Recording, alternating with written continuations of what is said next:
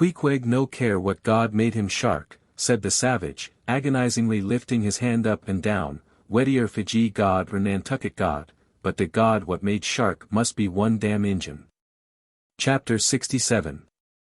Cutting in. It was a Saturday night, and such a Sabbath as followed. Ex officio professors of Sabbath breaking are all whalemen. The ivory Pequod was turned into what seemed a shamble, every sailor a butcher. You would have thought we were offering up 10,000 red oxen to the sea gods.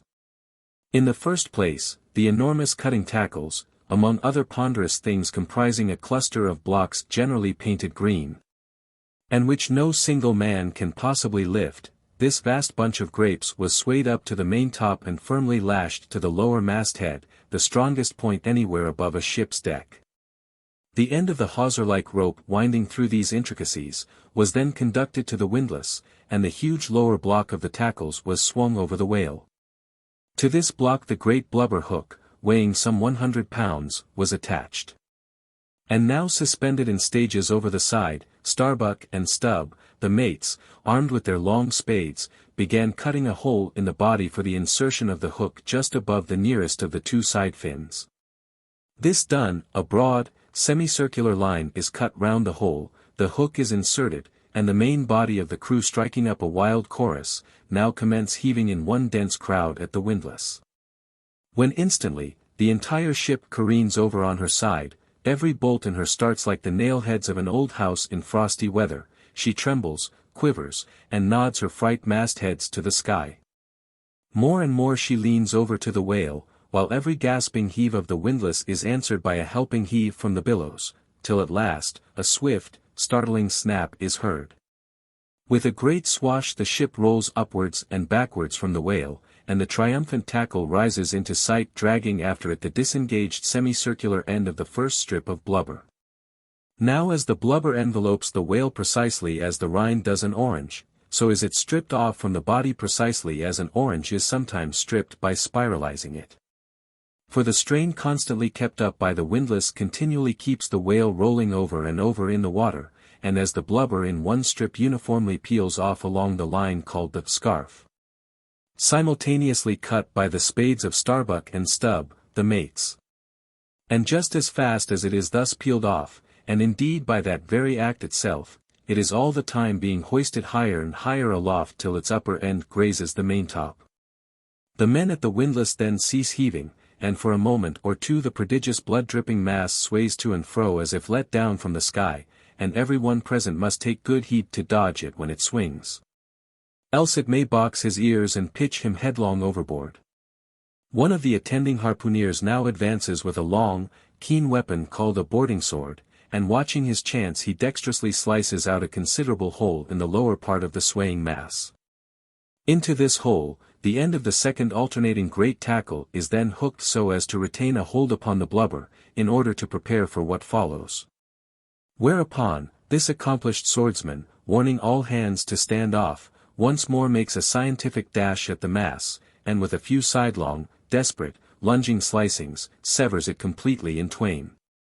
So that while the short lower part is still fast, the long upper strip, called a blanket piece, swings clear, and is all ready for lowering. The heavers forward now resume their song, and while the one tackle is peeling and hoisting a second strip from the whale, the other is slowly slackened away, and down goes the first strip through the main hatchway right beneath, into an unfurnished parlor called the blubber room. Into this twilight apartment sundry nimble hands keep coiling away the long blanket piece as if it were a great live mass of plaited serpents. And thus the work proceeds, the two tackles hoisting and lowering simultaneously. Both whale and windlass heaving, the heavers singing, the blubber-room gentlemen coiling, the mate scarfing, the ship straining, and all hands swearing occasionally, by way of assuaging the general friction. Chapter 68. The Blanket. I have given no small attention to that not unvexed subject, the skin of the whale. I have had controversies about it with experienced whalemen afloat, and learned naturalists ashore.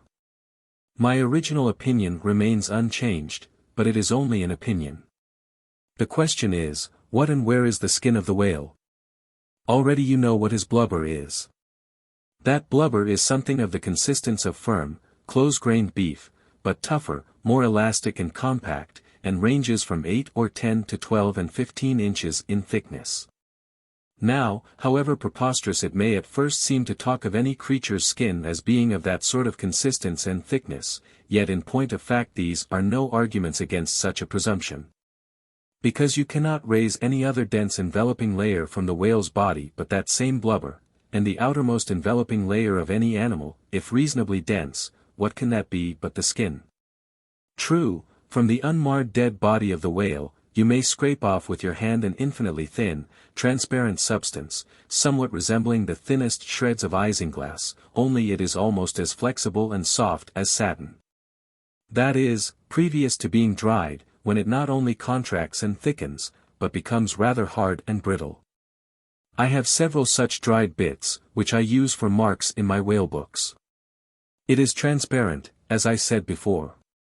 And being laid upon the printed page, I have sometimes pleased myself with fancying it exerted a magnifying influence. At any rate, it is pleasant to read about whales through their own spectacles, as you may say. But what I am driving at here is this. That same infinitely thin, isinglass substance, which, I admit, invests the entire body of the whale, is not so much to be regarded as the skin of the creature, as the skin of the skin, so to speak. For it were simply ridiculous to say, that the proper skin of the tremendous whale is thinner and more tender than the skin of a newborn child. But no more of this. Assuming the blubber to be the skin of the whale. Then, when this skin, as in the case of a very large sperm whale, will yield the bulk of 100 barrels of oil. And, when it is considered that, in quantity, or rather weight, that oil, in its expressed state, is only 3/4, and not the entire substance of the coat. Some idea may hence be had of the enormousness of that animated mass, a mere part of whose mere integument yields such a lake of liquid as that. Reckoning 10 barrels to the ton, you have 10 tons for the net weight of only 3/4 of the stuff of the whale's skin. In life, the visible surface of the sperm whale is not the least among the many marvels he presents.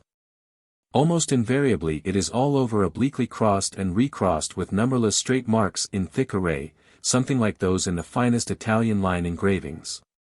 But these marks do not seem to be impressed upon the isinglass substance above mentioned, but seem to be seen through it, as if they were engraved upon the body itself. Nor is this all. In some instances, to the quick, observant eye, those linear marks, as in a veritable engraving, but afford the ground for far other delineations. These are hieroglyphical. That is, if you call those mysterious ciphers on the walls of pyramids hieroglyphics, then that is the proper word to use in the present connection. By my retentive memory of the hieroglyphics upon one sperm whale in particular, I was much struck with a plate representing the old Indian characters chiseled on the famous hieroglyphic palisades on the banks of the upper Mississippi. Like those mystic rocks, too, the mystic-marked whale remains undecipherable. This allusion to the Indian rocks reminds me of another thing. Besides all the other phenomena which the exterior of the sperm whale presents, he not seldom displays the back, and more especially his flanks, effaced in great part of the regular linear appearance, by reason of numerous rude scratches. Altogether of an irregular, random aspect. I should say that those New England rocks on the sea-coast, which Agassiz imagines to bear the marks of violent scraping contact with vast floating icebergs, I should say that those rocks must not a little resemble the sperm whale in this particular. It also seems to me that such scratches in the whale are probably made by hostile contact with other whales, for I have most remarked them in the large, full-grown bulls of the species. A word or two more concerning this matter of the skin or blubber of the whale. It has already been said, that it is stripped from him in long pieces, called blanket pieces like most sea terms. This one is very happy insignificant. For the whale is indeed wrapped up in his blubber as in a real blanket or counterpane, or, still better, an Indian poncho slipped over his head, and skirting his extremity. It is by reason of this cozy blanketing of his body, that the whale is enabled to keep himself comfortable in all weathers, in all seas, times, and tides. What would become of a Greenland whale, say, in those shuddering, icy seas of the north, if unsupplied with his cozy surtout. True, other fish are found exceedingly brisk in those Hyperborean waters. But these, be it observed, are your cold-blooded, lungless fish, whose very bellies are refrigerators, creatures, that warm themselves under the lee of an iceberg, as a traveler in winter would bask before an inn fire. Whereas, like man, the whale has lungs and warm blood. Freeze his blood, and he dies. How wonderful is it then, except after explanation, that this great monster, to whom corporeal warmth is as indispensable as it is to man. How wonderful that he should be found at home, immersed to his lips for life in those Arctic waters. Where, when seamen fall overboard, they are sometimes found, months afterwards, perpendicularly frozen into the hearts of fields of ice, as a fly is found glued in amber. But more surprising is it to know, as has been proved by experiment, that the blood of a polar whale is warmer than that of a Borneo negro in summer. It does seem to me, that herein we see the rare virtue of a strong individual vitality, and the rare virtue of thick walls, and the rare virtue of interior spaciousness. O, man! Admire and model thyself after the whale. Do thou, too, remain warm among ice. Do thou, too, live in this world without being of it. Be cool at the equator, keep thy blood fluid at the pole. Like the great dome of St. Peter's, and like the great whale, retain, O man, in all seasons a temperature of thine own. But how easy and how hopeless to teach these fine things. Of erections, how few are domed like St. Peter's. Of creatures, how few vast as the whale. Chapter 69. The funeral. Haul in the chains. Let the carcass go astern. The vast tackles have now done their duty. The peeled white body of the beheaded whale flashes like a marble sepulchre, though changed in hue, it has not perceptibly lost anything in bulk. It is still colossal. Slowly it floats more and more away, the water round it torn and splashed by the insatiate sharks, and the air above vexed with rapacious flights of screaming fowls, whose beaks are like so many insulting poniards in the whale. The vast white headless phantom floats further and further from the ship, and every rod that it so floats, what seem square roods of sharks and cubic roods of fowls, augment the murderous din. For hours and hours from the almost stationary ship that hideous sight is seen. Beneath the unclouded and mild azure sky, upon the fair face of the pleasant sea, wafted by the joyous breezes, that great mass of death floats on, till lost in infinite perspectives. There's a most doleful and most mocking funeral. The sea vultures all in pious mourning, the air sharks all punctiliously in black or speckled. In life but few of them would have helped the whale, I ween, if peradventure he had needed it. But upon the banquet of his funeral they most piously do pounce. Oh, horrible vulturism of earth! From which not the mightiest whale is free. Nor is this the end. Desecrated as the body is, a vengeful ghost survives and hovers over it to scare. Espied by some timid man-of-war or blundering discovery vessel from afar, when the distance obscuring the swarming fowls, nevertheless still shows the white mass floating in the sun, and the white spray heaving high against it. Straightway the whale's unharming corpse, with trembling fingers is set down in the log, shoals, rocks, and breakers hereabouts, beware. And for years afterwards, perhaps, ships shun the place. Leaping over it as silly sheep leap over a vacuum, because their leader originally leaped there when a stick was held. There's your law of precedents, there's your utility of traditions. There's the story of your obstinate survival of old beliefs never bottomed on the earth, and now not even hovering in the air. There's orthodoxy. Thus, while in life the great whale's body may have been a real terror to his foes, in his death his ghost becomes a powerless panic to a world. Are you a believer in ghosts, my friend? There are other ghosts than the Cock Lane one, and far deeper men than Dr. Johnson who believe in them. Chapter 70. The Espionx. It should not have been omitted that previous to completely stripping the body of the Leviathan, he was beheaded. Now, the beheading of the sperm whale is a scientific anatomical feat, upon which experienced whale surgeons very much pride themselves, and not without reason. Consider that the whale has nothing that can properly be called a neck. On the contrary, where his head and body seem to join, there, in that very place, is the thickest part of him.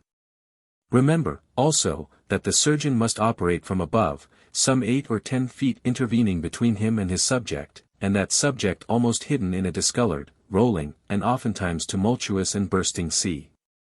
Bear in mind, too, that under these untoward circumstances he has to cut many feet deep in the flesh. And in that subterraneous manner, without so much as getting one single peep into the ever-contracting gash thus made, he must skillfully steer clear of all adjacent, interdicted parts. And exactly divide the spine at a critical point hard by its insertion into the skull. Do you not marvel, then, at Stubbs' boast, that he demanded but 10 minutes to behead a sperm whale? When first severed, the head is dropped astern and held there by a cable till the body is stripped. That done, if it belong to a small whale it is hoisted on deck to be deliberately disposed of. But, with a full-grown leviathan this is impossible.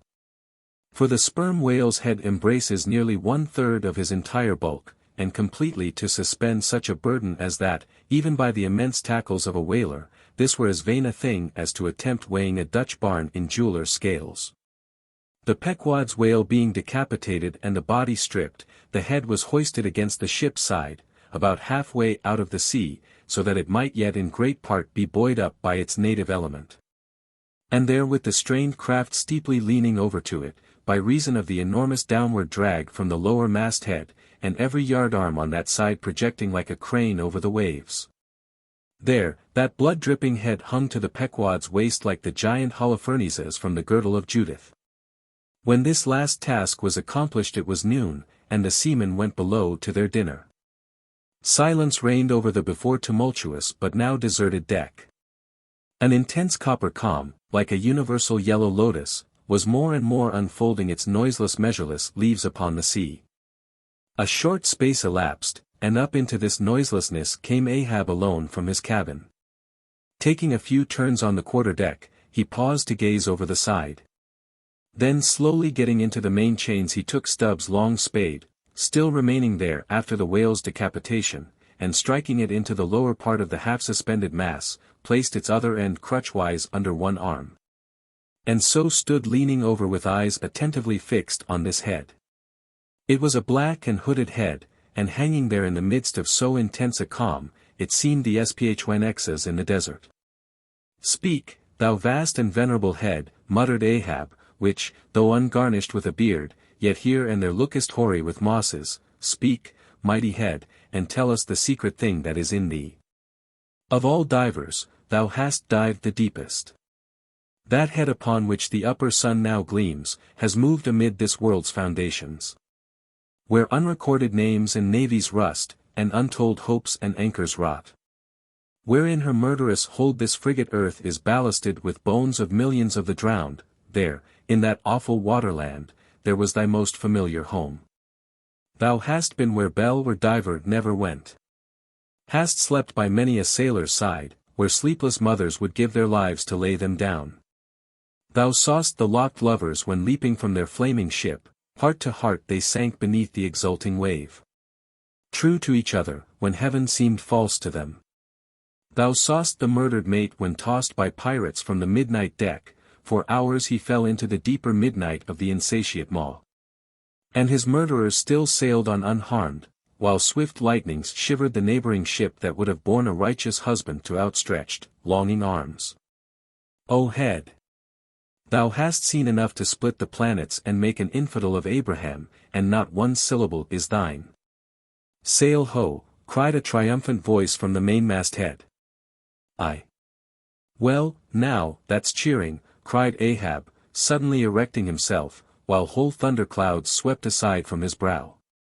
That lively cry upon this deadly calm might almost convert a better man. Where away? 3 points on the starboard bow, sir, and bringing down her breeze to us. Better and better, man. Would now St. Paul would come along that way, and to my breezelessness bring his breeze. O nature, and O soul of man! How far beyond all utterance are your linked analogies! Not the smallest atom stirs or lives on matter, but has its cunning duplicate in mind. Chapter 71. The Jeroboam's Story. Hand in hand, ship and breeze blew on. But the breeze came faster than the ship, and soon the Pequod began to rock. By and by, through the glass the stranger's boats and manned mastheads proved her a whaleship. But as she was so far to windward, and shooting by, apparently making a passage to some other ground, the Pequod could not hope to reach her. So the signal was set to see what response would be made. Here be it said, that like the vessels of military marines, the ships of the American whale fleet have each a private signal. All which signals being collected in a book with the names of the respective vessels attached, every captain is provided with it. Thereby, the whale commanders are enabled to recognize each other upon the ocean, even at considerable distances and with no small facility. The Pequod's signal was at last responded to by the stranger's setting her own, which proved the ship to be the Jeroboam of Nantucket. Squaring her yards, she bore down, ranged a beam under the Pequod's lee, and lowered a boat. It soon drew nigh. But, as the side ladder was being rigged by Starbuck's order to accommodate the visiting captain, the stranger in question waved his hand from his boat's stern in token of that proceeding being entirely unnecessary. It turned out that the Jeroboam had a malignant epidemic on board, and that Mayhew, her captain, was fearful of infecting the Pequod's company. For, though himself and boat's crew remained untainted, and though his ship was half a rifle shot off, and an incorruptible sea and air rolling and flowing between, yet conscientiously adhering to the timid quarantine of the land, he peremptorily refused to come into direct contact with the Pequod. But this did by no means prevent all communications. Preserving an interval of some few yards between itself and the ship, the Jeroboam's boat by the occasional use of its oars contrived to keep parallel to the Pequod, as she heavily forged through the sea, for by this time it blew very fresh, with her main topsail aback. Though, indeed, at times by the sudden onset of a large rolling wave, the boat would be pushed some way ahead, but would be soon skillfully brought to her proper bearings again. Subject to this, and other the like interruptions now and then, a conversation was sustained between the two parties, but at intervals not without still another interruption of a very different sort. Pulling an oar in the Jeroboam's boat, was a man of a singular appearance, even in that wild whaling life where individual notabilities make up all totalities. He was a small, short, youngish man, sprinkled all over his face with freckles, and wearing redundant yellow hair. A long-skirted, cabalistically cut coat of a faded walnut tinge enveloped him, the overlapping sleeves of which were rolled up on his wrists. A deep, settled, fanatic delirium was in his eyes. So soon as this figure had been first descried, Stubb had exclaimed, "That's he! That's he! The long-togged scaramouch the town-hose company told us of." Stubb here alluded to a strange story told of the Jeroboam, and a certain man among her crew, some time previous when the Pequod spoke the town-ho. According to this account and what was subsequently learned, it seemed that the scaramouch in question had gained a wonderful ascendancy over almost everybody in the Jeroboam. His story was this. He had been originally nurtured among the crazy society of Neskuna Shakers, where he had been a great prophet. In their cracked, secret meetings having several times descended from heaven by the way of a trapdoor, announcing the speedy opening of the seventh vial, which he carried in his vest pocket, but which, instead of containing gunpowder, was supposed to be charged with laudanum. A strange, apostolic whim having seized him, he had left Neskuna for Nantucket, where, with that cunning peculiar to craziness, he assumed a steady, common-sense exterior, and offered himself as a green-hand candidate for the Jeroboam's whaling voyage. They engaged him, but straightway upon the ship's getting out of sight of land, his insanity broke out in a freshet. He announced himself as the Archangel Gabriel, and commanded the captain to jump overboard. He published his manifesto, whereby he set himself forth as the deliverer of the Isles of the Sea and Vicar General of all Oceanica. The unflinching earnestness with which he declared these things, the dark, daring play of his sleepless, excited imagination, and all the preternatural terrors of real delirium, united to invest this Gabriel in the minds of the majority of the ignorant crew, with an atmosphere of sacredness. Moreover, they were afraid of him. As such a man, however, was not of much practical use in the ship, especially as he refused to work except when he pleased, the incredulous captain would fain have been rid of him. But apprised that that individual's intention was to land him in the first convenient port, the archangel forthwith opened all his seals and vials, devoting the ship and all hands to unconditional perdition, in case this intention was carried out. So strongly did he work upon his disciples among the crew, that at last in a body they went to the captain and told him if Gabriel was sent from the ship, not a man of them would remain. He was therefore forced to relinquish his plan. Nor would they permit Gabriel to be any way maltreated, say or do what he would, so that it came to pass that Gabriel had the complete freedom of the ship. The consequence of all this was, that the archangel cared little or nothing for the captain and mates, and since the epidemic had broken out, he carried a higher hand than ever, declaring that the plague, as he called it, was at his sole command. Nor should it be stayed but according to his good pleasure. The sailors, mostly poor devils, cringed, and some of them fawned before him, in obedience to his instructions, sometimes rendering him personal homage, as to a god. Such things may seem incredible, but, however wondrous, they are true. Nor is the history of fanatics half so striking in respect to the measureless self-deception of the fanatic himself, as his measureless power of deceiving and bedeviling so many others. But it is time to return to the Pequod. "I fear not thy epidemic, man," said Ahab from the bulwarks, to Captain Mayhew, who stood in the boat's stern, "come on board." But now Gabriel started to his feet. Think of the fevers, yellow and bilious. Beware of the horrible plague. Gabriel! Gabriel, cried Captain Mayhew, thou must either, but that instant a headlong wave shot the boat far ahead, and its seethings drowned all speech. "Hast thou seen the white whale?" demanded Ahab, when the boat drifted back. Think of thy whaleboat, stoven and sunk. Beware of the horrible tale. I tell thee again, Gabriel, that, but again the boat tore ahead as if dragged by fiends.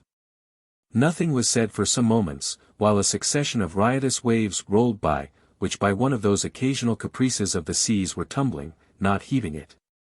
Meantime, the hoisted sperm whale's head jogged about very violently, and Gabriel was seen eyeing it with rather more apprehensiveness than his archangel nature seemed to warrant. When this interlude was over, Captain Mayhew began a dark story concerning Moby Dick, not, however, without frequent interruptions from Gabriel, whenever his name was mentioned, and the crazy sea that seemed leagued with him. It seemed that the Jeroboam had not long left home, when upon speaking a whale ship, her people were reliably apprised of the existence of Moby Dick, and the havoc he had made. Greedily sucking in this intelligence, Gabriel solemnly warned the captain against attacking the white whale, in case the monster should be seen. In his gibbering insanity, pronouncing the white whale to be no less a being than the Shaker God incarnated, the Shakers receiving the Bible. But when, some year or two afterwards, Moby Dick was fairly sighted from the mastheads, Macy, the chief mate, burned with ardor to encounter him. And the captain himself being not unwilling to let him have the opportunity, despite all the archangel's denunciations and forewarnings, Macy succeeded in persuading 5 men to man his boat. With them he pushed off. And, after much weary pulling, and many perilous, unsuccessful onsets, he at last succeeded in getting one iron fast. Meantime, Gabriel, ascending to the main royal masthead, was tossing one arm in frantic gestures, and hurling forth prophecies of speedy doom to the sacrilegious assailants of his divinity. Now, while Macy, the mate, was standing up in his boat's bow, and with all the reckless energy of his tribe was venting his wild exclamations upon the whale, and essaying to get a fair chance for his poised lance, lo! A broad white shadow rose from the sea, by its quick, fanning motion, temporarily taking the breath out of the bodies of the oarsmen. Next instant, the luckless mate, so full of furious life, was smitten bodily into the air, and making a long arc in his descent, fell into the sea at the distance of about 50 yards. Not a chip of the boat was harmed, nor a hair of any oarsman's head, but the mate forever sank. It is well to parenthesize here, that of the fatal accidents in the sperm whale fishery, this kind is perhaps almost as frequent as any. Sometimes, nothing is injured but the man who is thus annihilated, oftener the boat's bow is knocked off, or the thigh-board, in which the headsman stands, is torn from its place and accompanies the body. But strangest of all is the circumstance, that in more instances than one, when the body has been recovered, not a single mark of violence is discernible, the man being stark dead. The whole calamity, with the falling form of Macy, was plainly descried from the ship. Raising a piercing shriek, the vial! The vial! Gabriel called off the terror-stricken crew from the further hunting of the whale. This terrible event clothed the archangel with added influence. Because his credulous disciples believed that he had specifically foreannounced it, instead of only making a general prophecy, which any one might have done, and so have chanced to hit one of many marks in the wide margin allowed. He became a nameless terror to the ship. Mayhew having concluded his narration, Ahab put such questions to him, that the stranger captain could not forbear inquiring whether he intended to hunt the white whale, if opportunity should offer. To which Ahab answered, "Aye." Straightway, then, Gabriel once more started to his feet, glaring upon the old man, and vehemently exclaimed, with downward pointed finger, think of the blasphemer, dead, and down there. Beware of the blasphemer's end. Ahab stolidly turned aside, then said to Mayhew, "Captain, I have just bethought me of my letter bag, there is a letter for one of thy officers, if I mistake not Starbuck, look over the bag."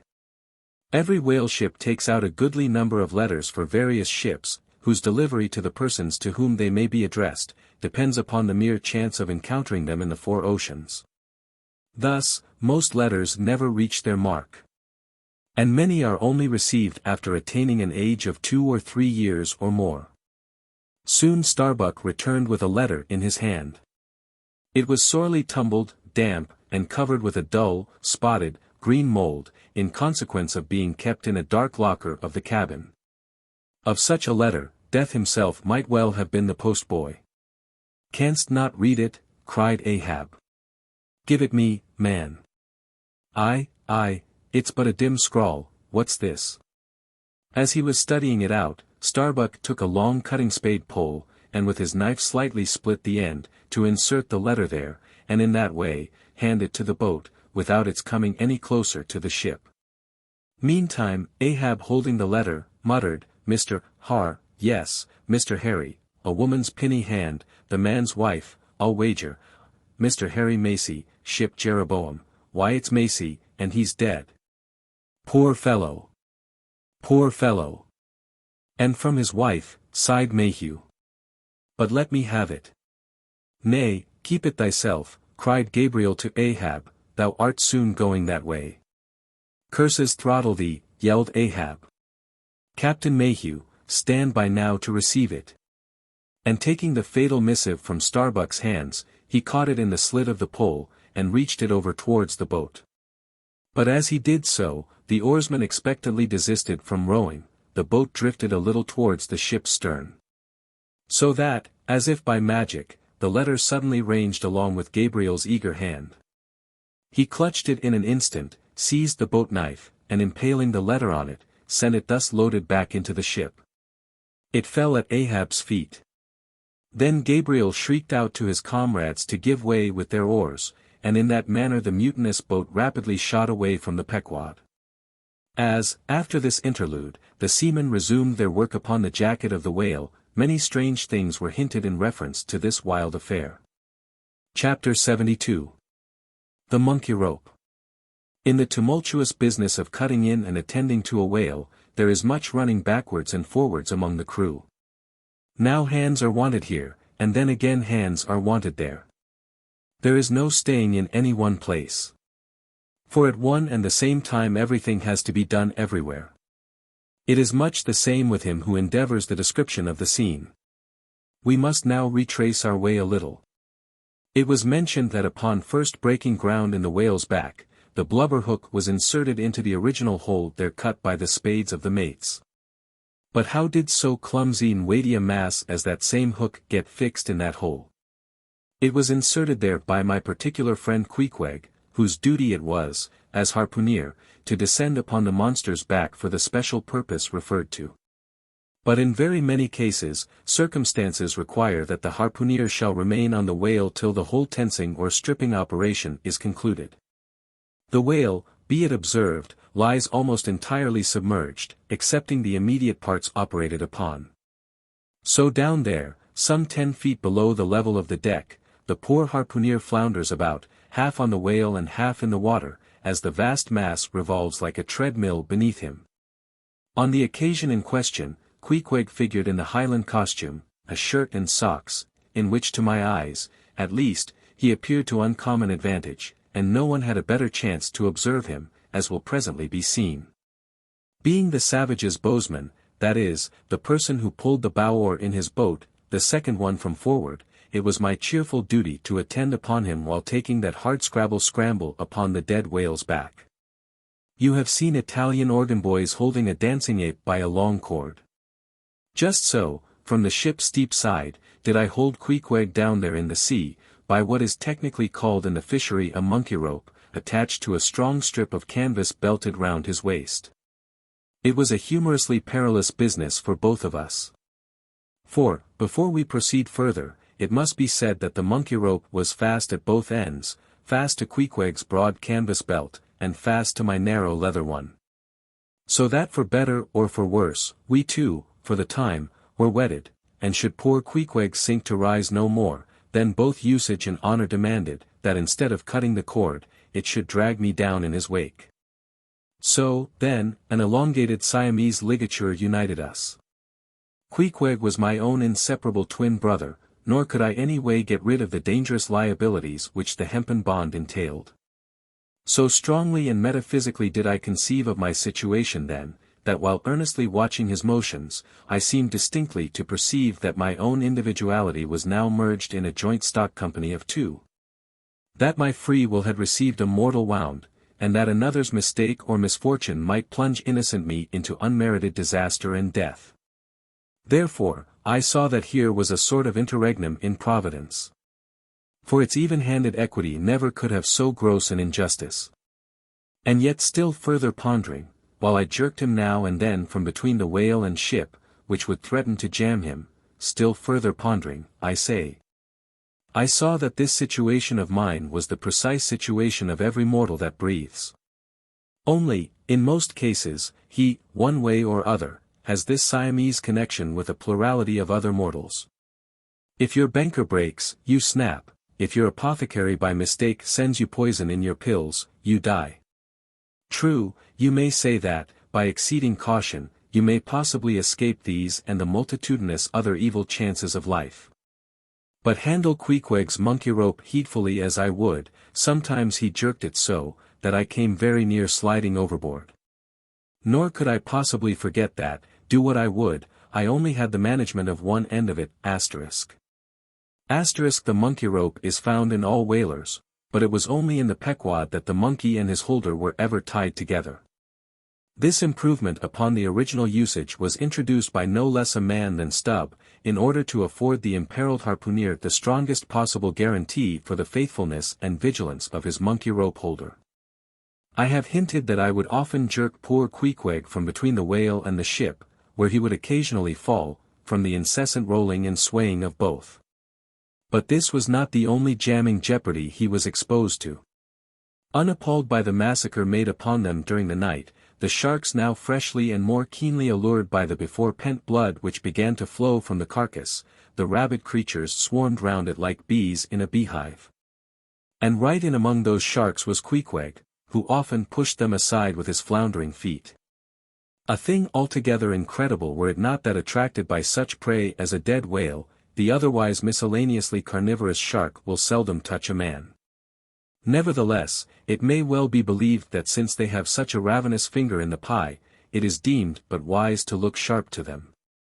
Accordingly, besides the monkey rope, with which I now and then jerked the poor fellow from too close a vicinity to the maw of what seemed a peculiarly ferocious shark, he was provided with still another protection. Suspended over the side in one of the stages, Tashtego and Dagu continually flourished over his head a couple of keen whale spades, wherewith they slaughtered as many sharks as they could reach. This procedure of theirs, to be sure, was very disinterested and benevolent of them. They meant Queequeg's best happiness, I admit. But in their hasty zeal to befriend him, and from the circumstance that both he and the sharks were at times half hidden by the blood-muddled water, those indiscreet spades of theirs would come nearer amputating a leg than a tall. But poor Queequeg, I suppose, straining and gasping there with that great iron hook, poor Queequeg, I suppose, only prayed to his Yojo, and gave up his life into the hands of his gods. Well, well, my dear comrade and twin brother, thought I, as I drew in and then slacked off the rope to every swell of the sea, what matters it, after all? Are you not the precious image of each and all of us men in this wailing world? That unsound ocean you gasp in, is life, those sharks, your foes, those spades, your friends, and what between sharks and spades you are in a sad pickle and peril, poor lad. But courage! There is good cheer in store for you, Queequeg. For now, as with blue lips and bloodshot eyes the exhausted savage at last climbs up the chains and stands all dripping and involuntarily trembling over the side, the steward advances, and with a benevolent, consolatory glance hands him, what? Some hot cognac? No. Hands him, ye gods. Hands him a cup of tepid ginger and water. Ginger? Do I smell ginger? Suspiciously asked Stubb, coming near. Yes, this must be ginger, peering into the as yet untasted cup. Then standing as if incredulous for a while, he calmly walked towards the astonished steward slowly saying, Ginger. Ginger. And will you have the goodness to tell me, Mr. Doughboy, where lies the virtue of ginger? Ginger. Is ginger the sort of fuel you use, Doughboy, to kindle a fire in this shivering cannibal? Ginger, what the devil is ginger? Sea coal, firewood, lucifer matches, tinder, gunpowder. What the devil is ginger, I say, that you offer this cup to our poor Queequeg here? There is some sneaking temperance society movement about this business, he suddenly added, now approaching Starbuck, who had just come from forward. Will you look at that cannikin, sir, smell of it, if you please. Then watching the mate's countenance, he added, the steward, Mr. Starbuck, had the face to offer that calomel and jalap to Queequeg, there, this instant off the whale. Is the steward an apothecary, sir? And may I ask whether this is the sort of bitters by which he blows back the life into a half-drowned man? I trust not, said Starbuck, it is poor stuff enough. I, steward, cried Stubb, will teach you to drug it harpooneer, none of your apothecary's medicine here, you want to poison us, do ye? You have got out insurances on our lives and want to murder us all, and pocket the proceeds, do ye? It was not me, cried Doughboy, it was Aunt Charity that brought the ginger on board, and bade me never give the harpooneers any spirits, but only this ginger jub, so she called it. Ginger jub. You gingerly rascal. Take that. And run along with ye to the lockers, and get something better. I hope I do no wrong, Mr. Starbuck. It is the captain's orders, grog for the harpooneer on a whale. Enough, replied Starbuck, only don't hit him again, but. Oh, I never hurt when I hit, except when I hit a whale or something of that sort, and this fellow's a weasel. What were you about saying, sir? Only this, go down with him, and get what thou wantest thyself. When Stubb reappeared, he came with a dark flask in one hand, and a sort of tea-caddy in the other. The first contained strong spirits, and was handed to Queequeg. The second was Aunt Charity's gift, and that was freely given to the waves. Chapter 73. Stubb and Flask kill a right whale, and then have a talk over him. It must be borne in mind that all this time we have a sperm whale's prodigious head hanging to the Pequod side. But we must let it continue hanging there a while till we can get a chance to attend to it. For the present other matters press, and the best we can do now for the head, is to pray heaven the tackles may hold. Now, during the past night and forenoon, the Pequod had gradually drifted into a sea, which, by its occasional patches of yellow brit, gave unusual tokens of the vicinity of right whales. A species of the Leviathan that but few supposed to be at this particular time lurking anywhere near. And though all hands commonly disdained the capture of those inferior creatures, and though the Pequod was not commissioned to cruise for them at all, and though she had passed numbers of them near the crozets without lowering a boat. Yet now that a sperm whale had been brought alongside and beheaded, to the surprise of all, the announcement was made that a right whale should be captured that day, if opportunity offered. Nor was this long wanting. Tall spouts were seen to leeward, and 2 boats, Stubbs and Flasks, were detached in pursuit. Pulling further and further away, they at last became almost invisible to the men at the masthead. But suddenly in the distance, they saw a great heap of tumultuous white water, and soon after news came from aloft that one or both the boats must be fast. An interval passed and the boats were in plain sight, in the act of being dragged right towards the ship by the towing whale. So close did the monster come to the hull, that at first it seemed as if he meant it malice. But suddenly going down in a maelstrom, within 3 rods of the planks, he wholly disappeared from view, as if diving under the keel. "Cut, cut!" was the cry from the ship to the boats, which, for one instant, seemed on the point of being brought with a deadly dash against the vessel's side. But having plenty of line yet in the tubs, and the whale not sounding very rapidly, they paid out abundance of rope, and at the same time pulled with all their might so as to get ahead of the ship. For a few minutes the struggle was intensely critical, for while they still slacked out the tightened line in one direction, and still plied their oars in another, the contending strain threatened to take them under. But it was only a few feet advance they sought to gain. And they stuck to it till they did gain it. When instantly, a swift tremor was felt running like lightning along the keel, as the strained line, scraping beneath the ship, suddenly rose to view under her bows, snapping and quivering. And so flinging off its drippings, that the drops fell like bits of broken glass on the water, while the whale beyond also rose to sight, and once more the boats were free to fly. But the fagged whale abated his speed, and blindly altering his course, went round the stern of the ship towing the 2 boats after him, so that they performed a complete circuit. Meantime, they hauled more and more upon their lines, till close flanking him on both sides, Stubb answered Flask with lance for lance. And thus round and round the Pequod the battle went, while the multitudes of sharks that had before swum round the sperm whale's body, rushed to the fresh blood that was spilled, thirstily drinking at every new gash. As the eager Israelites did at the new bursting fountains that poured from the smitten rock. At last his spout grew thick, and with a frightful roll and vomit, he turned upon his back a corpse. While the 2 headsmen were engaged in making fast cords to his flukes, and in other ways getting the mass in readiness for towing, some conversation ensued between them.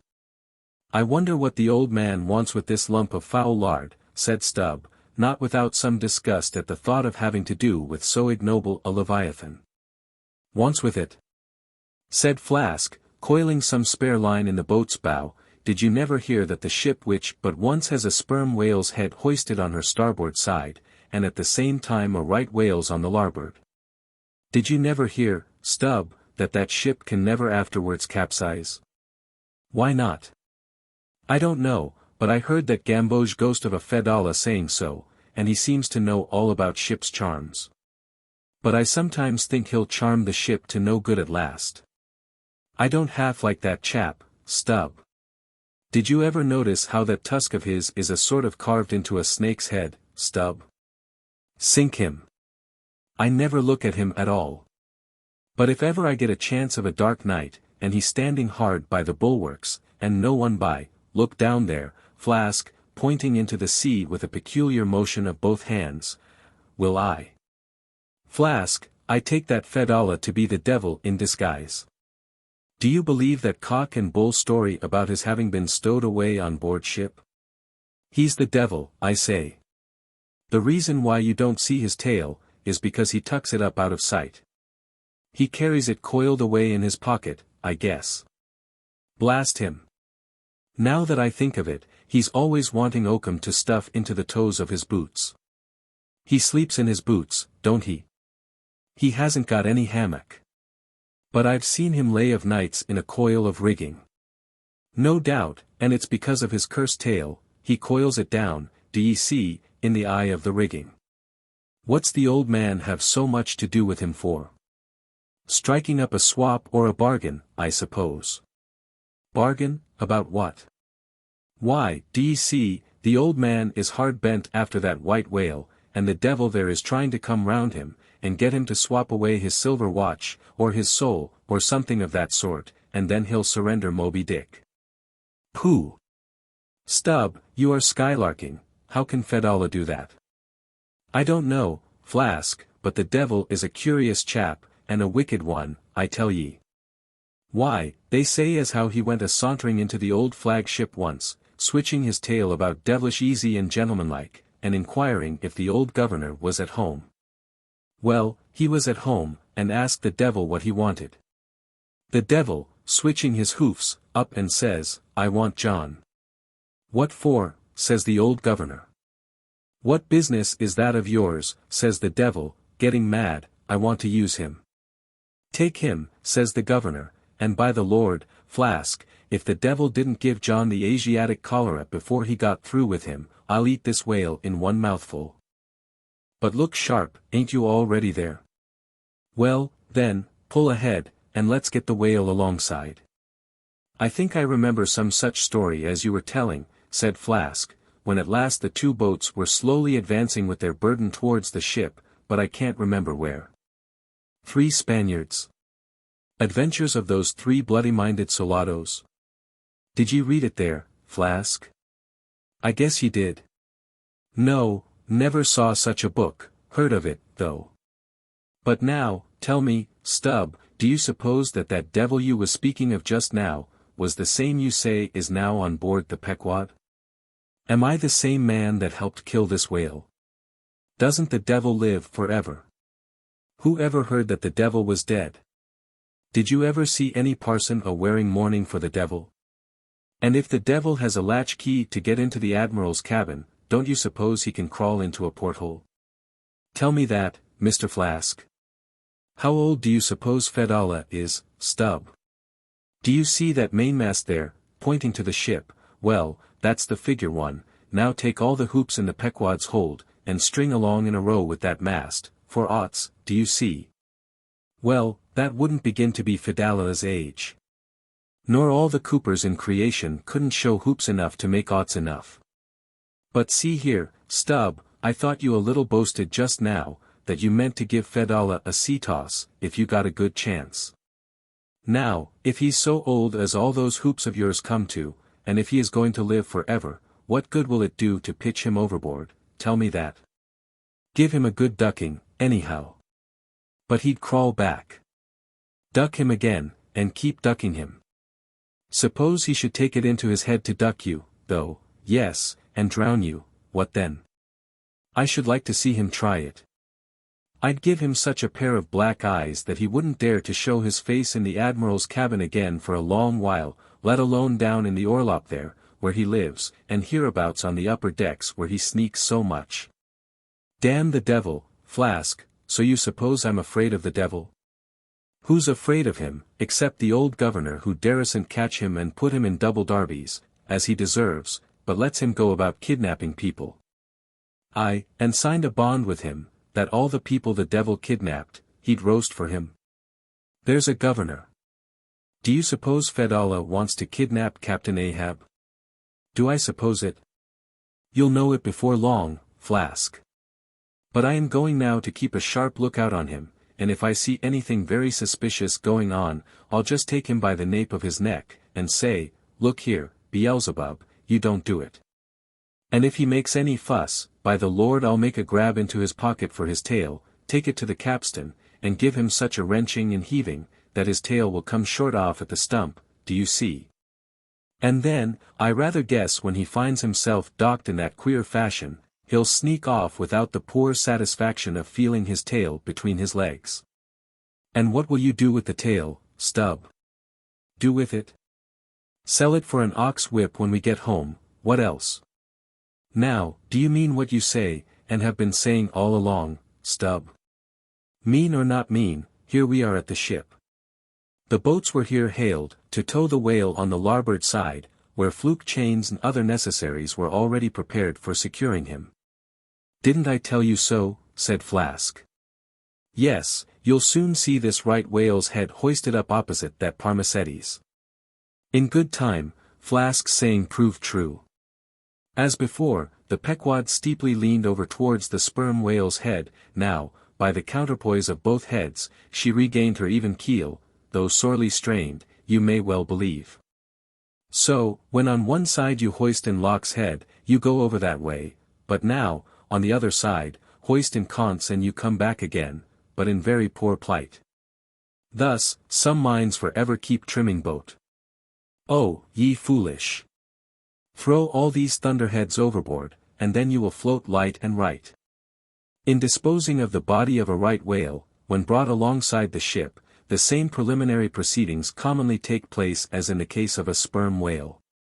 Only, in the latter instance, the head is cut off whole, but in the former the lips and tongue are separately removed and hoisted on deck, with all the well-known black bone attached to what is called the crown-piece. But nothing like this, in the present case, had been done. The carcasses of both whales had dropped astern, and the head-laden ship not a little resembled a mule carrying a pair of overburdening panniers. Meantime, Fedallah was calmly eyeing the right whale's head, and ever and anon glancing from the deep wrinkles there to the lines in his own hand. And Ahab chanced so to stand, that the Parsee occupied his shadow. While, if the Parsee's shadow was there at all, it seemed only to blend with, and lengthen Ahab's. As the crew toiled on, Laplandish speculations were bandied among them, concerning all these passing things. Chapter 74. The Sperm Whale's Head, Contrasted View. Here, now, are two great whales, laying their heads together, let us join them, and lay together our own. Of the grand order of folio leviathans, the sperm whale and the right whale are by far the most noteworthy. They are the only whales regularly hunted by man. To the Nantucketer, they present the two extremes of all the known varieties of the whale. As the external difference between them is mainly observable in their heads, and as a head of each is this moment hanging from the Pequod side. And as we may freely go from one to the other, by merely stepping across the deck, where, I should like to know, will you obtain a better chance to study practical cetology than here? In the first place, you are struck by the general contrast between these heads. Both are massive enough in all conscience, but there is a certain mathematical symmetry in the sperm whales which the right whale's sadly lacks. There is more character in the sperm whale's head. As you behold it, you involuntarily yield the immense superiority to him, in point of pervading dignity. In the present instance, too, this dignity is heightened by the pepper and salt color of his head at the summit, giving token of advanced age and large experience. In short, he is what the fishermen technically call a gray-headed whale. Let us now note what is least dissimilar in these heads, namely, the two most important organs, the eye and the ear. Far back on the side of the head, and low down, near the angle of either whale's jaw, if you narrowly search, you will at last see a lashless eye, which you would fancy to be a young colt's eye. So out of all proportion is it to the magnitude of the head. Now, from this peculiar sideway position of the whale's eyes, it is plain that he can never see an object which is exactly ahead, no more than he can one exactly astern. In a word, the position of the whale's eyes corresponds to that of a man's ears, and you may fancy, for yourself, how it would fare with you, did you sideways survey objects through your ears. You would find that you could only command some 30 degrees of vision in advance of the straight sideline of sight, and about 30 more behind it. If your bitterest foe were walking straight towards you, with dagger uplifted in broad day, you would not be able to see him any more than if he were stealing upon you from behind. In a word, you would have two backs, so to speak. But, at the same time, also, two fronts, side fronts, for what is it that makes the front of a man? What, indeed, but his eyes? Moreover, while in most other animals that I can now think of, the eyes are so planted as imperceptibly to blend their visual power, so as to produce one picture and not two to the brain. The peculiar position of the whale's eyes, effectually divided as they are by many cubic feet of solid head, which towers between them like a great mountain separating two lakes in valleys. This, of course, must wholly separate the impressions which each independent organ imparts. The whale, therefore, must see one distinct picture on this side, and another distinct picture on that side. While all between must be profound darkness and nothingness to him. Man may, in effect, be said to look out on the world from a centre-box with two joined sashes for his window. But with the whale, these two sashes are separately inserted, making two distinct windows, but sadly impairing the view. This peculiarity of the whale's eyes is a thing always to be borne in mind in the fishery. And to be remembered by the reader in some subsequent scenes. A curious and most puzzling question might be started concerning this visual matter as touching the Leviathan. But I must be content with a hint. So long as a man's eyes are open in the light, the act of seeing is involuntary, that is, he cannot then help mechanically seeing whatever objects are before him. Nevertheless, anyone's experience will teach him, that though he can take in an undiscriminating sweep of things at one glance, it is quite impossible for him, attentively, and completely, to examine any two things, however large or however small, at one and the same instant of time. Never mind if they lie side by side and touch each other. But if you now come to separate these two objects, and surround each by a circle of profound darkness, then, in order to see one of them, in such a manner as to bring your mind to bear on it, the other will be utterly excluded from your contemporary consciousness. How is it, then, with the whale? True, both his eyes, in themselves, must simultaneously act. But is his brain so much more comprehensive, combining, and subtle than man's, that he can at the same moment of time attentively examine two distinct prospects, one on one side of him, and the other in an exactly opposite direction? If he can, then is it as marvelous a thing in him, as if a man were able simultaneously to go through the demonstrations of two distinct problems in Euclid. Nor, strictly investigated, is there any incongruity in this comparison.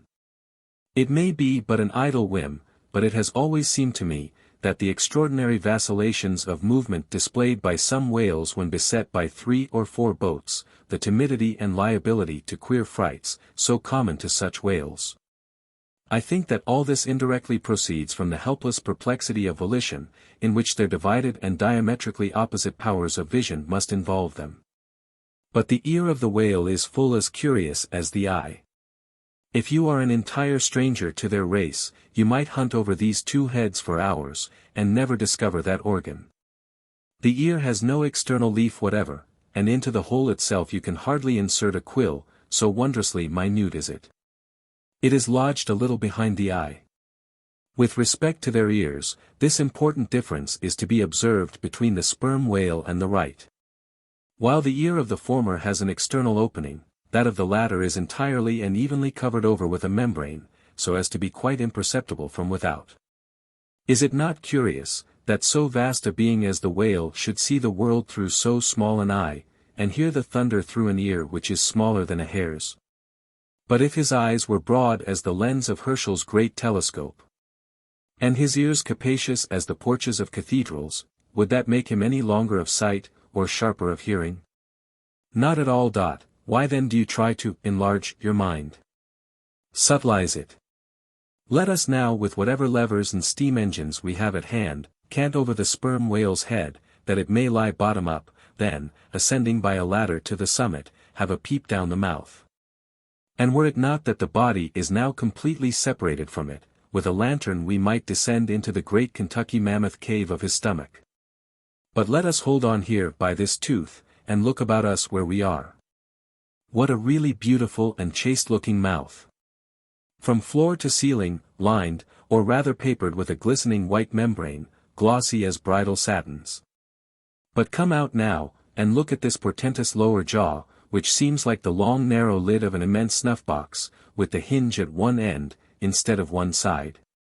If you pry it up, so as to get it overhead, and expose its rows of teeth, it seems a terrific portcullis, and such, alas!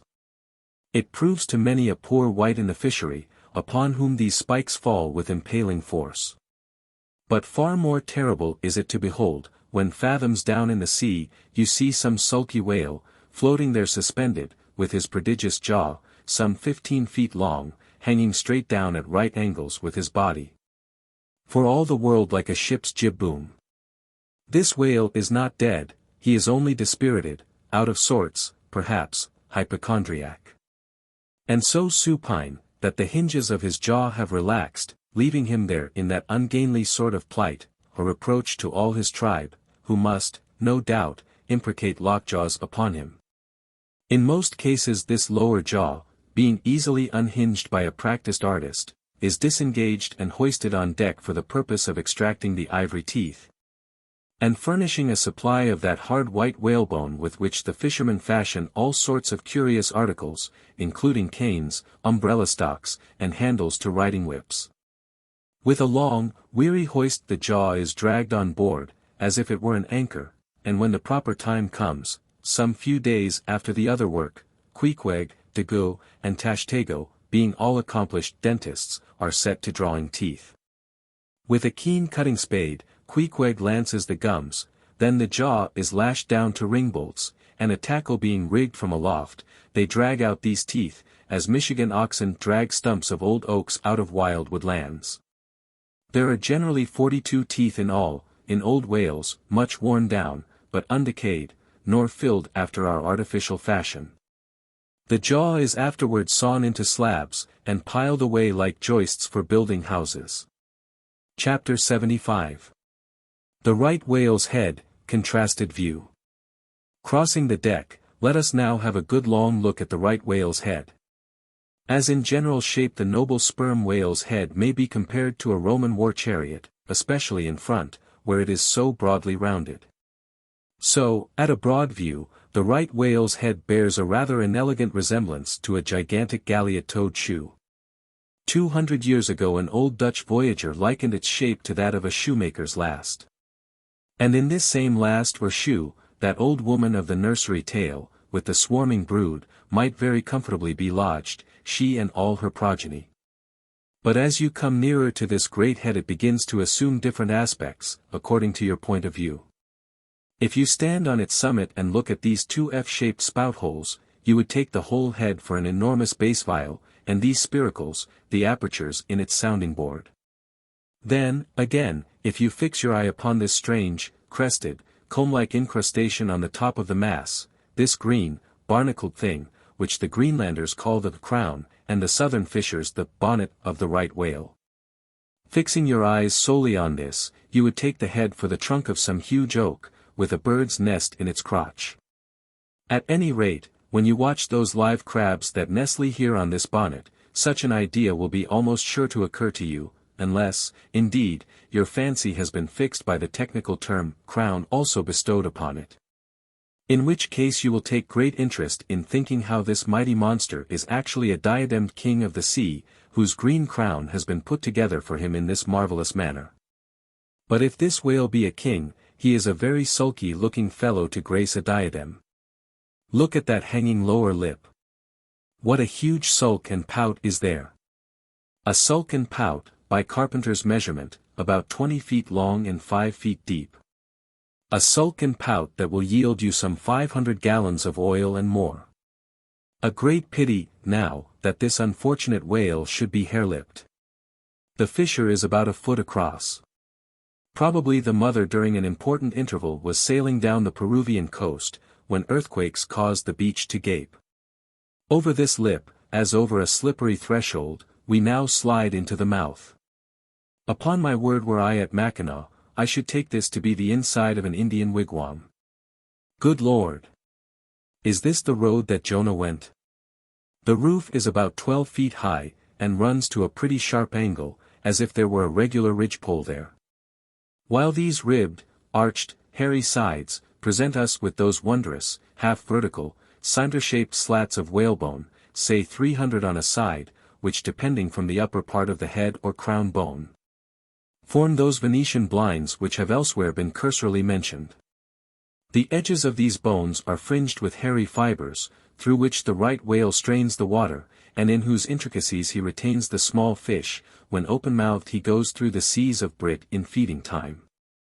In the central blinds of bone, as they stand in their natural order, there are certain curious marks, curves, hollows, and ridges, whereby some whalemen calculate the creature's age, as the age of an oak by its circular rings. Though the certainty of this criterion is far from demonstrable, yet it has the savor of analogical probability. At any rate, if we yield to it, we must grant a far greater age to the right whale than at first glance will seem reasonable.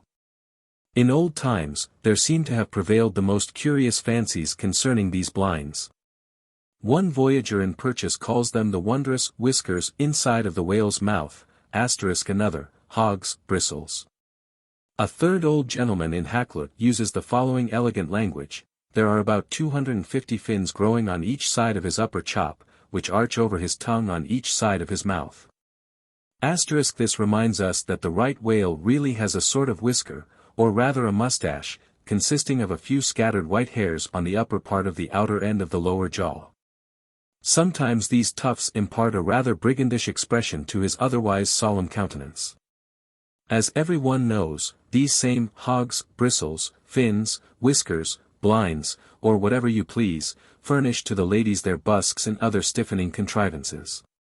But in this particular, the demand has long been on the decline. It was in Queen Anne's time that the bone was in its glory, the farthingale being then all the fashion. And as those ancient dames moved about gaily, though in the jaws of the whale, as you may say. Even so, in a shower, with the like thoughtlessness, do we nowadays fly under the same jaws for protection, the umbrella being a tent spread over the same bone. But now forget all about blinds and whiskers for a moment, and, standing in the right whale's mouth, look around you afresh. Seeing all these colonnades of bone so methodically ranged about, would you not think you were inside of the great Harlem organ, and gazing upon its 1,000 pipes? For a carpet to the organ we have a rug of the softest turkey, the tongue, which is glued, as it were, to the floor of the mouth. It is very fat and tender, and apt to tear in pieces in hoisting it on deck. This particular tongue now before us. At a passing glance I should say it was a 6-barreler, that is, it will yield you about that amount of oil. Ere this, you must have plainly seen the truth of what I started with, that the sperm whale and the right whale have almost entirely different heads. To sum up, then, in the right whales there is no great well of sperm, no ivory teeth at all. No long, slender mandible of a lower jaw, like the sperm whales.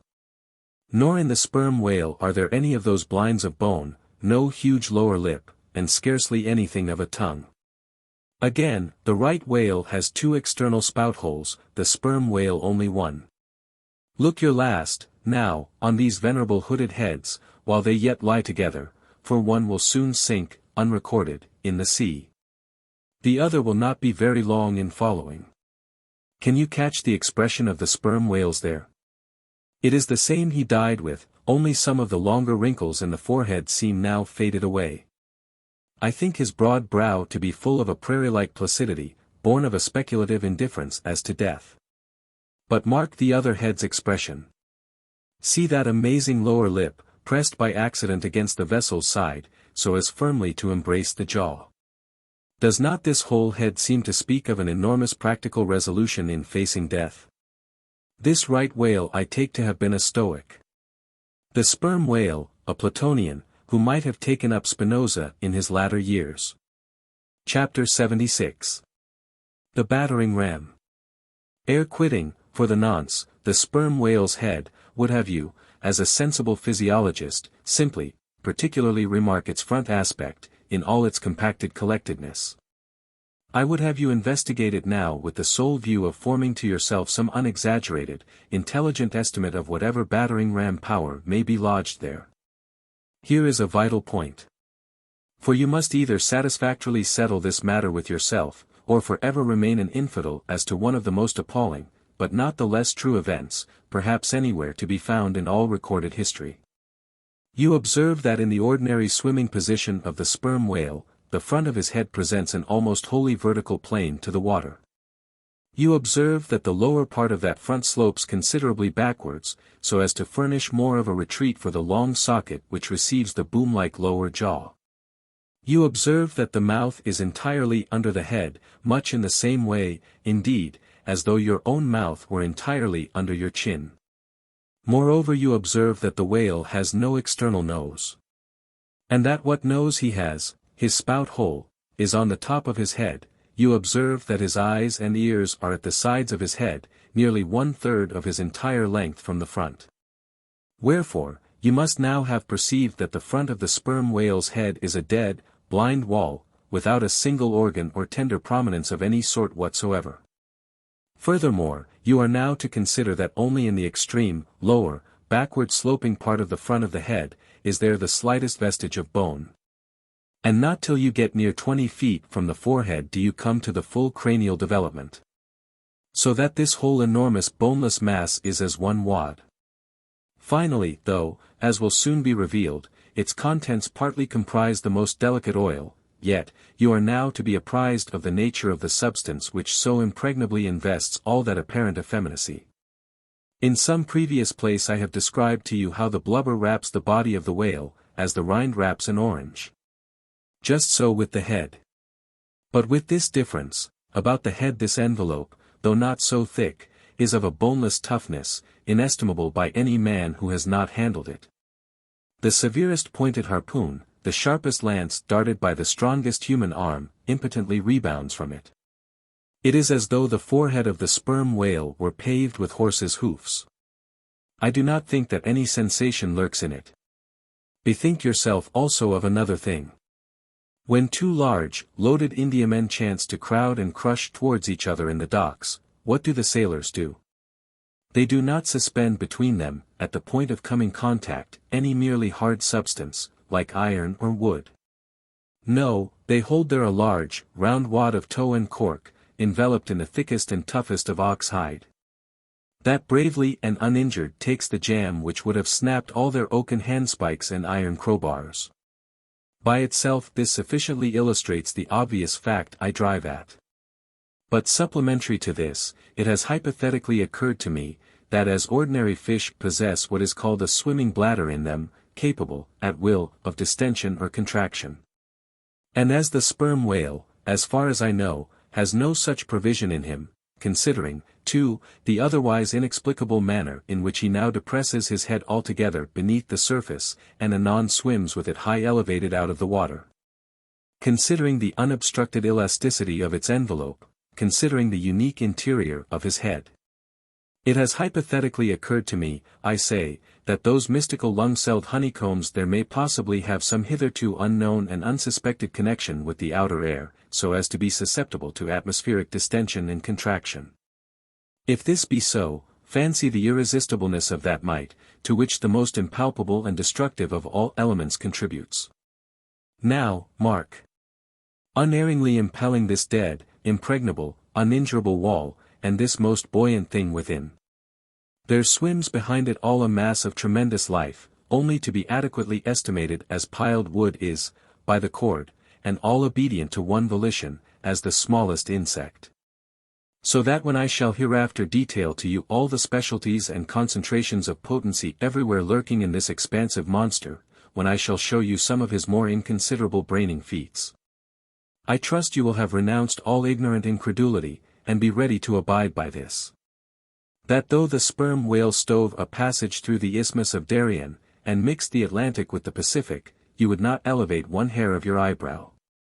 For unless you own the whale, you are but a provincial and sentimentalist in truth. But clear truth is a thing for salamander giants only to encounter. How small the chances for the provincials then? What befell the weakling youth lifting the dread goddess's veil at Lays? Chapter 77. The Great Heidelberg Tun. Now comes the bailing of the case. But to comprehend it aright, you must know something of the curious internal structure of the thing operated upon. Regarding the sperm whale's head as a solid oblong, you may, on an inclined plane, sideways divide it into two coins, asterisk whereof the lower is the bony structure, forming the cranium and jaws, and the upper an unctuous mass wholly free from bones. its broad forward end forming the expanded vertical apparent forehead of the whale. At the middle of the forehead horizontally subdivide this upper coin, and then you have two almost equal parts, which before were naturally divided by an internal wall of a thick tendinous substance. Asterisk coin is not a Euclidean term. It belongs to the pure nautical mathematics. I know not that it has been defined before. A coin is a solid which differs from a wedge in having its sharp end formed by the steep inclination of one side, instead of the mutual tapering of both sides. The lower subdivided part, called the junk, is one immense honeycomb of oil, formed by the crossing and recrossing, into 10,000 infiltrated cells, of tough elastic white fibers throughout its whole extent. The upper part, known as the case, may be regarded as the great Heidelberg tun of the sperm whale. And as that famous great tierce is mystically carved in front, so the whale's vast plated forehead forms innumerable strange devices for the emblematical adornment of his wondrous tun. Moreover, as that of Heidelberg was always replenished with the most excellent of the wines of the Rhenish valleys, so the tun of the whale contains by far the most precious of all his oily vintages. Namely, the highly prized spermaceti, in its absolutely pure, limpid, and odoriferous state. Nor is this precious substance found unalloyed in any other part of the creature. Though in life it remains perfectly fluid, yet, upon exposure to the air, after death, it soon begins to concrete, sending forth beautiful crystalline shoots, as when the first thin delicate ice is just forming in water. A large whale's case generally yields about 500 gallons of sperm, though from unavoidable circumstances, considerable of it is spilled, leaks, and dribbles away. Or is otherwise irrevocably lost in the ticklish business of securing what you can. I know not with what fine and costly material the Heidelberg tun was coated within, but in superlative richness that coating could not possibly have compared with the silken pearl-colored membrane, like the lining of a fine pelisse, forming the inner surface of the sperm whale's case. It will have been seen that the Heidelberg tun of the sperm whale embraces the entire length of the entire top of the head. And since, as has been elsewhere set forth, the head embraces 1/3 of the whole length of the creature, then setting that length down at 80 feet for a good-sized whale, you have more than 26 feet for the depth of the tun. When it is lengthwise hoisted up and down against a ship's side. As in decapitating the whale, the operator's instrument is brought close to the spot where an entrance is subsequently forced into the spermaceti magazine. He has, therefore, to be uncommonly heedful, lest a careless, untimely stroke should invade the sanctuary and wastingly let out its invaluable contents.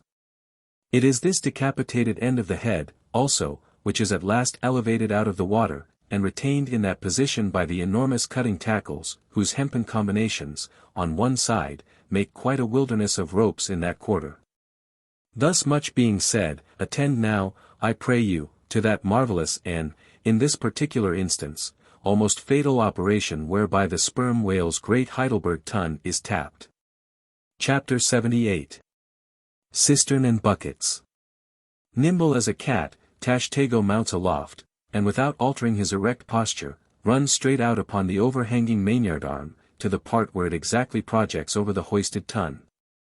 He has carried with him a light tackle called a whip, consisting of only 2 parts, traveling through a single-sheaved block.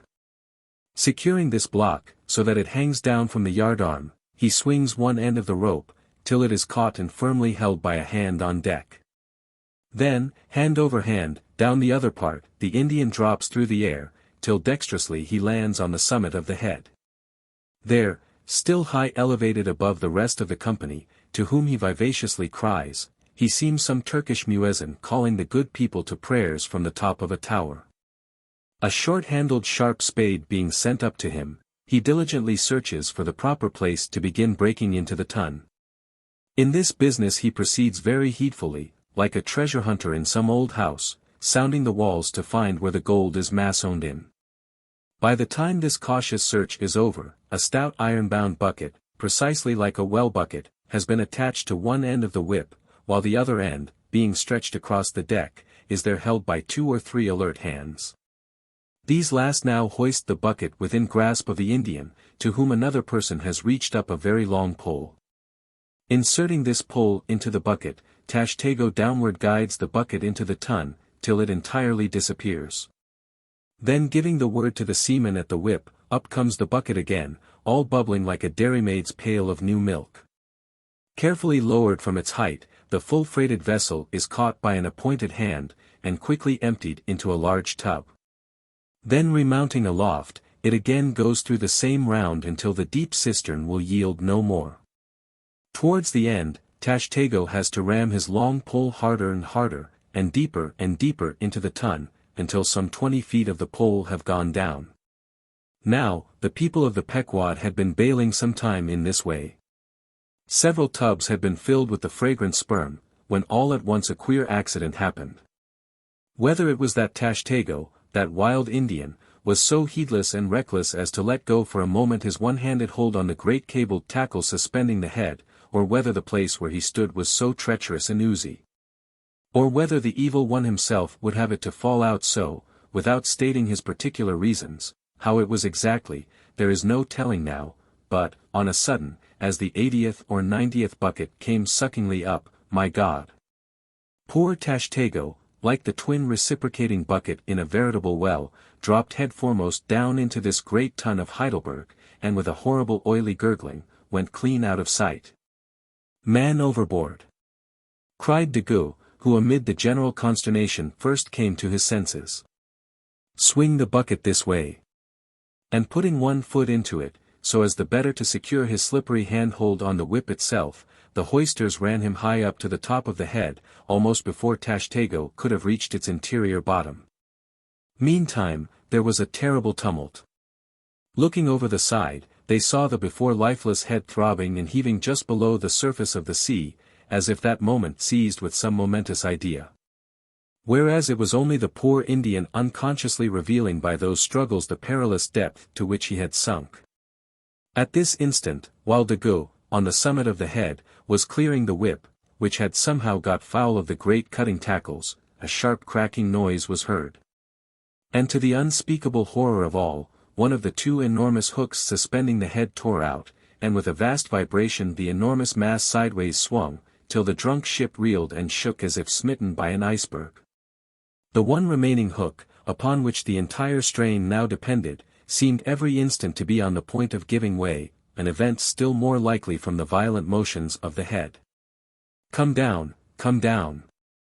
yelled the seaman to Daggoo, but with one hand holding on to the heavy tackles, so that if the head should drop, he would still remain suspended. The negro having cleared the foul line, rammed down the bucket into the now collapsed well, meaning that the buried harpooner should grasp it, and so be hoisted out. "In heaven's name, man," cried Stubb, "are you ramming home a cartridge there? Avast! How will that help him, jamming that iron-bound bucket on top of his head? Avast, will ye?" "Stand clear of the tackle," cried a voice like the bursting of a rocket. Almost in the same instant, with a thunderboom, the enormous mass dropped into the sea, like Niagara's table rock into the whirlpool, the suddenly relieved hull rolled away from it, to far down her glittering copper. And all caught their breath, as half-swinging, now over the sailors' heads, and now over the water, Daggoo, through a thick mist of spray, was dimly beheld clinging to the pendulous tackles, while poor, buried alive Tashtego was sinking utterly down to the bottom of the sea. But hardly had the blinding vapor cleared away, when a naked figure with a boarding sword in his hand, was for one swift moment seen hovering over the bulwarks.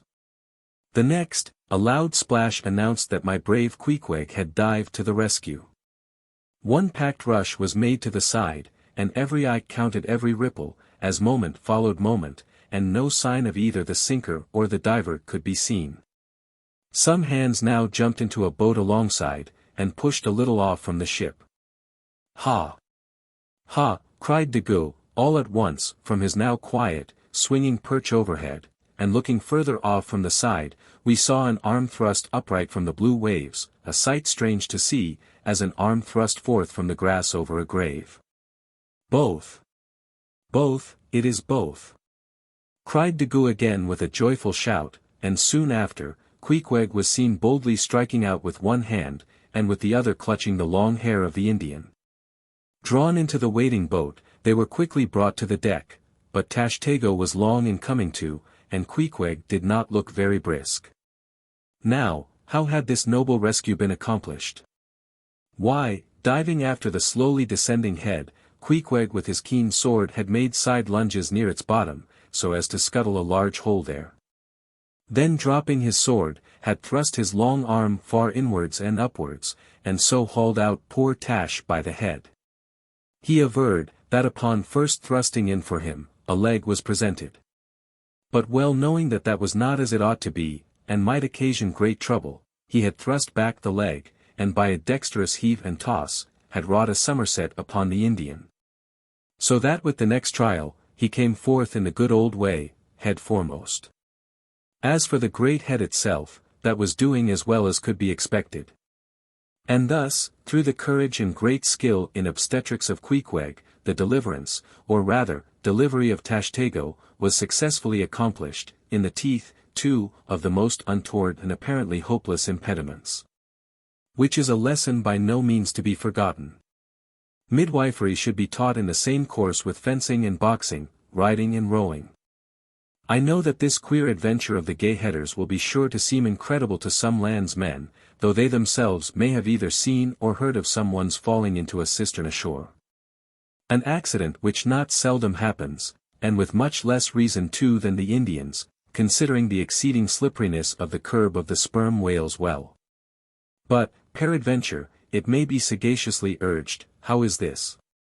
We thought the tissued, infiltrated head of the sperm whale, was the lightest and most corky part about him, and yet thou makest it sink in an element of a far greater specific gravity than itself. We have thee there. Not at all, but I have ye. For at the time poor Tash fell in, the case had been nearly emptied of its lighter contents, leaving little but the dense tendinous wall of the well, a double-welded, hammered substance, as I have before said, much heavier than the sea water. And a lump of which sinks in it like lead almost. But the tendency to rapid sinking in this substance was in the present instance materially counteracted by the other parts of the head remaining undetached from it, so that it sank very slowly and deliberately indeed, affording Queequeg a fair chance for performing his agile obstetrics on the run, as you may say. Yes, it was a running delivery, so it was. Now, had Tashtego perished in that head, it had been a very precious perishing, smothered in the very whitest and daintiest of fragrant spermaceti. Coffined, hearsed, and tombed in the secret inner chamber and sanctum sanctorum of the whale. Only one sweeter end can readily be recalled, the delicious death of an Ohio honey hunter, who seeking honey in the crotch of a hollow tree, found such exceeding store of it, that leaning too far over, it sucked him in, so that he died embalmed. How many, think ye, have likewise fallen into Plato's honey head, and sweetly perished there? Chapter 79. The Prairie. To scan the lines of his face, or feel the bumps on the head of this Leviathan. This is a thing which no physiognomist or phrenologist has as yet undertaken. Such an enterprise would seem almost as hopeful as for Lavater to have scrutinized the wrinkles on the rock of Gibraltar, or for Gaul to have mounted a ladder and manipulated the dome of the Pantheon. Still, in that famous work of his, Lavater not only treats of the various faces of men, but also attentively studies the faces of horses, birds, serpents, and fish, and dwells in detail upon the modifications of expression discernible therein. Nor have Gall and his disciple Spurzheim failed to throw out some hints touching the phrenological characteristics of other beings than man. Therefore, though I am but ill qualified for a pioneer, in the application of these two semi-sciences to the whale, I will do my endeavor. I try all things, I achieve what I can. Physiognomically regarded, the sperm whale is an anomalous creature. He has no proper nose. And since the nose is the central and most conspicuous of the features, and since it perhaps most modifies and finally controls their combined expression, hence it would seem that its entire absence, as an external appendage, must very largely affect the countenance of the whale. For as in landscape gardening, a spire, cupola, monument, or tower of some sort, is deemed almost indispensable to the completion of the scene, so no face can be physiognomically in keeping without the elevated openwork belfry of the nose. Dash the nose from Phidias's marble Jove, and what a sorry remainder. Nevertheless, Leviathan is of so mighty a magnitude, all his proportions are so stately, that the same deficiency which in the sculptured Jove were hideous, in him is no blemish at all. Nay, it is an added grandeur. A nose to the whale would have been impertinent. As on your physiognomical voyage you sail round his vast head in your jolly boat, your noble conceptions of him are never insulted by the reflection that he has a nose to be pulled. A pestilent conceit, which so often will insist upon obtruding even when beholding the mightiest royal beetle on his throne. In some particulars, perhaps the most imposing physiognomical view to be had of the sperm whale, is that of the full front of his head. This aspect is sublime. In thought, a fine human brow is like the east when troubled with the morning. In the repose of the pasture, the curled brow of the bull has a touch of the grand in it. Pushing heavy cannon up mountain defiles, the elephant's brow is majestic. Human or animal, the mystical brow is as that great golden seal affixed by the German emperors to their decrees. It signifies, God, done this day by my hand.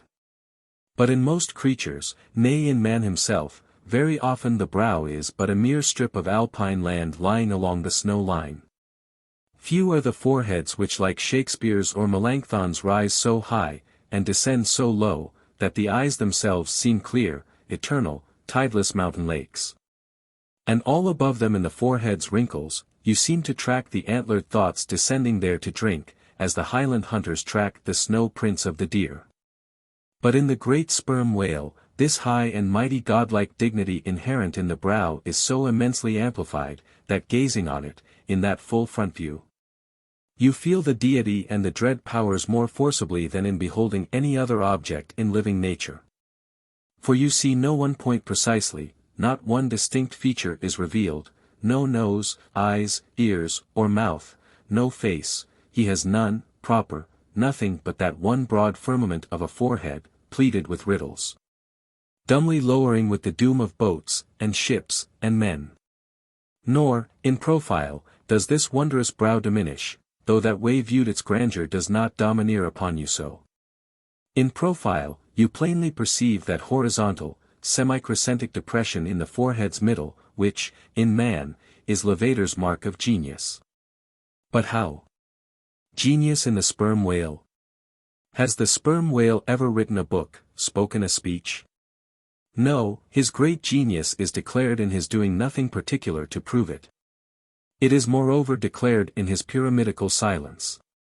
And this reminds me that had the great sperm whale been known to the young Orient world, he would have been deified by their child Magian thoughts. They deified the crocodile of the Nile, because the crocodile is tongueless. And the sperm whale has no tongue, or at least it is so exceedingly small, as to be incapable of protrusion. If hereafter any highly cultured, poetical nation shall lure back to their birthright, the merry May-Day gods of old, and livingly enthrone them again in the now egotistical sky, in the now unhaunted hill, then be sure, exalted to Jove's high seat, the great sperm whale shall lord it. Champollion deciphered the wrinkled granite hieroglyphics. But there is no Champollion to decipher the Egypt of every man's and every being's face. Physiognomy, like every other human science, is but a passing fable. If then, Sir William Jones, who read in 30 languages, could not read the simplest peasant's face in its profounder and more subtle meanings, how may unlettered Ishmael hope to read the awful Chaldee of the sperm whale's brow? I but put that brow before you. Read it if you can. Chapter 80. The Nut. If the sperm whale be physiognomically a sphinx, to the phrenologist his brain seems that geometrical circle which it is impossible to square. In the full-grown creature the skull will measure at least 20 feet in length. Unhinge the lower jaw, and the side view of this skull is as the side of a moderately inclined plane resting throughout on a level base. But in life, as we have elsewhere seen, this inclined plane is angularly filled up, and almost squared by the enormous superincumbent mass of the junk and sperm. At the high end the skull forms a crater to bed that part of the mass. While under the long floor of this crater, in another cavity seldom exceeding 10 inches in length and as many in depth, reposes the mere handful of this monster's brain. The brain is at least 20 feet from his apparent forehead in life. It is hidden away behind its vast outworks, like the innermost citadel within the amplified fortifications of Quebec. So like a choice casket is it secreted in him, that I have known some whalemen who peremptorily deny that the sperm whale has any other brain than that palpable semblance of one formed by the cubic yards of his sperm magazine. Lying in strange folds, courses, and convolutions, to their apprehensions, it seems more in keeping with the idea of his general might to regard that mystic part of him as the seat of his intelligence. It is plain, then, that phrenologically the head of this Leviathan, in the creature's living intact state, is an entire delusion. As for his true brain, you can then see no indications of it, nor feel any. The whale, like all things that are mighty, wears a false brow to the common world. If you unload his skull of its spermy heaps and then take a rear view of its rear end, which is the high end, you will be struck by its resemblance to the human skull, beheld in the same situation, and from the same point of view. Indeed, place this reversed skull, scaled down to the human magnitude, among a plate of men's skulls, and you would involuntarily confound it with them. And remarking the depressions on one part of its summit, in phrenological phrase you would say, this man had no self-esteem, and no veneration. And by those negations, considered along with the affirmative fact of his prodigious bulk and power, you can best form to yourself the truest, though not the most exhilarating conception of what the most exalted potency is. But if from the comparative dimensions of the whale's proper brain, you deem it incapable of being adequately charted, then I have another idea for you. If you attentively regard almost any quadruped's spine, you will be struck with the resemblance of its vertebrae to a strung necklace of dwarfed skulls, all bearing rudimental resemblance to the skull proper. It is a German conceit, that the vertebrae are absolutely undeveloped skulls. But the curious external resemblance, I take it the Germans were not the first men to perceive.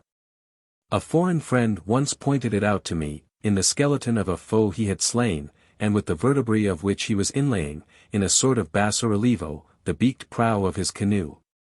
Now, I consider that the phrenologists have omitted an important thing in not pushing their investigations from the cerebellum through the spinal canal. For I believe that much of a man's character will be found betokened in his backbone. I would rather feel your spine than your skull, whoever you are. A thin joist of a spine never yet upheld a full and noble soul. I rejoice in my spine, as in the firm audacious staff of that flag which I fling half out to the world. Apply this spinal branch of phrenology to the sperm whale. His cranial cavity is continuous with the first neck vertebra. And in that vertebra the bottom of the spinal canal will measure 10 inches across, being 8 in height, and of a triangular figure with the base downwards. As it passes through the remaining vertebrae the canal tapers in size, but for a considerable distance remains of large capacity. Now, of course, this canal is filled with much the same strangely fibrous substance, the spinal cord, as the brain. And directly communicates with the brain. And what is still more, for many feet after emerging from the brain's cavity, the spinal cord remains of an undecreasing girth, almost equal to that of the brain. Under all these circumstances, would it be unreasonable to survey and map out the whale's spine phrenologically? For, viewed in this light, the wonderful comparative smallness of his brain proper is more than compensated by the wonderful comparative magnitude of his spinal cord. But leaving this hint to operate as it may with the phrenologists, I would merely assume the spinal theory for a moment, in reference to the sperm whale's hump. This august hump, if I mistake not, rises over one of the larger vertebrae, and is, therefore, in some sort, the outer convex mold of it. From its relative situation then, I should call this high hump the organ of firmness or indomitableness in the sperm whale. And that the great monster is indomitable, you will yet have reason to know. Chapter 81. The Pequod meets the Virgin. The predestinated day arrived, and we duly met the ship Jungfrau, Derrick de Deer, master, of Bremen. At one time the greatest whaling people in the world, the Dutch and Germans are now among the least. But here and there at very wide intervals of latitude and longitude, you still occasionally meet with their flag in the Pacific. For some reason, the Jungfrau seemed quite eager to pay her respects. While yet some distance from the Pequod, she rounded to, and dropping a boat, her captain was impelled towards us, impatiently standing in the bows instead of the stern. "What has he in his hand there?" cried Starbuck, pointing to something wavingly held by the German. "Impossible, a lamp feeder." "Not that," said Stubb. No, it's a coffee pot, Mr. Starbuck, he's coming off to make us our coffee, is the Yarman. Don't you see that big tin can there alongside of him, that's his boiling water. Oh. He's all right, is the Yarman. Go along with you, cried Flask, it's a lamp feeder and an oil can. He's out of oil, and has come a-begging. However curious it may seem for an oil ship to be borrowing oil on the whale ground, and however much it may invertedly contradict the old proverb about carrying coals to Newcastle, yet sometimes such a thing really happens. And in the present case Captain Derrick de Deer did indubitably conduct a lamp feeder as Flask did declare. As he mounted the deck, Ahab abruptly accosted him, without at all heeding what he had in his hand. But in his broken lingo, the German soon evinced his complete ignorance of the white whale. Immediately turning the conversation to his lamp feeder and oil can, with some remarks touching his having to turn into his hammock at night in profound darkness, his last drop of Bremen oil being gone. And not a single flying fish yet captured to supply the deficiency. Concluding by hinting that his ship was indeed what in the fishery is technically called a clean one, that is, an empty one, well deserving the name of Jungfrau or the Virgin. His necessities supplied, Derrick departed. But he had not gained his ship's side, when whales were almost simultaneously raised from the mastheads of both vessels. And so eager for the chase was Derrick, that without pausing to put his oil can and lamp feeder aboard, he slewed round his boat and made after the Leviathan lamp feeders. Now, the game having risen to leeward, he and the other 3 German boats that soon followed him, had considerably the start of the Pequod's keels. There were 8 whales, an average pod. Aware of their danger, they were going all abreast with great speed straight before the wind, rubbing their flanks as closely as so many spans of horses in harness. They left a great, wide wake, as though continually unrolling a great wide parchment upon the sea. Full in this rapid wake, and many fathoms in the rear, swam a huge, humped old bull, which by his comparatively slow progress, as well as by the unusual yellowish incrustations overgrowing him, seemed afflicted with the jaundice. Or some other infirmity. Whether this whale belonged to the pod in advance, seemed questionable, for it is not customary for such venerable leviathans to be at all social. Nevertheless, he stuck to their wake, though indeed their backwater must have retarded him, because the white bone or swell at his broad muzzle was a dashed one, like the swell formed when 2 hostile currents meet. His spout was short, slow, and laborious. Coming forth with a choking sort of gush, and spending itself in torn shreds, followed by strange subterranean commotions in him, which seemed to have egress at his other buried extremity, causing the waters behind him to upbubble. "Who's got some paregoric?" said Stubb. "He has the stomachache, I'm afraid." "Lord, think of having half an acre of stomachache. Adverse winds are holding mad Christmas in him, boys. It's the first foul wind I ever knew to blow from astern. But look, did ever whale yaw so before? It must be, he's lost his tiller." As an overladen Indiaman bearing down the Hindostan coast with a deck load of frightened horses, careens, berries, rolls, and wallows on her way. So did this old whale heave his aged bulk, and now and then partly turning over on his cumbrous rib ends, expose the cause of his devious wake in the unnatural stump of his starboard fin. Whether he had lost that fin in battle, or had been born without it, it were hard to say. "Only wait a bit, old chap, and I'll give ye a sling for that wounded arm," cried cruel Flask, pointing to the whale line near him. "Mind he don't sling thee with it," cried Starbuck. "Give way, or the German will have him." With one intent all the combined rival boats were pointed for this one fish, because not only was he the largest and therefore the most valuable whale, but he was nearest to them, and the other whales were going with such great velocity, moreover, as almost to defy pursuit for the time. At this juncture the Pequod's keels had shot by the 3 German boats last lowered, but from the great start he had had, Derrick's boat still led the chase, though every moment neared by his foreign rivals. The only thing they feared, was, that from being already so nigh to his mark, he would be enabled to dart his iron before they could completely overtake and pass him.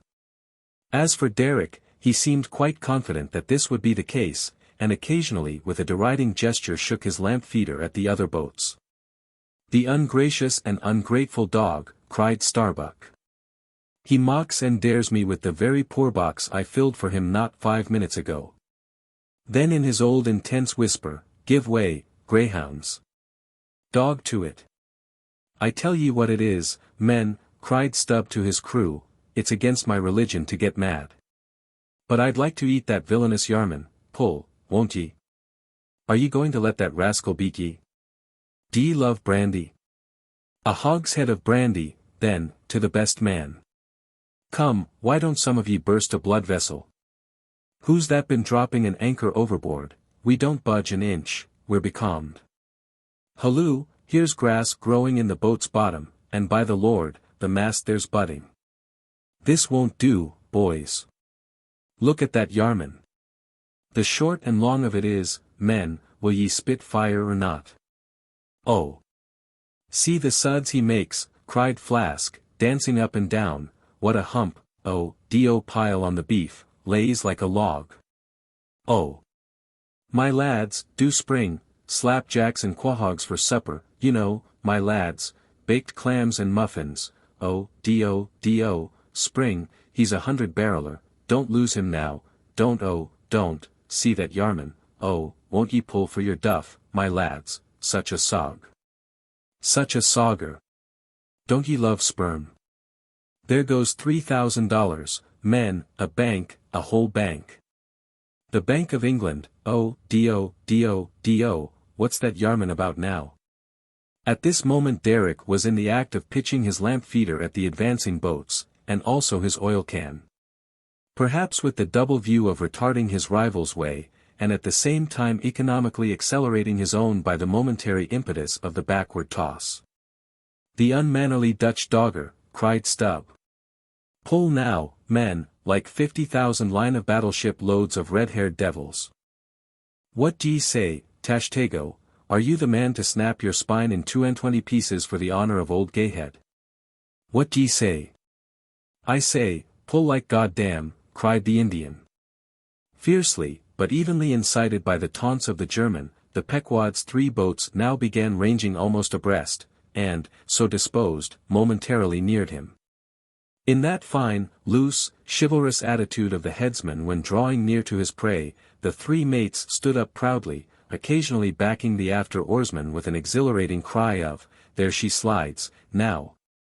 Hurrah for the white ash breeze! Down with the Yarman! Sail over him!" But so decided an original start had Derrick had, that spite of all their gallantry, he would have proved the victor in this race, had not a righteous judgment descended upon him in a crab which caught the blade of his midship oarsman. While this clumsy lubber was striving to free his white ash, and while, in consequence, Derrick's boat was nigh to capsizing, and he thundering away at his men in a mighty rage, that was a good time for Starbuck, Stubb, and Flask. With a shout, they took a mortal start forwards, and slantingly ranged up on the German's quarter. An instant more, and all 4 boats were diagonically in the whale's immediate wake, while stretching from them, on both sides, was the foaming swell that he made. It was a terrific, most pitiable, and maddening sight. The whale was now going head out, and sending his spout before him in a continual tormented jet, while his one poor fin beat his side in an agony of fright. Now to this hand, now to that, he yawed in his faltering flight, and still at every billow that he broke, he spasmodically sank in the sea, or sideways rolled towards the sky his one beating fin. So have I seen a bird with clipped wing making affrighted broken circles in the air, vainly striving to escape the piratical hawks, but the bird has a voice, and with plaintive cries will make known her fear. But the fear of this vast dumb brute of the sea, was chained up and enchanted in him. He had no voice, save that choking respiration through his spiracle, and this made the sight of him unspeakably pitiable. While still, in his amazing bulk, portcullis jaw, and omnipotent tail, there was enough to appall the stoutest man who so pitted. Seeing now that but a very few moments more would give the Pequod's boats the advantage, and rather than be thus foiled of his game, Derrick chose to hazard what to him must have seemed a most unusually long dart, ere the last chance would forever escape.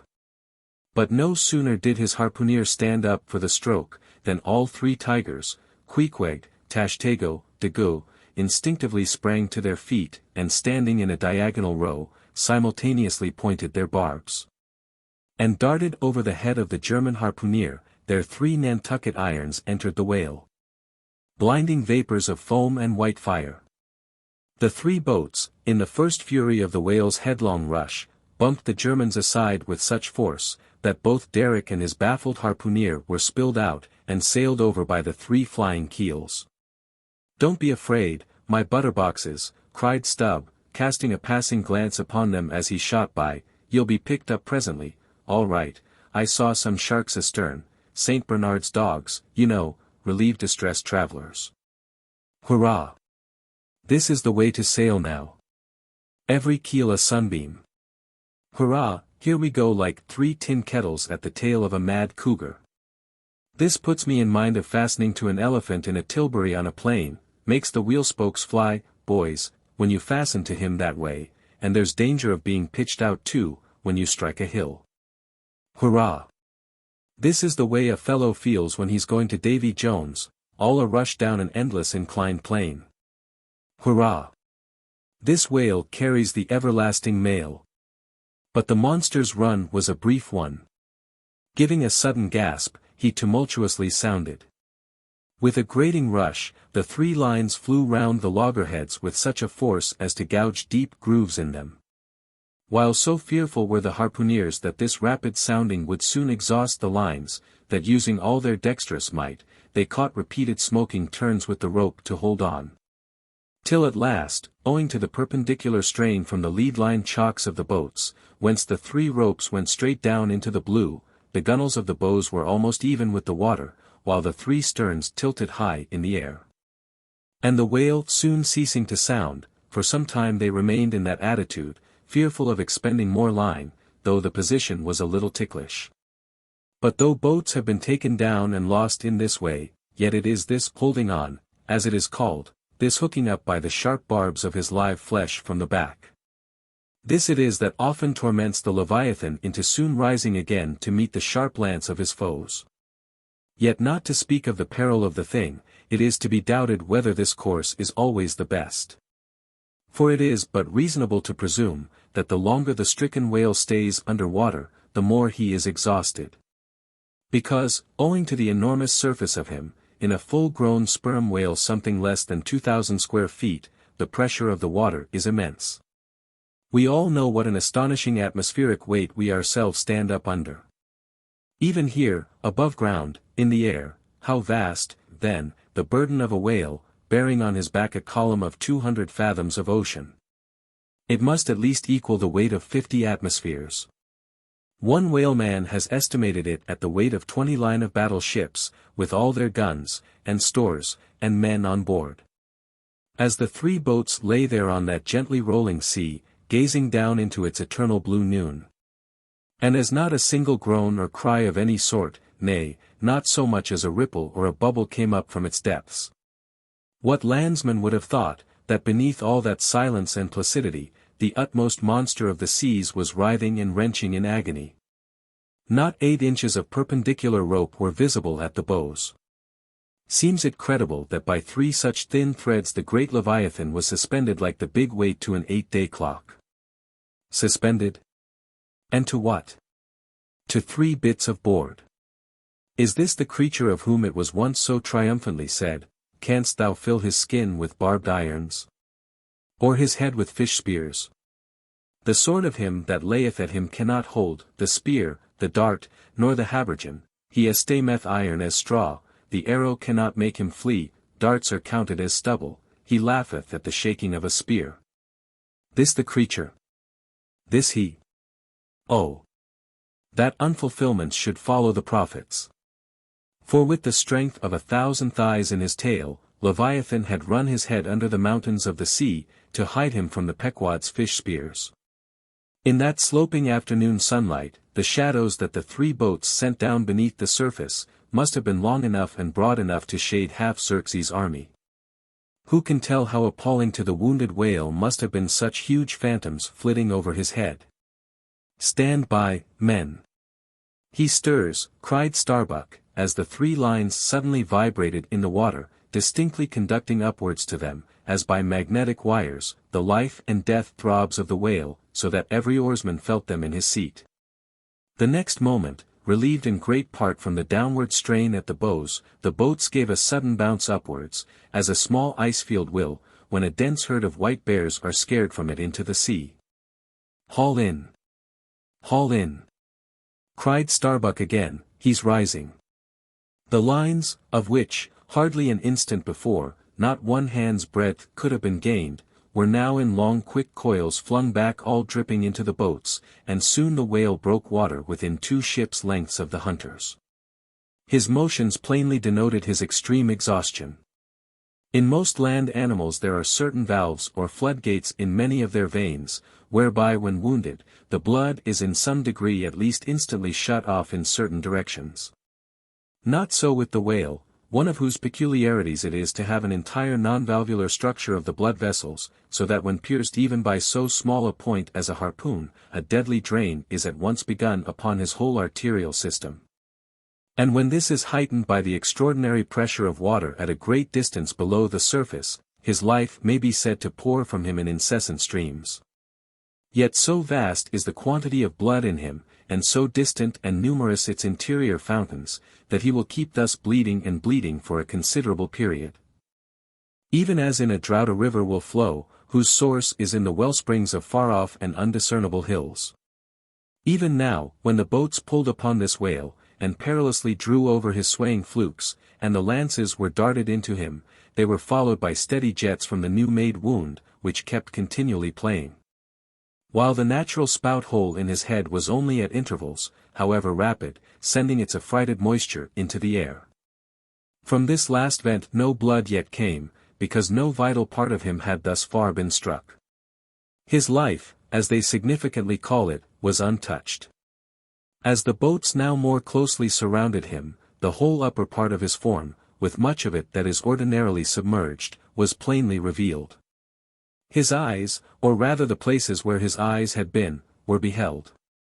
As strange misgrown masses gather in the knotholes of the noblest oaks when prostrate, so from the points which the whale's eyes had once occupied, now protruded blind bulbs, horribly pitiable to see. But pity there was none. For all his old age, and his one arm, and his blind eyes, he must die the death and be murdered, in order to light the gay bridals and other merrymakings of men. And also to illuminate the solemn churches that preach unconditional inoffensiveness by all to all.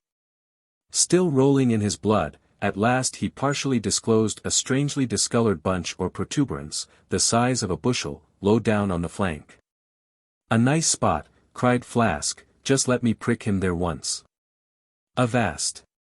cried Starbuck, "there's no need of that." But humane Starbuck was too late. At the instant of the dart an ulcerous jet shot from this cruel wound, and goaded by it into more than sufferable anguish, the whale now spouting thick blood, with swift fury blindly darted at the craft. Bespattering them and their glorying crews all over with showers of gore, capsizing Flask's boat and marring the bows. It was his death stroke. For, by this time, so spent was he by loss of blood, that he helplessly rolled away from the wreck he had made. Lay panting on his side, impotently flapped with his stumped fin, then over and over slowly revolved like a waning world, turned up the white secrets of his belly, lay like a log and died. It was most piteous, that last expiring spout. As when by unseen hands the water is gradually drawn off from some mighty fountain, and with half-stifled melancholy gurglings the spray column lowers and lowers to the ground, so the last long dying spout of the whale. Soon, while the crews were awaiting the arrival of the ship, the body showed symptoms of sinking with all its treasures unrifled. Immediately, by Starbuck's orders, lines were secured to it at different points, so that ere long every boat was a buoy, the sunken whale being suspended a few inches beneath them by the cords. By very heedful management, when the ship drew nigh, the whale was transferred to her side, and was strongly secured there by the stiffest fluke chains, for it was plain that unless artificially upheld, the body would at once sink to the bottom. It so chanced that almost upon first cutting into him with the spade, the entire length of a corroded harpoon was found embedded in his flesh, on the lower part of the bunch before described. But as the stumps of harpoons are frequently found in the dead bodies of captured whales, with the flesh perfectly healed around them, and no prominence of any kind to denote their place. Therefore, there must needs have been some other unknown reason in the present case fully to account for the ulceration alluded to. But still more curious was the fact of a lance head of stone being found in him, not far from the buried iron, the flesh perfectly firm about it. Who had darted that stone lance? And when? It might have been darted by some West Indian long before America was discovered. What other marvels might have been rummaged out of this monstrous cabinet there is no telling.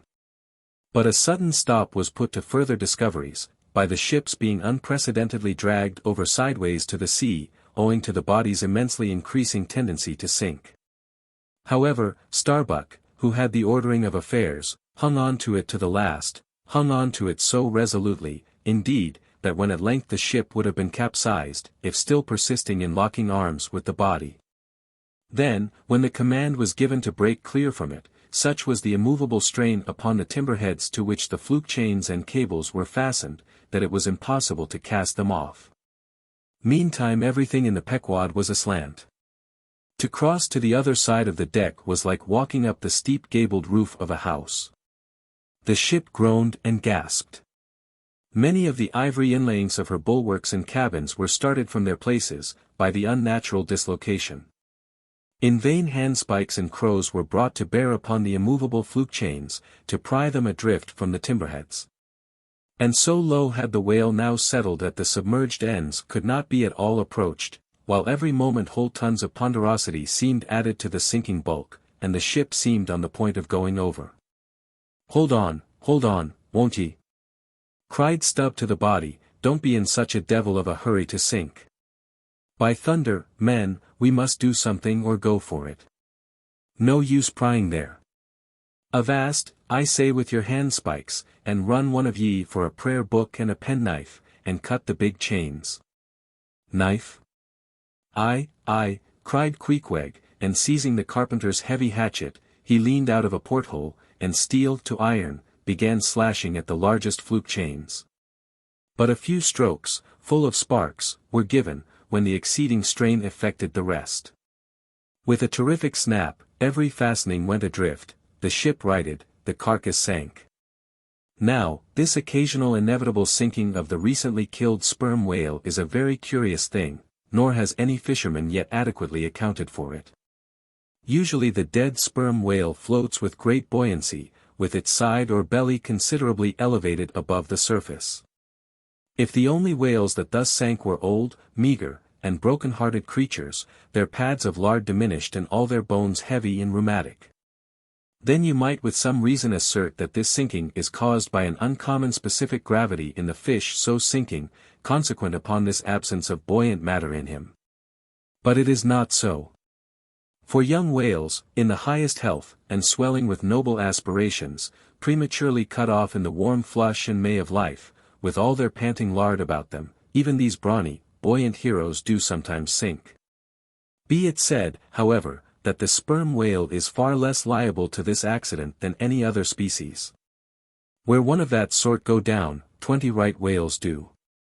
This difference in the species is no doubt imputable in no small degree to the greater quantity of bone in the right whale, his Venetian blinds alone sometimes weighing more than a ton. From this encumbrance the sperm whale is wholly free.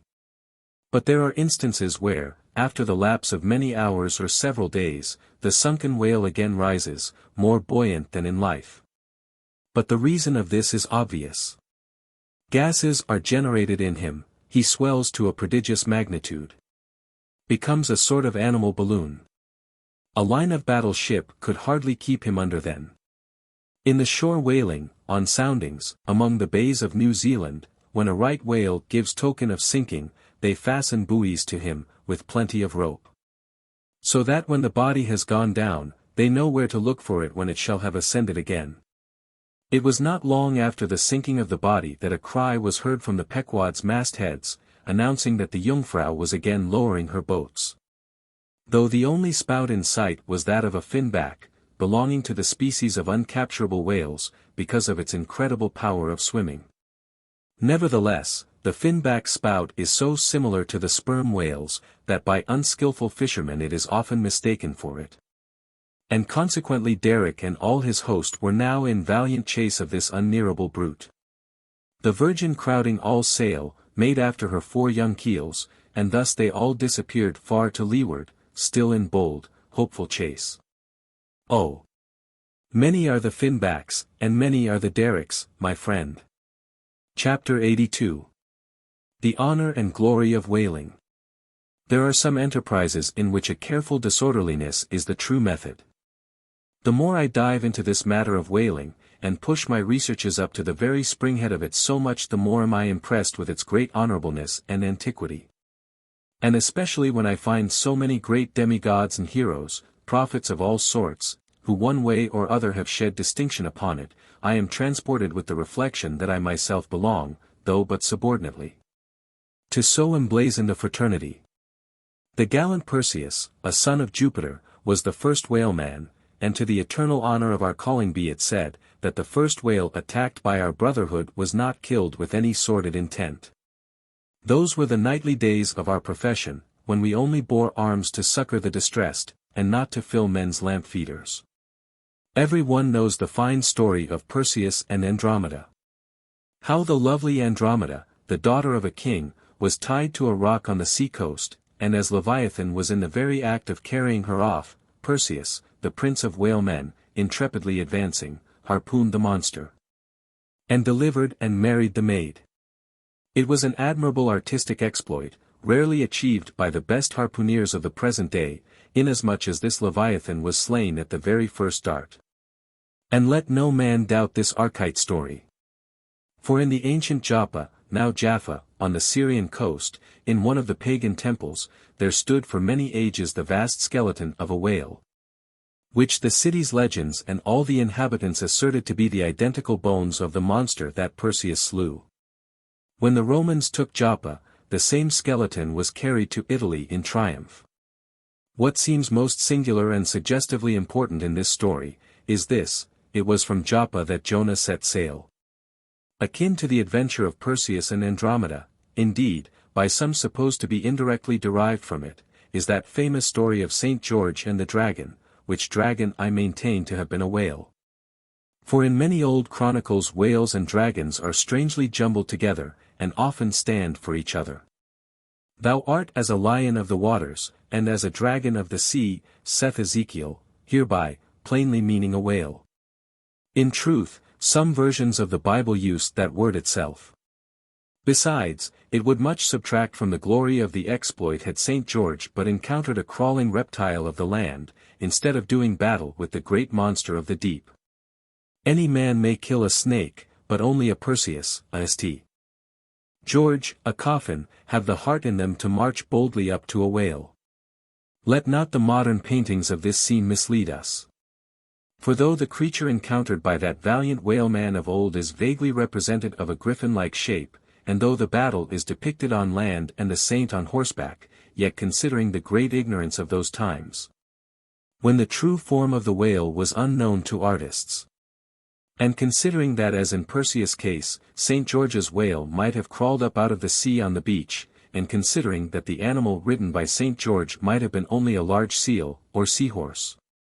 Bearing all this in mind, it will not appear altogether incompatible with the sacred legend and the ancientest drafts of the scene, to hold this so-called dragon no other than the great Leviathan himself.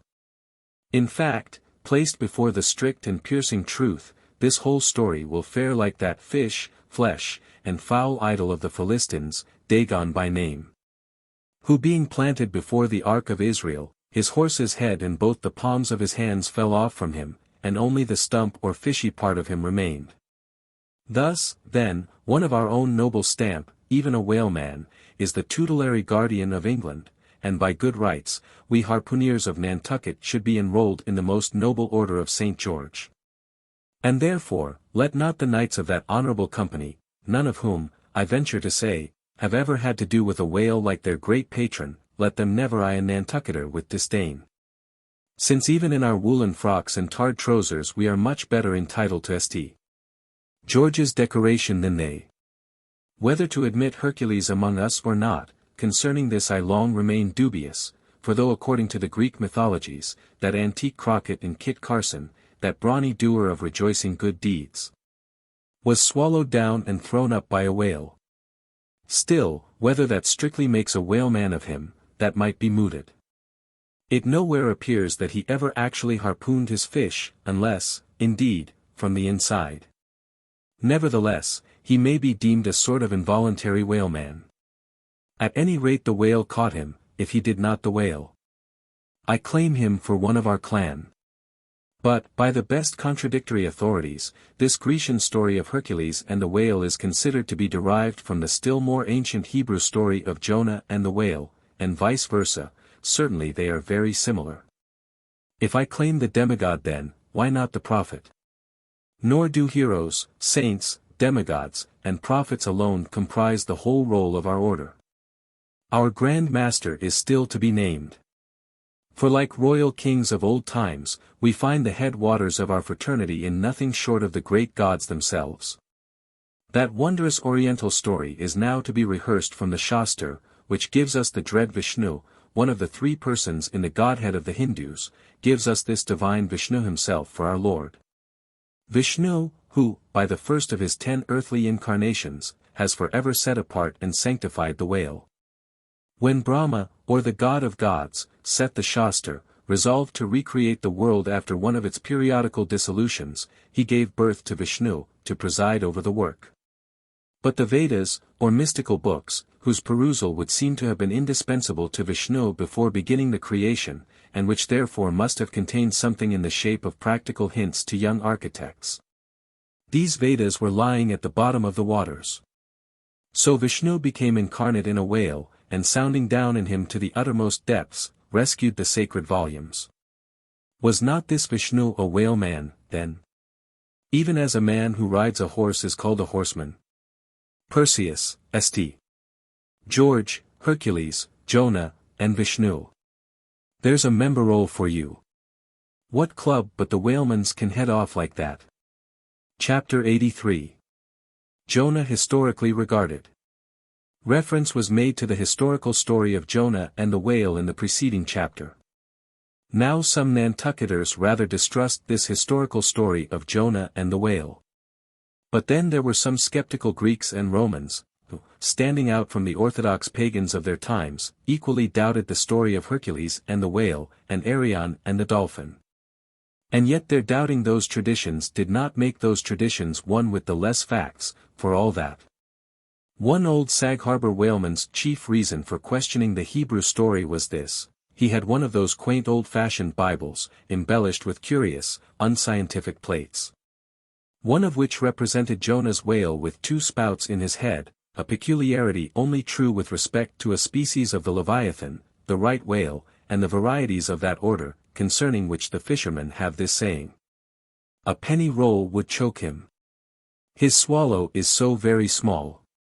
But, to this, Bishop Jebb's anticipative answer is ready.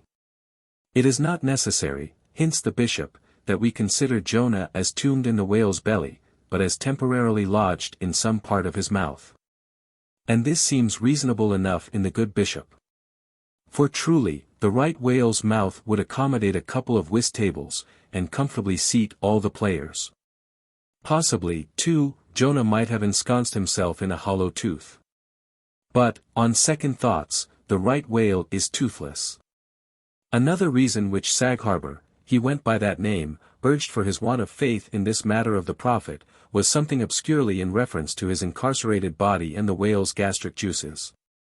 But this objection likewise falls to the ground, because a German exegetist supposes that Jonah must have taken refuge in the floating body of a dead whale, even as the French soldiers in the Russian campaign turned their dead horses into tents and crawled into them.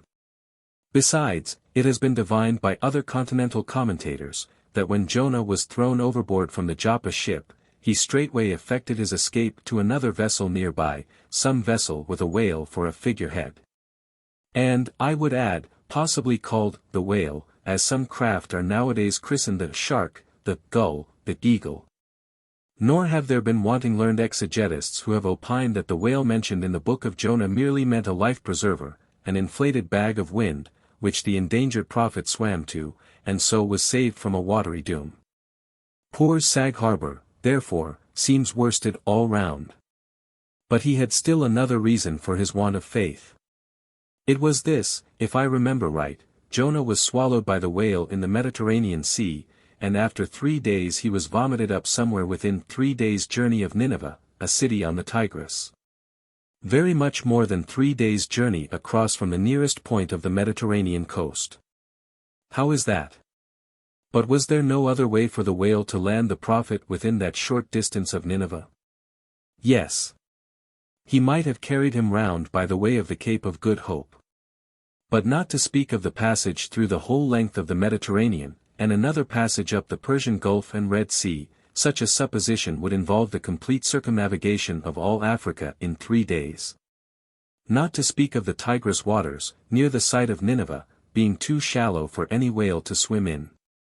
Besides, this idea of Jonah's weathering the Cape of Good Hope at so early a day would wrest the honor of the discovery of that great headland from Bartholomew Diaz, its reputed discoverer, and so make modern history a liar. But all these foolish arguments of old Sag Harbor only evinced his foolish pride of reason, a thing still more reprehensible in him, seeing that he had but little learning except what he had picked up from the sun and the sea. I say it only shows his foolish, impious pride, and abominable, devilish rebellion against the reverend clergy. For by a Portuguese Catholic priest, this very idea of Jonah's going to Nineveh via the Cape of Good Hope was advanced as a signal magnification of the general miracle. And so it was. Besides, to this day, the highly enlightened Turks devoutly believe in the historical story of Jonah. And some 3 centuries ago, an English traveler in Old Harris's Voyages speaks of a Turkish mosque built in honor of Jonah, in which mosque was a miraculous lamp that burnt without any oil. Chapter 84. Pitch poling. To make them run easily and swiftly, the axles of carriages are anointed, and for much the same purpose, some whalers perform an analogous operation upon their boat, they grease the bottom. Nor is it to be doubted that as such a procedure can do no harm, it may possibly be of no contemptible advantage, considering that oil and water are hostile, that oil is a sliding thing, and that the object in view is to make the boat slide bravely. Queequeg believed strongly in anointing his boat, and one morning not long after the German ship Jungfrau disappeared, took more than customary pains in that occupation. Crawling under its bottom, where it hung over the side, and rubbing in the unctuousness as though diligently seeking to ensure a crop of hair from the craft's bald keel. He seemed to be working in obedience to some particular presentiment. Nor did it remain unwarranted by the event. Towards noon whales were raised, but so soon as the ship sailed down to them, they turned and fled with swift precipitancy, a disordered flight, as of Cleopatra's barges from Actium. Nevertheless, the boats pursued, and Stubbs was foremost. By great exertion, Tashtego at last succeeded in planting one iron, but the stricken whale, without at all sounding, still continued his horizontal flight, with added fleetness. Such unintermitted strainings upon the planted iron must sooner or later inevitably extract it. It became imperative to lance the flying whale, or be content to lose him. But to haul the boat up to his flank was impossible, he swam so fast and furious. What then remained? Of all the wondrous devices and dexterities, the sleights of hand and countless subtleties, to which the veteran whaleman is so often forced, none exceed that fine maneuver with the lance called pitch-poling. Small sword, or broad sword, in all its exercises boasts nothing like it. It is only indispensable with an inveterate running whale. Its grand fact and feature is the wonderful distance to which the long lance is accurately darted from a violently rocking, jerking boat, under extreme headway. Steel and wood included, the entire spear is some 10 or 12 feet in length. The staff is much slighter than that of the harpoon, and also of a lighter material, pine. It is furnished with a small rope called a warp, of considerable length, by which it can be hauled back to the hand after darting. But before going further, it is important to mention here, that though the harpoon may be pitch-poled in the same way with the lance, yet it is seldom done. And when done, is still less frequently successful, on account of the greater weight and inferior length of the harpoon as compared with the lance, which in effect becomes serious drawbacks. As a general thing, therefore, you must first get fast to a whale, before any pitch-poling comes into play. Look now at Stubb. A man who from his humorous, deliberate coolness and equanimity in the direst emergencies, was specially qualified to excel in pitch-poling. Look at him, he stands upright in the tossed bow of the flying boat. Wrapped in fleecy foam, the towing whale is 40 feet ahead. Handling the long lance lightly, glancing twice or thrice along its length to see if it be exactly straight, Stubb whistlingly gathers up the coil of the warp in one hand, so as to secure its free end in his grasp, leaving the rest unobstructed. Then holding the lance full before his waistband's middle, he levels it at the whale. When, covering him with it, he steadily depresses the butt end in his hand, thereby elevating the point till the weapon stands fairly balanced upon his palm, 15 feet in the air. He minds you somewhat of a juggler, balancing a long staff on his chin. Next moment with a rapid, nameless impulse, in a superb lofty arch the bright steel spans the foaming distance, and quivers in the life spot of the whale. Instead of sparkling water, he now spouts red blood. That drove the spigot out of him, cried Stubb. 'Tis July's immortal 4th, all fountains must run wine today. Would now, it were old Orleans whiskey, or old Ohio, or unspeakable old Monongahela. Then, Tashtego, lad, I'd have ye hold a can akin to the jet, and we'd drink round it. Yea, verily, hearts alive, we'd brew choice punch in the spread of his spout hole there, and from that live punch bowl quaff the living stuff. Again and again to such gamesome talk, the dexterous dart is repeated, the spear returning to its master like a greyhound held in skillful leash. The agonized whale goes into his flurry. The tow-line is slackened, and the pitch-poler dropping astern, folds his hands, and mutely watches the monster die. Chapter 85. The Fountain. That for 6,000 years, and no one knows how many millions of ages before, the great whales should have been spouting all over the sea, and sprinkling and mystifying the gardens of the deep, as with so many sprinkling or mystifying pots. And that for some centuries back, thousands of hunters should have been close by the fountain of the whale, watching these sprinklings and spoutings, that all this should be, and yet. That down to this blessed minute, 15¼ minutes past 1 o'clock p.m., of this 16th day of December, A.D. 1851, it should still remain a problem, whether these spoutings are, after all, really water, or nothing but vapor. This is surely a noteworthy thing. Let us, then, look at this matter, along with some interesting items contingent. Every one knows that by the peculiar cunning of their gills, the finny tribes in general breathe the air which at all times is combined with the element in which they swim. Hence, a herring or a cod might live a century, and never once raise its head above the surface. But owing to his marked internal structure which gives him regular lungs, like a human being's, the whale can only live by inhaling the disengaged air in the open atmosphere. Wherefore the necessity for his periodical visits to the upper world.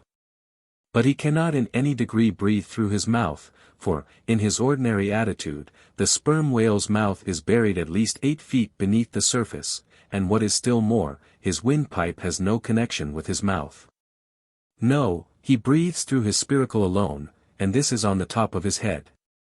If I say, that in any creature breathing is only a function indispensable to vitality, inasmuch as it withdraws from the air a certain element, which being subsequently brought into contact with the blood imparts to the blood its vivifying principle, I do not think I shall err. Though I may possibly use some superfluous scientific words. Assume it, and it follows that if all the blood in a man could be aerated with one breath, he might then seal up his nostrils and not fetch another for a considerable time. That is to say, he would then live without breathing. Anomalous as it may seem, this is precisely the case with the whale, who systematically lives, by intervals, his full hour and more, when at the bottom, without drawing a single breath, or so much as in any way inhaling a particle of air. For, remember, he has no gills. How is this? Between his ribs and on each side of his spine he is supplied with a remarkable involved Cretan labyrinth of vermicelli-like vessels, which vessels, when he quits the surface, are completely distended with oxygenated blood. So that for an hour or more, 1,000 fathoms in the sea, he carries a surplus stock of vitality in him, just as the camel crossing the waterless desert carries a surplus supply of drink for future use in its 4 supplementary stomachs. The anatomical fact of this labyrinth is indisputable. And that the supposition founded upon it is reasonable and true, seems the more cogent to me, when I consider the otherwise inexplicable obstinacy of that Leviathan in having his spoutings out, as the fishermen phrase it. This is what I mean. If unmolested, upon rising to the surface, the sperm whale will continue there for a period of time exactly uniform with all his other unmolested risings. Say he stays 11 minutes, and jets 70 times, that is, respires 70 breaths. Then whenever he rises again, he will be sure to have his 70 breaths over again, to a minute. Now, if after he fetches a few breaths you alarm him, so that he sounds, he will be always dodging up again to make good his regular allowance of air. And not till those 70 breaths are told, will he finally go down to stay out his full term below. Remark, however, that in different individuals these rates are different, but in any one they are alike. Now, why should the whale thus insist upon having his spoutings out, unless it be to replenish his reservoir of air, ere descending for good? How obvious is it, too, that this necessity for the whale's rising exposes him to all the fatal hazards of the chase. For not by hook or by net could this vast Leviathan be caught, when sailing 1,000 fathoms beneath the sunlight. Not so much thy skill, then, O hunter, as the great necessities that strike the victory to thee. In man, breathing is incessantly going on, one breath only serving for 2 or 3 pulsations. So that whatever other business he has to attend to, waking or sleeping, breathe he must, or die he will. But the sperm whale only breathes about 1/7 or Sunday of his time. It has been said that the whale only breathes through his spout hole. If it could truthfully be added that his spouts are mixed with water, then I opine we should be furnished with the reason why his sense of smell seems obliterated in him. For the only thing about him that at all answers to his nose is that identical spout hole, and being so clogged with 2 elements, it could not be expected to have the power of smelling. But owing to the mystery of the spout, whether it be water or whether it be vapor, no absolute certainty can as yet be arrived at on this head. Sure it is, nevertheless, that the sperm whale has no proper olfactories. But what does he want of them? No roses, no violets, no cologne water in the sea. Furthermore, as his windpipe solely opens into the tube of his spouting canal. And as that long canal, like the Grand Erie Canal, is furnished with a sort of locks, that open and shut, for the downward retention of air or the upward exclusion of water, therefore the whale has no voice. Unless you insult him by saying, that when he so strangely rumbles, he talks through his nose. But then again, what has the whale to say? Seldom have I known any profound being that had anything to say to this world, unless forced to stammer out something by way of getting a living. Oh! Happy that the world is such an excellent listener. Now, the spouting canal of the sperm whale, chiefly intended as it is for the conveyance of air, and for several feet laid along, horizontally, just beneath the upper surface of his head, and a little to one side. This curious canal is very much like a gas pipe laid down in a city on one side of a street. But the question returns whether this gas pipe is also a water pipe.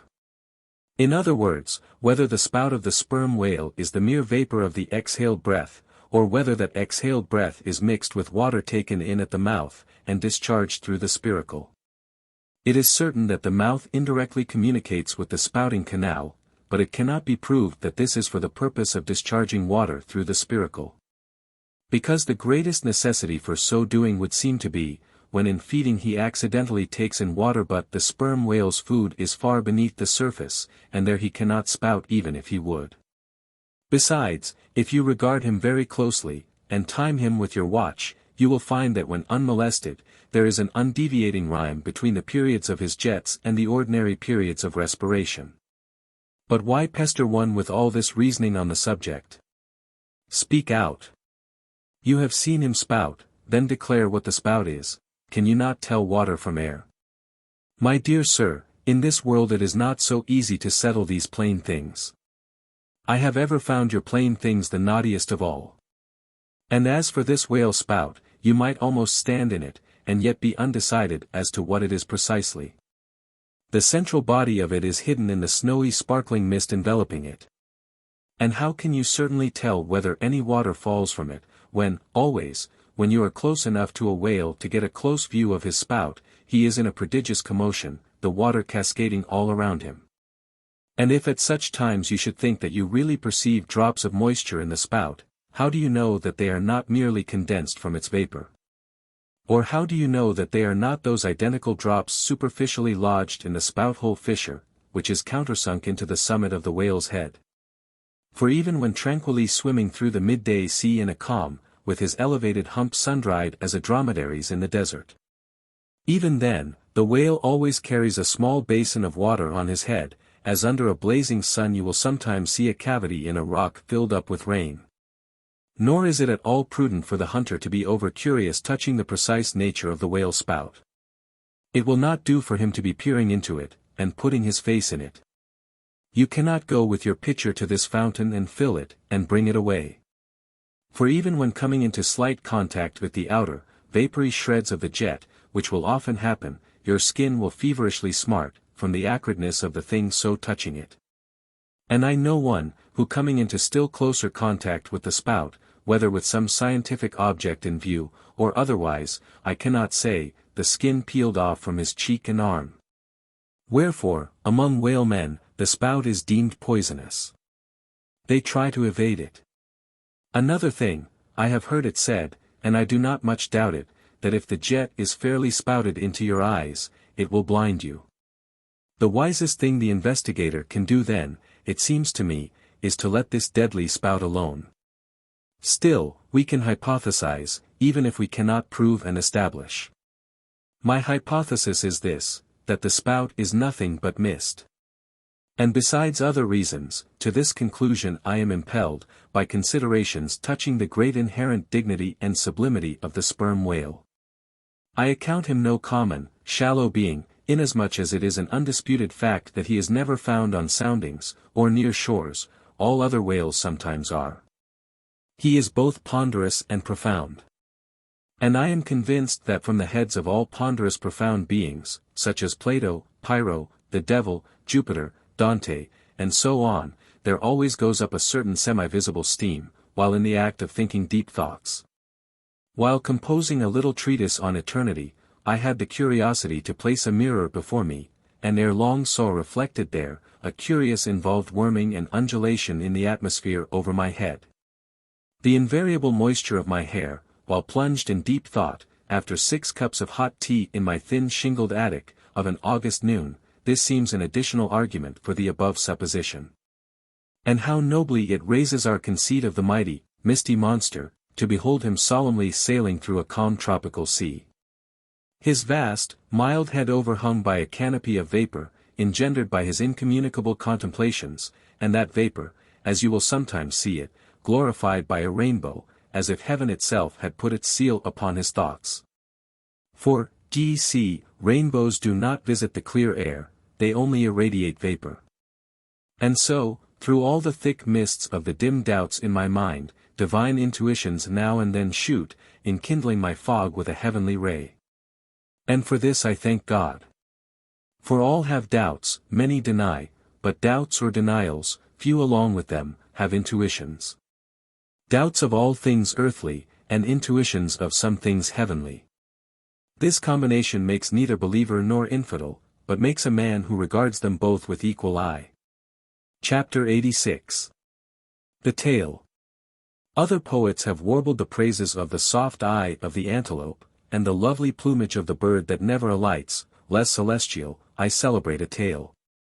Reckoning the largest sized sperm whale's tail to begin at that point of the trunk where it tapers to about the girth of a man, it comprises upon its upper surface alone, an area of at least 50 square feet.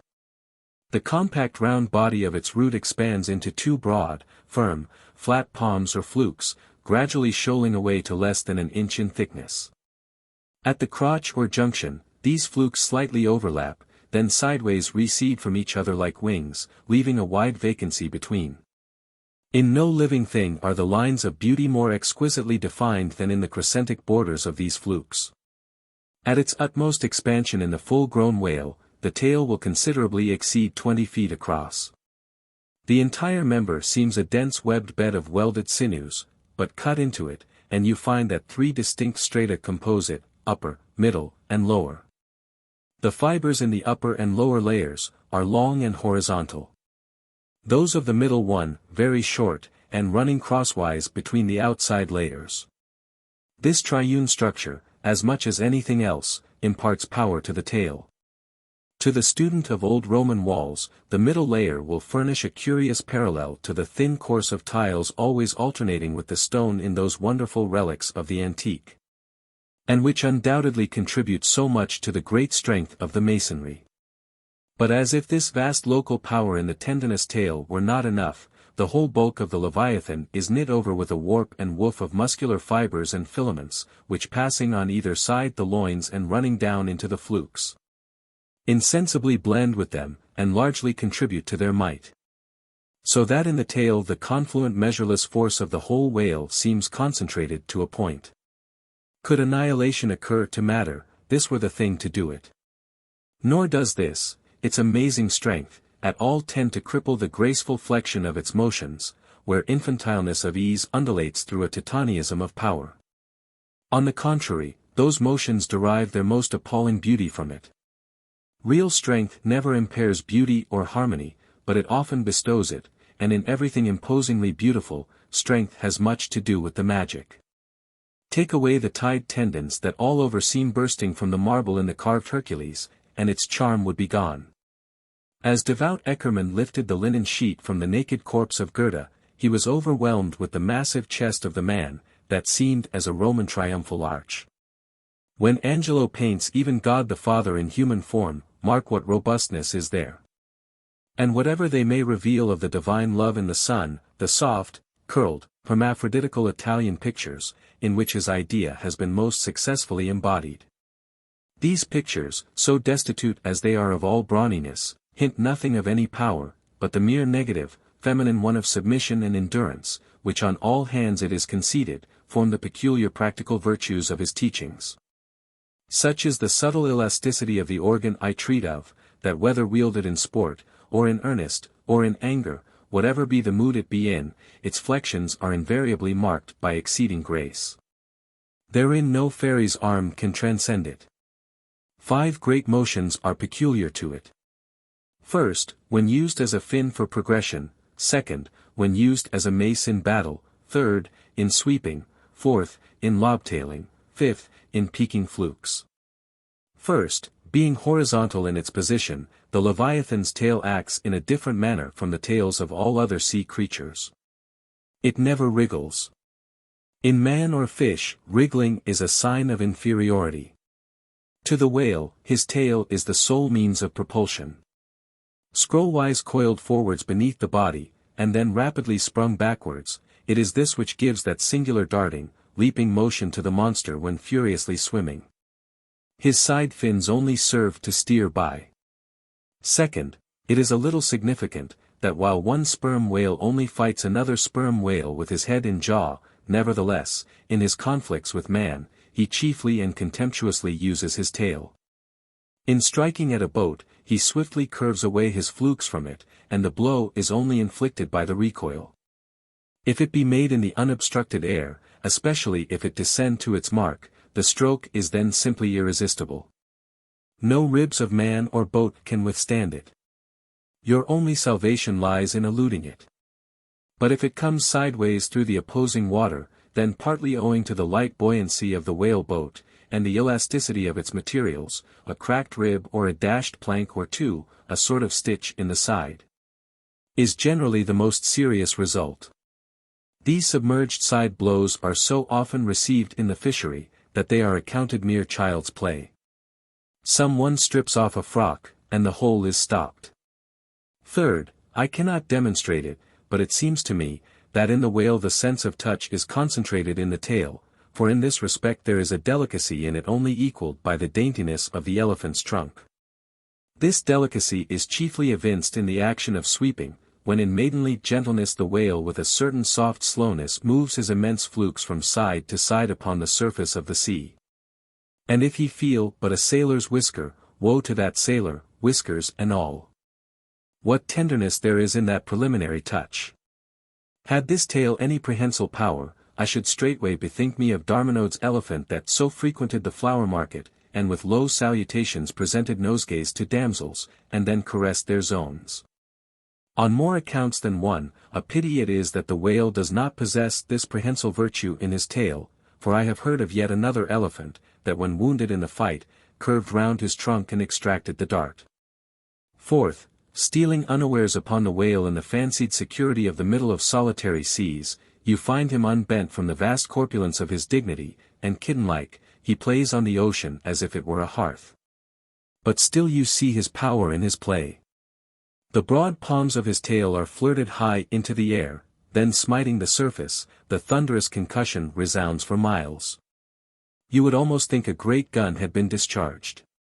And if you noticed the light wreath of vapor from the spiracle at his other extremity, you would think that that was the smoke from the touch-hole. Fifth, as in the ordinary floating posture of the Leviathan the flukes lie considerably below the level of his back, they are then completely out of sight beneath the surface. But when he is about to plunge into the deeps, his entire flukes with at least 30 feet of his body are tossed erect in the air, and so remain vibrating a moment, till they downwards shoot out of view. Excepting the sublime breach, somewhere else to be described, this peaking of the whale's flukes is perhaps the grandest sight to be seen in all animated nature. Out of the bottomless profundities the gigantic tail seems spasmodically snatching at the highest heaven. So in dreams, have I seen majestic Satan thrusting forth his tormented colossal claw from the flame Baltic of hell. But in gazing at such scenes, it is all in all what mood you are in. If in the Dantean, the devils will occur to you, if in that of Isaiah, the archangels. Standing at the masthead of my ship during a sunrise that crimsoned sky and sea, I once saw a large herd of whales in the east, all heading towards the sun, and for a moment vibrating in concert with peaked flukes. As it seemed to me at the time, such a grand embodiment of adoration of the gods was never beheld, even in Persia, the home of the fire worshippers. As Ptolemy Philopater testified of the African elephant, I then testified of the whale, pronouncing him the most devout of all beings. For according to King Juba, the military elephants of antiquity often hailed the morning with their trunks uplifted in the profoundest silence. The chance comparison in this chapter, between the whale and the elephant, so far as some aspects of the tail of the one and the trunk of the other are concerned, should not tend to place those two opposite organs on an equality. Much less the creatures to which they respectively belong. For as the mightiest elephant is but a terrier to Leviathan, so, compared with Leviathan's tail, his trunk is but the stalk of a lily. The most direful blow from the elephant's trunk were as the playful tap of a fan, compared with the measureless crush and crash of the sperm whale's ponderous flukes, which in repeated instances have one after the other hurled entire boats with all their oars and crews into the air, very much as an Indian juggler tosses his balls. Asterisk. Though all comparison in the way of general bulk between the whale and the elephant is preposterous, inasmuch as in that particular the elephant stands in much the same respect to the whale that a dog does to the elephant. Nevertheless, there are not wanting some points of curious similitude, among these is the spout. It is well known that the elephant will often draw up water or dust in his trunk, and then elevating it, jet it forth in a stream. The more I consider this mighty tail, the more do I deplore my inability to express it. At times there are gestures in it, which, though they would well grace the hand of man, remain wholly inexplicable. In an extensive herd, so remarkable, occasionally, are these mystic gestures, that I have heard hunters who have declared them akin to Freemason signs and symbols, that the whale, indeed, by these methods intelligently conversed with the world. Nor are there wanting other motions of the whale in his general body, full of strangeness, and unaccountable to his most experienced assailant. Dissect him how I may, then, I but go skin deep, I know him not, and never will. But if I know not even the tail of this whale, how understand his head? Much more, how comprehend his face, when face he has none? Thou shalt see my back parts, my tail, he seems to say, but my face shall not be seen. But I cannot completely make out his back parts, and hint what he will about his face, I say again he has no face. Chapter 87. The Grand Armada. The long and narrow peninsula of Malacca, extending southeastward from the territories of Burma, forms the most southerly point of all Asia. In a continuous line from that peninsula stretched the long islands of Sumatra, Java, Bali, and Timor, which, with many others, form a vast mole, or rampart, lengthwise connecting Asia with Australia, and dividing the long unbroken Indian Ocean from the thickly studded Oriental archipelagos. This rampart is pierced by several sallyports for the convenience of ships and whales, conspicuous among which are the Straits of Sunda and Malacca. By the Straits of Sunda, chiefly, vessels bound to China from the west, emerge into the China seas. Those narrow Straits of Sunda divide Sumatra from Java, and standing midway in that vast rampart of islands, buttressed by that bold green promontory, known to seamen as Java Head. They not a little correspond to the central gateway opening into some vast walled empire, and considering the inexhaustible wealth of spices, and silks, and jewels, and gold, and ivory, with which the 1,000 islands of that Oriental Sea are enriched, it seems a significant provision of nature, that such treasures, by the very formation of the land, should at least bear the appearance, however ineffectual, of being guarded from the all-grasping Western world. The shores of the Straits of Sunda are unsupplied with those domineering fortresses which guard the entrances to the Mediterranean, the Baltic, and the Propontis. Unlike the Danes, these Orientals do not demand the obsequious homage of lowered topsails from the endless procession of ships before the wind, which for centuries past, by night and by day, have passed between the islands of Sumatra and Java, freighted with the costliest cargoes of the East. But while they freely waive a ceremonial like this, they do by no means renounce their claim to more solid tribute. Time out of mind the piratical prows of the Malays, lurking among the low shaded coves and islets of Sumatra, have sallied out upon the vessels sailing through the straits, fiercely demanding tribute at the point of their spears. Though by the repeated bloody chastisements they have received at the hands of European cruisers, the audacity of these corsairs has of late been somewhat repressed. Yet, even at the present day, we occasionally hear of English and American vessels, which, in those waters, have been remorselessly boarded and pillaged. With a fair, fresh wind, the Pequod was now drawing nigh to these straits. Ahab purposing to pass through them into the Javan Sea, and thence, cruising northwards, over waters known to be frequented here and there by the sperm whale, sweep inshore by the Philippine Islands, and gain the far coast of Japan, in time for the great whaling season there. By these means, the circumnavigating Pequod would sweep almost all the known sperm whale cruising grounds of the world, previous to descending upon the line in the Pacific, where Ahab, though everywhere else foiled in his pursuit, firmly counted upon giving battle to Moby Dick, in the sea he was most known to frequent, and at a season when he might most reasonably be presumed to be haunting it. But how now? In this zoned quest, does Ahab touch no land? Does his crew drink air? Surely, he will stop for water. Nay. For a long time, now, the circus-running sun has raced within his fiery ring, and needs no sustenance but what's in himself. So Ahab. Mark this, too, in the whaler. While other hulls are loaded down with alien stuff, to be transferred to foreign wharves, the world-wandering whale ship carries no cargo but herself and crew, their weapons and their wants. She has a whole lake's contents bottled in her ample hold. She is ballasted with utilities, not altogether with unusable piglead and kentledge. She carries years' water in her. Clear old prime Nantucket water. Which, when 3 years afloat, the Nantucketer, in the Pacific, prefers to drink before the brackish fluid, but yesterday rafted off in casks, from the Peruvian or Indian streams. Hence it is, that, while other ships may have gone to China from New York, and back again, touching at a score of ports, the whale ship, in all that interval, may not have sighted one grain of soil. Her crew having seen no man but floating seamen like themselves, so that did you carry them the news that another flood had come, they would only answer, well, boys, here's the ark. Now, as many sperm whales had been captured off the western coast of Java, in the near vicinity of the Straits of Sunda, indeed, as most of the ground, roundabout, was generally recognized by the fishermen as an excellent spot for cruising. Therefore, as the Pequod gained more and more upon Java Head, the lookouts were repeatedly hailed, and admonished to keep wide awake. But though the green palmy cliffs of the land soon loomed on the starboard bow, and with delighted nostrils the fresh cinnamon was snuffed in the air, yet not a single jet was descried.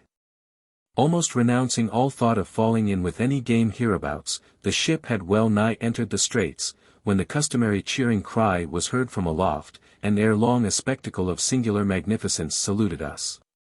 But here be it premised, that owing to the unwearied activity with which of late they have been hunted over all 4 oceans, the sperm whales, instead of almost invariably sailing in small detached companies, as in former times, are now frequently met with in extensive herds, sometimes embracing so great a multitude, that it would almost seem as if numerous nations of them had sworn solemn league and covenant for mutual assistance and protection.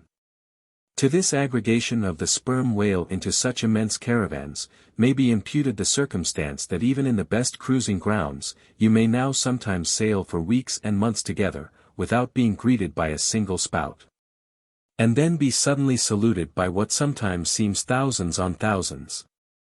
Broad on both bows, at the distance of some 2 or 3 miles, and forming a great semicircle, embracing one half of the level horizon, a continuous chain of whale jets were up playing and sparkling in the noonday air. Unlike the straight perpendicular twin jets of the right whale, which, dividing at top, fall over in 2 branches, like the cleft drooping boughs of a willow. The single forward slanting spout of the sperm whale presents a thick curled bush of white mist, continually rising and falling away to leeward. Seen from the Pequod's deck, then, as she would rise on a high hill of the sea, this host of vapory spouts, individually curling up into the air, and beheld through a blending atmosphere of bluish haze, showed like the 1,000 cheerful chimneys of some dense metropolis, descried of a balmy autumnal morning, by some horseman on a height. As marching armies approaching an unfriendly defile in the mountains, accelerate their march, all eagerness to place that perilous passage in their rear, and once more expand in comparative security upon the plain. Even so did this vast fleet of whales now seem hurrying forward through the straits, gradually contracting the wings of their semicircle, and swimming on, in one solid, but still crescentic center. Crowding all sail the Pequod pressed after them, the harpooneers handling their weapons, and loudly cheering from the heads of their yet suspended boats. If the wind only held, little doubt had they, that chased through these straits of Sunda, the vast host would only deploy into the oriental seas to witness the capture of not a few of their number. And who could tell whether, in that congregated caravan, Moby Dick himself might not temporarily be swimming, like the worshipped white elephant in the coronation procession of the Siamese. So with stunsail piled on stunsail, we sailed along, driving these leviathans before us, when, of a sudden, the voice of Tashtego was heard, loudly directing attention to something in our wake. Corresponding to the crescent in our van, we beheld another in our rear. It seemed formed of detached white vapors, rising and falling something like the spouts of the whales, only they did not so completely come and go. For they constantly hovered, without finally disappearing. Leveling his glass at this sight, Ahab quickly revolved in his pivot hole, crying, aloft there, and rig whips and buckets to wet the sails, Malays, sir, and after us. As if too long lurking behind the headlands, till the Pequod should fairly have entered the straits, these rascally Asiatics were now in hot pursuit, to make up for their overcautious delay. But when the swift Pequod, with a fresh leading wind, was herself in hot chase, how very kind of these tawny philanthropists to assist in speeding her on to her own chosen pursuit, mere riding whips and rowels to her, that they were. As with glass under arm, Ahab to and fro paced the deck, in his forward turn beholding the monsters he chased, and in the after one the bloodthirsty pirates chasing him, some such fancy as the above seemed his. And when he glanced upon the green walls of the watery defile in which the ship was then sailing, and bethought him that through that gate lay the route to his vengeance, and beheld how that through that same gate he was now both chasing and being chased to his deadly end. And not only that, but a herd of remorseless wild pirates and inhuman atheistical devils were infernally cheering him on with their curses. When all these conceits had passed through his brain, Ahab's brow was left gaunt and ribbed, like the black sand beach after some stormy tide has been gnawing it, without being able to drag the firm thing from its place. But thoughts like these troubled very few of the reckless crew. And when, after steadily dropping the pirates astern, the Pequod at last shot by the vivid green cockatoo point on the Sumatra side, emerging at last upon the broad waters beyond. Then, the harpooneers seemed more to grieve that the swift whales had been gaining upon the ship, than to rejoice that the ship had so victoriously gained upon the Malays. But still driving on in the wake of the whales, at length they seemed abating their speed, gradually the ship neared them, and the wind now dying away, word was passed to spring to the boats. But no sooner did the herd, by some presumed wonderful instinct of the sperm whale, become notified of the 3 keels that were after them, though as yet a mile in their rear, than they rallied again, and forming in close ranks and battalions, so that their spouts all looked like flashing lines of stacked bayonets, moved on with redoubled velocity. Stripped to our shirts and drawers, we sprang to the white ash, and after several hours pulling were almost disposed to renounce the chase, when a general pausing commotion among the whales gave animating token that they were now at last under the influence of that strange perplexity of inert irresolution, which, when the fishermen perceive it in the whale, they say he is gallied. The compact martial columns in which they had been hitherto rapidly and steadily swimming, were now broken up in one measureless rout, and like King Porus elephants in the Indian battle with Alexander, they seemed going mad with consternation. In all directions expanding in vast irregular circles, and aimlessly swimming hither and thither, by their short thick spoutings, they plainly betrayed their distraction of panic. This was still more strangely evinced by those of their number, who, completely paralyzed as it were, helplessly floated like waterlogged dismantled ships on the sea. Had these leviathans been but a flock of simple sheep, pursued over the pasture by 3 fierce wolves, they could not possibly have evinced such excessive dismay. But this occasional timidity is characteristic of almost all herding creatures. Though banding together in tens of thousands, the lion-maned buffaloes of the West have fled before a solitary horseman. Witness, too, all human beings, how when herded together in the sheepfold of a theatre's pit, they will, at the slightest alarm of fire, rush helter-skelter for the outlets, crowding, trampling, jamming, and remorselessly dashing each other to death. Best, therefore, withhold any amazement at the strangely gallied whales before us, for there is no folly of the beasts of the earth which is not infinitely outdone by the madness of men. Though many of the whales, as has been said, were in violent motion, yet it is to be observed that as a whole the herd neither advanced nor retreated, but collectively remained in one place. As is customary in those cases, the boats at once separated, each making for some one lone whale on the outskirts of the shoal. In about 3 minutes' time, Queequeg's harpoon was flung. The stricken fish darted blinding spray in our faces, and then running away with us like light, steered straight for the heart of the herd. Though such a movement on the part of the whale struck under such circumstances, is in no wise unprecedented, and indeed is almost always more or less anticipated, yet does it present one of the more perilous vicissitudes of the fishery. For as the swift monster drags you deeper and deeper into the frantic shoal, you bid adieu to circumspect life and only exist in a delirious throb. As, blind and deaf, the whale plunged forward, as if by sheer power of speed to rid himself of the iron leech that had fastened to him. As we thus tore a white gash in the sea, on all sides menaced as we flew, by the crazed creatures to and fro rushing about us. Our beset boat was like a ship mobbed by ice isles in a tempest, and striving to steer through their complicated channels and straits, knowing not at what moment it may be locked in and crushed. But not a bit daunted, Queequeg steered us manfully. Now sheering off from this monster directly across our route in advance. Now edging away from that, whose colossal flukes were suspended overhead, while all the time, Starbuck stood up in the bows, lance in hand, pricking out of our way whatever whales he could reach by short darts. For there was no time to make long ones. Nor were the oarsmen quite idle, though their wonted duty was now altogether dispensed with. They chiefly attended to the shouting part of the business. "Out of the way, Commodore!" cried one, to a great dromedary that of a sudden rose bodily to the surface, and for an instant threatened to swamp us. "Hard down with your tail, there!" cried a second to another, which, close to our gunwale, seemed calmly cooling himself with his own fan-like extremity. All whaleboats carry certain curious contrivances, originally invented by the Nantucket Indians, called drugs.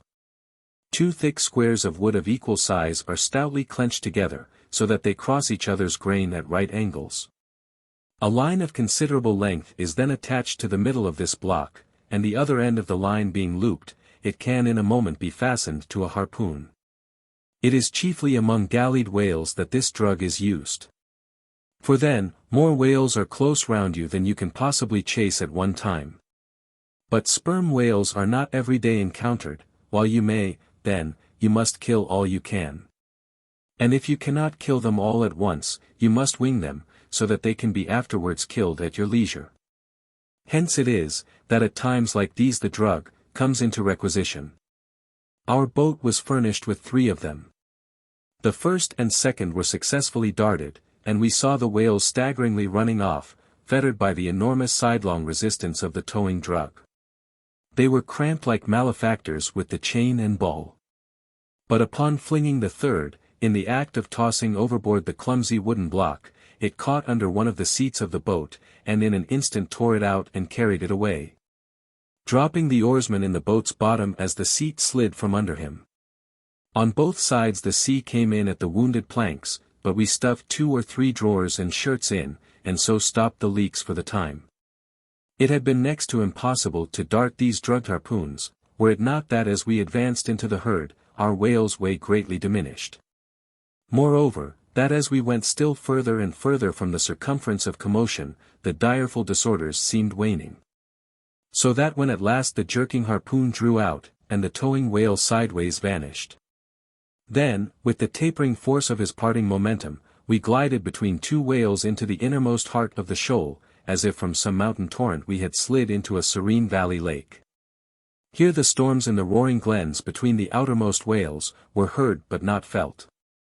In this central expanse the sea presented that smooth satin-like surface, called a sleek, produced by the subtle moisture thrown off by the whale in his more quiet moods. Yes, we were now in that enchanted calm which they say lurks at the heart of every commotion. And still in the distracted distance we beheld the tumults of the outer concentric circles, and saw successive pods of whales, 8 or 10 in each, swiftly going round and round, like multiplied spans of horses in a ring. And so closely shoulder to shoulder, that a titanic circus rider might easily have overarched the middle ones, and so have gone round on their backs. Owing to the density of the crowd of reposing whales, more immediately surrounding the embayed axis of the herd, no possible chance of escape was at present afforded us. We must watch for a breach in the living wall that hemmed us in. The wall that had only admitted us in order to shut us up. Keeping at the center of the lake, we were occasionally visited by small tame cows and calves, the women and children of this routed host. Now, inclusive of the occasional wide intervals between the revolving outer circles, and inclusive of the spaces between the various pods in any one of those circles, the entire area at this juncture, embraced by the whole multitude, must have contained at least 2 or 3 square miles. At any rate, though indeed such a test at such a time might be deceptive, spoutings might be discovered from our low boat that seemed playing up almost from the rim of the horizon. I mention this circumstance, because, as if the cows and calves had been purposely locked up in this innermost fold, and as if the wide extent of the herd had hitherto prevented them from learning the precise cause of its stopping. Or, possibly, being so young, unsophisticated, and every way innocent and inexperienced. However it may have been, these smaller whales, now and then visiting our becalmed boat from the margin of the lake, evinced a wondrous fearlessness and confidence, or else a still becalmed panic which it was impossible not to marvel at. Like household dogs they came snuffling round us, right up to our gunwales, and touching them, till it almost seemed that some spell had suddenly domesticated them. Queequeg patted their foreheads, Starbuck scratched their backs with his lance. But fearful of the consequences, for the time refrained from darting it. But far beneath this wondrous world upon the surface, another and still stranger world met our eyes as we gazed over the side. For, suspended in those watery vaults, floated the forms of the nursing mothers of the whales, and those that by their enormous girth seemed shortly to become mothers. The lake, as I have hinted, was to a considerable depth exceedingly transparent. And as human infants while suckling will calmly and fixedly gaze away from the breast, as if leading 2 different lives at the time, and while yet drawing mortal nourishment, be still spiritually feasting upon some unearthly reminiscence. Even so did the young of these whales seem looking up towards us, but not at us, as if we were but a bit of gulfweed in their newborn sight. Floating on their sides, the mothers also seemed quietly eyeing us. One of these little infants, that from certain queer tokens seemed hardly a day old, might have measured some 14 feet in length, and some 6 feet in girth. He was a little frisky.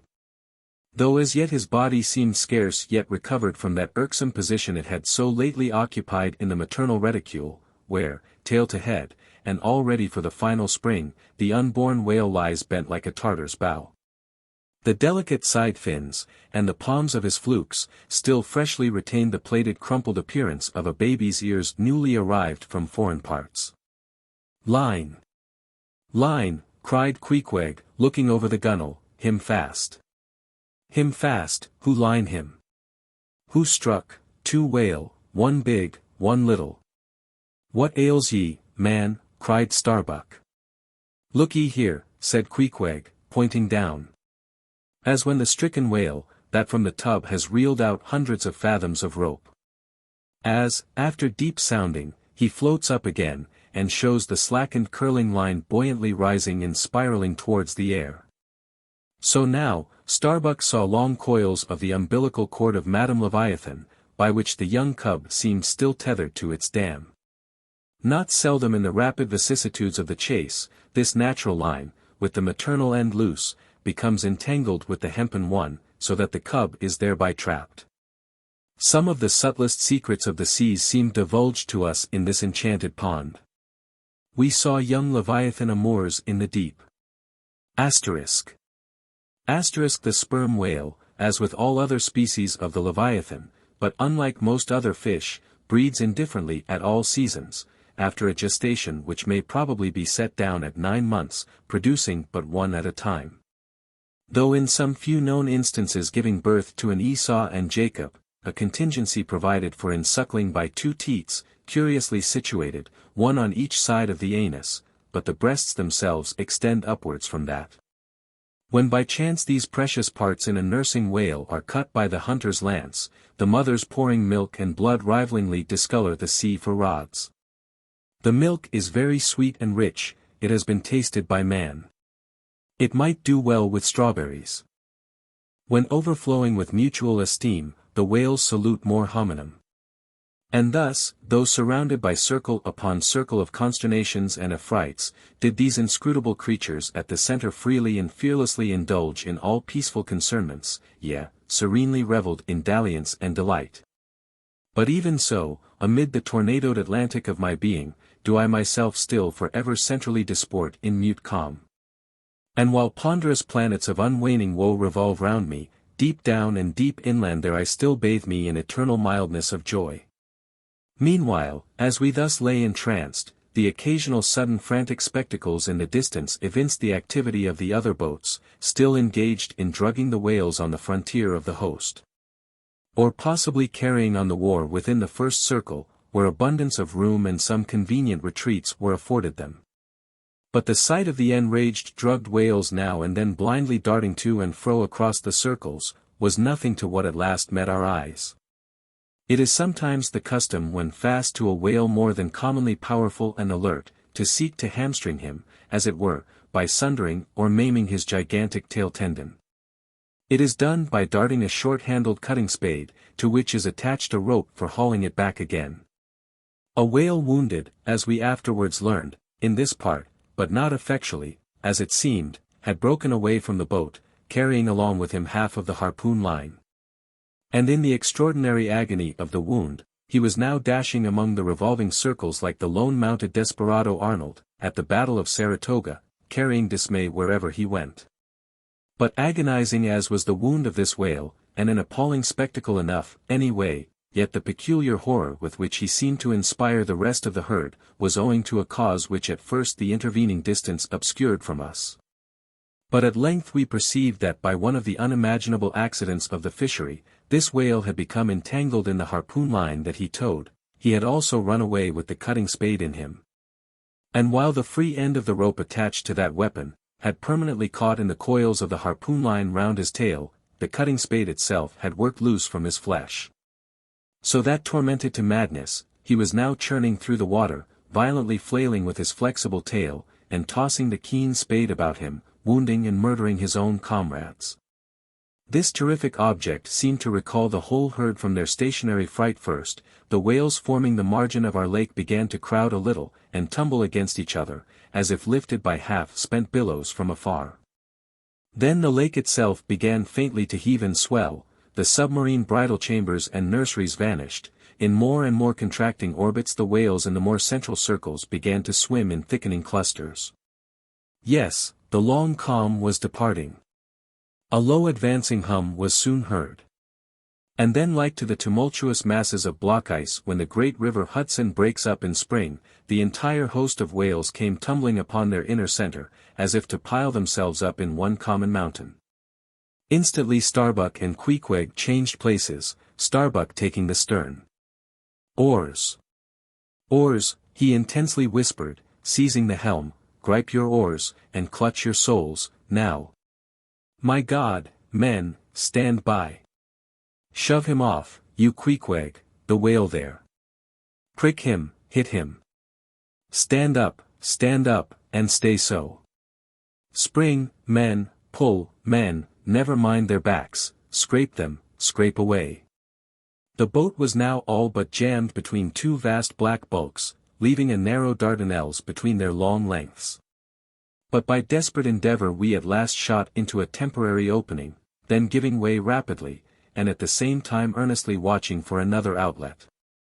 After many similar hairbreadth escapes, we at last swiftly glided into what had just been one of the outer circles, but now crossed by random whales, all violently making for one center.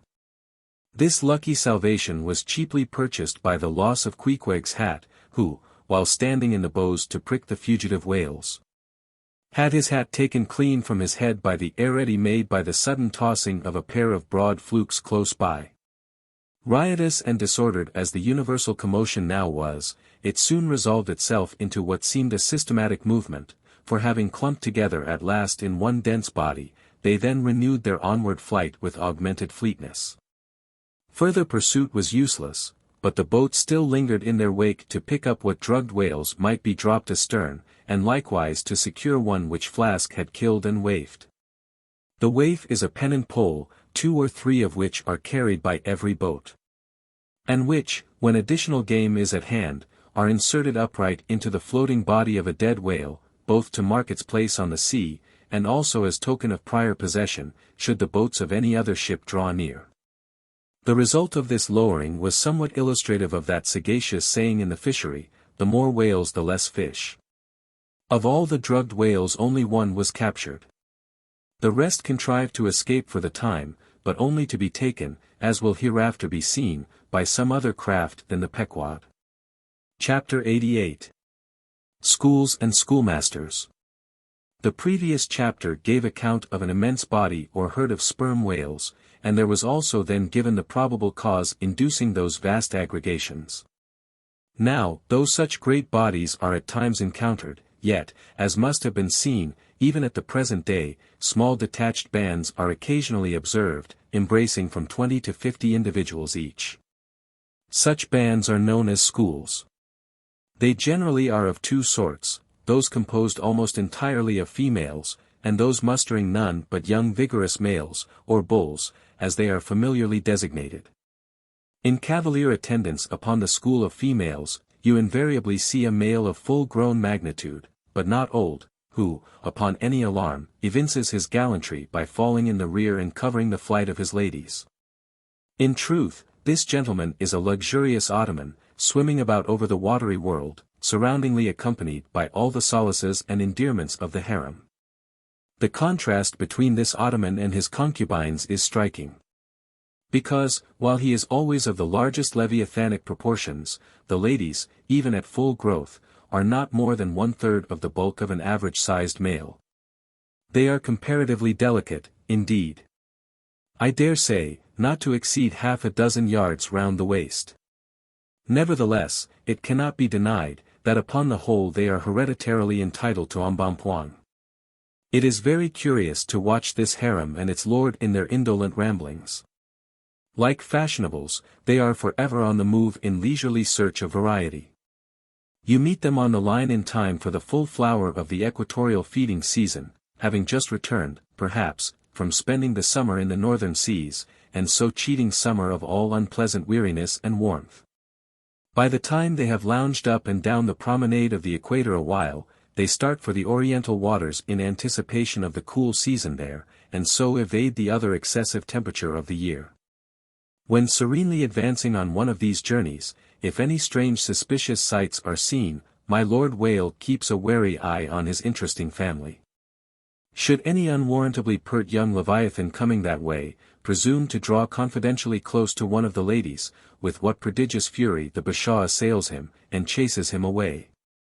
High times, indeed, if unprincipled young rakes like him are to be permitted to invade the sanctity of domestic bliss, though do what the Bashaw will, he cannot keep the most notorious Lothario out of his bed, for, alas! All fish bed in common. As ashore, the ladies often cause the most terrible duels among their rival admirers, just so with the whales, who sometimes come to deadly battle, and all for love. They fence with their long lower jaws, sometimes locking them together, and so striving for the supremacy like elks that warringly interweave their antlers. Not a few are captured having the deep scars of these encounters, furrowed heads, broken teeth, scalloped fins, and in some instances, wrenched and dislocated mouths. But supposing the invader of domestic bliss to betake himself away at the first rush of the harem's lord, then is it very diverting to watch that lord. Gently he insinuates his vast bulk among them again and revels there a while, still in tantalizing vicinity to young Lothario, like pious Solomon devoutly worshipping among his 1,000 concubines. Granting other whales to be in sight, the fisherman will seldom give chase to one of these Grand Turks, for these Grand Turks are too lavish of their strength, and hence their unctuousness is small. As for the sons and the daughters they beget, why, those sons and daughters must take care of themselves, at least, with only the maternal help. For like certain other omnivorous roving lovers that might be named, my Lord Whale has no taste for the nursery, however much for the bower, and so, being a great traveler, he leaves his anonymous babies all over the world, every baby an exotic. In good time, nevertheless, as the ardor of youth declines, as years and dumps increase, as reflection lends her solemn pauses, in short, as a general lassitude overtakes the sated Turk. Then a love of ease and virtue supplants the love for maidens.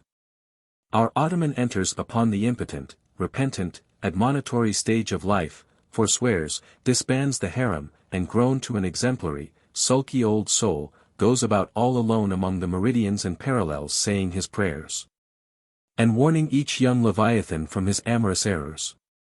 Now, as the harem of whales is called by the fishermen a school, so is the lord and master of that school technically known as the schoolmaster.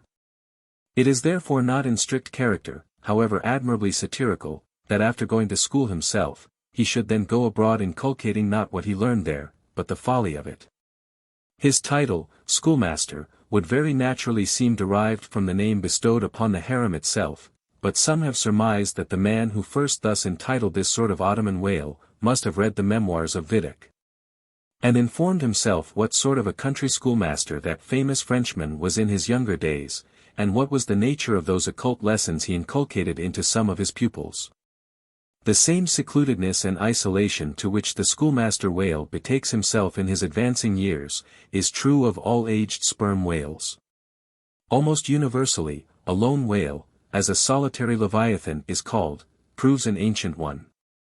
Like venerable moss-bearded Daniel Boone, he will have no one near him but nature herself, and her he takes to wife in the wilderness of waters, and the best of wives she is, though she keeps so many moody secrets. The schools composing none but young and vigorous males, previously mentioned, offer a strong contrast to the harem schools. For while those female whales are characteristically timid, the young males, or 40-barrel bulls, as they call them, are by far the most pugnacious of all leviathans, and proverbially the most dangerous to encounter. Excepting those wondrous grey-headed, grizzled whales, sometimes met, and these will fight you like grim fiends exasperated by a penal gout. The 40-barrel bull schools are larger than the harem schools. Like a mob of young collegians, they are full of fight, fun, and wickedness, tumbling round the world at such a reckless, rollicking rate, that no prudent underwriter would insure them any more than he would a riotous lad at Yale or Harvard. They soon relinquish this turbulence though, and when about 3/4 grown, break up, and separately go about in quest of settlements, that is, harems.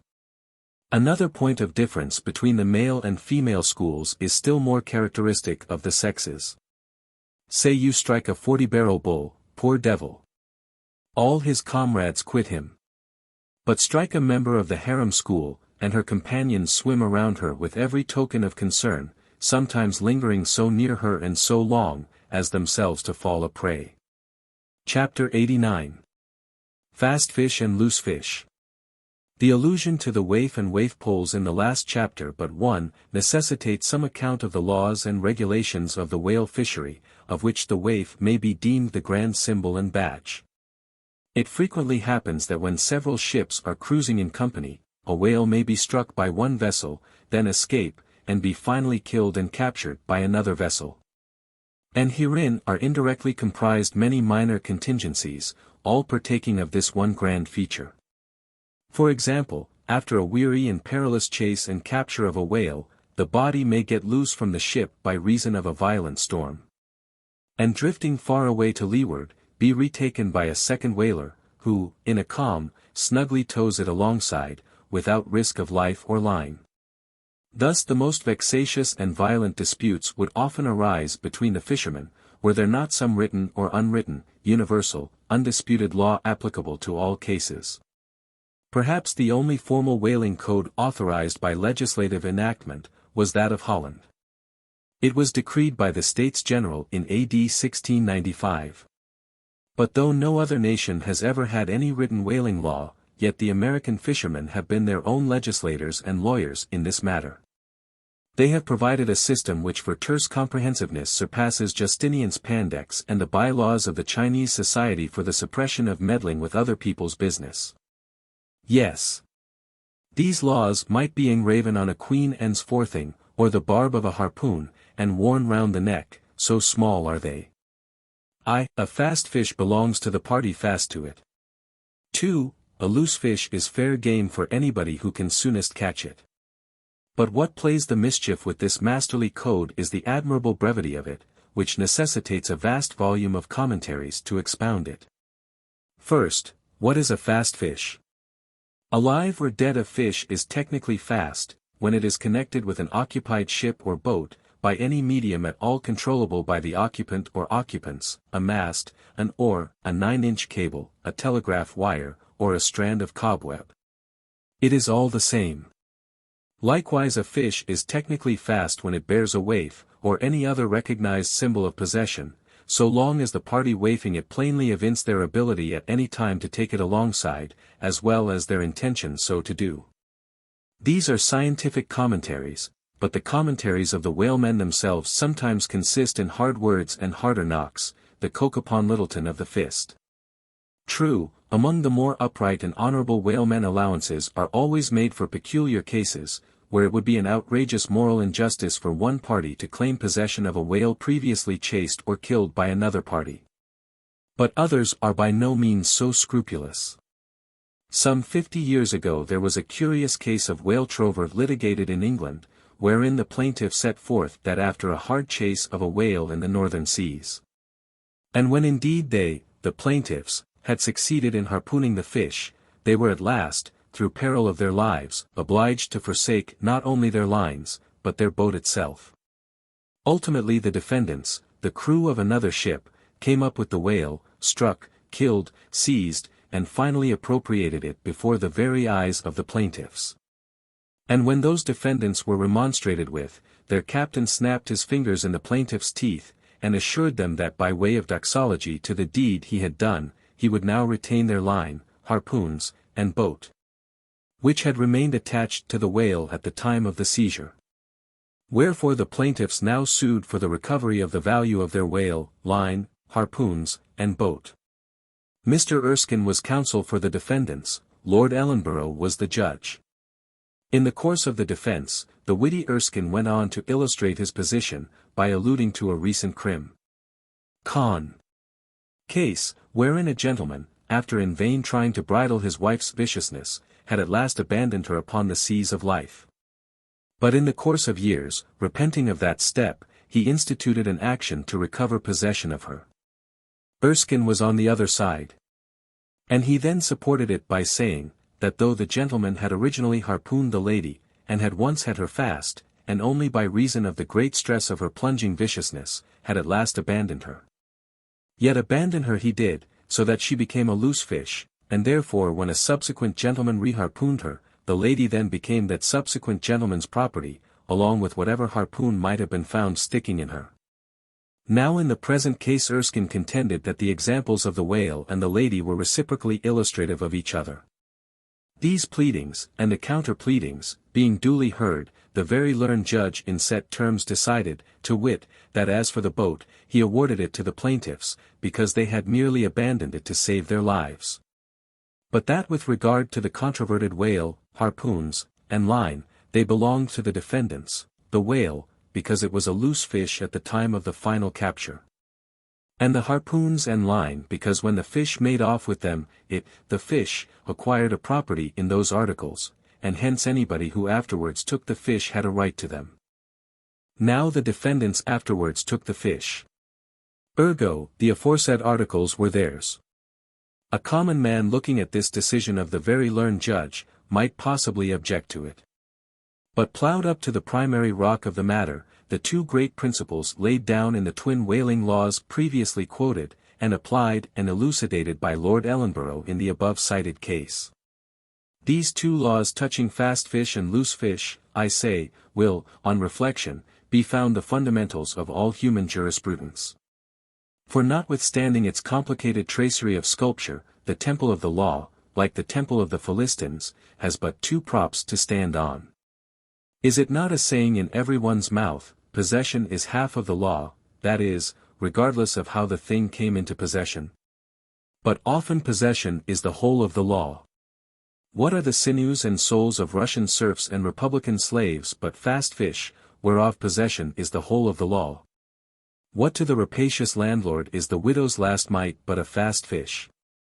What is yonder undetected villain's marble mansion with a doorplate for a waif, what is that but a fast fish?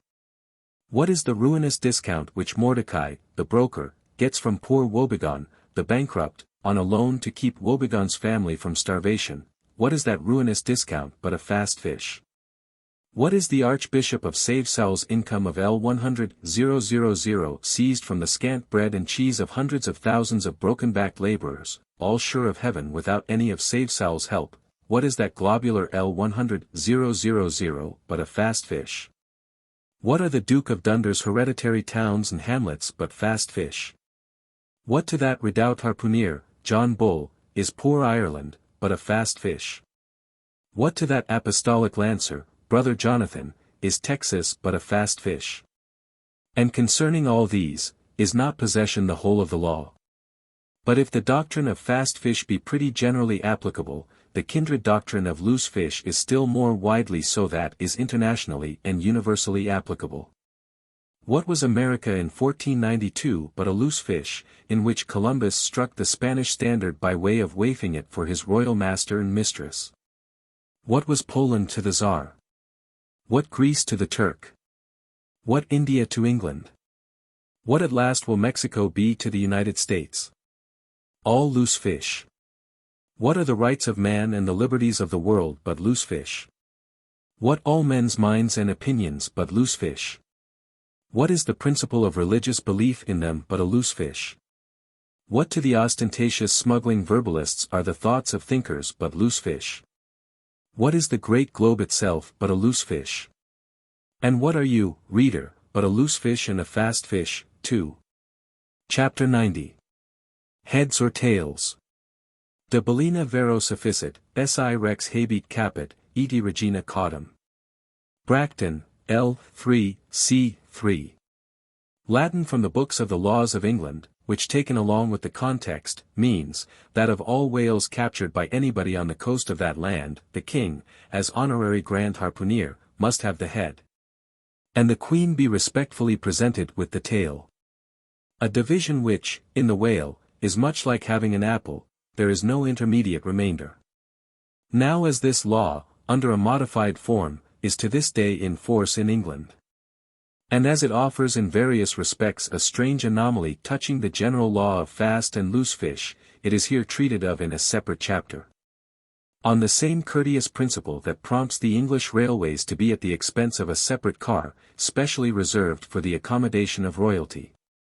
In the first place, in curious proof of the fact that the above-mentioned law is still in force, I proceed to lay before you a circumstance that happened within the last 2 years. It seems that some honest mariners of Dover, or Sandwich, or some one of the Cinque Ports, had after a hard chase succeeded in killing and beaching a fine whale which they had originally descried afar off from the shore. Now the Cinque Ports are partially or somehow under the jurisdiction of a sort of policeman or beadle, called a Lord Warden.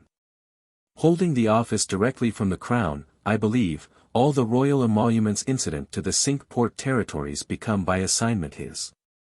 By some writers this office is called a sinecure. But not so. Because the Lord Warden is busily employed at times in fobbing his perquisites, which are his chiefly by virtue of that same fobbing of them. Now when these poor sunburnt mariners, barefooted, and with their trousers rolled high up on their eely legs, had wearily hauled their fat fish high and dry, promising themselves a good L150 from the precious oil and bone. And in fantasy sipping rare tea with their wives, and good ale with their cronies, upon the strength of their respective shares, up steps a very learned and most Christian and charitable gentleman, with a copy of Blackstone under his arm. And laying it upon the whale's head, he says, "Hands off. This fish, my masters, is a fast fish. I seize it as the Lord Warden's." Upon this the poor mariners in their respectful consternation, so truly English, knowing not what to say, fall to vigorously scratching their heads all round, meanwhile ruefully glancing from the whale to the stranger. But that did in no wise mend the matter, or at all soften the hard heart of the learned gentleman with the copy of Blackstone. At length one of them, after long scratching about for his ideas, made bold to speak. "Please, sir, who is the Lord Warden?" "The Duke." "But the Duke had nothing to do with taking this fish?" "It is his. We have been at great trouble, and peril, and some expense, and is all that to go to the Duke's benefit, we getting nothing at all for our pains but our blisters. It is his. Is the Duke so very poor as to be forced to this desperate mode of getting a livelihood? It is his. I thought to relieve my old bedridden mother by part of my share of this whale. It is his. Won't the Duke be content with a quarter or a half? It is his. In a word, the whale was seized and sold, and His Grace the Duke of Wellington received the money. Thinking that viewed in some particular lights, the case might by a bare possibility in some small degree be deemed, under the circumstances, a rather hard one, an honest clergyman of the town respectfully addressed a note to His Grace, begging him to take the case of those unfortunate mariners into full consideration. To which my Lord Duke in substance replied, both letters were published, that he had already done so, and received the money, and would be obliged to the reverend gentleman if for the future he, the reverend gentleman, would decline meddling with other people's business. Is this the still militant old man, standing at the corners of the three kingdoms, on all hands coercing alms of beggars? It will readily be seen that in this case the alleged right of the Duke to the whale was a delegated one from the sovereign. We must needs inquire then on what principle the sovereign is originally invested with that right. The law itself has already been set forth. But Plowdon gives us the reason for it. Says Plowdon, the whale so caught belongs to the king and queen, because of its superior excellence. And by the soundest commentators this has ever been held a cogent argument in such matters. But why should the king have the head, and the queen the tail? A reason for that, ye lawyers.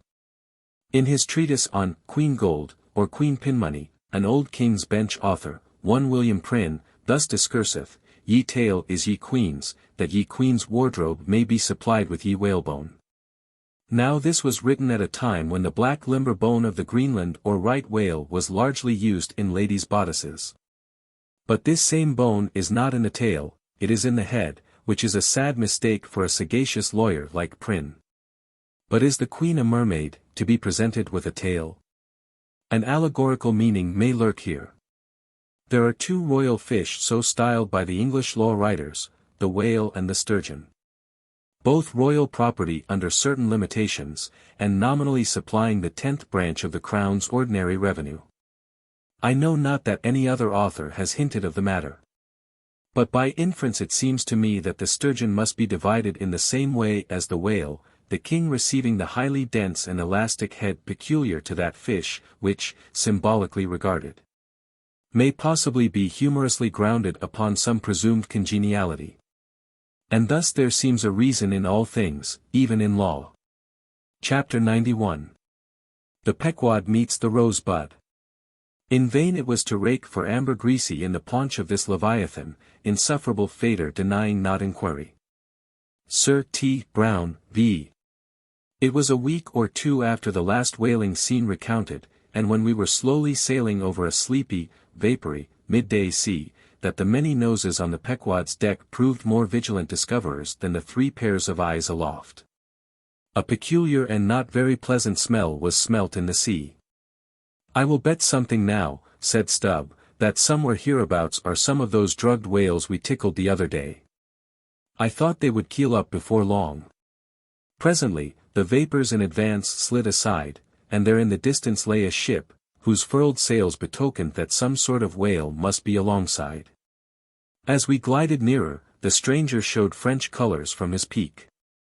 And by the eddying cloud of vulture seafowl that circled, and hovered, and swooped around him, it was plain that the whale alongside must be what the fishermen call a blasted whale, that is, a whale that has died unmolested on the sea, and so floated an unappropriated corpse. It may well be conceived, what an unsavory odor such a mass must exhale, worse than an Assyrian city in the plague, when the living are incompetent to bury the departed. So intolerable indeed is it regarded by some, that no cupidity could persuade them to moor alongside of it. Yet are there those who will still do it.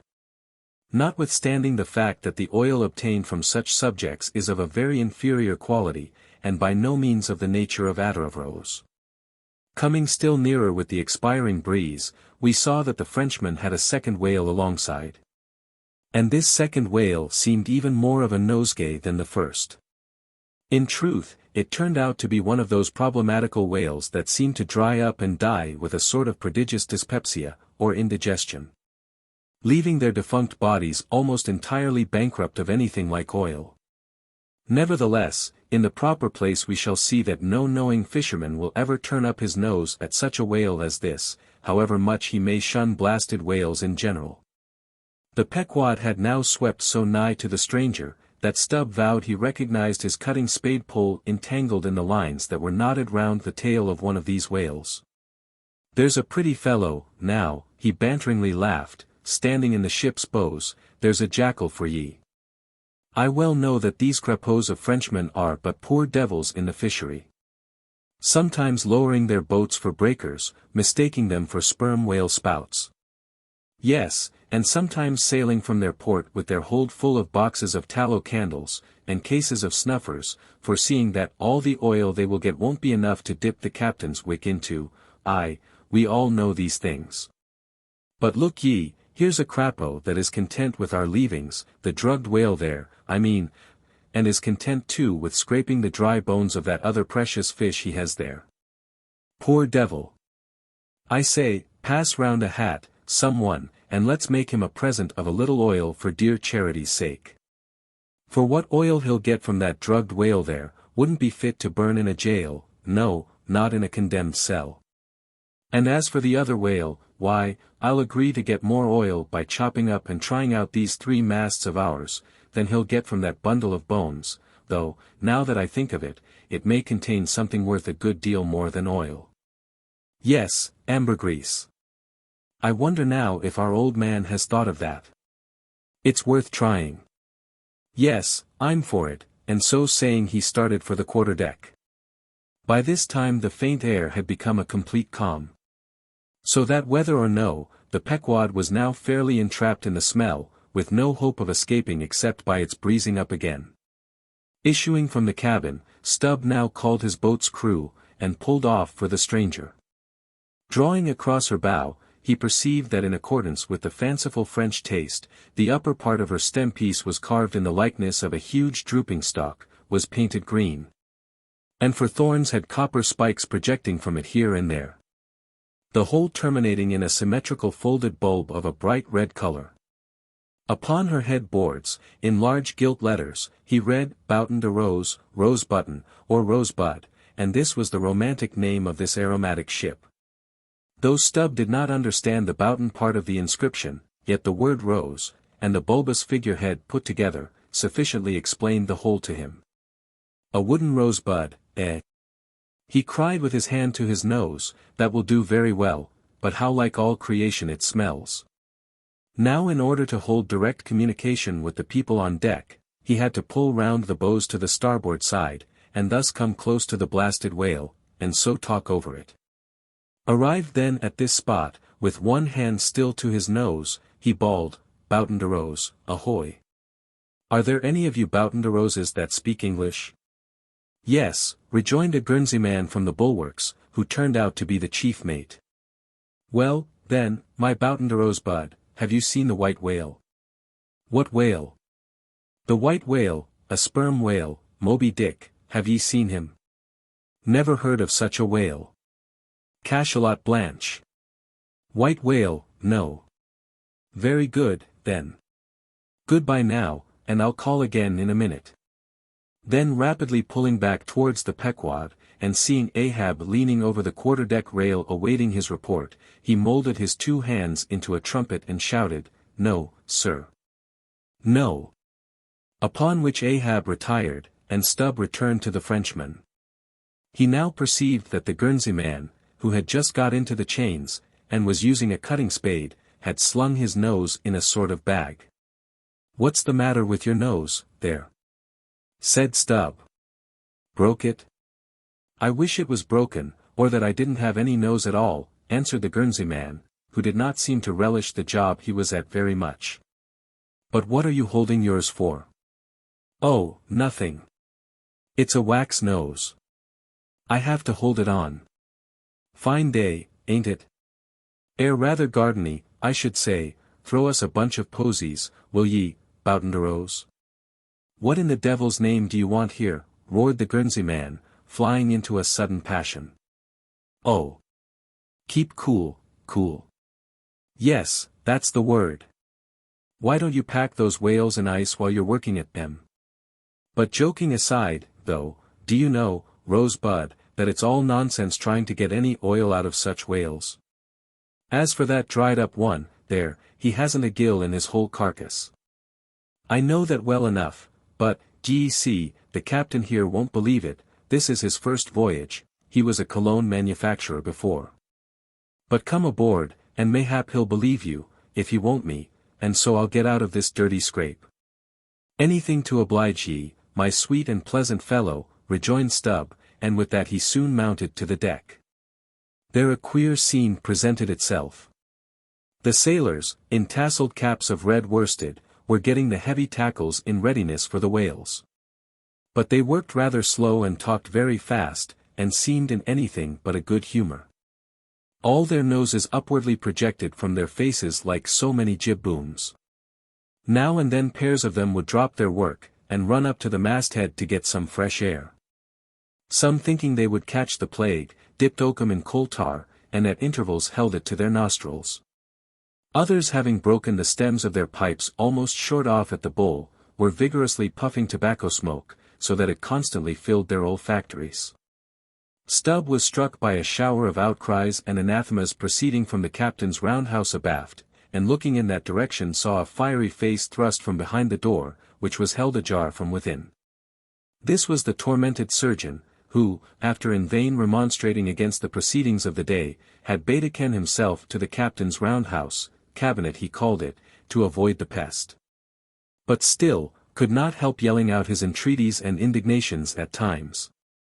Marking all this, Stubb argued well for his scheme, and turning to the Guernsey man had a little chat with him, during which the stranger mate expressed his detestation of his captain as a conceited ignoramus, who had brought them all into so unsavory and unprofitable a pickle.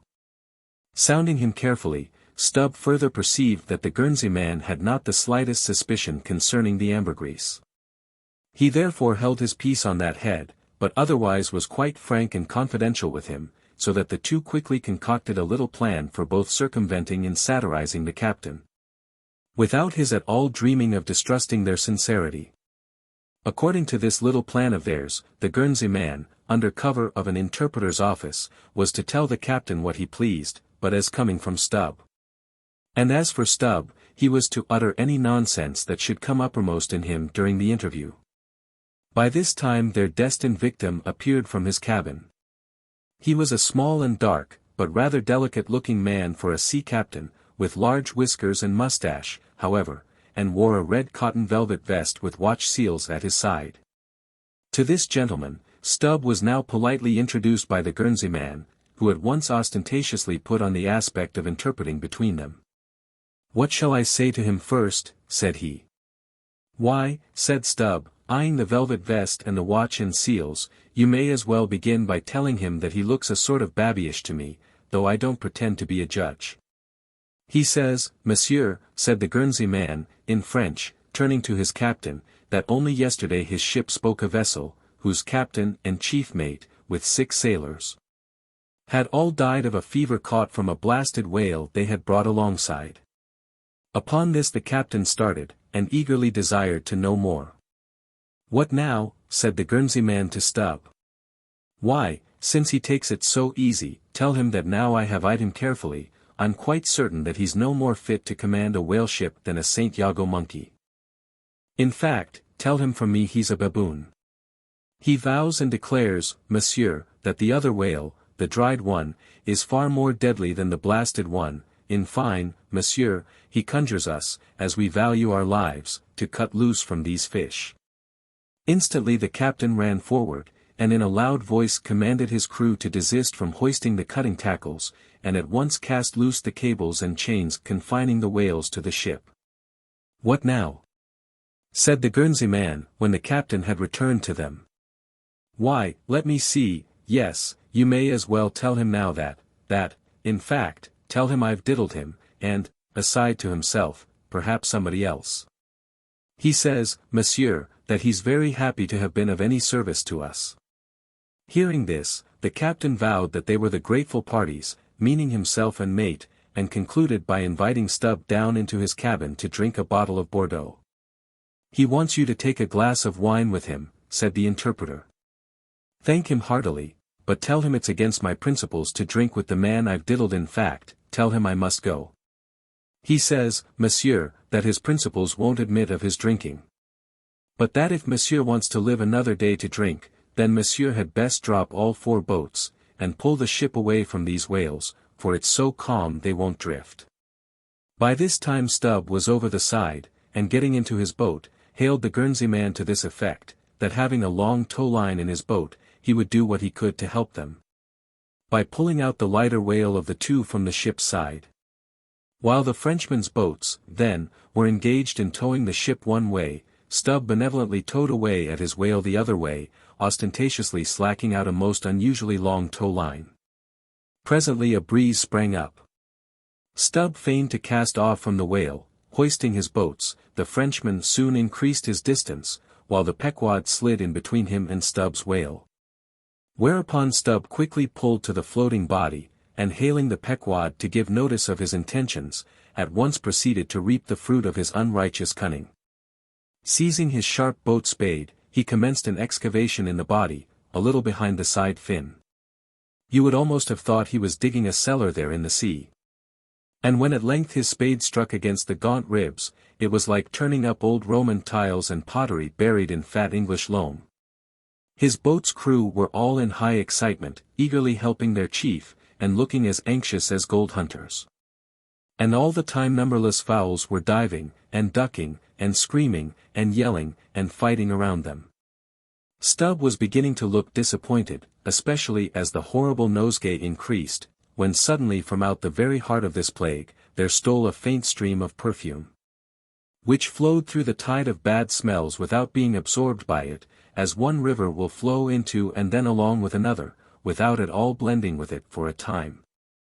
I have it, cried Stubb, with delight, striking something in the subterranean regions, a purse. A purse. Dropping his spade, he thrust both hands in, and drew out handfuls of something that looked like ripe Windsor soap, or rich mottled old cheese, very unctuous and savory withal. You might easily dent it with your thumb. It is of a hue between yellow and ash color. And this, good friends, is ambergris, worth a gold guinea an ounce to any druggist. Some 6 handfuls were obtained. But more was unavoidably lost in the sea, and still more, perhaps, might have been secured were it not for impatient Ahab's loud command to Stubb to desist, and come on board, else the ship would bid them good-bye. Chapter 92. Ambergris. Now this ambergris is a very curious substance, and so important as an article of commerce, that in 1791 a certain Nantucket-born Captain Coffin was examined at the bar of the English House of Commons on that subject. For at that time, and indeed until a comparatively late day, the precise origin of ambergris remained, like amber itself, a problem to the learned. Though the word ambergris is but the French compound for grey amber, yet the 2 substances are quite distinct. For amber, though at times found on the sea-coast, is also dug up in some far inland soils, whereas ambergris is never found except upon the sea. Besides, amber is a hard, transparent, brittle, odorless substance, used for mouthpieces to pipes, for beads and ornaments. But ambergris is soft, waxy, and so highly fragrant and spicy, that it is largely used in perfumery, in potiles, precious candles, hair powders, and pomatum. The Turks use it in cooking, and also carry it to Mecca, for the same purpose that frankincense is carried to St. Peter's in Rome. Some wine merchants drop a few grains into claret, to flavor it. Who would think, then, that such fine ladies and gentlemen should regale themselves with an essence found in the inglorious bowels of a sick whale? Yet so it is. By some, ambergris is supposed to be the cause, and by others the effect, of the dyspepsia in the whale. How to cure such a dyspepsia it were hard to say, unless by administering 3 or 4 boat-loads of Brandreth's pills, and then running out of harm's way, as laborers do in blasting rocks. I have forgotten to say that there were found in this ambergris, certain hard, round, bony plates, which at first Stubb thought might be sailors' trousers buttons. But it afterwards turned out that they were nothing more than pieces of small squid bones embalmed in that manner. Now that the incorruption of this most fragrant ambergris should be found in the heart of such decay, is this nothing? Bethink thee of that saying of St. Paul in Corinthians, about corruption and incorruption, how that we are sown in dishonor, but raised in glory. And likewise call to mind that saying of Paracelsus about what it is that mocketh the best musk. Also forget not the strange fact that of all things of ill savour, cologne water, in its rudimental manufacturing stages, is the worst. I should like to conclude the chapter with the above appeal, but cannot, owing to my anxiety to repel a charge often made against whalemen, and which, in the estimation of some already biased minds, might be considered as indirectly substantiated by what has been said of the Frenchman's 2 whales. Elsewhere in this volume the slanderous aspersion has been disproved, that the vocation of whaling is throughout a slatternly, untidy business. But there is another thing to rebut. They hint that all whales always smell bad. Now how did this odious stigma originate? I opine, that it is plainly traceable to the first arrival of the Greenland whaling ships in London, more than 2 centuries ago. Because those whalemen did not then, and do not now, try out their oil at sea as the southern ships have always done, but cutting up the fresh blubber in small bits, thrust it through the bung holes of large casks, and carry it home in that manner.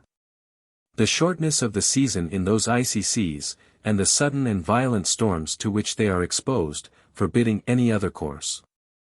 The consequence is, that upon breaking into the hold, and unloading one of these whale cemeteries, in the Greenland dock, a savour is given forth somewhat similar to that arising from excavating an old city graveyard for the foundations of a lying-in hospital. I partly surmise also, that this wicked charge against whalers may be likewise imputed to the existence on the coast of Greenland, in former times, of a Dutch village called Schmerenberg or Smerenberg. Which latter name is the one used by the learned Fogo von Slack, in his great work on smells, a textbook on that subject. As its name imports, smear, fat, berg, to put up, this village was founded in order to afford a place for the blubber of the Dutch whale fleet to be tried out, without being taken home to Holland for that purpose. It was a collection of furnaces, fat kettles, and oil sheds, and when the works were in full operation certainly gave forth no very pleasant savour. But all this is quite different with a South Sea sperm whaler, which in a voyage of 4 years perhaps, after completely filling her hold with oil, does not, perhaps, consume 50 days in the business of boiling out, and in the state that it is casked, the oil is nearly scentless. The truth is, that living or dead, if but decently treated, whales as a species are by no means creatures of ill odour, nor can whalemen be recognized, as the people of the Middle Ages affected to detect a Jew in the company, by the nose. Nor indeed can the whale possibly be otherwise than fragrant, when, as a general thing, he enjoys such high health, taking abundance of exercise, always out of doors, though, it is true, seldom in the open air. I say, that the motion of a sperm whale's flukes above water dispenses a perfume, as when a musk-scented lady rustles her dress in a warm parlour. What then shall I liken the sperm whale to for fragrance, considering his magnitude? Must it not be to that famous elephant, with jewelled tusks, and redolent with myrrh, which was led out of an Indian town to do honour to Alexander the Great? Chapter 93. The Castaway.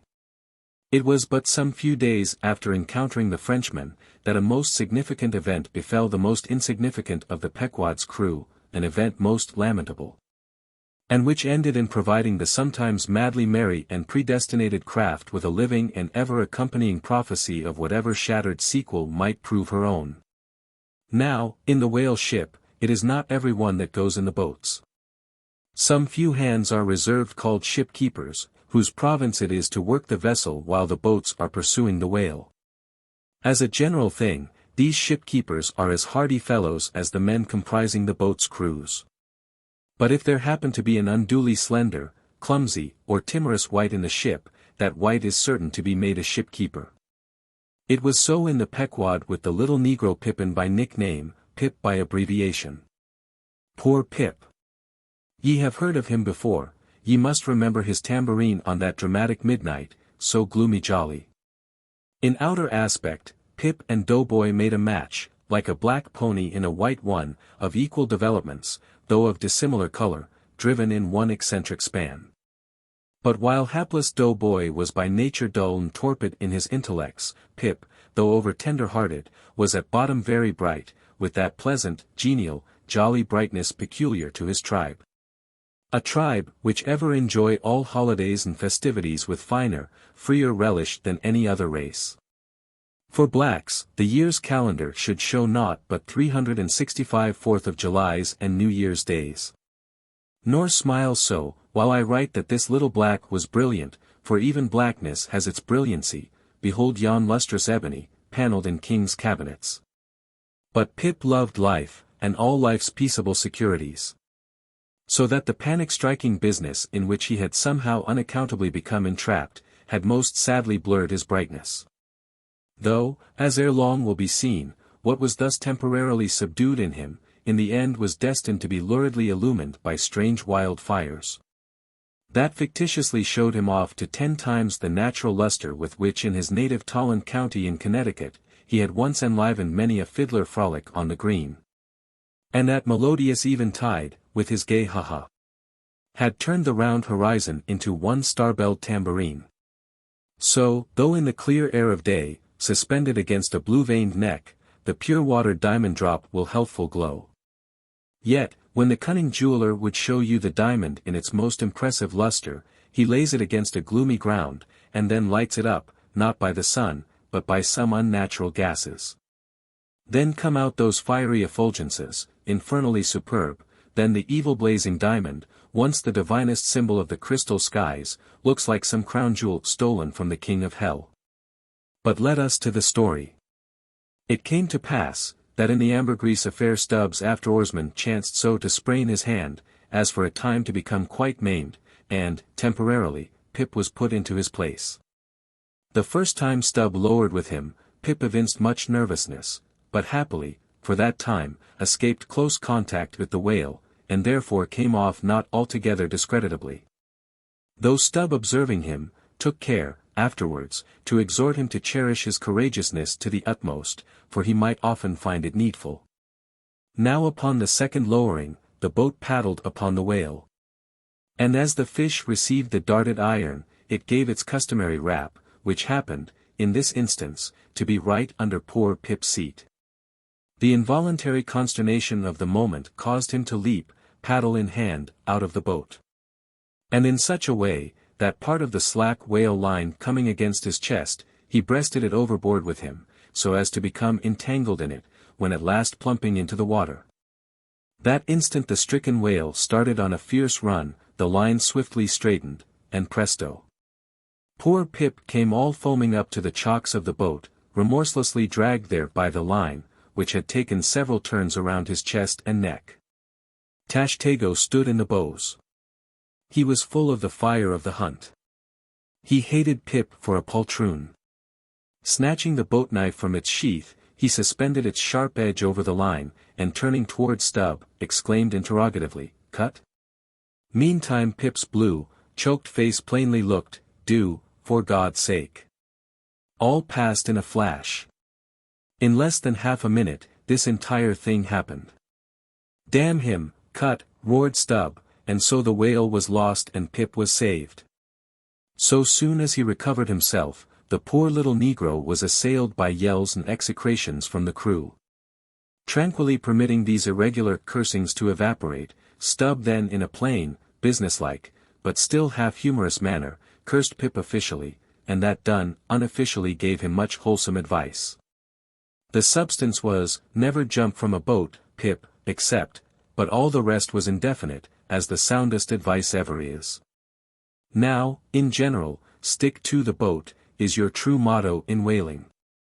But cases will sometimes happen when leap from the boat, is still better.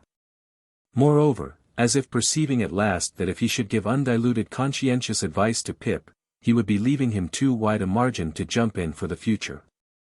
Stubb suddenly dropped all advice, and concluded with a peremptory command, "Stick to the boat, Pip, or by the Lord, I won't pick you up if you jump, mind that.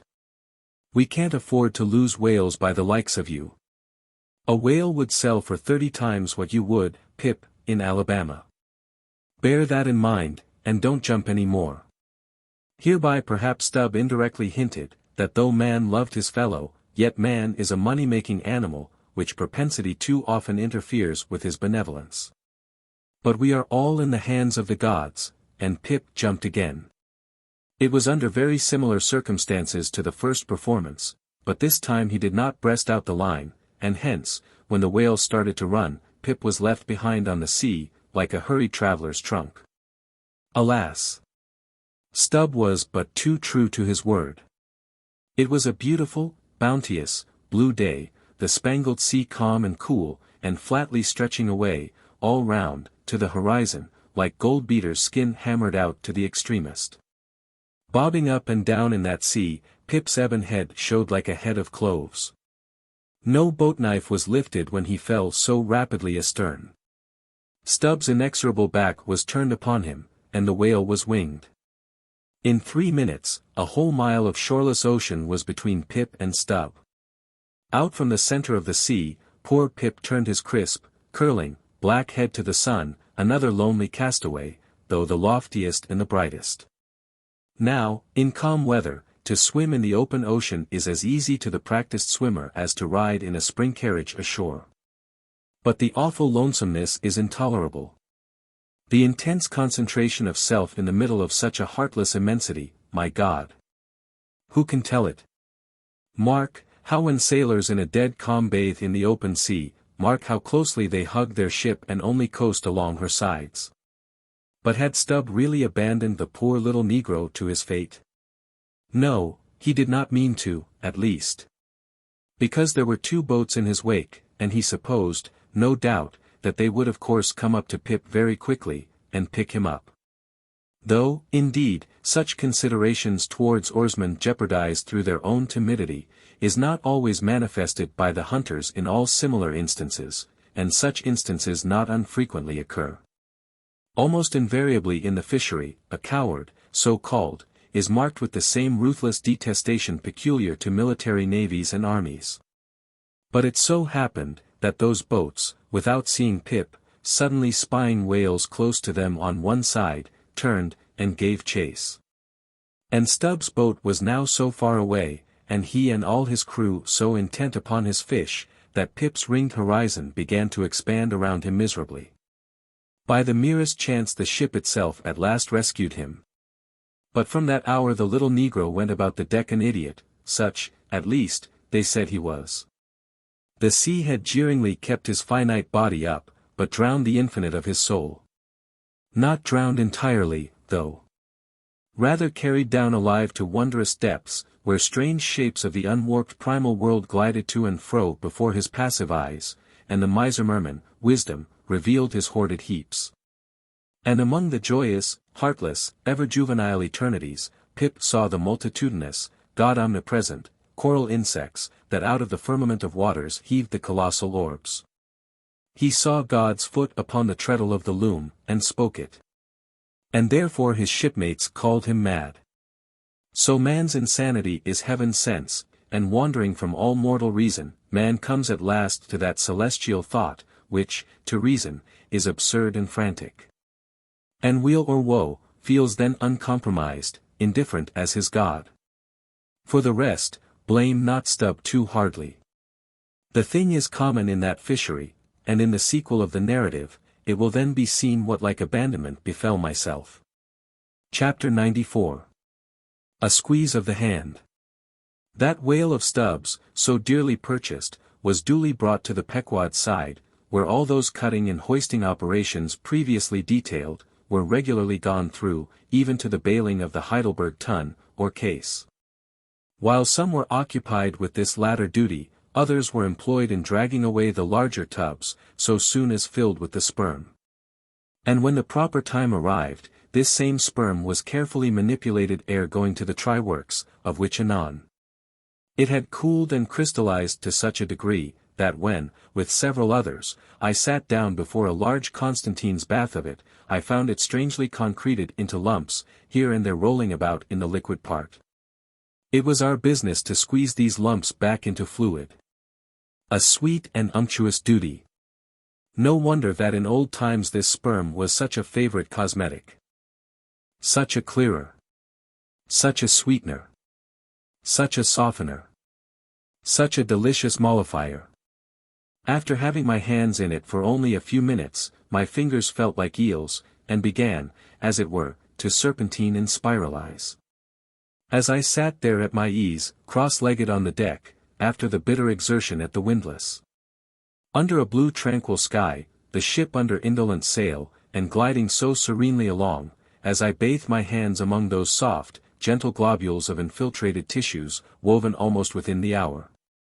As they richly broke to my fingers, and discharged all their opulence, like fully ripe grapes their wine, as I snuffed up that uncontaminated aroma, literally and truly, like the smell of spring violets. I declare to you, that for the time I lived as in a musky meadow, I forgot all about our horrible oath, in that inexpressible sperm, I washed my hands and my heart of it. I almost began to credit the old Paracelsian superstition that sperm is of rare virtue in allaying the heat of anger. While bathing in that bath, I felt divinely free from all ill will, or petulance, or malice, of any sort whatsoever. Squeeze. Squeeze. Squeeze. All the morning long, I squeezed that sperm till I myself almost melted into it. I squeezed that sperm till a strange sort of insanity came over me. And I found myself unwittingly squeezing my co-laborers' hands in it, mistaking their hands for the gentle globules such an abounding, affectionate, friendly, loving feeling did this avocation beget. That at last I was continually squeezing their hands, and looking up into their eyes sentimentally, as much as to say, "Oh, my dear fellow beings, why should we longer cherish any social acerbities, or know the slightest ill humor or envy? Come. Let us squeeze hands all round, nay, let us all squeeze ourselves into each other, let us squeeze ourselves universally into the very milk and sperm of kindness. Would that I could keep squeezing that sperm forever. For now, since by many prolonged, repeated experiences, I have perceived that in all cases man must eventually lower, or at least shift, his conceit of attainable felicity, not placing it anywhere in the intellect or the fancy, but in the wife, the heart, the bed, the table, the saddle, the fireside, the country. Now that I have perceived all this, I am ready to squeeze case eternally. In thoughts of the visions of the night, I saw long rows of angels in paradise, each with his hands in a jar of spermaceti. Now, while discoursing of sperm, it behooves to speak of other things akin to it, in the business of preparing the sperm whale for the try-works. First comes white horse, so called, which is obtained from the tapering part of the fish, and also from the thicker portions of his flukes. It is tough with congealed tendons, a wad of muscle, but still contains some oil. After being severed from the whale, the white horse is first cut into portable oblongs ere going to the mincer. They look much like blocks of Berkshire marble. Plum pudding is the term bestowed upon certain fragmentary parts of the whale's flesh, here and there adhering to the blanket of blubber, and often participating to a considerable degree in its unctuousness. It is a most refreshing, convivial, beautiful object to behold. As its name imports, it is of an exceedingly rich, mottled tint, with a bestreaked snowy and golden ground, dotted with spots of the deepest crimson and purple. It is plums of rubies, in pictures of citron.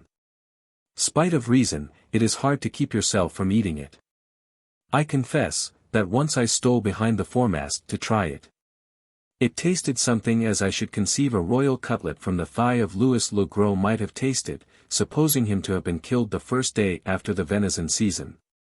And that particular venison season contemporary with an unusually fine vintage of the vineyards of Champagne. There is another substance, and a very singular one, which turns up in the course of this business, but which I feel it to be very puzzling adequately to describe. It is called slubgullion. An appellation original with the whalemen, and even so is the nature of the substance. It is an ineffably oozy, stringy affair, most frequently found in the tubs of sperm, after a prolonged squeezing, and subsequent decanting. I hold it to be the wondrously thin, ruptured membranes of the case, coalescing. Gurry, so called, is a term properly belonging to right whalemen, but sometimes incidentally used by the sperm fishermen. It designates the dark, glutinous substance which is scraped off the back of the Greenland right whale, and much of which covers the decks of those inferior souls who hunt that ignoble leviathan. Nippers. Strictly this word is not indigenous to the whale's vocabulary. But as applied by whalemen, it becomes so. A whaleman's nipper is a short firm strip of tendinous stuff cut from the tapering part of leviathan's tail. It averages an inch in thickness, and for the rest, is about the size of the iron part of a hoe. Edgewise moved along the oily deck, it operates like a leathern squilgee, and by nameless blandishments, as of magic, allures along with it all impurities. But to learn all about these recondite matters, your best way is at once to descend into the blubber room, and have a long talk with its inmates. This place has previously been mentioned as the receptacle for the blanket pieces, when stripped and hoisted from the whale. When the proper time arrives for cutting up its contents, this apartment is a scene of terror to all tyros, especially by night. On one side, lit by a dull lantern, a space has been left clear for the workmen. They generally go in pairs, a pikehan gaffman and a spademan. The whaling pike is similar to a frigate's boarding weapon of the same name. The gaff is something like a boat hook. With his gaff, the gaffman hooks on to a sheet of blubber, and strives to hold it from slipping, as the ship pitches and lurches about. Meanwhile, the spademan stands on the sheet itself, perpendicularly chopping it into the portable horse pieces. This spade is sharp as hone can make it, the spademan's feet are shoeless, the thing he stands on will sometimes irresistibly slide away from him, like a sledge. If he cuts off one of his own toes, or one of his assistants', would you be very much astonished? Toes are scarce among veteran blubber-room men. Chapter 95. The Cassock. Had you stepped on board the Pequod at a certain juncture of this post-mortemizing of the whale? And had you strolled forward nigh the windlass, pretty sure am I that you would have scanned with no small curiosity a very strange, enigmatical object, which you would have seen there, lying along lengthwise in the lee scuppers. Not the wondrous cistern in the whale's huge head, not the prodigy of his unhinged lower jaw, not the miracle of his symmetrical tail. None of these would so surprise you, as half a glimpse of that unaccountable cone, longer than a Kentuckian is tall, nigh a foot in diameter at the base, and jet black as Yojo, the ebony idol of Queequeg. And an idol, indeed, it is.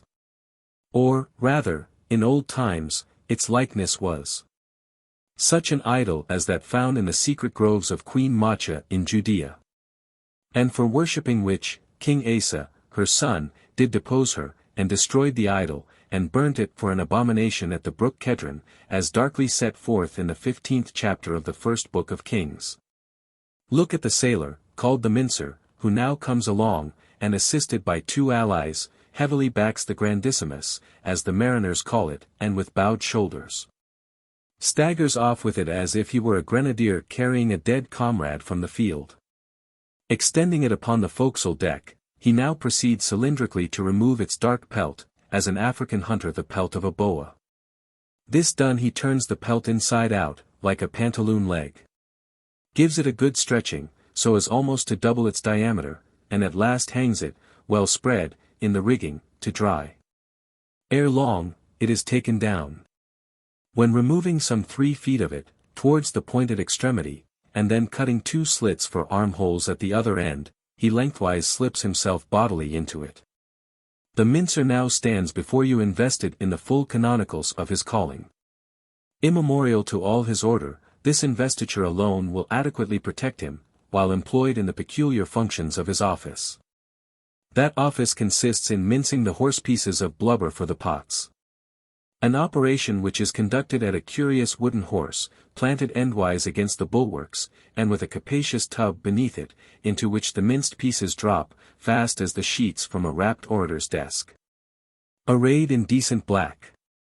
Occupying a conspicuous pulpit, intent on Bible leaves, what a candidate for an archbishopric, what a lad for a pope were this mincer, *. Bible leaves. Bible leaves. This is the invariable cry from the mates to the mincer. It enjoins him to be careful, and cut his work into as thin slices as possible, inasmuch as by so doing the business of boiling out the oil is much accelerated, and its quantity considerably increased, besides perhaps improving it in quality. Chapter 96. The Try-Works. Besides her hoisted boats, an American whaler is outwardly distinguished by her try-works. She presents the curious anomaly of the most solid masonry joining with oak and hemp in constituting the completed ship. It is as if from the open field a brick kiln were transported to her planks. The try-works are planted between the foremast and mainmast, the most roomy part of the deck. The timbers beneath are of a peculiar strength, fitted to sustain the weight of an almost solid mass of brick and mortar, some 10 feet by 8 square, and 5 in height. The foundation does not penetrate the deck, but the masonry is firmly secured to the surface by ponderous knees of iron bracing it on all sides, and screwing it down to the timbers. On the flanks it is cased with wood, and at top completely covered by a large, sloping, battened hatchway. Removing this hatch we expose the great trypots, 2 in number, and each of several barrels capacity. When not in use, they are kept remarkably clean. Sometimes they are polished with soapstone and sand, till they shine within like silver punch bowls. During the night watches some cynical old sailors will crawl into them and coil themselves away there for a nap.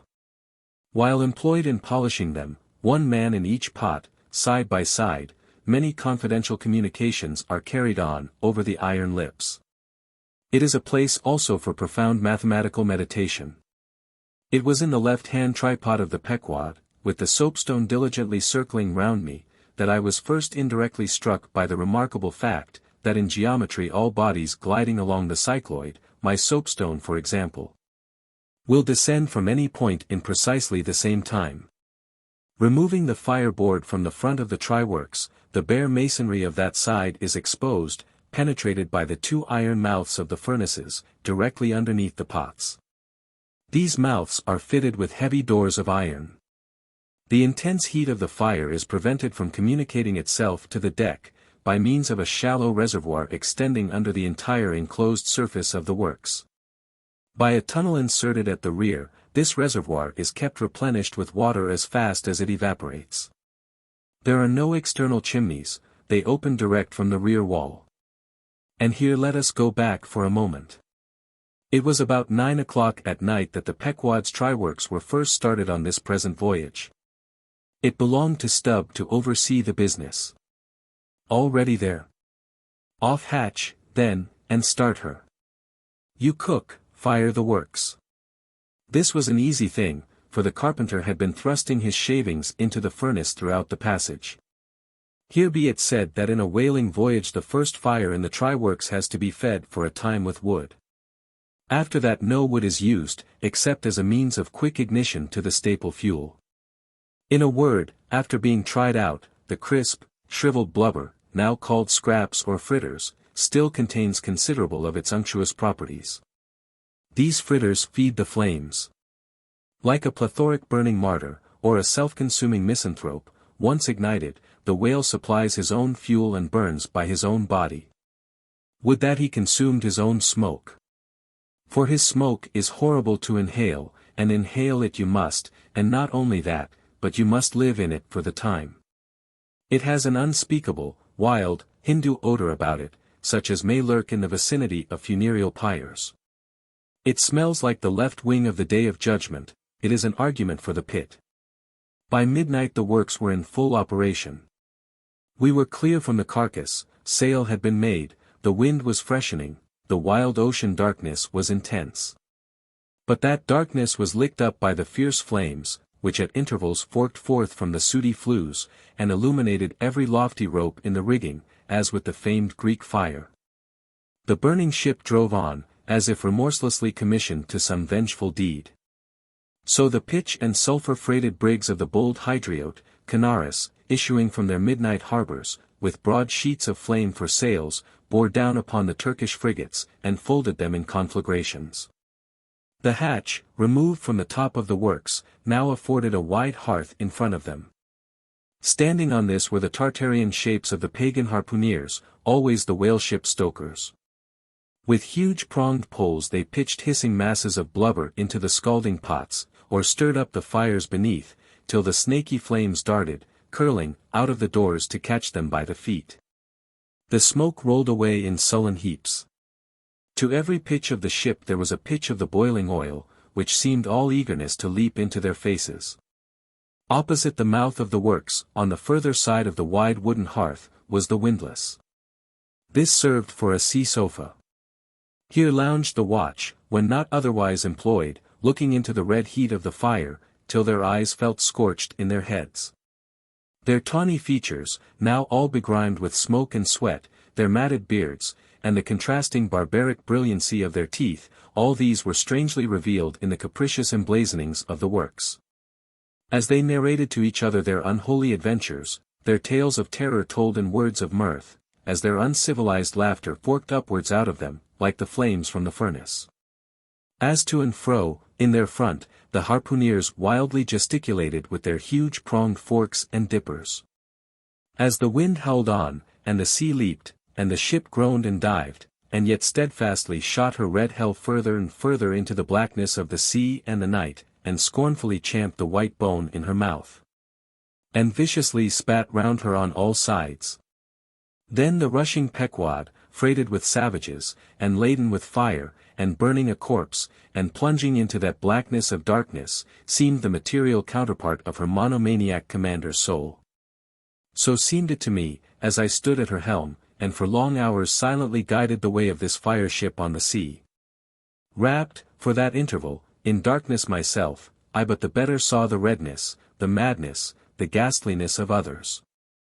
The continual sight of the fiend shapes before me, capering half in smoke and half in fire, these at last begot kindred visions in my soul. So soon as I began to yield to that unaccountable drowsiness which ever would come over me at a midnight helm. But that night, in particular, a strange, and ever since inexplicable, thing occurred to me. Starting from a brief standing sleep, I was horribly conscious of something fatally wrong. The jawbone tiller smote my side, which leaned against it. In my ears was the low hum of sails, just beginning to shake in the wind. I thought my eyes were open, I was half conscious of putting my fingers to the lids and mechanically stretching them still further apart. But, spite of all this, I could see no compass before me to steer by, though it seemed but a minute since I had been watching the card, by the steady binnacle lamp illuminating it. Nothing seemed before me but a jet gloom, now and then made ghastly by flashes of redness. Uppermost was the impression, that whatever swift, rushing thing I stood on was not so much bound to any haven ahead as rushing from all havens astern. A stark, bewildered feeling, as of death, came over me. Convulsively my hands grasped the tiller, but with the crazy conceit that the tiller was, somehow, in some enchanted way, inverted. My God! What is the matter with me? Thought I, lo! In my brief sleep I had turned myself about, and was fronting the ship's stern, with my back to her prow and the compass. In an instant I faced back, just in time to prevent the vessel from flying up into the wind, and very probably capsizing her. How glad and how grateful the relief from this unnatural hallucination of the night, and the fatal contingency of being brought by the lee. Look not too long in the face of the fire, O man. Never dream with thy hand on the helm. Turn not thy back to the compass, accept the first hint of the hitching tiller, believe not the artificial fire, when its redness makes all things look ghastly. Tomorrow, in the natural sun, the skies will be bright. Those who glared like devils in the forking flames, the morn will show in far other, at least gentler, relief, the glorious, golden, glad sun, the only true lamp, all others but liars. Nevertheless the sun hides not Virginia's dismal swamp, nor Rome's accursed Campagna, nor wide Sahara, nor all the millions of miles of deserts and of griefs beneath the moon. The sun hides not the ocean, which is the dark side of this earth, and which is 2/3 of this earth. So, therefore, that mortal man who hath more of joy than sorrow in him, that mortal man cannot be true, not true, or undeveloped. With books the same. The truest of all men was the man of sorrows, and the truest of all books is Solomon's, and Ecclesiastes is the fine hammered steel of woe. All is vanity. All. This wilful world hath not got hold of unchristian Solomon's wisdom yet. But he who dodges hospitals and jails, and walks fast crossing graveyards, and would rather talk of operas than hell, calls Cooper, Young, Pascal, Rousseau, poor devils all of sick men, and throughout a carefree lifetime swears by Rabelais as passing wise, and therefore jolly. Not that man is fitted to sit down on tombstones, and break the green damp mold with unfathomably wondrous Solomon. But even Solomon, he says, the man that wandereth out of the way of understanding shall remain, i.e., even while living, in the congregation of the dead. Give not thyself up, then, to fire, lest it invert thee, deaden thee, as for the time it did me. There is a wisdom that is woe, but there is a woe that is madness. And there is a Catskill eagle in some souls that can alike dive down into the blackest gorges, and soar out of them again and become invisible in the sunny spaces. And even if he forever flies within the gorge, that gorge is in the mountains. So that even in his lowest swoop the mountain eagle is still higher than other birds upon the plain, even though they soar. Chapter 97. The Lamp. Had you descended from the Pequod's tryworks to the Pequod's forecastle, where the off-duty watch were sleeping, for one single moment you would have almost thought you were standing in some illuminated shrine of canonized kings and counselors. There they lay in their triangular oaken vaults, each mariner a chiseled muteness, a score of lamps flashing upon his hooded eyes. In merchantmen, oil for the sailor is more scarce than the milk of queens. To dress in the dark, and eat in the dark, and stumble in darkness to his pallet, this is his usual lot. But the whaleman, as he seeks the food of light, so he lives in light. He makes his berth in Aladdin's lamp, and lays him down in it. So that in the pitchiest night the ship's black hull still houses an illumination. See with what entire freedom the whaleman takes his handful of lamps, often but old bottles and vials, though, to the copper cooler at the tryworks, and replenishes them there, as mugs of ale at a vat. He burns, too, the purest of oil, in its unmanufactured, and, therefore, unvitiated state, a fluid unknown to solar, lunar, or astral contrivances ashore. It is sweet as early grass butter in April. He goes and hunts for his oil, so as to be sure of its freshness and genuineness, even as the traveler on the prairie hunts up his own supper of game. Chapter 98. Stowing down and clearing up. Already has it been related how the great Leviathan is afar off descried from the masthead, how he is chased over the watery moors, and slaughtered in the valleys of the deep, how he is then towed alongside and beheaded. And how, on the principle which entitled the headsman of old to the garments in which the beheaded was killed, his great padded surtout becomes the property of his executioner. How, in due time, he is condemned to the pots, and, like Shadrach, Meshach, and Abednego, his spermaceti, oil, and bone pass unscathed through the fire. But now it remains to conclude the last chapter of this part of the description by rehearsing, singing, if I may, the romantic proceeding of decanting off his oil into the casks and striking them down into the hold. Where once again Leviathan returns to his native profundities, sliding along beneath the surface as before. But, alas!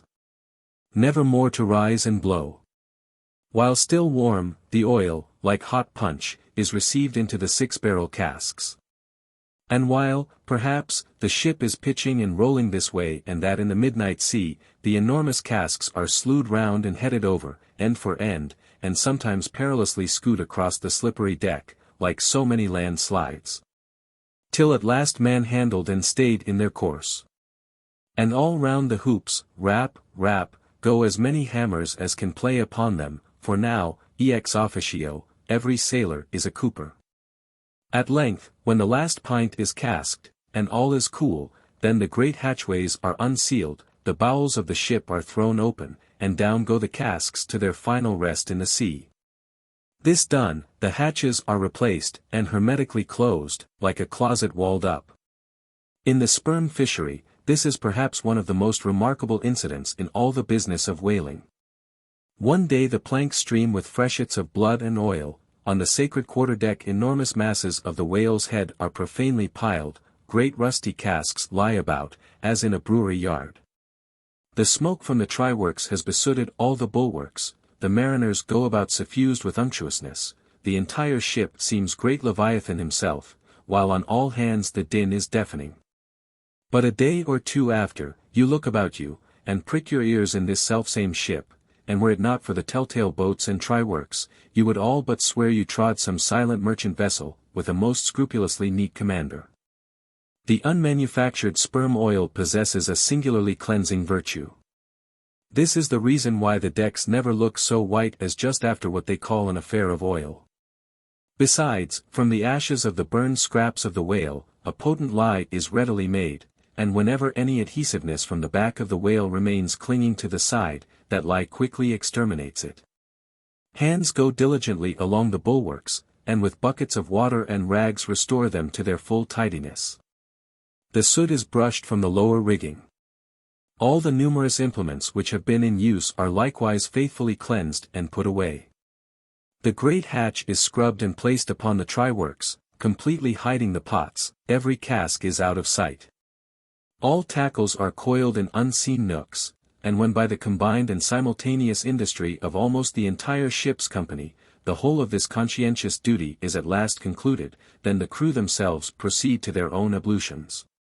Shift themselves from top to toe, and finally issue to the immaculate deck, fresh and all aglow, as bridegrooms new leaped from out the daintiest holland. Now, with elated step, they pace the planks in twos and threes, and humorously discourse of parlors, sofas, carpets, and fine cambrics, propose to mat the deck, think of having hanging to the top. Object not to taking tea by moonlight on the piazza of the forecastle. To hint to such musked mariners of oil, and bone, and blubber, were little short of audacity. They know not the thing you distantly allude to. Away, and bring us napkins. But mark, aloft there, at the three mast heads, stand three men intent on spying out more whales, which, if caught, infallibly will again soil the old oaken furniture, and drop at least one small grease spot somewhere. Yes. And many is the time, when, after the severest uninterrupted labors, which know no night, continuing straight through for 96 hours. When from the boat, where they have swelled their wrists with all day rowing on the line, they only step to the deck to carry vast chains, and heave the heavy windlass, and cut and slash, yeah. And in their very sweatings to be smoked and burned anew by the combined fires of the equatorial sun and the equatorial tryworks. When, on the heel of all this, they have finally bestirred themselves to cleanse the ship, and make a spotless dairy room of it. Many is the time the poor fellows, just buttoning the necks of their clean frocks, are startled by the cry of, "There she blows," and away they fly to fight another whale, and go through the whole weary thing again. Oh! My friends, but this is man-killing. Yet this is life. For hardly have we mortals by long toilings extracted from this world's vast bulk its small but valuable sperm. And then, with weary patience, cleansed ourselves from its defilements, and learned to live here in clean tabernacles of the soul, hardly is this done, when, there she blows. The ghost is spouted up, and away we sail to fight some other world, and go through young life's old routine again. Oh! The metempsychosis. Oh! Pythagoras, that in bright Greece, 2000 years ago, did die, so good, so wise, so mild. I sailed with thee along the Peruvian coast last voyage, and, foolish as I am, taught thee, a green simple boy, how to splice a rope. Chapter 99. The Doubloon. Ere now it has been related how Ahab was wont to pace his quarter-deck, taking regular turns at either limit, the binnacle and mainmast. But in the multiplicity of other things requiring narration it has not been added how that sometimes in these walks, when most plunged in his mood, he was wont to pause in turn at each spot, and stand there strangely eyeing the particular object before him. When he halted before the binnacle, with his glance fastened on the pointed needle in the compass, that glance shot like a javelin with the pointed intensity of his purpose. And when resuming his walk he again paused before the mainmast, then, as the same riveted glance fastened upon the riveted gold coin there, he still wore the same aspect of nailed firmness, only dashed with a certain wild longing, if not hopefulness. But one morning, turning to pass the doubloon, he seemed to be newly attracted by the strange figures and inscriptions stamped on it. As though now for the first time beginning to interpret for himself in some monomaniac way whatever significance might lurk in them. And some certain significance lurks in all things, else all things are little worth, and the round world itself but an empty cipher, except to sell by the cart-load, as they do hills about Boston, to fill up some morass in the Milky Way. Now this doubloon was of purest, virgin gold, raked somewhere out of the heart of gorgeous hills, whence, east and west, over golden sands, the headwaters of many a Pactolus flows. And though now nailed amidst all the rustiness of iron bolts and the verdigris of copper spikes, yet, untouchable and immaculate to any foulness, it still preserved its Quito glow. Nor, though placed amongst a ruthless crew and every hour passed by ruthless hands, and through the livelong nights shrouded with thick darkness which might cover any pilfering approach, nevertheless every sunrise found the doubloon where the sunset left it last. For it was set apart and sanctified to one awe-striking end, and however wanton in their sailor ways, one and all, the mariners revered it as the white whale's talisman. Sometimes they talked it over in the weary watch by night, wondering whose it was to be at last, and whether he would ever live to spend it. Now those noble golden coins of South America are as medals of the sun and tropic token pieces. Here palms, alpacas, and volcanoes, sun's disks and stars, ecliptics, horns of plenty, and rich banners waving, are in luxuriant profusion stamped. So that the precious gold seems almost to derive an added preciousness and enhancing glories, by passing through those fancy mints, so Spanishly poetic. It so chanced that the doubloon of the Pequod was a most wealthy example of these things. On its round border it bore the letters, Republica del Ecuador, Quito. So this bright coin came from a country planted in the middle of the world, and beneath the great equator, and named after it. And it had been cast midway up the Andes, in the unwaning clime that knows no autumn. Zoned by those letters you saw the likeness of 3 Andes summits, from one aflame, a tower on another, on the third a crowing cock. While arching over all was a segment of the partition zodiac, the signs all marked with their usual cabalistics, and the keystone sun entering the equinoctial point at Libra. Before this equatorial coin, Ahab, not unobserved by others, was now pausing. There's something ever egotistical in mountain tops and towers, and all other grand and lofty things. Look here, 3 peaks as proud as Lucifer. The firm tower, that is Ahab, the volcano, that is Ahab, the courageous, the undaunted, and victorious fowl, that, too, is Ahab, all are Ahab. And this round gold is but the image of the rounder globe, which, like a magician's glass, to each and every man in turn but mirrors back his own mysterious self. Great pains, small gains for those who ask the world to solve them. It cannot solve itself. Methinks now this coin's sun wears a ruddy face, but see. He enters the sign of storms, the equinox. And but 6 months before he wheeled out of a former equinox at Aries. From storm to storm. So be it, then. Born in throes, 'tis fit that man should live in pains and die in pangs. So be it, then. Here's stout stuff for woe to work on. So be it, then. No fairy fingers can have pressed the gold, but devil's claws must have left their moldings there since yesterday, murmured Starbuck to himself, leaning against the bulwarks. The old man seems to read Belshazzar's awful writing. I have never marked the coin inspectingly. He goes below, let me read. A dark valley between 3 mighty, heaven-abiding peaks, that almost seem the Trinity, in some faint earthly symbol. So in this vale of death, God girds us round. And over all our gloom, the sun of righteousness still shines a beacon and a hope. If we bend down our eyes, the dark veil shows her moldy soil, but if we lift them, the bright sun meets our glance halfway, to cheer. Yet, oh, the great sun is no fixture, and if, at midnight, we would fain snatch some sweet solace from him, we gaze for him in vain. This coin speaks wisely, mildly, truly, but still sadly to me. I will quit it, lest truth shake me falsely. There now's the old mogul, soliloquized Stubb by the try-works, he's been twigging it, and there goes Starbuck from the same, and both with faces which I should say might be somewhere within 9 fathoms long.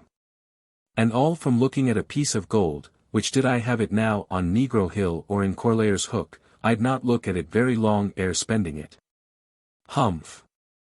In my poor, insignificant opinion, I regard this as queer. I have seen doubloons before now in my voyagings, your doubloons of old Spain, your doubloons of Peru, your doubloons of Chile, your doubloons of Bolivia, your doubloons of Popayan.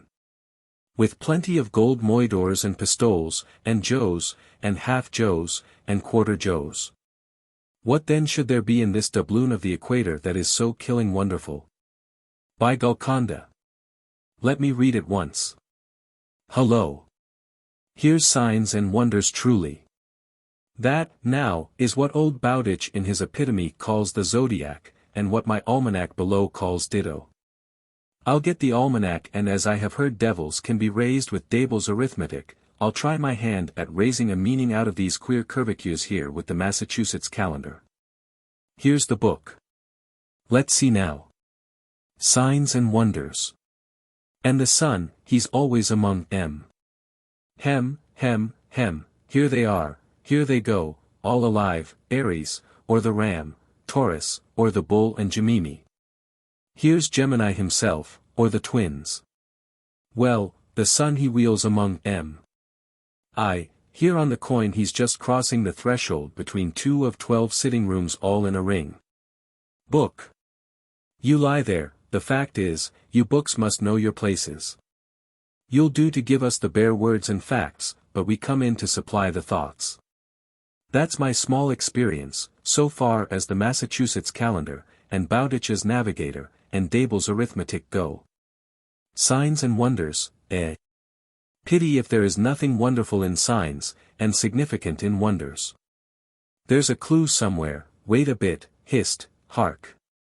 By Jove, I have it. Look you, doubloon, your zodiac here is the life of man in one round chapter. And now I'll read it off, straight out of the book. Come, almanac.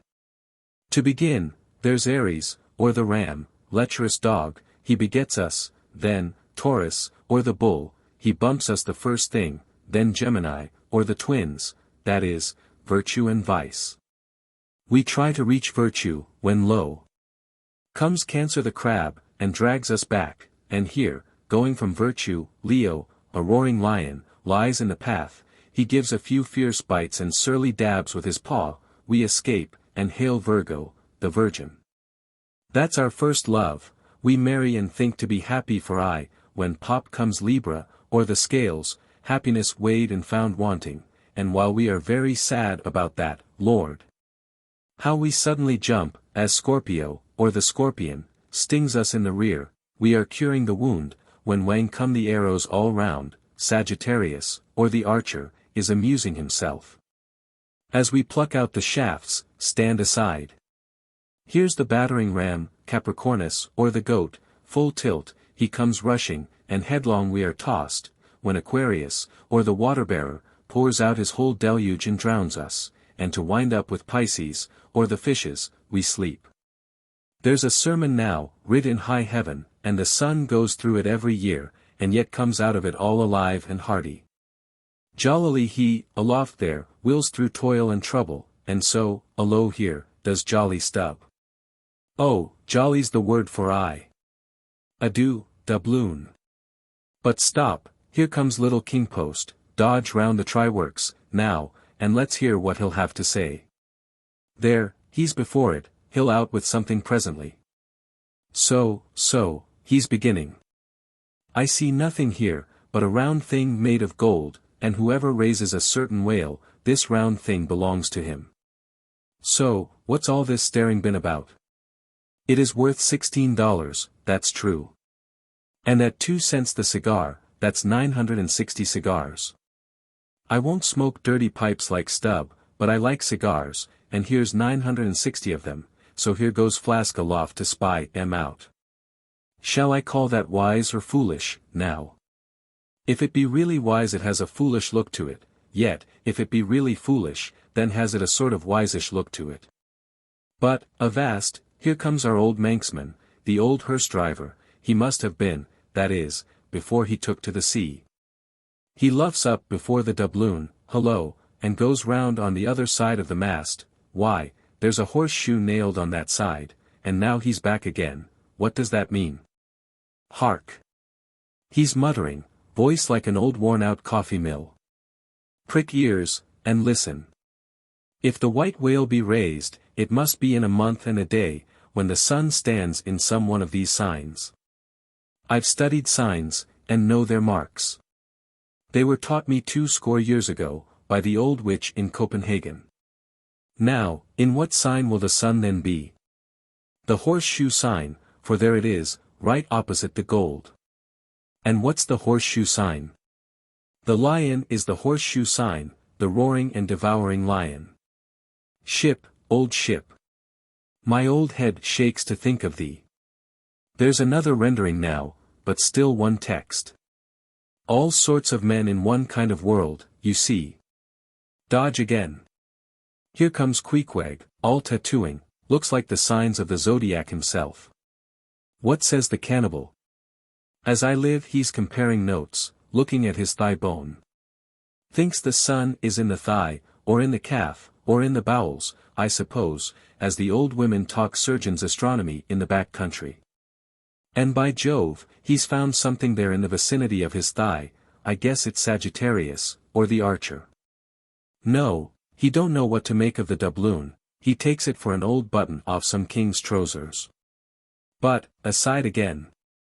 Here comes that ghost devil, Fedallah, tail coiled out of sight as usual, oakum in the toes of his pumps as usual. What does he say, with that look of his? Ah, only makes a sign to the sign and bows himself, there is a sun on the coin, fire worshipper, depend upon it. Ho! More and more. This way comes Pip, poor boy. Would he had died, or I. He's half horrible to me. He too has been watching all of these interpreters, myself included, and look now, he comes to read, with that unearthly idiot face. Stand away again and hear him. Hark! I look, you look, he looks. We look, ye look, they look. Upon my soul, he's been studying Murray's grammar. Improving his mind, poor fellow. But what's that he says now, hissed? I look, you look, he looks, we look, ye look, they look. Why, he's getting it by heart, hissed. Again. I look, you look, he looks, we look, ye look, they look. Well, that's funny. And I, you, and he, and we, ye, and they, are all bats, and I'm a crow, especially when I stand atop of this pine tree here. Caw. Caw. Caw. Caw. Caw. Caw. Ain't I a crow? And where's the scarecrow? There he stands, 2 bones stuck into a pair of old trousers, and 2 more poked into the sleeves of an old jacket. Wonder if he means me, complimentary, poor lad, I could go hang myself. Anyway, for the present, I'll quit Pip's vicinity. I can stand the rest, for they have plain wits, but he's too crazy witty for my sanity. So, I leave him muttering. Here's the ship's navel, this doubloon here, and they are all on fire to unscrew it, but, unscrew your navel, and what's the consequence? Then again, if it stays here, that is ugly, too, for when aught's nailed to the mast it's a sign that things grow desperate. Ha, ha. Old Ahab. The white whale, he'll nail ye. This is a pine tree. My father, in old Tolland County, cut down a pine tree once, and found a silver ring grown over in it, some old darky's wedding ring. How did it get there? And so they'll say in the resurrection, when they come to fish up this old mast, and find a doubloon lodged in it, with bedded oysters for the shaggy bark. Oh, the gold! The precious, precious, gold! The green miser'll hoard ye soon. Hish! Hish! God goes mawing the world's blackberrying. Cook! Ho, cook! And cook us! Jenny! Hey, hey, hey, hey, hey, Jenny, Jenny! And get your hoe cake done. Chapter 100. Leg and Arm. The Pequod, of Nantucket, meets the Samuel Enderby, of London. Ship, ahoy! Hast seen the white whale? So cried Ahab, once more hailing a ship showing English colors, bearing down under the stern. Trumpet to mouth, the old man was standing in his hoisted quarter-boat, his ivory leg plainly revealed to the stranger captain, who was carelessly reclining in his own boat's bow. He was a darkly tanned, burly, good-natured, fine-looking man, of 60 or thereabouts, dressed in a spacious roundabout, that hung round him in festoons of blue pilot cloth. And one empty arm of this jacket streamed behind him like the broidered arm of a hussar's surcoat. Hast seen the white whale? See you this? And withdrawing it from the folds that had hidden it, he held up a white arm of sperm whale bone, terminating in a wooden head like a mallet. Man my boat, cried Ahab, impetuously, and tossing about the oars near him, stand by to lower. In less than a minute, without quitting his little craft, he and his crew were dropped to the water, and were soon alongside of the stranger. But here a curious difficulty presented itself. In the excitement of the moment, Ahab had forgotten that since the loss of his leg he had never once stepped on board of any vessel at sea but his own. And then it was always by an ingenious and very handy mechanical contrivance peculiar to the Pequod, and a thing not to be rigged and shipped in any other vessel at a moment's warning. Now, it is no very easy matter for anybody, except those who are almost hourly used to it, like whalemen, to clamber up a ship's side from a boat on the open sea. For the great swells now lift the boat high up towards the bulwarks, and then instantaneously drop it half-way down to the kelson. So, deprived of one leg, and the strange ship of course being altogether unsupplied with the kindly invention, Ahab now found himself abjectly reduced to a clumsy landsman again. Hopelessly eyeing the uncertain changeful height he could hardly hope to attain. It has before been hinted, perhaps, that every little untoward circumstance that befell him, and which indirectly sprang from his luckless mishap, almost invariably irritated or exasperated Ahab. And in the present instance, all this was heightened by the sight of the two officers of the strange ship, leaning over the side, by the perpendicular ladder of nailed cleats there, and swinging towards him a pair of tastefully ornamented man-ropes. For at first they did not seem to bethink them that a one-legged man must be too much of a cripple to use their sea banisters. But this awkwardness only lasted a minute, because the strange captain, observing at a glance how affairs stood, cried out, I see, the vast heaving there. Jump, boys, and swing over the cutting tackle. As good luck would have it, they had had a whale alongside a day or two previous, and the great tackles were still aloft, and the massive curved blubber hook, now clean and dry, was still attached to the end. This was quickly lowered to Ahab, who at once comprehending it all, slid his solitary thigh into the curve of the hook. It was like sitting in the fluke of an anchor, or the crotch of an apple tree, and then giving the word, held himself fast. And at the same time also helped to hoist his own weight, by pulling hand over hand upon one of the running parts of the tackle. Soon he was carefully swung inside the high bulwarks, and gently landed upon the capstan head. With his ivory arm frankly thrust forth in welcome, the other captain advanced, and Ahab, putting out his ivory leg, and crossing the ivory arm, like two swordfish blades, cried out in his walrus way, Aye, hearty. Let us shake bones together. An arm and a leg, an arm that never can shrink, G.C., and a leg that never can run. Where didst thou see the white whale, how long ago?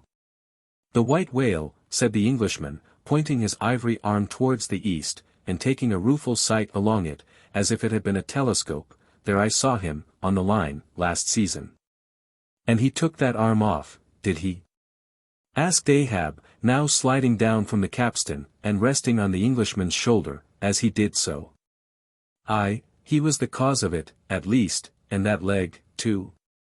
Spin me the yarn, said Ahab, how was it? It was the first time in my life that I ever cruised on the line, began the Englishman. I was ignorant of the white whale at that time. Well, one day we lowered for a pod of 4 or 5 whales, and my boat fastened to one of them. A regular circus horse he was, too, that went milling and milling round so, that my boat's crew could only trim dish, by sitting all their sterns on the outer gunwale. Presently up breaches from the bottom of the sea a bouncing great whale, with a milky white head and hump, all crow's feet and wrinkles. It was he, cried Ahab, suddenly letting out his suspended breath. And harpoons sticking in near his starboard fin. Aye, they were mine, my irons, cried Ahab, exultingly, but on. Give me a chance, then, said the Englishman, good-humoredly. Well, this old great-grandfather, with the white head and hump, runs all afoam into the pod, and goes to snapping furiously at my fast line. I see, wanted to part it, free the fast fish, an old trick, I know him. How it was exactly, continued the one-armed commander, I do not know, but in biting the line, it got foul of his teeth, caught there somehow, but we didn't know it then. So that when we afterwards pulled on the line, bounce we came plump onto his hump. Instead of the other whales, that went off to windward, all fluking. Seeing how matters stood, and what a noble great whale it was, the noblest and biggest I ever saw, sir, in my life, I resolved to capture him, spite of the boiling rage he seemed to be in.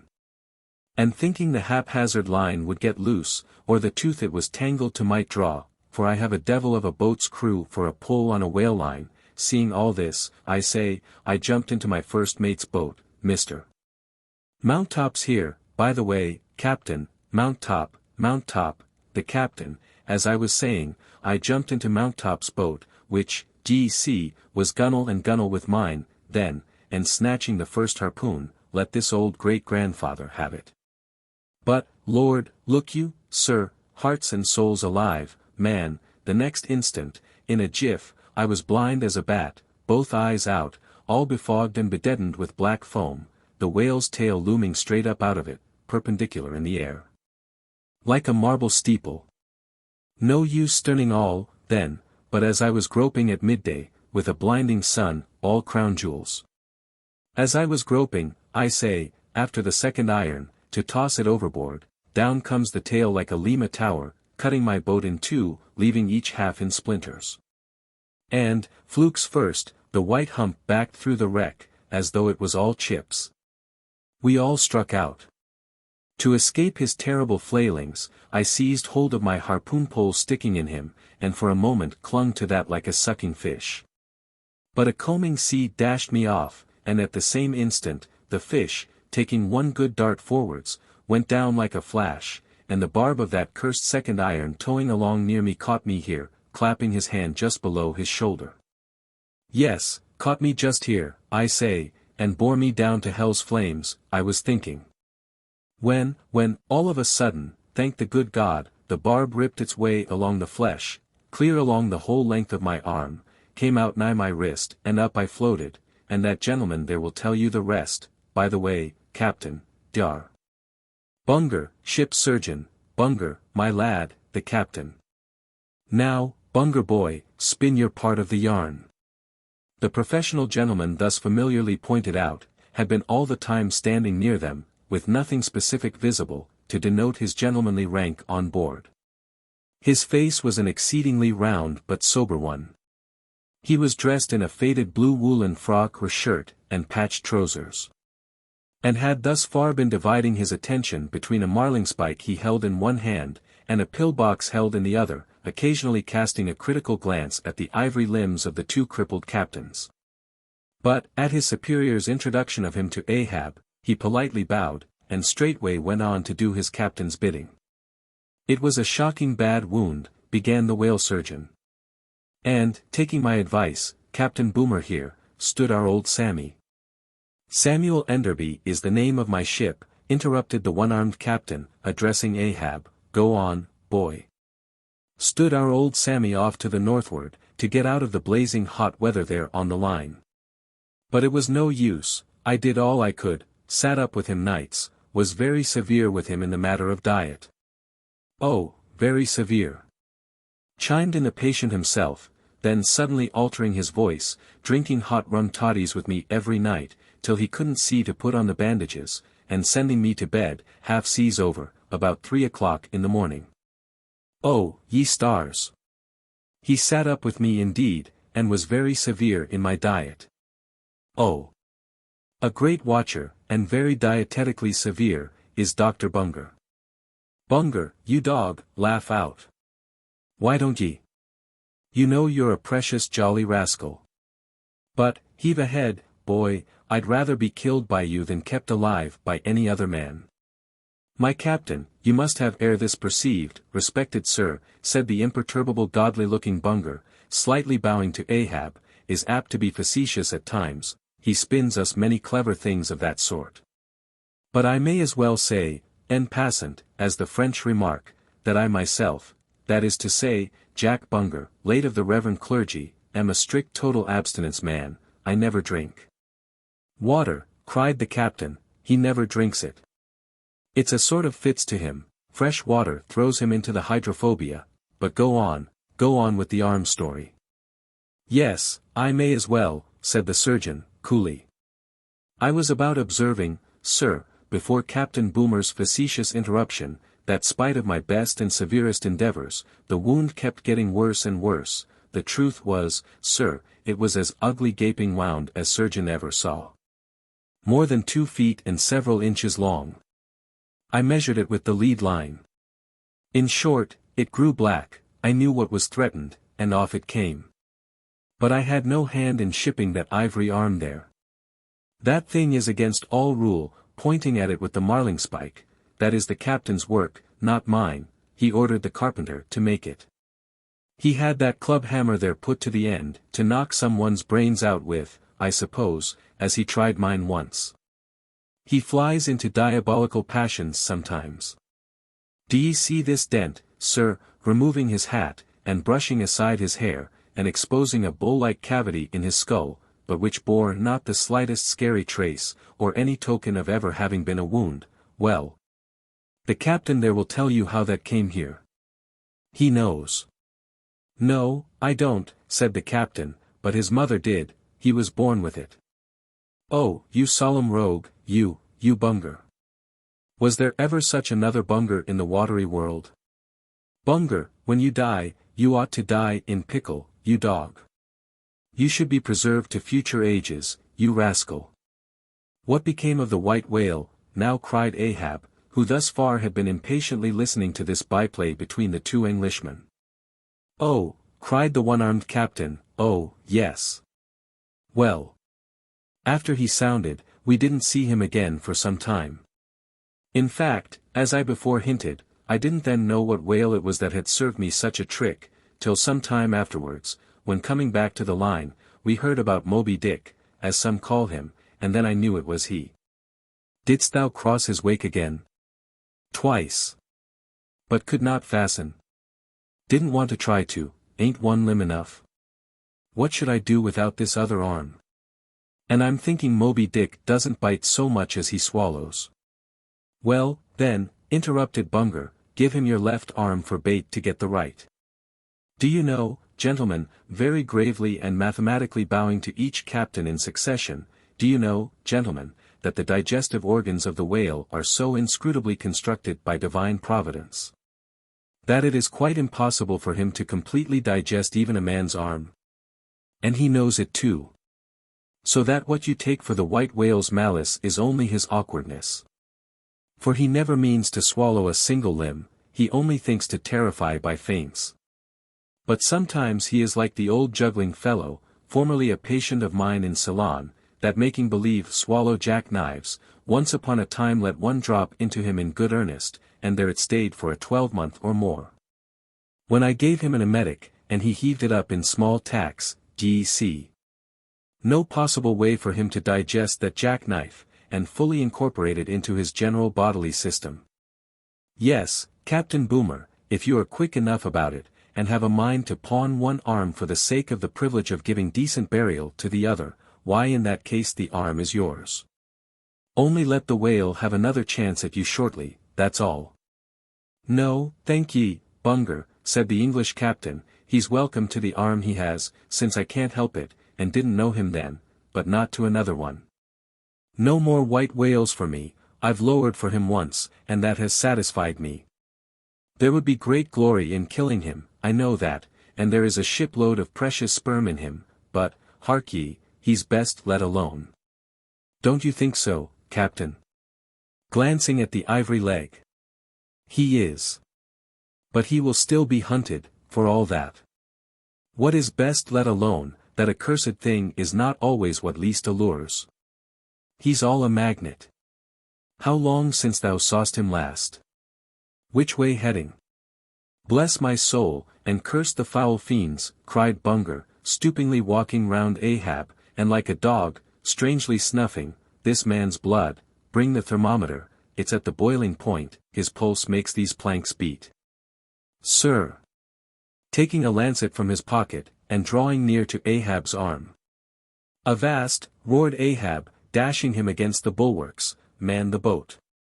Which way heading?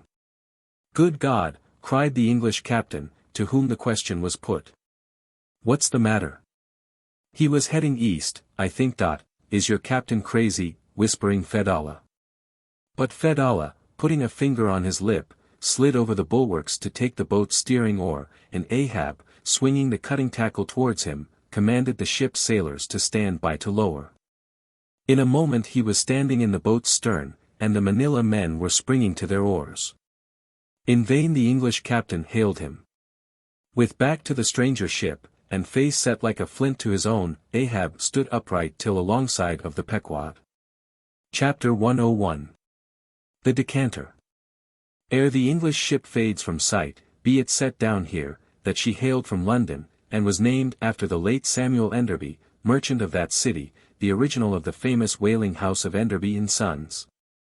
A house which in my poor whaleman's opinion, comes not far behind the united royal houses of the Tudors and Bourbons, in point of real historical interest.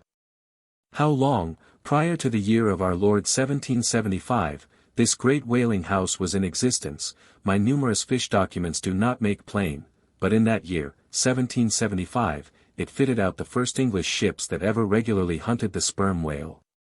Though for some score of years previous, ever since 1726, our valiant coffins and massies of Nantucket and the Vineyard had in large fleets pursued that leviathan, but only in the North and South Atlantic, not elsewhere.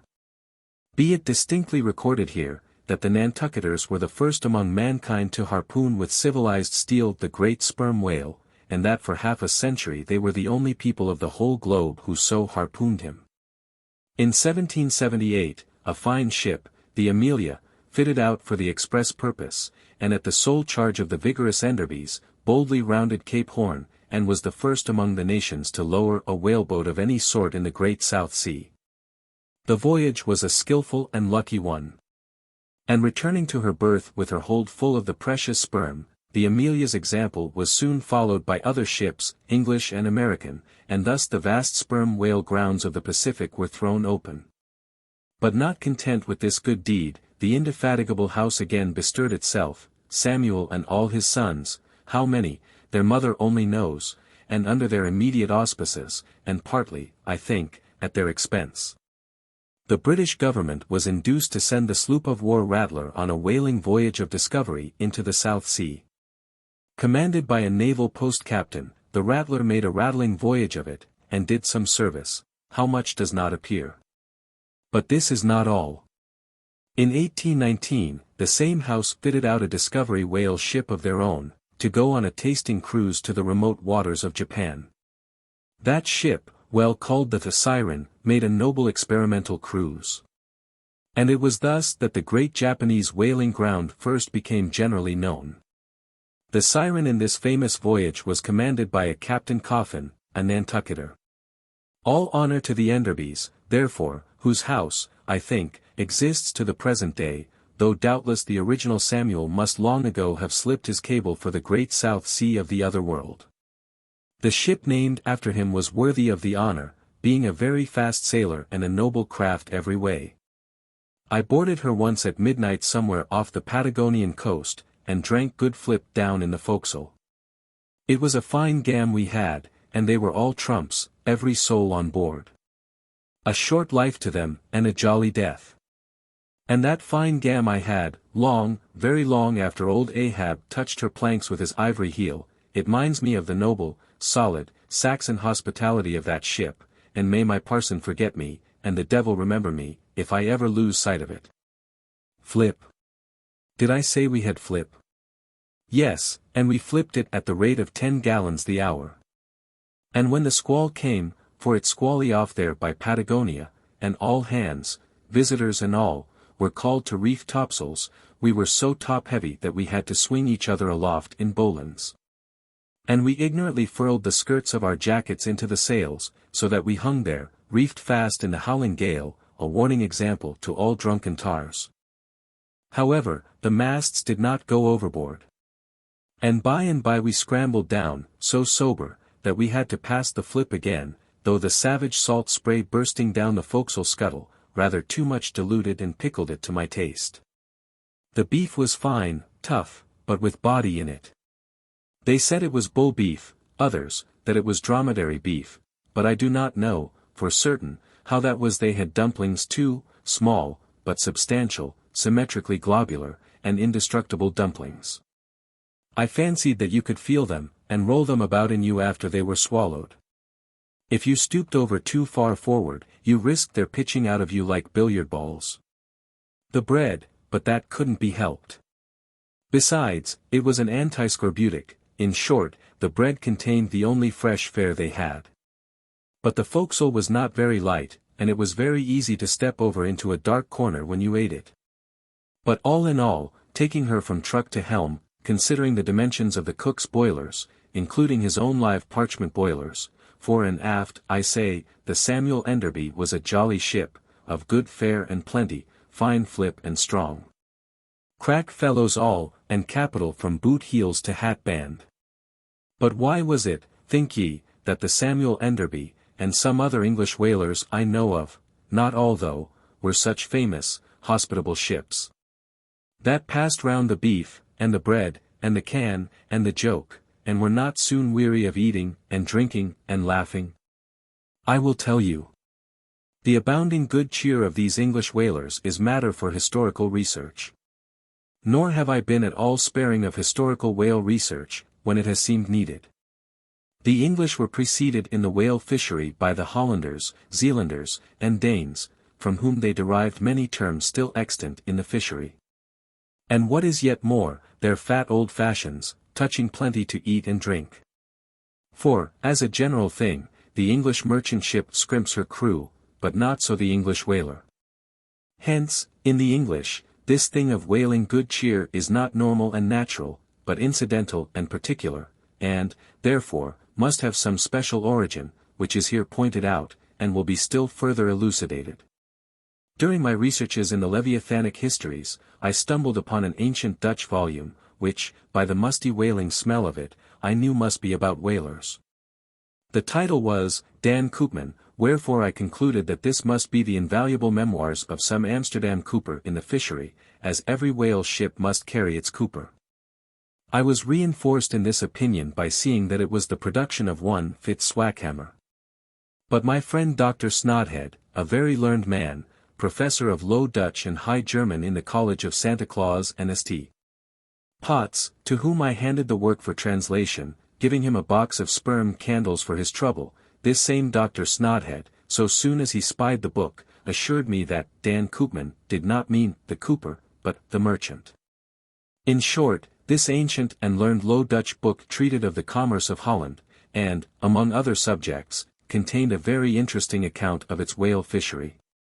And in this chapter it was, headed, Smear, or Fat, that I found a long detailed list of the outfits for the larders and cellars of 180 sail of Dutch whalemen, from which list, as translated by Dr.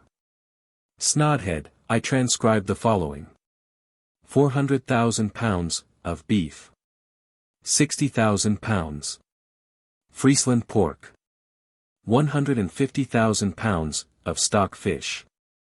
550,000 pounds, of biscuit. 72,000 pounds, of soft bread. 2,800 firkins of butter. 20,000 pounds. Texel and Leyden cheese. 144,000 pounds. Cheese, probably an inferior article. 550 anchors of Geneva.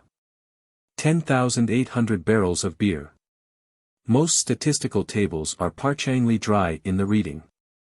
Not so in the present case, however, where the reader is flooded with whole pipes, barrels, quarts, and gills of good gin and good cheer. At the time, I devoted 3 days to the studious digesting of all this beer, beef, and bread, during which many profound thoughts were incidentally suggested to me, capable of a transcendental and Platonic application. And, furthermore, I compiled supplementary tables of my own, touching the probable quantity of stock fish, etc., consumed by every Low Dutch harpooner in that ancient Greenland and Spitzbergen whale fishery. In the first place, the amount of butter, and Texel and Leyden cheese consumed, seems amazing. I impute it, though, to their naturally unctuous natures, being rendered still more unctuous by the nature of their vocation, and especially by their pursuing their game in those frigid polar seas. On the very coasts of that Eskimo country where the convivial natives pledge each other in bumpers of train oil. The quantity of beer, too, is very large, 10,800 barrels. Now, as those polar fisheries could only be prosecuted in the short summer of that climate, so that the whole cruise of one of these Dutch whalemen, including the short voyage to and from the Spitzbergen Sea, did not much exceed 3 months, say. And reckoning 30 men to each of their fleet of 180 sail, we have 5,400 Low Dutch seamen in all. Therefore, I say, we have precisely 2 barrels of beer per man, for a 12 weeks' allowance, exclusive of his fair proportion of that 550 anchors of gin. Now, whether these gin and beer harpooneers, so fuddled as one might fancy them to have been, were the right sort of men to stand up in a boat's head, and take good aim at flying whales, this would seem somewhat improbable. Yet they did aim at them, and hit them too. But this was very far north, be it remembered, where beer agrees well with the constitution. Upon the equator, in our southern fishery, beer would be apt to make the harpooner sleepy at the masthead and boozy in his boat, and grievous loss might ensue to Nantucket and New Bedford. But no more. Enough has been said to show that the old Dutch whalers of 2 or 3 centuries ago were high livers, and that the English whalers have not neglected so excellent an example. For, say they, when cruising in an empty ship, if you can get nothing better out of the world, get a good dinner out of it, at least. And this empties the decanter. Chapter 102. A Bower in the Arsacides. Hitherto, in descriptively treating of the sperm whale, I have chiefly dwelt upon the marvels of his outer aspect, or separately and in detail upon some few interior structural features. But to a large and thorough sweeping comprehension of him, it behooves me now to unbutton him still further, and untagging the points of his hose, unbuckling his garters, and casting loose the hooks and the eyes of the joints of his innermost bones. Set him before you in his ultimatum. That is to say, in his unconditional skeleton. But how now, Ishmael? How is it, that you, a mere oarsman in the fishery, pretend to know aught about the subterranean parts of the whale? Did erudite Stubb, mounted upon your capstan, deliver lectures on the anatomy of the cetacea, and by help of the windlass, hold up a specimen rib for exhibition? Explain thyself, Ishmael. Can you land a full-grown whale on your deck for examination, as a cook dishes a roast pig? Surely not. A veritable witness have you hitherto been, Ishmael, but have a care how you seize the privilege of Jonah alone. The privilege of discoursing upon the joists and beams, the rafters, ridgepole, sleepers, and underpinnings, making up the framework of Leviathan, and belike of the talovats, dairy rooms, butteries, and cheeseries in his bowels. I confess, that since Jonah, few whalemen have penetrated very far beneath the skin of the adult whale, nevertheless, I have been blessed with an opportunity to dissect him in miniature. In a ship I belonged to, a small cub sperm whale was once bodily hoisted to the deck for his poke or bag, to make sheaths for the barbs of the harpoons, and for the heads of the lances. Think you I let that chance go, without using my boat hatchet and jackknife, and breaking the seal and reading all the contents of that young cub? And as for my exact knowledge of the bones of the Leviathan in their gigantic, full-grown development, for that rare knowledge I am indebted to my late royal friend Tranquo, King of Tranquet, one of the Arsacides. For being at Tranquet, years ago, when attached to the trading ship Day of Algiers, I was invited to spend part of the Arsacidean holidays with the Lord of Tranquet, at his retired palm villa at Papella, a seaside glen not very far distant from what our sailors called Bamboo Town, his capital. Among many other fine qualities, my royal friend Tranquo, being gifted with a devout love for all matters of barbaric virtue, had brought together in Papella whatever rare things the more ingenious of his people could invent. Chiefly carved woods of wonderful devices, chiseled shells, inlaid spears, costly paddles, aromatic canoes, and all these distributed among whatever natural wonders, the wonder-freighted, tribute-rendering waves had cast upon his shores. Chief among these latter was a great sperm whale, which, after an unusually long raging gale, had been found dead and stranded, with his head against a cocoa-nut tree, whose plumage-like, tufted droopings seemed his verdant jet. When the vast body had at last been stripped of its fathom-deep enfoldings, and the bones become dust-dry in the sun, then the skeleton was carefully transported up the Papella glen, where a grand temple of lordly palms now sheltered it. The ribs were hung with trophies, the vertebrae were carved with Arsacidean annals, in strange hieroglyphics, in the skull, the priests kept up an unextinguished aromatic flame, so that the mystic head again sent forth its vapory spout. While, suspended from a bough, the terrific lower jaw vibrated over all the devotees, like the hair-hung sword that so affrighted Damocles. It was a wondrous sight. The wood was green as mosses of the icy glen. The trees stood high and haughty, feeling their living sap, the industrious earth beneath was as a weaver's loom, with a gorgeous carpet on it, whereof the ground-vine tendrils formed the warp and woof, and the living flowers the figures. All the trees, with all their laden branches, all the shrubs, and ferns, and grasses, the message-carrying air, all these unceasingly were active. Through the lacings of the leaves, the great sun seemed a flying shuttle weaving the unwearied verdure. Oh, busy weaver! Unseen weaver, pause, one word, whither flows the fabric? What palace may it deck? Wherefore all these ceaseless toilings? Speak, weaver, stay thy hand, but one single word with thee. Nay, the shuttle flies, the figures float from forth the loom, the freshet rushing carpet for ever slides away. The weaver God, he weaves. And by that weaving is he deafened, that he hears no mortal voice, and by that humming, we, too, who look on the loom are deafened, and only when we escape it shall we hear the thousand voices that speak through it. For even so it is in all material factories. The spoken words that are inaudible among the flying spindles, those same words are plainly heard without the walls, bursting from the open casements. Thereby have villainies been detected. Ah, mortal! Then, be heedful, for so, in all this din of the great world's loom, thy subtlest thinkings may be overheard afar. Now, amid the green, life-restless loom of that Arsacidean wood, the great, white, worshipped skeleton lay lounging, a gigantic idler. Yet, as the ever-woven verdant warp and woof intermixed and hummed around him, the mighty idler seemed the cunning weaver, himself all woven over with the vines, every month assuming greener, fresher verdure, but himself a skeleton. Life folded death, death trellised life, the grim god wived with youthful life, and begot him curly-headed glories. Now, when with royal Tranquo I visited this wondrous whale, and saw the skull an altar, and the artificial smoke ascending from where the real jet had issued, I marveled that the king should regard a chapel as an object of virtue. He laughed. But more I marveled that the priests should swear that smoky jet of his was genuine.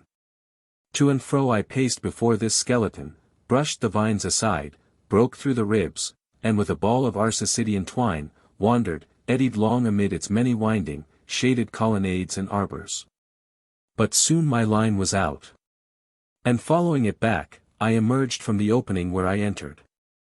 I saw no living thing within, naught was there but bones. Cutting me a green measuring rod, I once more dived within the skeleton. From their arrow slit in the skull, the priests perceived me taking the altitude of the final rib. How now, they shouted, darest thou measure this our God? That's for us. Aye, priests, well, how long do ye make him, then?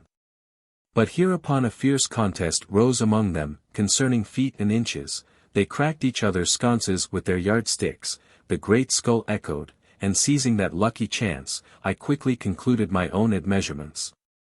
These admeasurements I now propose to set before you. But first, be it recorded, that, in this matter, I am not free to utter any fancied measurement I please. Because there are skeleton authorities you can refer to test my accuracy.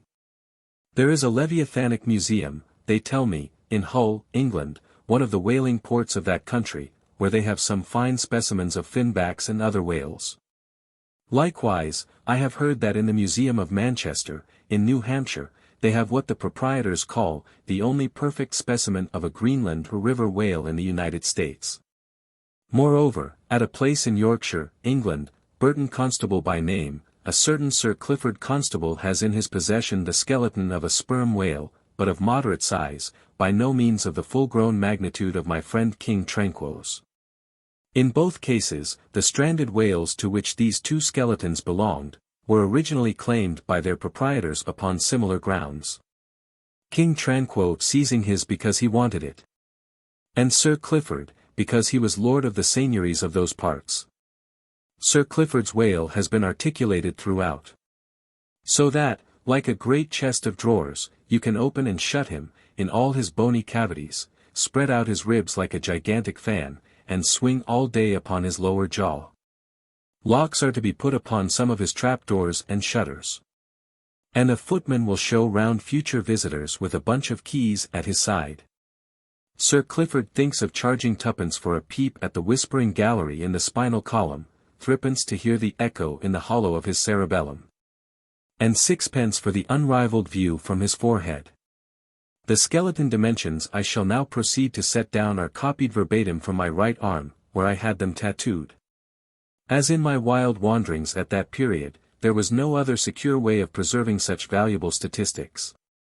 But as I was crowded for space, and wished the other parts of my body to remain a blank page for a poem I was then composing, at least, what untattooed parts might remain, I did not trouble myself with the odd inches. Nor, indeed, should inches at all enter into a congenial admeasurement of the whale. Chapter 103. Measurement of the whale's skeleton. In the first place, I wish to lay before you a particular, plain statement, touching the living bulk of this Leviathan, whose skeleton we are briefly to exhibit. Such a statement may prove useful here. According to a careful calculation I have made, and which I partly base upon Captain Scoresby's estimate, of 70 tons for the largest-sized Greenland whale of 60 feet in length. According to my careful calculation, I say, a sperm whale of the largest magnitude, between 85 and 90 feet in length, and something less than 40 feet in its fullest circumference, such a whale will weigh at least 90 tons. So that, reckoning 13 men to a ton, he would considerably outweigh the combined population of a whole village of 1,100 inhabitants. Think you not then that brains, like yoked cattle, should be put to this Leviathan, to make him at all budge to any landsman's imagination?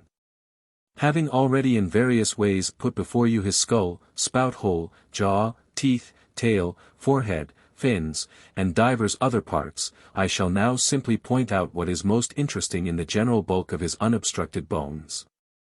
But as the colossal skull embraces so very large a proportion of the entire extent of the skeleton, as it is by far the most complicated part, and as nothing is to be repeated concerning it in this chapter, you must not fail to carry it in your mind, or under your arm, as we proceed, otherwise you will not gain a complete notion of the general structure we are about to view.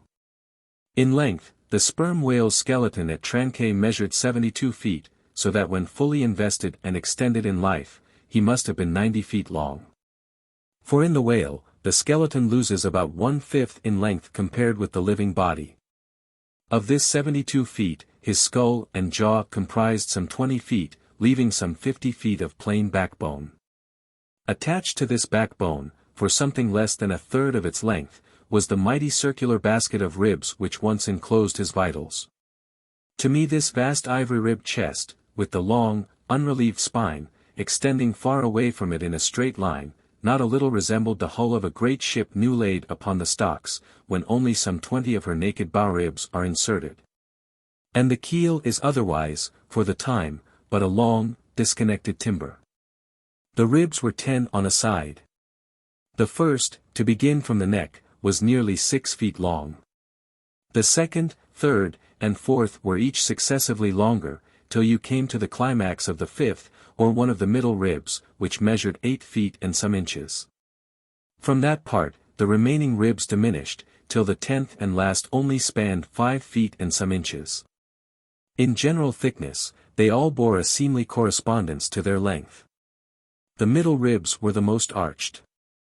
In some of the arsacides they are used for beams whereon to lay footpath bridges over small streams.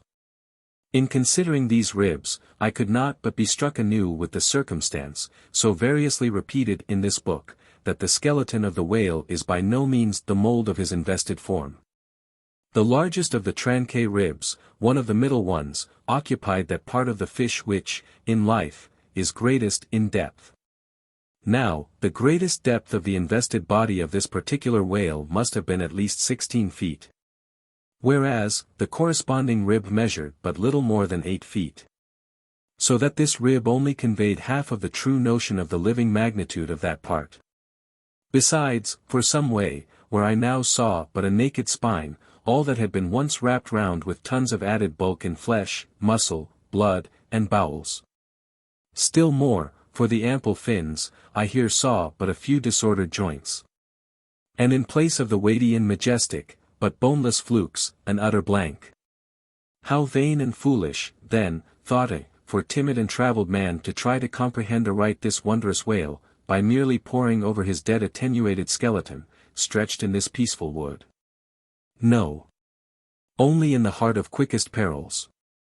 Only when within the eddyings of his angry flukes, only on the profound unbounded sea, can the fully invested whale be truly and livingly found out.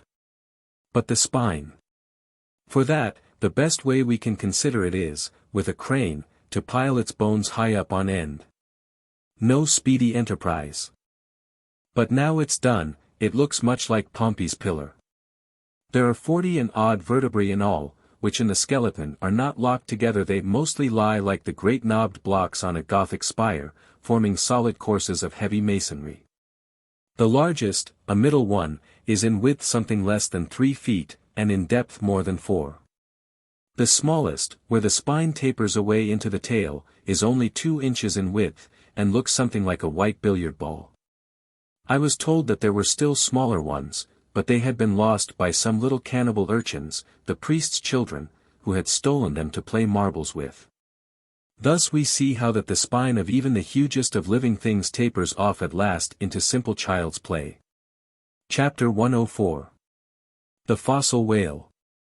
From his mighty bulk the whale affords a most congenial theme whereon to enlarge, amplify, and generally expatiate. Would you could not compress him. By good rights he should only be treated of in imperial folio. Not to tell over again his furlongs from spiracle to tail, and the yards he measures about the waist. Only think of the gigantic involutions of his intestines, where they lie in him like great cables and hawsers coiled away in the subterranean orlop deck of a line of battleship.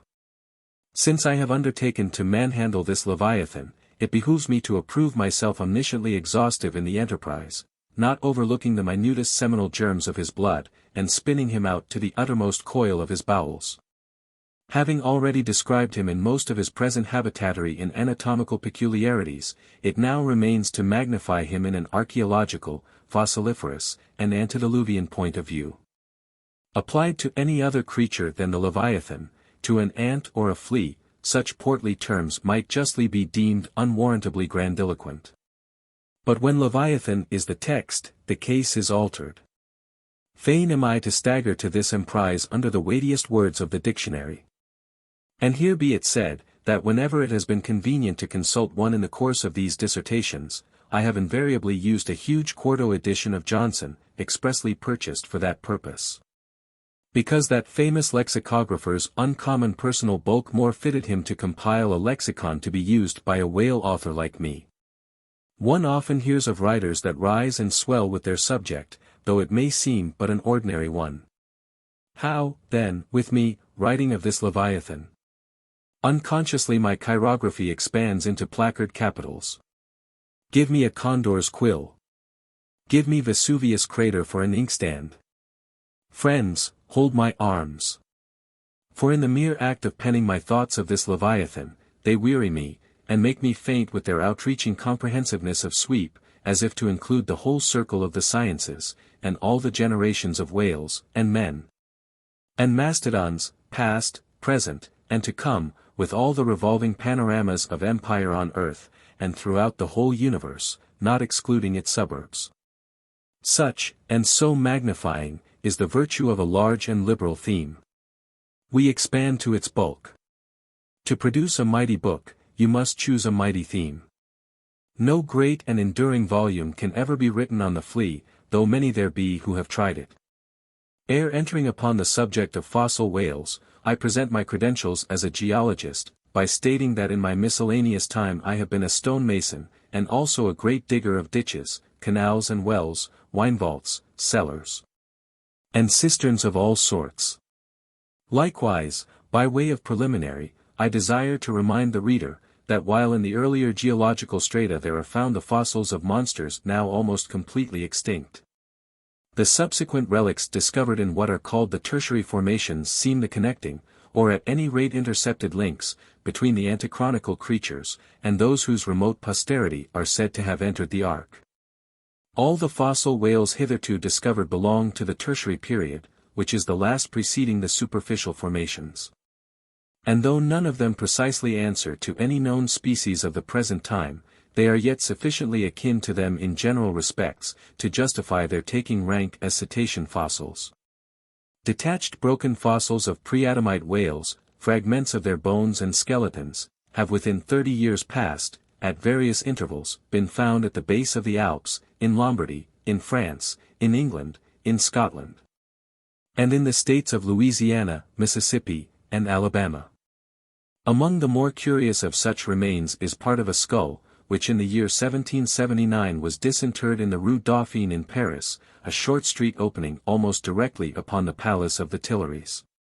And bones disinterred in excavating the great docks of Antwerp, in Napoleon's time. Cuvier pronounced these fragments to have belonged to some utterly unknown leviathanic species. But by far the most wonderful of all cetacean relics was the almost complete vast skeleton of an extinct monster, found in the year 1842, on the plantation of Judge Cray, in Alabama. The awe-stricken credulous slaves in the vicinity took it for the bones of one of the fallen angels. The Alabama doctors declared it a huge reptile, and bestowed upon it the name of Basilosaurus. But some specimen bones of it being taken across the sea to Owen, the English anatomist, it turned out that this alleged reptile was a whale, though of a departed species. A significant illustration of the fact, again and again repeated in this book, that the skeleton of the whale furnishes but little clue to the shape of his fully invested body. So Owen rechristened the monster Zeuglodon. And in his paper read before the London Geological Society, pronounced it, in substance, one of the most extraordinary creatures which the mutations of the globe have blotted out of existence. When I stand among these mighty leviathan skeletons, skulls, tusks, jaws, ribs, and vertebrae, all characterized by partial resemblances to the existing breeds of sea monsters, but at the same time bearing on the other hand similar affinities to the annihilated antichronical leviathans, their incalculable seniors, I am, by a flood, borne back to that wondrous period, ere time itself can be said to have begun. For time began with man. Here Saturn's grey chaos rolls over me, and I obtain dim, shuddering glimpses into those polar eternities, when wedged bastions of ice pressed hard upon what are now the tropics. And in all the 25,000 miles of this world's circumference, not an inhabitable hand's breadth of land was visible. Then the whole world was the whale's, and, king of creation, he left his wake along the present lines of the Andes and the Himalayas. Who can show a pedigree like Leviathan? Ahab's harpoon had shed older blood than the Pharaoh's. Methuselah seems a schoolboy. I look round to shake hands with Shem.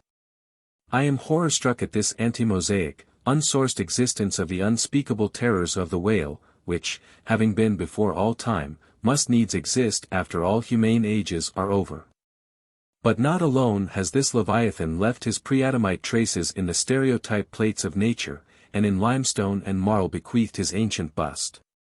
But upon Egyptian tablets, whose antiquity seems to claim for them an almost fossiliferous character, we find the unmistakable print of his fin. In an apartment of the great temple of Dendra, some 50 years ago, there was discovered upon the granite ceiling a sculptured and painted planisphere, abounding in centaurs, griffins, and dolphins. Similar to the grotesque figures on the celestial globe of the moderns. Gliding among them, old Leviathan swam as of yore, was there swimming in that planisphere, centuries before Solomon was cradled. Nor must there be omitted another strange attestation of the antiquity of the whale, in his own osseous post-diluvian reality, as set down by the venerable John Leo, the old Barbary traveler. Not far from the seaside, they have a temple, the rafters and beams of which are made of whale bones, for whales of a monstrous size are oftentimes cast up dead upon that shore. The common people imagine, that by a secret power bestowed by God upon the temple, no whale can pass it without immediate death. But the truth of the matter is, that on either side of the temple, there are rocks that shoot 2 miles into the sea, and wound the whales when they light upon them. They keep a whale's rib of an incredible length for a miracle, which lying upon the ground with its convex part uppermost, makes an arch, the head of which cannot be reached by a man upon a camel's back. This rib, says John Leo, is said to have lain there 100 years before I saw it. Their historians affirm, that a prophet who prophesied of Muhammad, came from this temple, and some do not stand to assert, that the prophet Jonas was cast forth by the whale at the base of the temple. In this Afric temple of the whale I leave you, reader, and if you be a Nantucketer, and a whaleman, you will silently worship there. Chapter 105. Does the whale's magnitude diminish, will he perish? Inasmuch, then, as this Leviathan comes floundering down upon us from the headwaters of the eternities, it may be fitly inquired, whether, in the long course of his generations, he has not degenerated from the original bulk of his sires. But upon investigation we find, that not only are the whales of the present day superior in magnitude to those whose fossil remains are found in the tertiary system, embracing a distinct geological period prior to man. But of the whales found in that tertiary system, those belonging to its latter formations exceed in size those of its earlier ones. Of all the pre-Adamite whales yet exhumed, by far the largest is the Alabama one mentioned in the last chapter, and that was less than 70 feet in length in the skeleton. Whereas, we have already seen, that the tape measure gives 72 feet for the skeleton of a large-sized modern whale. And I have heard, on whaleman's authority, that sperm whales have been captured near 100 feet long at the time of capture. But may it not be, that while the whales of the present hour are an advance in magnitude upon those of all previous geological periods, may it not be, that since Adam's time they have degenerated? Assuredly, we must conclude so, if we are to credit the accounts of such gentlemen as Pliny, and the ancient naturalists generally. For Pliny tells us of whales that embraced acres of living bulk, and Aldrovandus of others which measured 800 feet in length, rope walks and Thames tunnels of whales. And even in the days of Banks and Solander, Cook's naturalists, we find a Danish member of the Academy of Sciences setting down certain Iceland whales, Radancisker, or wrinkled bellies, at 120 yards. That is, 360 feet. And Lacépède, the French naturalist, in his elaborate history of whales, in the very beginning of his work, page 3, sets down the right whale at 100 meters, 328 feet. And this work was published so late as AD 1825. But will any whaleman believe these stories? No. The whale of today is as big as his ancestors in Pliny's time. And if ever I go where Pliny is, I, a whaleman, more than he was, will make bold to tell him so. Because I cannot understand how it is, that while the Egyptian mummies that were buried thousands of years before even Pliny was born, do not measure so much in their coffins as a modern Kentuckian in his socks. And while the cattle and other animals sculptured on the oldest Egyptian and Nineveh tablets, by the relative proportions in which they are drawn, just as plainly prove that the high-bred, stall-fed, prize cattle of Smithfield, not only equal, but far exceed in magnitude the fattest of Pharaoh's fat kine. In the face of all this, I will not admit that of all animals the whale alone should have degenerated. But still another inquiry remains, one often agitated by the more recondite Nantucketers. Whether owing to the almost omniscient lookouts at the mastheads of the whale ships, now penetrating even through Bering Straits, and into the remotest secret drawers and lockers of the world, and the 1,000 harpoons and lances darted along all continental coasts, the moot point is, whether Leviathan can long endure so wide a chase, and so remorseless a havoc. Whether he must not at last be exterminated from the waters, and the last whale, like the last man, smoke his last pipe, and then himself evaporate in the final puff. Comparing the humped herds of whales with the humped herds of buffalo, which, not 40 years ago, overspread by tens of thousands the prairies of Illinois and Missouri, and shook their iron manes and scowled with their thunder-clotted brows upon the sites of populous river capitals, where now the polite broker sells you land at $1 an inch. In such a comparison an irresistible argument would seem furnished, to show that the hunted whale cannot now escape speedy extinction. But you must look at this matter in every light. Though so short a period ago, not a good lifetime, the census of the buffalo in Illinois exceeded the census of men now in London, and though at the present day not one horn or hoof of them remains in all that region, and though the cause of this wondrous extermination was the spear of man, yet the far different nature of the whale hunt peremptorily forbids so inglorious an end to the Leviathan. 40 men in one ship hunting the sperm whales for 48 months think they have done extremely well, and thank God, if at last they carry home the oil of 40 fish. Whereas, in the days of the old Canadian and Indian hunters and trappers of the West, when the far West, in whose sunset suns still rise, was a wilderness and a virgin, the same number of moccasined men, for the same number of months, mounted on horse instead of sailing in ships, would have slain not 40, but 40,000 and more buffaloes. A fact that, if need were, could be statistically stated. Nor, considered aright, does it seem any argument in favor of the gradual extinction of the sperm whale, for example, that in former years, the latter part of the last century, say, these leviathans, in small pods, were encountered much oftener than at present, and, in consequence, the voyages were not so prolonged, and were also much more remunerative. Because, as has been elsewhere noticed, those whales, influenced by some views to safety, now swim the seas in immense caravans, so that to a large degree the scattered solitaries, yolks, and pods, and schools of other days are now aggregated into vast but widely separated, unfrequent armies. That is all.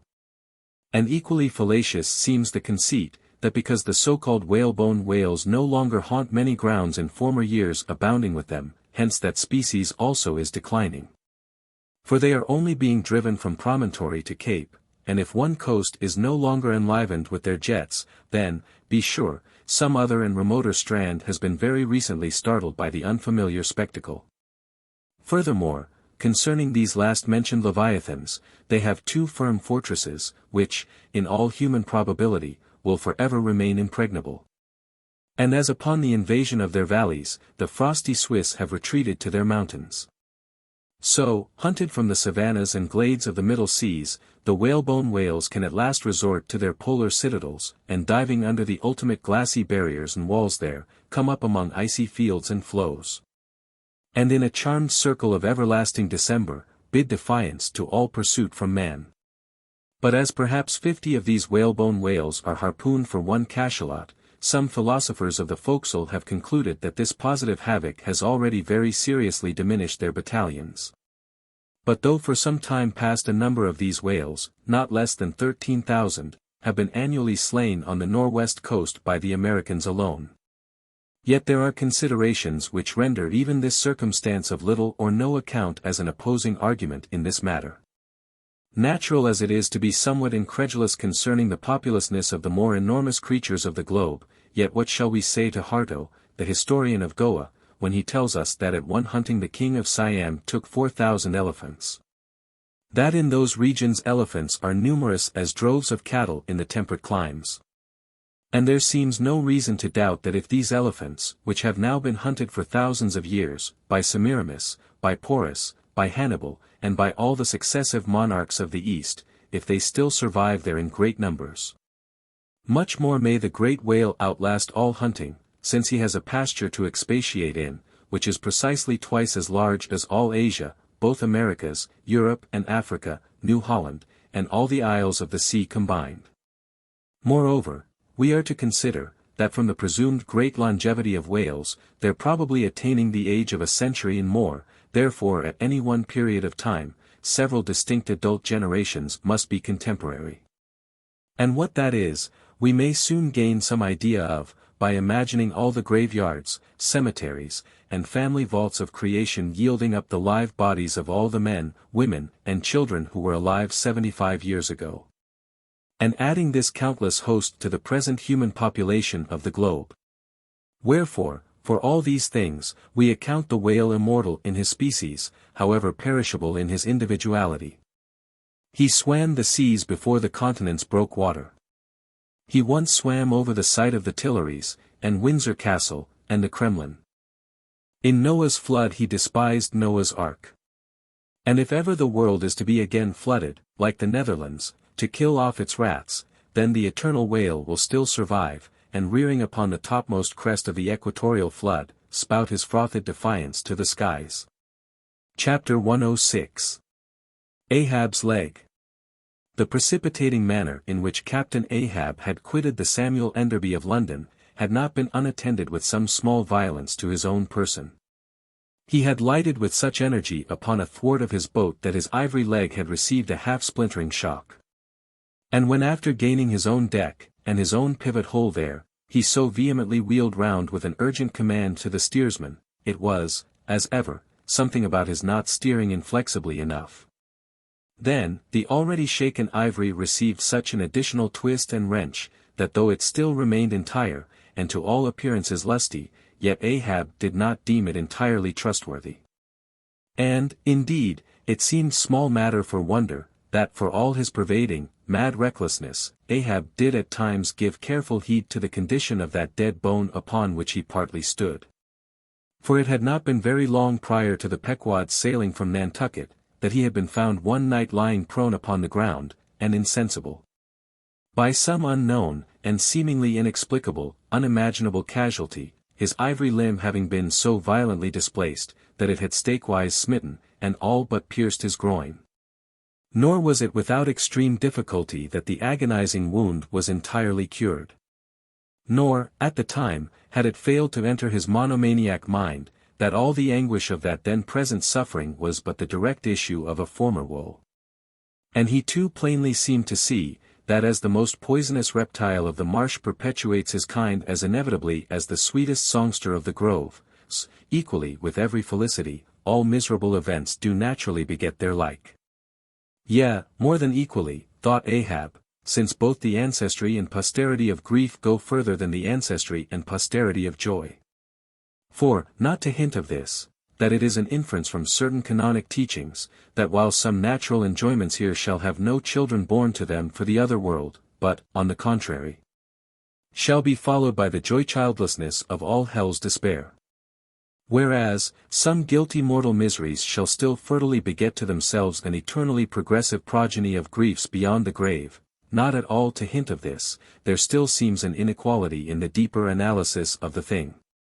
For, thought Ahab, while even the highest earthly felicities ever have a certain unsignifying pettiness lurking in them, but, at bottom, all heart woes, a mystic significance, and, in some men, an archangelic grandeur. So do their diligent tracings out not belie the obvious deduction to trail the genealogies of these high mortal miseries, carries us at last among the sourceless primogenitures of the gods. So that, in the face of all the glad, haymaking suns, and soft cymbaling, round harvest moons, we must needs give in to this, that the gods themselves are not for ever glad. The ineffaceable, sad birthmark in the brow of man, is but the stamp of sorrow in the signers. Unwittingly here a secret has been divulged, which perhaps might more properly, in set way, have been disclosed before.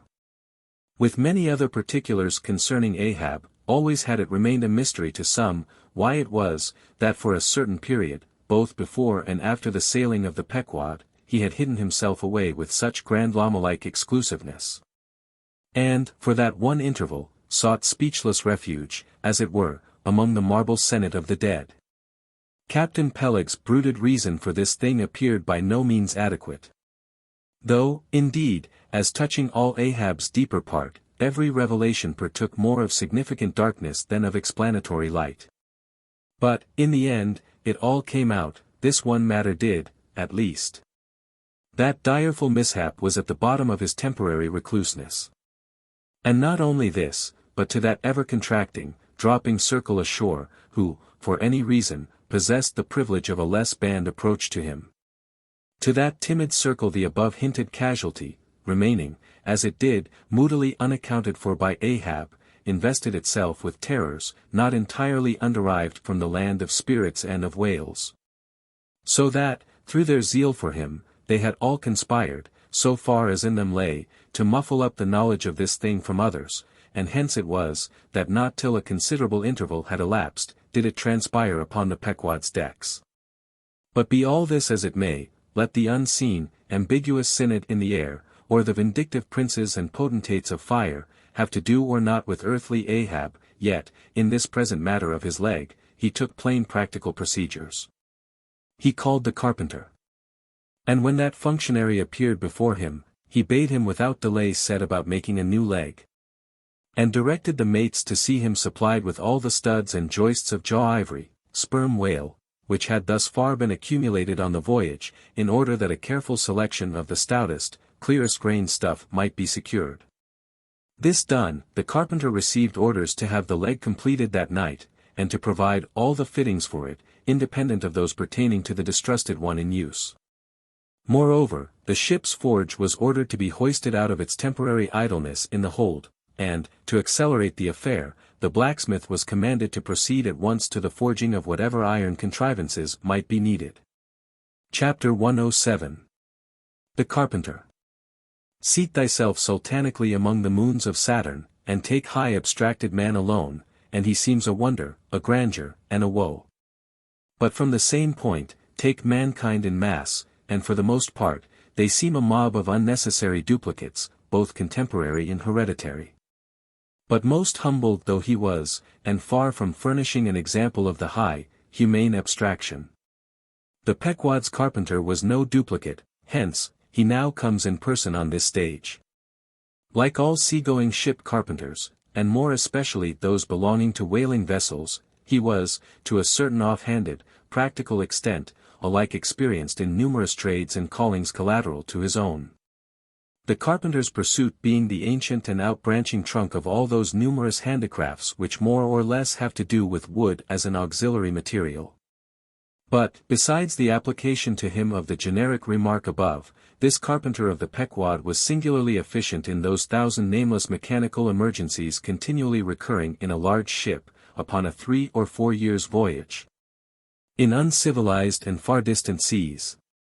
For not to speak of his readiness in ordinary duties, repairing stove boats, sprung spars, reforming the shape of clumsy bladed oars, inserting bull's eyes in the deck, or new tree nails in the side planks.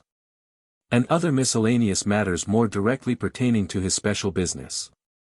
He was moreover unhesitatingly expert in all manner of conflicting aptitudes, both useful and capricious. The one grand stage where he enacted all his various parts so manifold, was his vice bench.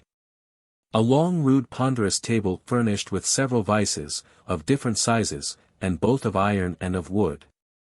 At all times except when whales were alongside, this bench was securely lashed athwartships against the rear of the tryworks. A belaying pin is found too large to be easily inserted into its hole. The carpenter claps it into one of his ever-ready vices, and straightway files it smaller. A lost land bird of strange plumage strays on board, and is made a captive, out of clean, shaved rods of right whale bone, and cross beams of sperm whale ivory. The carpenter makes a pagoda-looking cage for it. An oarsman sprains his wrist, the carpenter concocts a soothing lotion. Stubb longed for vermilion stars to be painted upon the blade of his every oar. Screwing each oar in his big vise of wood, the carpenter symmetrically supplies the constellation. A sailor takes a fancy to wear shark bone earrings, the carpenter drills his ears. Another has the toothache, the carpenter out pincers, and clapping one hand upon his bench bids him be seated there, but the poor fellow unmanageably winces under the unconcluded operation. Whirling round the handle of his wooden vice, the carpenter signs him to clap his jaw in that, if he would have him draw the tooth. Thus, this carpenter was prepared at all points, and alike indifferent and without respect in all. Teeth he accounted bits of ivory, heads he deemed but top blocks, men themselves he lightly held for capstans.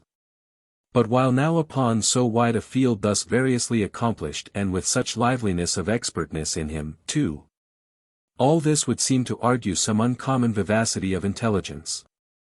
But not precisely so.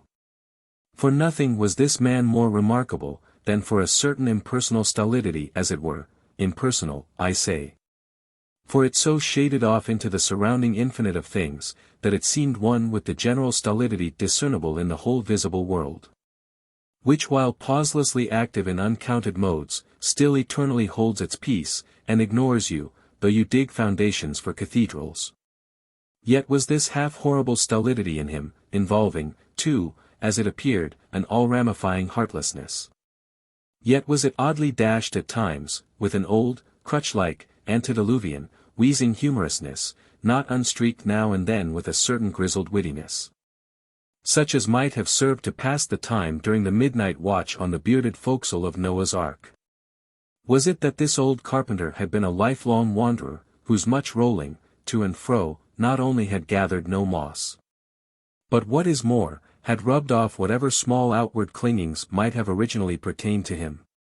He was a stripped abstract, an unfractioned integral, uncompromised as a newborn babe, living without premeditated reference to this world or the next.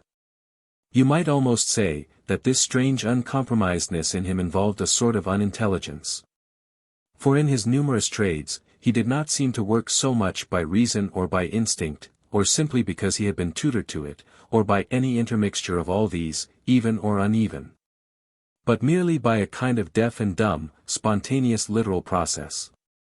He was a pure manipulator. His brain, if he had ever had one, must have early oozed along into the muscles of his fingers. He was like one of those unreasoning but still highly useful, multum in parvo, Sheffield contrivances, assuming the exterior, though a little swelled, of a common pocket-knife, but containing, not only blades of various sizes, but also screwdrivers, corkscrews, tweezers, awls, pens, rulers, nail-filers, countersinkers. So, if his superiors wanted to use the carpenter for a screwdriver, all they had to do was to open that part of him, and the screw was fast, or if for tweezers, take him up by the legs, and there they were. Yet, as previously hinted, this omnitold, open and shut carpenter, was, after all, no mere machine of an automaton. If he did not have a common soul in him, he had a subtle something that somehow anomalously did its duty. What that was, whether essence of quicksilver, or a few drops of hartshorn, there is no telling. But there it was, and there it had abided for now some 60 years or more. And this it was, this same unaccountable, cunning life principle in him. This it was, that kept him a great part of the time soliloquizing, but only like an unreasoning wheel, which also hummingly soliloquizes. Or rather, his body was a sentry box and this soliloquizer on guard there, and talking all the time to keep himself awake. Chapter 108. Ahab and the Carpenter.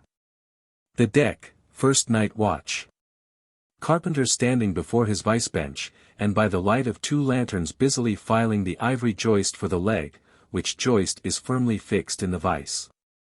Slabs of ivory, leather straps, pads, screws, and various tools of all sorts lying about the bench. Forward, the red flame of the forge is seen, where the blacksmith is at work. Drat the file, and drat the bone. That is hard which should be soft, and that is soft which should be hard. So we go, who file old jaws and shin bones. Let's try another. Now, this works better, sneezes. Hello, this bone dust is, sneezes, why it's, sneezes, yes it's, sneezes, bless my soul, it won't let me speak. This is what an old fellow gets now for working in dead lumber. Saw a live tree, and you don't get this dust. Amputate a live bone, and you don't get it, sneezes. Come, you old smut, there, bear a hand, and let's have that ferrule and buckle screw, I'll be ready for them presently.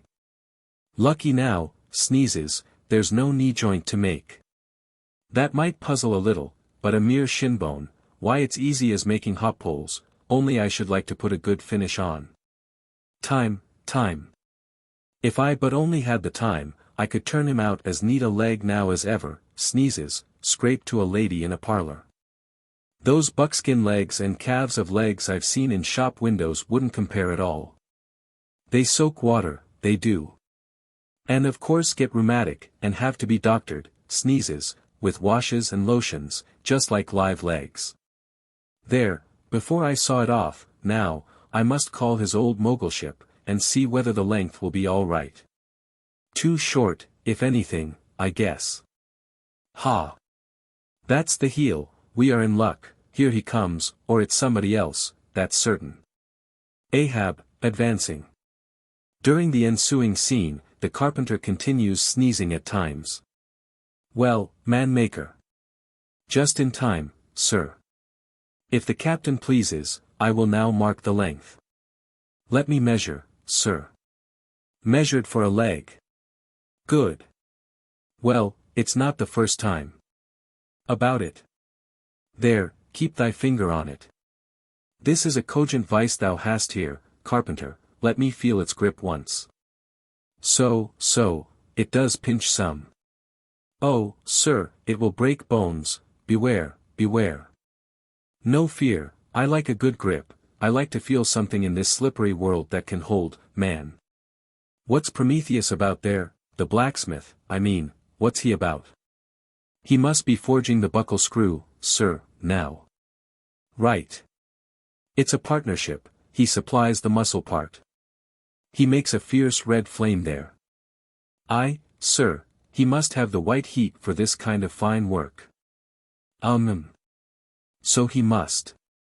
I do deem it now a most meaning thing, that old Greek, Prometheus, who made men, they say, should have been a blacksmith, and animated them with fire, for what's made in fire must properly belong to fire, and so hell's probable. How the soot flies! This must be the remainder the Greek made the Africans of. Carpenter, when he's through with that buckle, tell him to forge a pair of steel shoulder blades, there's a peddler aboard with a crushing pack. Sir. Hold. While Prometheus is about it, I'll order a complete man after a desirable pattern. Imprimis, 50 feet high in his socks, then, chest modeled after the Thames Tunnel, then, legs with roots to stay in one place. Then, arms 3 feet through the wrist, no heart at all, brass forehead, and about 1/4 of an acre of fine brains, and let me see, shall I order eyes to see outwards? No, but put a skylight on top of his head to illuminate inwards. There, take the order, and away. Now, what's he speaking about, and who's he speaking to, I should like to know. Shall I keep standing here? Aside. 'Tis but indifferent architecture to make a blind dome, here's one. No. I must have a lantern. Ho. That's it, hey. Here are 2, sir, one will serve my turn. What art thou thrusting that thief-catcher into my face for, man? Thrusted light is worse than presented pistols. I thought, sir, that you spoke to carpenter. Carpenter? Why but no, a very tidy, and, I may say, an extremely gentlemanlike sort of business thou art in here, carpenter, or wouldst thou rather work in clay? Sir, clay. Clay, sir. That's mud, we leave clay to ditchers, sir. The fellow's impious. What art thou sneezing about? Bone is rather dusty, sir. Take the hint, then, and when thou art dead, never bury thyself under living people's noses. Sir, oh. Ah, I guess so, yes, dear. Look ye, carpenter, I dare say thou callest thyself a right good workmanlike workman, eh? Well, then, will it speak thoroughly well for thy work, if, when I come to mount this leg thou makest, I shall nevertheless feel another leg in the same identical place with it, that is, carpenter, my old lost leg, the flesh and blood one, I mean. Canst thou not drive that old Adam away? Truly, sir, I begin to understand somewhat now. Yes, I have heard something curious on that score, sir. How that a dismasted man never entirely loses the feeling of his old spar, but it will be still pricking him at times. May I humbly ask if it be really so, sir? It is, man. Look, put thy live leg here in the place where mine once was. So, now, here is only one distinct leg to the eye, yet two to the soul. Where thou feelest tingling life, there, exactly there to a hair, do I. Is't a riddle? I should humbly call it a poser, sir. Hist, then. How dost thou know that some entire, living, thinking thing may not be invisibly and uninterpenetratingly standing precisely where thou now standest, and standing there in thy spite? In thy most solitary hours, then, dost thou not fear eavesdroppers? Hold, don't speak. And if I still feel the smart of my crushed leg, though it be now so long dissolved? Then, why mayst not thou, carpenter, feel the fiery pains of hell for ever, and without a body? Ha! Good Lord! Truly, sir, if it comes to that, I must calculate over again. I think I didn't carry a small figure, sir. Look ye, Puddinghead should never grant premises. How long before the leg is done? Perhaps an hour, sir. Bungle away at it then, and bring it to me, turns to go. Oh, life! Here I am, proud as Greek god, and yet standing debtor to this blockhead for a bone to stand on. Cursed be that mortal interindebtedness which will not do away with ledgers. I would be free as air, and I'm down in the whole world's books. I am so rich, I could have given bid for bid with the wealthiest praetorians at the auction of the Roman Empire, which was the world's, and yet I owe for the flesh in the tongue I brag with. By heavens! I'll get a crucible, and into it, and dissolve myself down to one small, compendious vertebra. So. Carpenter, resuming his work. Well. Stubb knows him best of all, and Stubb always says he's queer.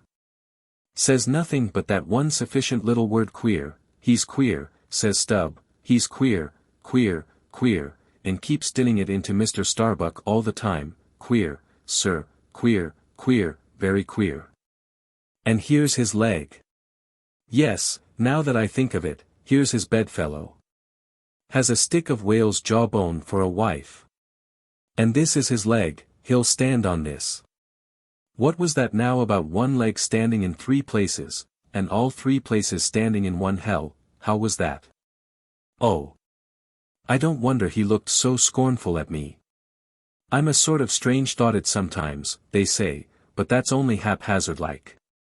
Then, a short, little old body like me, should never undertake to wade out into deep waters with tall, heron-built captains. The water chucks you under the chin pretty quick, and there's a great cry for lifeboats. And here's the heron's leg. Long and slim, sure enough. Now, for most folks one pair of legs lasts a lifetime, and that must be because they use them mercifully, as a tender-hearted old lady uses her roly-poly old coach horses. But Ahab, oh he's a hard driver. Look, driven one leg to death, and spavined the other for life, and now wears out bone legs by the cord. Hello, there, you smut. Bear a hand there with those screws, and let's finish it before the resurrection fellow comes a-calling with his horn for all legs, true or false, as brewery men go round collecting old beer barrels, to fill 'em up again. What a leg this is! It looks like a real live leg, filed down to nothing but the core. He'll be standing on this tomorrow, he'll be taking altitudes on it. Hullo! I almost forgot the little oval slate, smoothed ivory, where he figures up the latitude. So. Chisel, file, and sandpaper, now. Chapter 109. Ahab and Starbuck in the cabin. According to usage they were pumping the ship next morning, and lo! No inconsiderable oil came up with the water, the casks below must have sprung a bad leak. Much concern was shown, and Starbuck went down into the cabin to report this unfavorable affair. Asterisk in sperm whalemen with any considerable quantity of oil on board, it is a regular semi-weekly duty to conduct a hose into the hold, and drench the casks with sea-water, which afterwards, at varying intervals, is removed by the ship's pumps. Hereby the casks are sought to be kept damply tight, while by the changed character of the withdrawn water, the mariners readily detect any serious leakage in the precious cargo. Now, from the south and west the Pequod was drawing nigh to Formosa and the Bahi Isles, between which lies one of the tropical outlets from the China waters into the Pacific. And so Starbuck found Ahab with a general chart of the Oriental archipelagos spread before him, and another separate one representing the long eastern coasts of the Japanese islands, Niffen, Matsumai, and Shikoku. With his snow-white new ivory leg braced against the screwed leg of his table, and with a long pruning hook of a jackknife in his hand, the wondrous old man, with his back to the gangway door, was wrinkling his brow and tracing his old courses again. Who's there, hearing the footstep at the door, but not turning round to it? On deck. Begone. Captain Ahab mistakes, it is I. The oil in the hold is leaking, sir. We must up Burton's and break out. Up Burton's and break out. Now that we are nearing Japan, heave to here for a week to tinker a parcel of old hoops. Either do that, sir, or waste in one day more oil than we may make good in a year. What we come 20,000 miles to get is worth saving, sir. So it is, if we get it. I was speaking of the oil in the hold, sir. And I was not speaking or thinking of that at all. Begone. Let it leak. I'm all a leak myself. Leaks in leaks. Not only full of leaky casks, but those leaky casks are in a leaky ship, and that's a far worse plight than the Pequod's, man. Yet I don't stop to plug my leak, for who can find it in the deep-loaded hull? Or how hope to plug it, even if found, in this life's howling gale? Starbuck. I'll not have the Burtons hoisted. What will the owners say, sir? Let the owners stand on Nantucket Beach and out-yell the typhoons. What cares Ahab? Owners. Thou art always prating to me, Starbuck, about those miserly owners, as if the owners were my conscience. But look ye, the only real owner of anything is its commander, and hark ye, my conscience is in this ship's keel. On deck. Captain Ahab, said the reddening mate, moving further into the cabin, with a daring so strangely respectful and cautious that it almost seemed not only every way seeking to avoid the slightest outward manifestation of itself, but within also seemed more than half distrustful of itself. A better man than I might well pass over in thee what he would quickly enough resent in a younger man, and in a happier, Captain Ahab. Devils! Dost thou then so much as dare to critically think of me, on deck? Nay, sir, not yet. I do entreat. And I do dare, sir, to be forbearing. Shall we not understand each other better than hitherto, Captain Ahab? Ahab seized a loaded musket from the rack, forming part of most South Seamen's cabin furniture, and pointing it toward Starbuck, exclaimed, There is one God that is Lord over the earth, and one Captain that is Lord over the Pequod. On deck. For an instant in the flashing eyes of the mate, and his fiery cheeks, you would have almost thought that he had really received the blaze of the leveled tube. But, mastering his emotion, he half calmly rose, and as he quitted the cabin, paused for an instant and said, "Thou hast outraged, not insulted me, sir, but for that I ask thee not to beware of Starbuck, thou wouldst but laugh. But let Ahab beware of thyself, old man. He waxes brave, but nevertheless obeys, most careful bravery that," murmured Ahab, as Starbuck disappeared. "What's that he said, Ahab beware of Ahab, there's something there." Then unconsciously using the musket for a staff, with an iron brow he paced to and fro in the little cabin, but presently the thick plates of his forehead relaxed, and returning the gun to the rack, he went to the deck. "Thou art but too good a fellow, Starbuck," he said lowly to the mate, then raising his voice to the crew, "Furl the t'gallant sails, and close reef the topsails, fore and aft, back the main yard, up Burton, and break out in the main-hold." It were perhaps vain to surmise exactly why it was, that as respecting Starbuck, Ahab thus acted. It may have been a flash of honesty in him, or mere prudential policy which, under the circumstance, imperiously forbade the slightest symptom of open disaffection, however transient, in the important chief officer of his ship. However it was, his orders were executed, and the Burtons were hoisted. Chapter 110. Queequeg in his coffin. Upon searching, it was found that the casks last struck into the hold were perfectly sound, and that the leak must be further off. So, it being calm weather, they broke out deeper and deeper, disturbing the slumbers of the huge ground-tier butts, and from that black midnight sending those gigantic moles into the daylight above. So deep did they go. And so ancient, and corroded, and weedy the aspect of the lowermost puncheons, that you almost looked next for some mouldy cornerstone cask containing coins of Captain Noah, with copies of the posted placards, vainly warning the infatuated old world from the flood. Tierce after tierce, too, of water, and bread, and beef, and shooks of staves, and iron bundles of hoops, were hoisted out, till at last the piled decks were hard to get about. And the hollow hull echoed underfoot, as if you were treading over empty catacombs, and reeled and rolled in the sea like an air-freighted demijohn. Top-heavy was the ship as a dinnerless student with all Aristotle in his head. Well was it that the typhoons did not visit them then. Now, at this time it was that my poor pagan companion, and fast bosom friend, Queequeg, was seized with a fever, which brought him nigh to his endless end. Be it said, that in this vocation of whaling, sinecures are unknown, dignity and danger go hand in hand, till you get to be captain, the higher you rise the harder you toil. So with poor Queequeg, who, as harpooner, must not only face all the rage of the living whale, but, as we have elsewhere seen, mount his dead back in a rolling sea, and finally descend into the gloom of the hold, and bitterly sweating all day in that subterraneous confinement, resolutely manhandle the clumsiest casks and see to their stowage.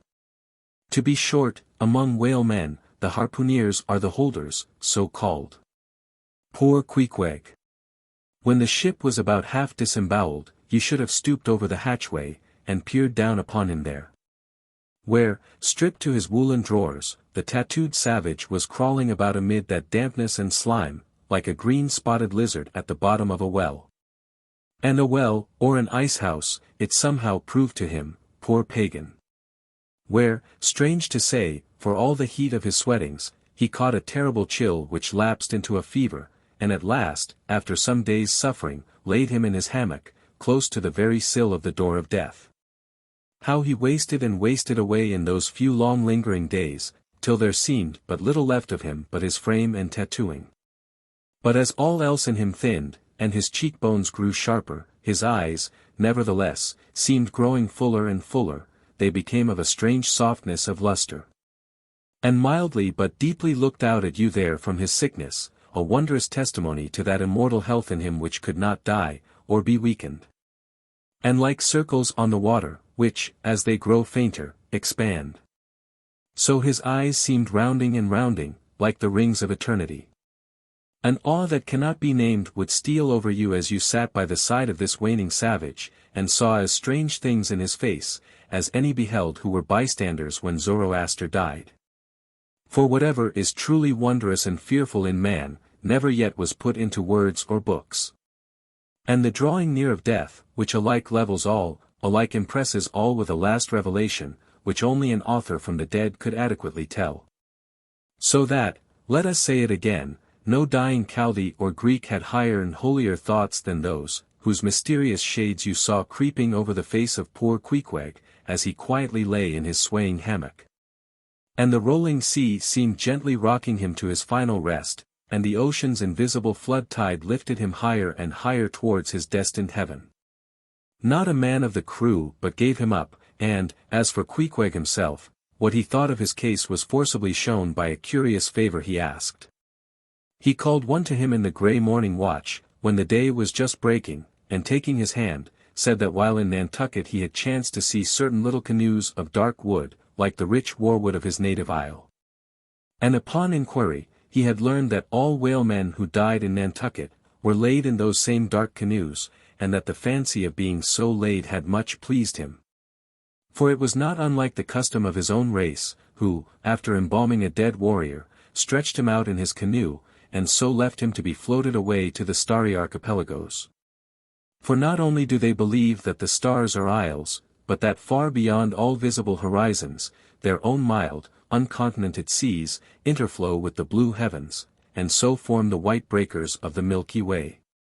He added, that he shuddered at the thought of being buried in his hammock, according to the usual sea custom, tossed like something vile to the death-devouring sharks.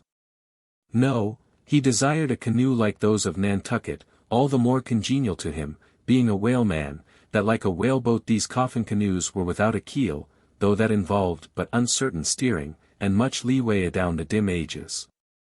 Now, when this strange circumstance was made known aft, the carpenter was at once commanded to do Queequeg's bidding, whatever it might include. There was some heathenish, coffin-colored old lumber aboard, which, upon a long previous voyage, had been cut from the aboriginal groves of the Lackaday Islands, and from these dark planks the coffin was recommended to be made. No sooner was the carpenter apprised of the order, than taking his rule, he forthwith with all the indifferent promptitude of his character, proceeded into the forecastle and took Queequeg's measure with great accuracy, regularly chalking Queequeg's person as he shifted the rule. "Ah! Poor fellow! He'll have to die now," ejaculated the Long Island sailor. Going to his vice-bench, the carpenter for convenience sake and general reference, now transferringly measured on it the exact length the coffin was to be, and then made the transfer permanent by cutting 2 notches at its extremities. This done, he marshalled the planks and his tools, and to work. When the last nail was driven, and the lid duly planed and fitted, he lightly shouldered the coffin and went forward with it, inquiring whether they were ready for it yet in that direction. Overhearing the indignant but half-humorous cries with which the people on deck began to drive the coffin away, Queequeg, to every one's consternation, commanded that the thing should be instantly brought to him, nor was there any denying him. Seeing that, of all mortals, some dying men are the most tyrannical, and certainly, since they will shortly trouble us so little for evermore, the poor fellows ought to be indulged. Leaning over in his hammock, Queequeg long regarded the coffin with an attentive eye. He then called for his harpoon, had the wooden stock drawn from it, and then had the iron part placed in the coffin along with one of the paddles of his boat. All by his own request, also, biscuits were then ranged round the sides within, a flask of fresh water was placed at the head, and a small bag of woody earth scraped up in the hold at the foot. And a piece of sailcloth being rolled up for a pillow, Queequeg now entreated to be lifted into his final bed, that he might make trial of its comforts, if any it had. He lay without moving a few minutes, then told one to go to his bag and bring out his little god, Yojo. Then crossing his arms on his breast with Yojo between, he called for the coffin lid, hatch he called it, to be placed over him. The head part turned over with a leather hinge, and there lay Queequeg in his coffin with little but his composed countenance in view. "Rarmai, it will do, it is easy," he murmured at last, and signed to be replaced in his hammock. But ere this was done, Pip, who had been slyly hovering near by all this while, drew nigh to him where he lay, and with soft sobbings, took him by the hand, in the other, holding his tambourine. Poor rover! Will ye never have done with all this weary roving? Where go ye now? But if the currents carry ye to those sweet Antilles where the beaches are only beat with water lilies, will ye do one little errand for me? Seek out one Pip, who's now been missing long, I think he's in those far Antilles. If ye find him, then comfort him, for he must be very sad, for look. He's left his tambourine behind, I found it. Rig-a-dig, dig, dig. Now, Queequeg, die. And I'll beat ye your dying march.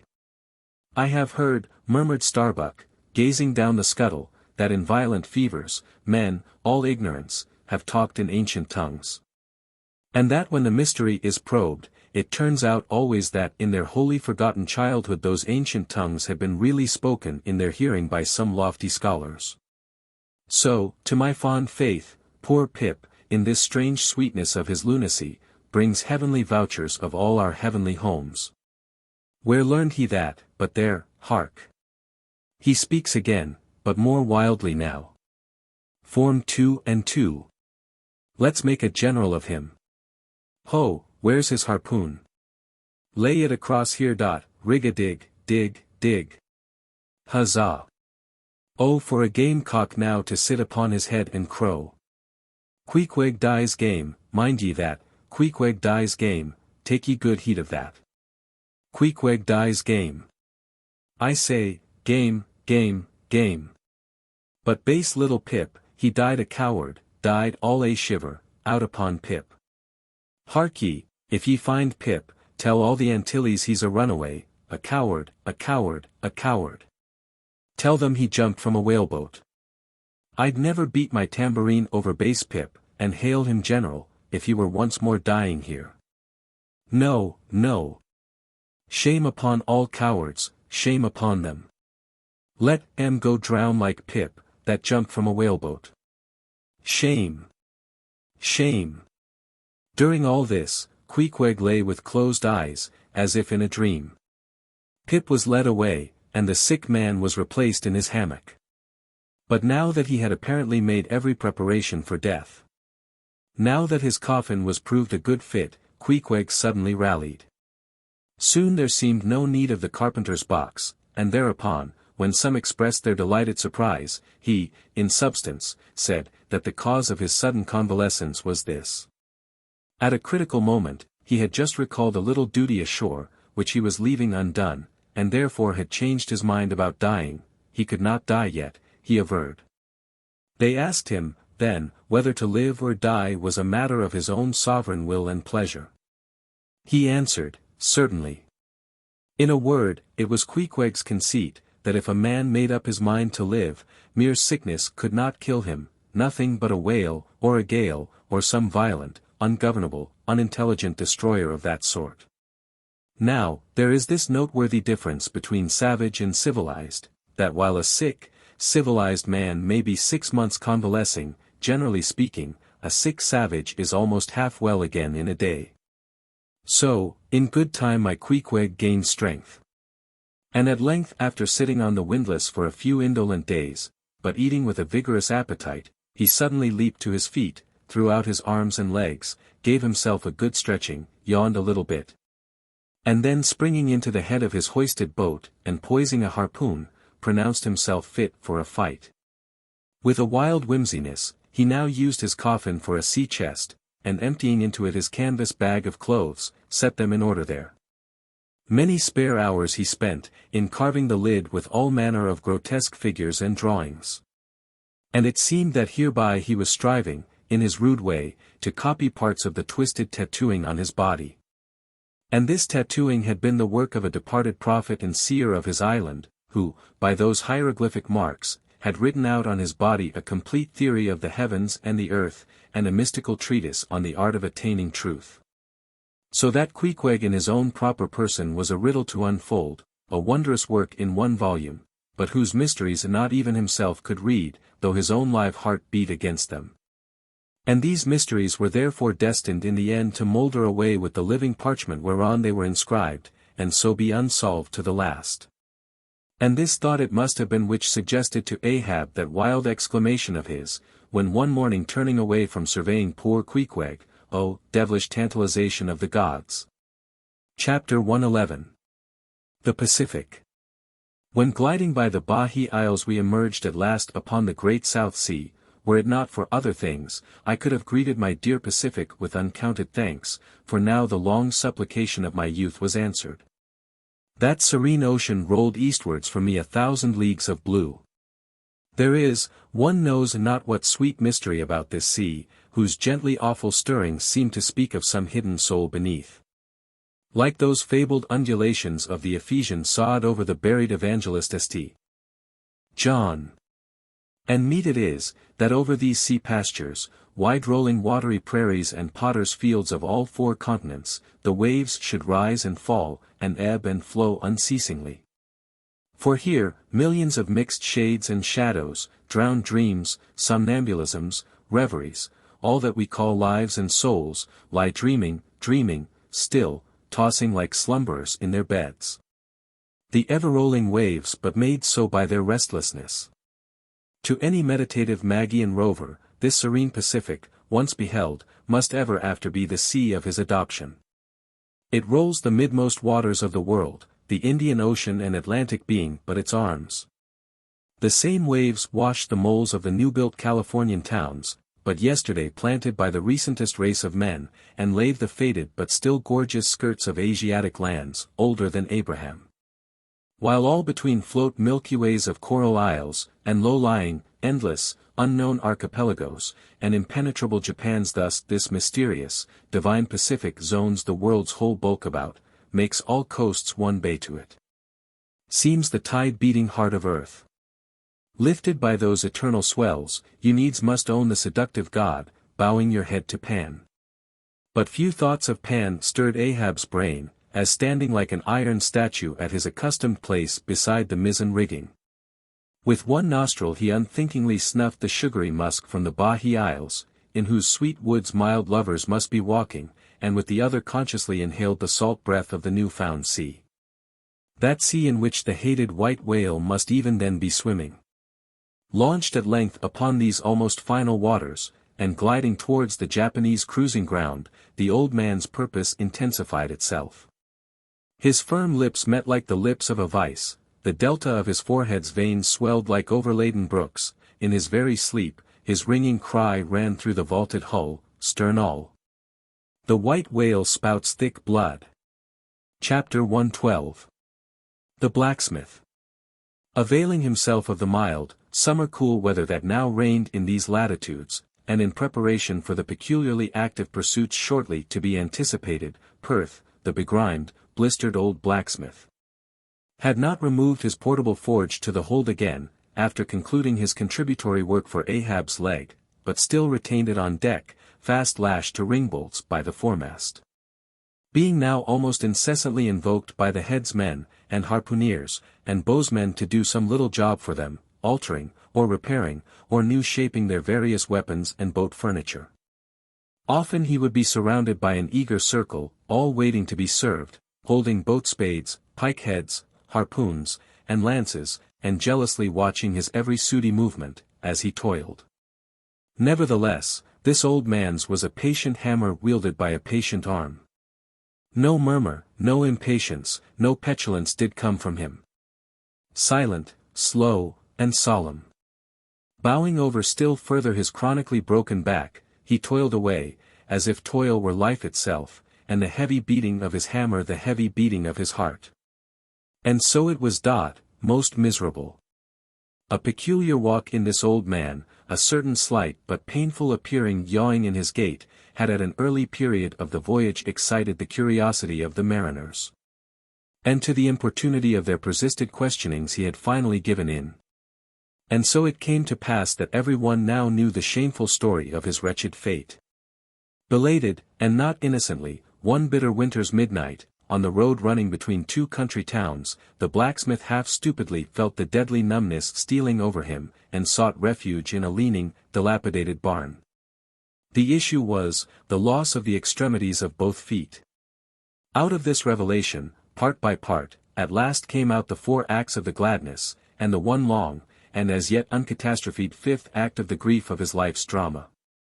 He was an old man, who, at the age of nearly 60, had postponedly encountered that thing in sorrow's technicals called ruin. He had been an artisan of famed excellence, and with plenty to do, owned a house and garden. Embraced a youthful, daughter-like, loving wife, and 3 blithe, ruddy children, every Sunday went to a cheerful-looking church, planted in a grove. But one night, under cover of darkness, and further concealed in a most cunning disguisement, a desperate burglar slid into his happy home, and robbed them all of everything. And darker yet to tell, the blacksmith himself did ignorantly conduct this burglar into his family's heart. It was the bottle conjurer. Upon the opening of that fatal cork, forth flew the fiend, and shriveled up his home. Now, for prudent, most wise, and economic reasons, the blacksmith's shop was in the basement of his dwelling, but with a separate entrance to it. So that always had the young and loving healthy wife listened with no unhappy nervousness, but with vigorous pleasure, to the stout ringing of her young-armed old husband's hammer, whose reverberations, muffled by passing through the floors and walls, came up to her, not unsweetly, in her nursery, and so, to stout labor's iron lullaby, the blacksmith's infants were rocked to slumber. Oh, woe on woe! Oh, death, why canst thou not sometimes be timely? Hadst thou taken this old blacksmith to thyself ere his full ruin came upon him, then had the young widow had a delicious grief, and her orphans a truly venerable, legendary sire to dream of in their after years. And all of them a care-killing competency. But death plucked down some virtuous elder brother, on whose whistling daily toil solely hung the responsibilities of some other family, and left the worse than useless old man standing, till the hideous rot of life should make him easier to harvest. Why tell the whole? The blows of the basement hammer every day grew more and more between, and each blow every day grew fainter than the last. The wife sat frozen at the window, with tearless eyes, glitteringly gazing into the weeping faces of her children. The bellows fell, the forge choked up with cinders, the house was sold, the mother dived down into the long churchyard grass. Her children twice followed her thither, and the houseless, familyless old man staggered off a vagabond in crape, his every woe unreverenced, his grey head a scorn to flaxen curls. Death seems the only desirable sequel for a career like this. But death is only a launching into the region of the strange untried, it is but the first salutation to the possibilities of the immense remote, the wild, the watery, the unshored. Therefore, to the death-longing eyes of such men, who still have left in them some interior compunctions against suicide, does the all-contributed and all-receptive ocean alluringly spread forth his whole plain of unimaginable, taking terrors, and wonderful, new life adventures. And from the hearts of infinite Pacifics, the 1,000 mermaids sing to them, come hither, broken-hearted, here is another life without the guilt of intermediate death, here are wonders supernatural, without dying for them. Come hither. Bury thyself in a life which, to your now equally abhorred and abhorring, landed world, is more oblivious than death. Come hither. Put up thy gravestone, too, within the churchyard, and come hither, till we marry thee. Hearkening to these voices, east and west, by early sunrise, and by fall of eve, the blacksmith's soul responded, I come.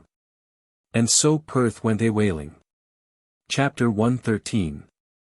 The Forge. With matted beard, and swathed in a bristling sharkskin apron, about midday, Perth was standing between his forge and anvil, the latter placed upon an ironwood log, with one hand holding a pike-head in the coals, and with the other at his forge's lungs, when Captain Ahab came along, carrying in his hand a small rusty-looking leathern bag. While yet a little distance from the forge, moody Ahab paused. Till at last, Perth, withdrawing his iron from the fire, began hammering it upon the anvil, the red mass sending off the sparks in thick hovering flights, some of which flew close to Ahab. Are these thy mother Carrie's chickens, Perth? They are always flying in thy wake, birds of good omen, too, but not to all. Look here, they burn, but thou, thou livest among them without a scorch. Because I am scorched all over, Captain Ahab, answered Perth, resting for a moment on his hammer. I am past scorching, not easily canst thou scorch a scar. Well, well, no more. Thy shrunk voice sounds too calmly, sanely woeful to me. In no paradise myself, I am impatient of all misery in others that is not mad. Thou shouldst go mad, blacksmith, say, why dost thou not go mad? How canst thou endure without being mad? Do the heavens yet hate thee, that thou canst not go mad? What wert thou making there? Welding an old pike head, sir. There were seams and dents in it. And canst thou make it all smooth again, blacksmith, after such hard usage as it had? I think so, sir. And I suppose thou canst smooth almost any seams and dents, never mind how hard the metal, blacksmith. Aye, sir, I think I can, all seams and dents but one. Look ye here, then, cried Ahab, passionately advancing, and leaning with both hands on Perth's shoulders. Look ye here, can ye smooth out a seam like this, blacksmith, sweeping one hand across his ribbed brow? If thou couldst, blacksmith, glad enough would I lay my head upon thy anvil, and feel thy heaviest hammer between my eyes. Answer. Canst thou smooth this seam? Oh. That is the one, sir. Said I not all seams and dents but one? Aye, blacksmith, it is the one, aye, man, it is unsmoothable. For though thou only seest it here in my flesh, it has worked down into the bone of my skull, that is all wrinkles. But, away with child's play, no more gaffs and pikes today. Look ye here. Jingling the leathern bag, as if it were full of gold coins. I, too, want a harpoon made, one that 1,000 yoke of fiends could not part, Perth, something that will stick in a whale like his own fin bone. There's the stuff, flinging the pouch upon the anvil. Look ye, blacksmith, these are the gathered nail stubs of the steel shoes of racing horses. Horseshoe stubs, sir. Why, Captain Ahab, thou hast here, then, the best and stubbornest stuff we blacksmiths ever work. I know it, old man, these stubs will weld together like glue from the melted bones of murderers. Quick! Forge me the harpoon.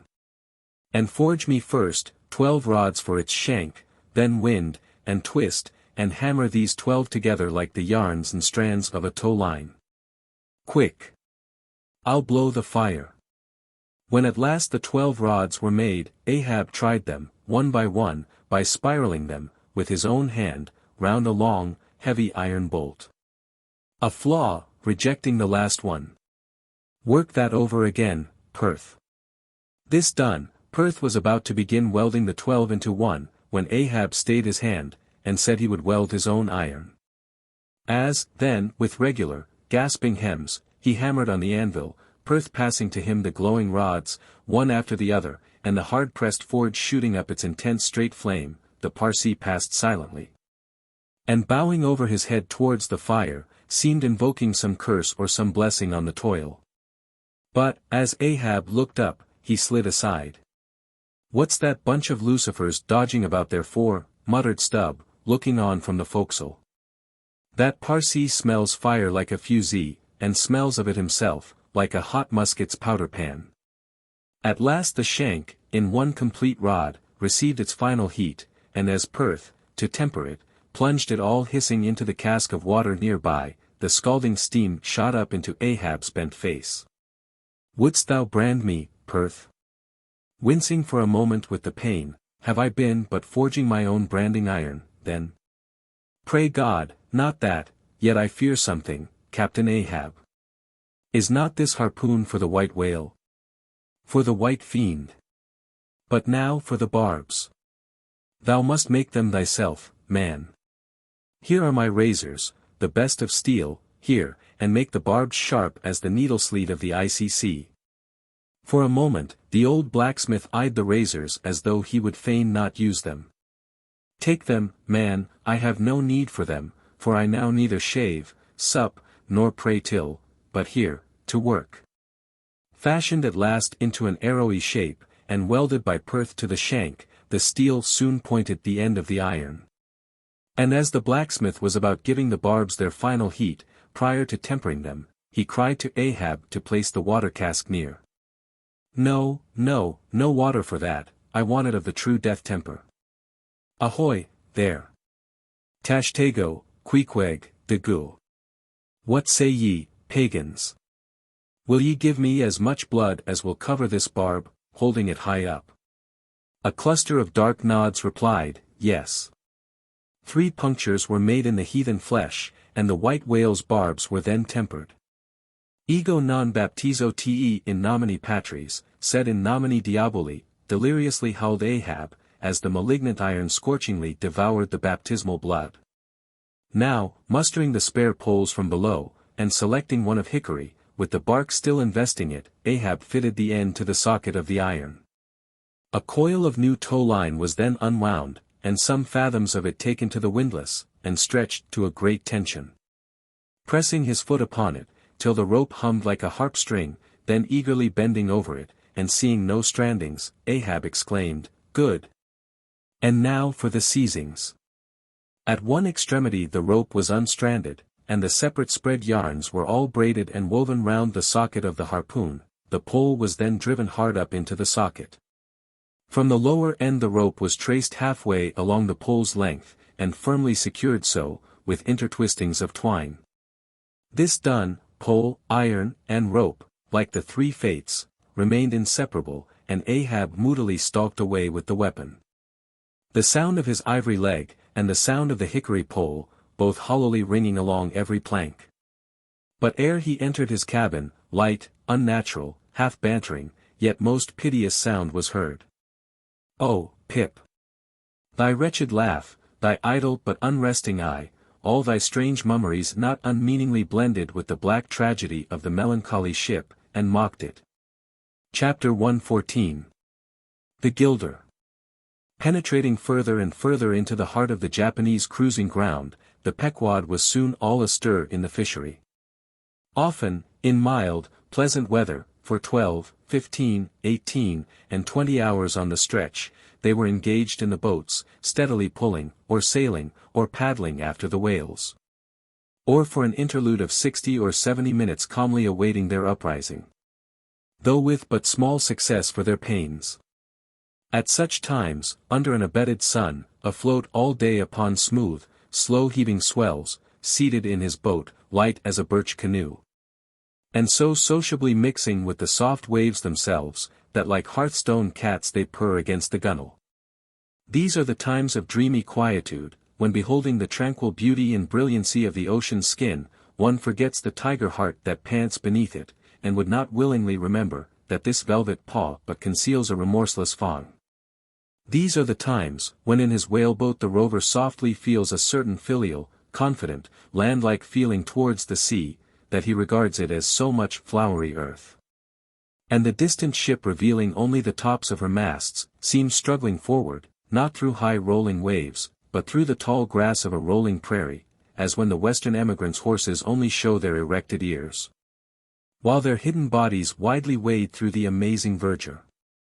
The long-drawn virgin valleys, the mild blue hillsides, as over these there steals the hush, the hum, you almost swear that play-wearied children lie sleeping in these solitudes, in some glad Maytime, when the flowers of the woods are plucked.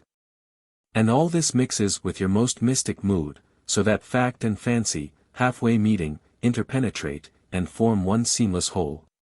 Nor did such soothing scenes, however temporary, fail of at least as temporary an effect on Ahab.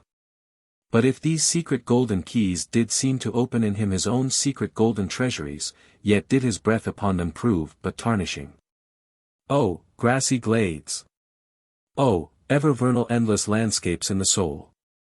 In ye, though long parched by the dead drought of the earthy life, in ye, men yet may roll, like young horses in new morning clover, and for some few fleeting moments, feel the cool dew of the life immortal on them. Would to God these blessed calms would last. But the mingling threads of life are woven by warp and woof, calms crossed by storms, a storm for every calm. There is no steady unretracing progress in this life. We do not advance through fixed gradations, and at the last one pause, through infancy's unconscious spell, boyhood's thoughtless faith, adolescence doubt, the common doom, then skepticism, then disbelief. Resting at last in manhood's pondering repose of if. But once gone through, we trace the round again, and are infants, boys, and men, and ifs eternally. Where lies the final harbor, whence we unmoor no more? In what rapt ether sails the world, of which the weariest will never weary? Where is the foundling's father hidden? Our souls are like those orphans whose unwed mothers die in bearing them, the secret of our paternity lies in their grave, and we must there to learn it. And that same day, too, gazing far down from his boat's side into that same golden sea, Starbuck lowly murmured. Loveliness unfathomable, as ever lover saw in his young bride's eye. Tell me not of thy teeth-tiered sharks, and thy kidnapping cannibal ways. Let faith oust fact, let fancy oust memory, I look deep down and do believe. And Stubb, fish-like, with sparkling scales, leaped up in that same golden light. I am Stubb, and Stubb has his history, but here Stubb takes oaths that he has always been jolly. Chapter 115. The Pequod meets the Bachelor. And jolly enough were the sights and the sounds that came bearing down before the wind, some few weeks after Ahab's harpoon had been welded. It was a Nantucket ship, the Bachelor, which had just wedged in her last cask of oil, and bolted down her bursting hatches.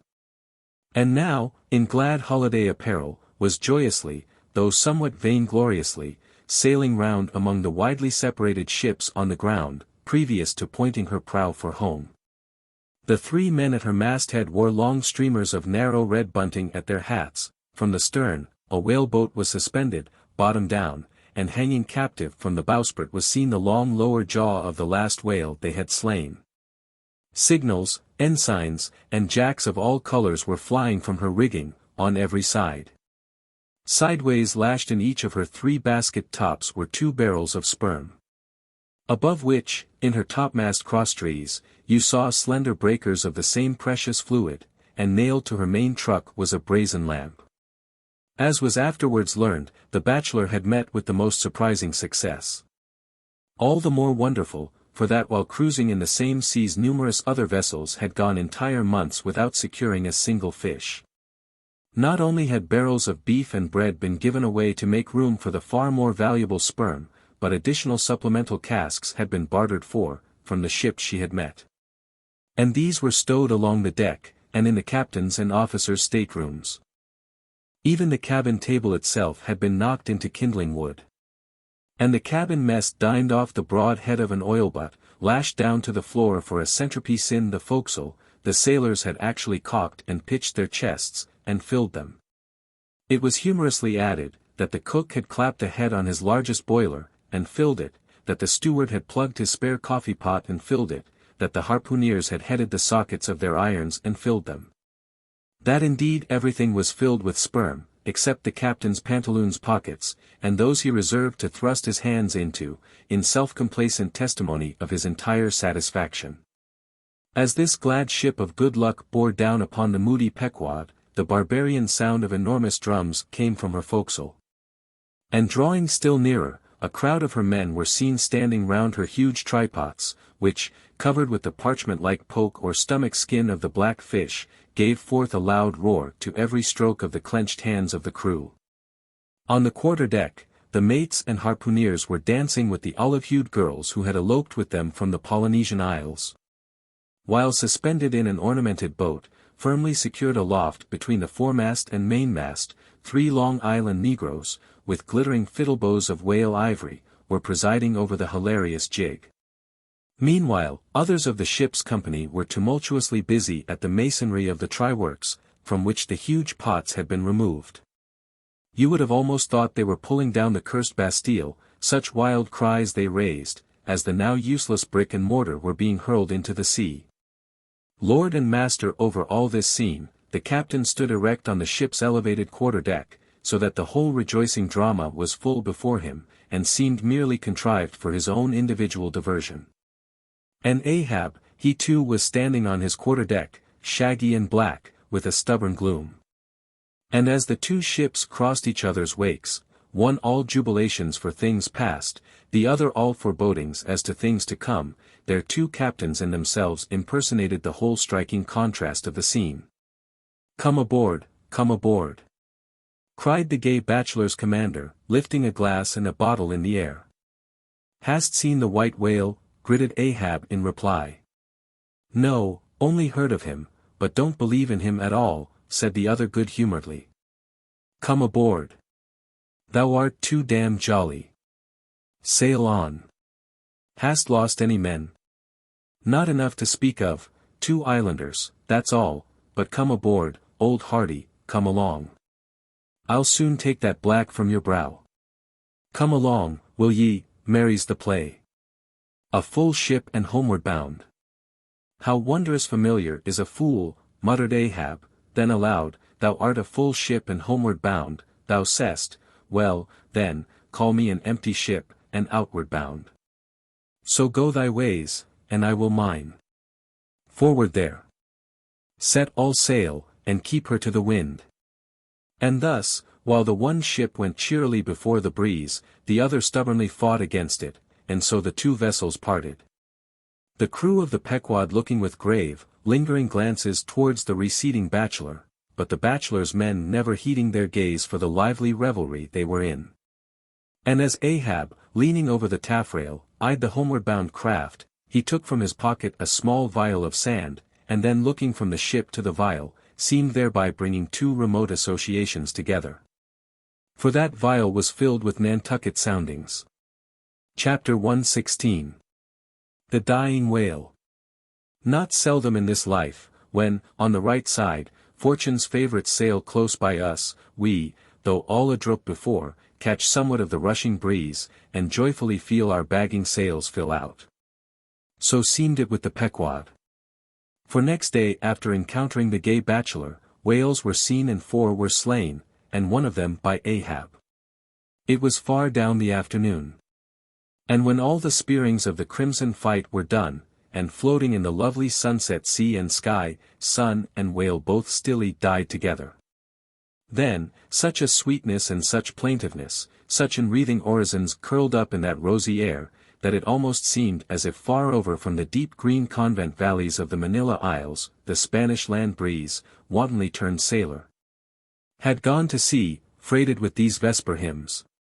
Soothed again, but only soothed to deeper gloom, Ahab, who had sterned off from the whale, sat intently watching his final wanings from the now tranquil boat. For that strange spectacle observable in all sperm whales dying, the turning sunwards of the head, and so expiring, that strange spectacle, beheld of such a placid evening, somehow to Ahab conveyed a wondrousness unknown before. He turns and turns him to it, how slowly, but how steadfastly, his homage rendering and invoking brow, with his last dying motions. He too worships fire, most faithful, broad, baronial vassal of the sun. Oh, that these two favoring eyes should see these two favoring sights. Look! Here, far waterlocked, beyond all hum of human weal or woe, in these most candid and impartial seas, where to traditions no rocks furnish tablets. Where for long Chinese ages, the billows have still rolled on speechless and unspoken to, as stars that shine upon the Niger's unknown source, here, too, life dies sunwards full of faith, but see! No sooner dead, than death whirls round the corpse, and it heads some other way.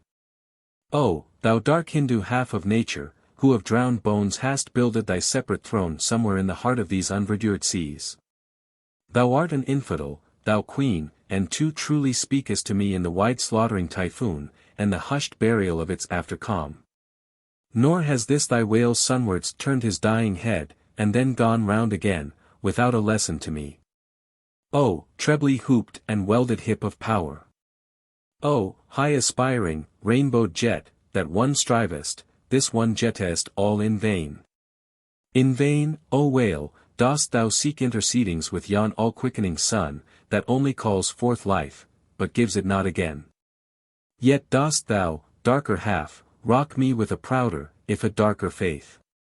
All thy unnameable imminglings float beneath me here, I am buoyed by breaths of once living things, exhaled as air, but water now. Then hail, forever hail, O sea, in whose eternal tossings the wild fowl finds his only rest. Born of earth, yet suckled by the sea, though hill and valley mothered me, ye billows are my foster brothers. Chapter 117. The Whale Watch. The 4 whales slain that evening had died wide apart, one, far to windward, one, less distant, to leeward. One ahead, one astern. These last 3 were brought alongside ere nightfall, but the windward one could not be reached till morning, and the boat that had killed it lay by its side all night, and that boat was Ahab's. The waif pole was thrust upright into the dead whale's spout hole. And the lantern hanging from its top, cast a troubled flickering glare upon the black, glossy back, and far out upon the midnight waves, which gently chafed the whale's broad flank, like soft surf upon a beach. Ahab and all his boat's crew seemed asleep, but the Parsee, who crouching in the bow, sat watching the sharks, that spectrally played round the whale, and tapped the light cedar planks with their tails. A sound like the moaning in squadrons over asphaltites of unforgiven ghosts of Gomorrah, ran shuddering through the air. Started from his slumbers, Ahab, face to face, saw the Parsee. And hooped round by the gloom of the night they seemed the last men in a flooded world. I have dreamed it again, said he. Of the hearses? Have I not said, old man, that neither hearse nor coffin can be thine? And who are hearse that die on the sea? But I said, old man, that ere thou couldst die on this voyage, 2 hearses must verily be seen by thee on the sea, the first not made by mortal hands. And the visible wood of the last one must be grown in America. Aye. A strange sight that, Parsee, a hearse and its plumes floating over the ocean with the waves for the pallbearers. Ha! Such a sight we shall not soon see. Believe it or not, thou canst not die till it be seen, old man. And what was that saying about thyself? Though it come to the last, I shall still go before thee thy pilot. And when thou art so gone before, if that ever befall, then ere I can follow, thou must still appear to me, to pilot me still, was it not so? Well, then, did I believe all ye say, O my pilot? I have here 2 pledges that I shall yet slay Moby Dick and survive it. Take another pledge, old man, said the Parsee, as his eyes lighted up like fireflies in the gloom, hemp only can kill thee. The gallows, ye mean. I am immortal then, on land and on sea, cried Ahab, with a laugh of derision, immortal on land and on sea. Both were silent again, as one man. The grey dawn came on, and the slumbering crew arose from the boat's bottom, and ere noon the dead whale was brought to the ship. Chapter 118. The Quadrant. The season for the line at length drew near.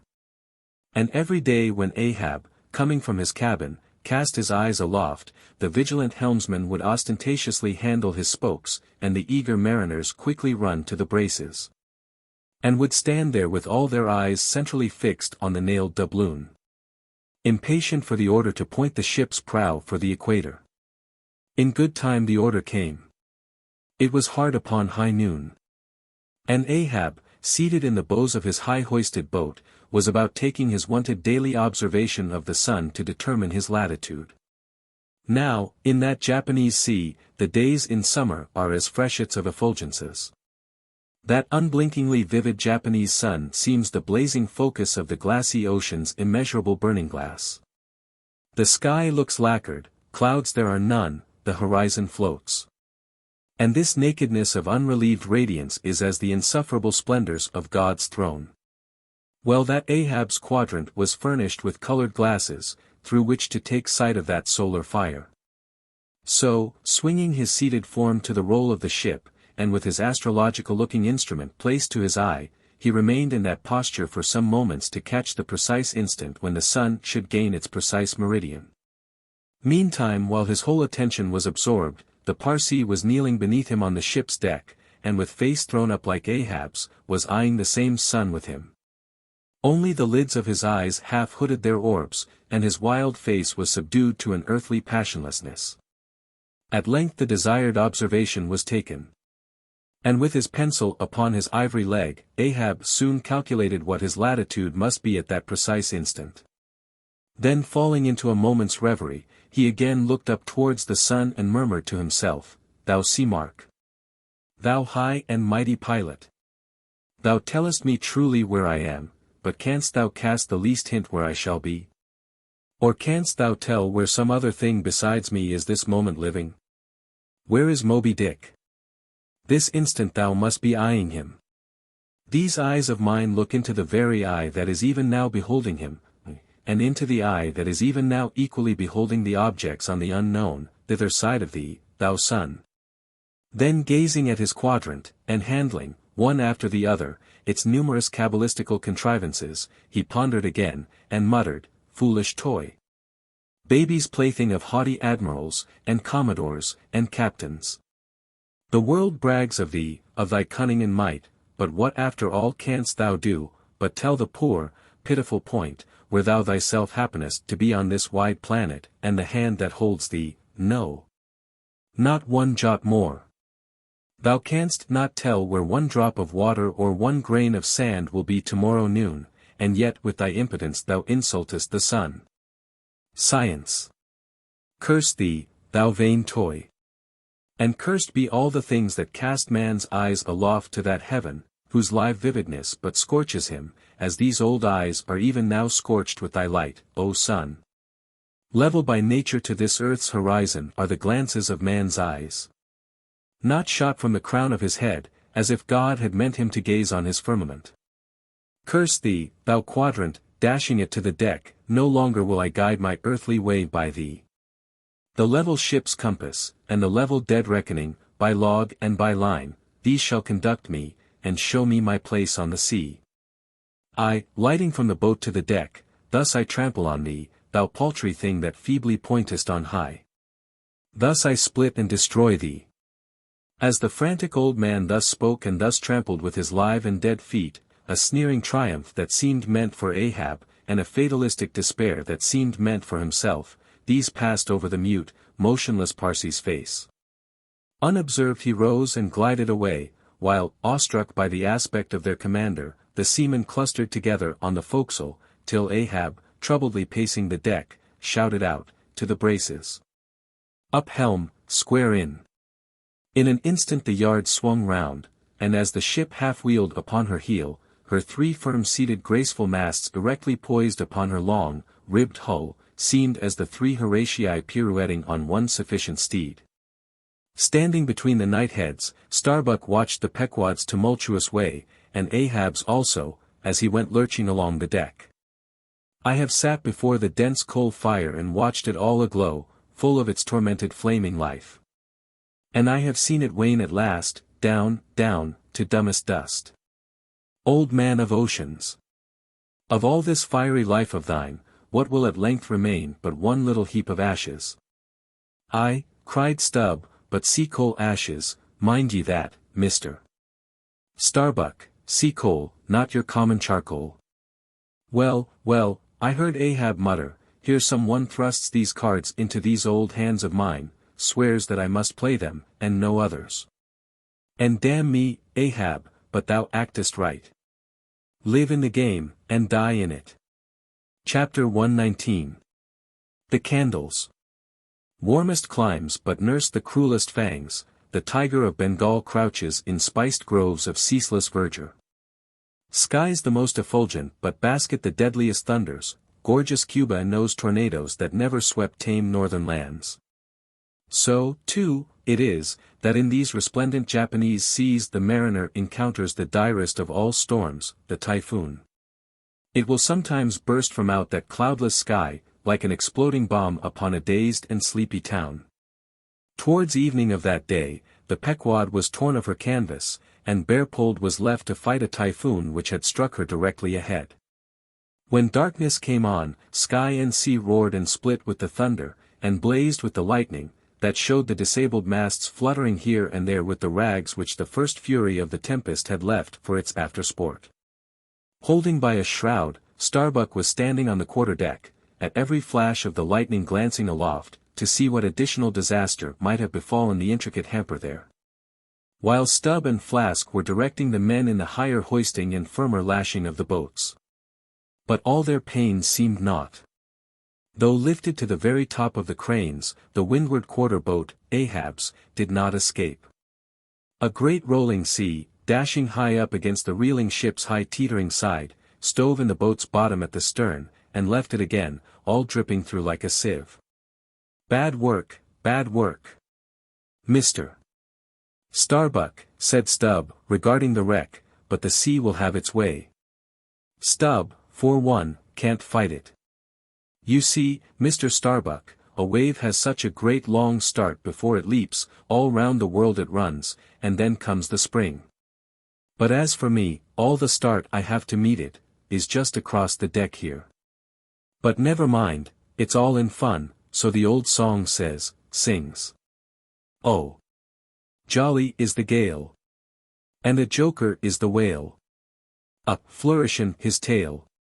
Such a funny, sporty, gamey, jesty, jokey, hokey-pokey lad, is the ocean, oh. The scud all a-flyin'. That's his flip only foamin', when he stirs in the spicin'. Such a funny, sporty, gamey, jesty, jokey, hokey-pokey lad, is the ocean, oh. Thunder splits the ships, but he only smacks his lips a tastin' of this flip. Such a funny, sporty, gamey, jesty, jokey, hokey-pokey lad, is the ocean, oh. Avast Stubb, cried Starbuck, let the typhoon sing, and strike his harp here in our rigging. But if thou art a brave man thou wilt hold thy peace. But I am not a brave man, never said I was a brave man, I am a coward, and I sing to keep up my spirits. And I tell you what it is, Mr. Starbuck, there's no way to stop my singing in this world but to cut my throat. And when that's done, 10 to 1 I sing ye the doxology for a wind-up. Madman! Look through my eyes if thou hast none of thine own. What? How can you see better of a dark night than anybody else, never mind how foolish? Here! Cried Starbuck, seizing Stubb by the shoulder, and pointing his hand towards the weather bow, markest thou not that the gale comes from the eastward, the very course Ahab is to run for Moby Dick? The very course he swung to this day noon. Now mark his boat there, where is that stove? In the stern sheets, man, where he is wont to stand, his standpoint is stove, man. Now jump overboard, and sing away, if thou must. I don't half understand ye, what's in the wind? Yes, round the Cape of Good Hope is the shortest way to Nantucket, soliloquized Starbuck suddenly, heedless of Stubb's question. The gale that now hammers at us to stave us, we can turn it into a fair wind that will drive us towards home. Yonder, to windward, all is blackness of doom, but to leeward, homeward, I see it lightens up there, but not with the lightning. At that moment in one of the intervals of profound darkness, following the flashes, a voice was heard at his side. And almost at the same instant a volley of thunder peals rolled overhead. Who's there? Old Thunder, said Ahab, groping his way along the bulwarks to his pivot hole, but suddenly finding his path made plain to him by elbowed lances of fire. Now, as the lightning rod to a spire on shore is intended to carry off the perilous fluid into the soil, so the kindred rod which at sea some ships carry to each mast, is intended to conduct it into the water.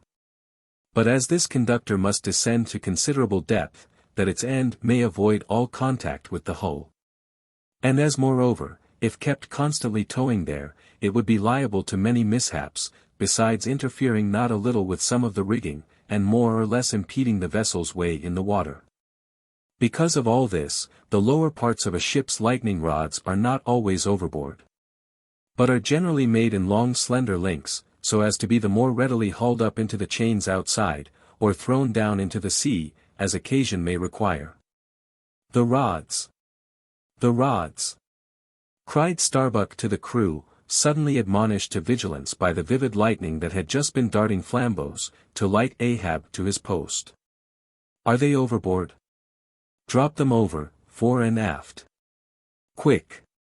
Avast, cried Ahab. Let's have fair play here, though we be the weaker side.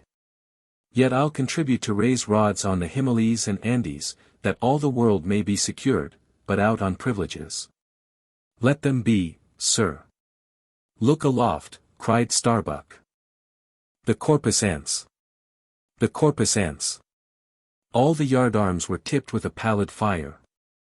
And touched at each tri-pointed lightning rod end with 3 tapering white flames, each of the 3 tall masts was silently burning in that sulphurous air, like 3 gigantic wax tapers before an altar.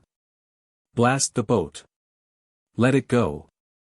Cried Stubb at this instant, as a swashing sea heaved up under his own little craft, so that its gunwale violently jammed his hand, as he was passing a lashing blasted. But slipping backward on the deck, his uplifted eyes caught the flames. And immediately shifting his tone he cried, the corpusants have mercy on us all. To sailors, oaths are household words, they will swear in the trance of the calm, and in the teeth of the tempest. They will imprecate curses from the topsail yard arms, when most they teeter over to a seething sea, but in all my voyagings, seldom have I heard a common oath when God's burning finger has been laid on the ship. When his mean, tekel upharsin has been woven into the shrouds and the cordage. While this pallidness was burning aloft, few words were heard from the enchanted crew, who in one thick cluster stood on the forecastle, all their eyes gleaming in that pale phosphorescence, like a far-away constellation of stars. Relieved against the ghostly light, the gigantic jet negro, Dago, loomed up to thrice his real stature, and seemed the black cloud from which the thunder had come. The parted mouth of Tashtego revealed his shark-white teeth, which strangely gleamed as if they too had been tipped by corpusants, while lit up by the preternatural light, Queequeg's tattooing burned like satanic blue flames on his body. The tableau all waned at last with the pallidness aloft, and once more the Pequod and every soul on her decks were wrapped in a pall. A moment or two passed, when Starbuck, going forward, pushed against someone. It was Stubb. What thinkest thou now, man? I heard thy cry, it was not the same in the song. No, it wasn't, I said the corpusants have mercy on us all, and I hope they will, still. But do they only have mercy on long faces, have they no bowels for a laugh? And look ye, Mr. Starbuck, but it's too dark to look. Hear me, then, I take that masthead flame we saw for a sign of good luck, for those masts are rooted in a hold that is going to be chock-a-block with sperm oil, D.C. And so, all that sperm will work up into the masts, like sap in a tree. Yes, our 3 masts will yet be as 3 spermaceti candles, that's the good promise we saw. At that moment Starbuck caught sight of Stubb's face slowly beginning to glimmer into sight. Glancing upwards, he cried, See! See! And once more the high tapering flames were beheld with what seemed redoubled supernaturalness in their pallor. The corpusants have mercy on us all, cried Stubb, again. At the base of the mainmast, full beneath the doubloon and the flame, the Parsee was kneeling in Ahab's front, but with his head bowed away from him. While nearby, from the arched and overhanging rigging, where they had just been engaged securing a spar, a number of the seamen, arrested by the glare, now cohered together, and hung pendulous, like a knot of numbed wasps from a drooping orchard twig.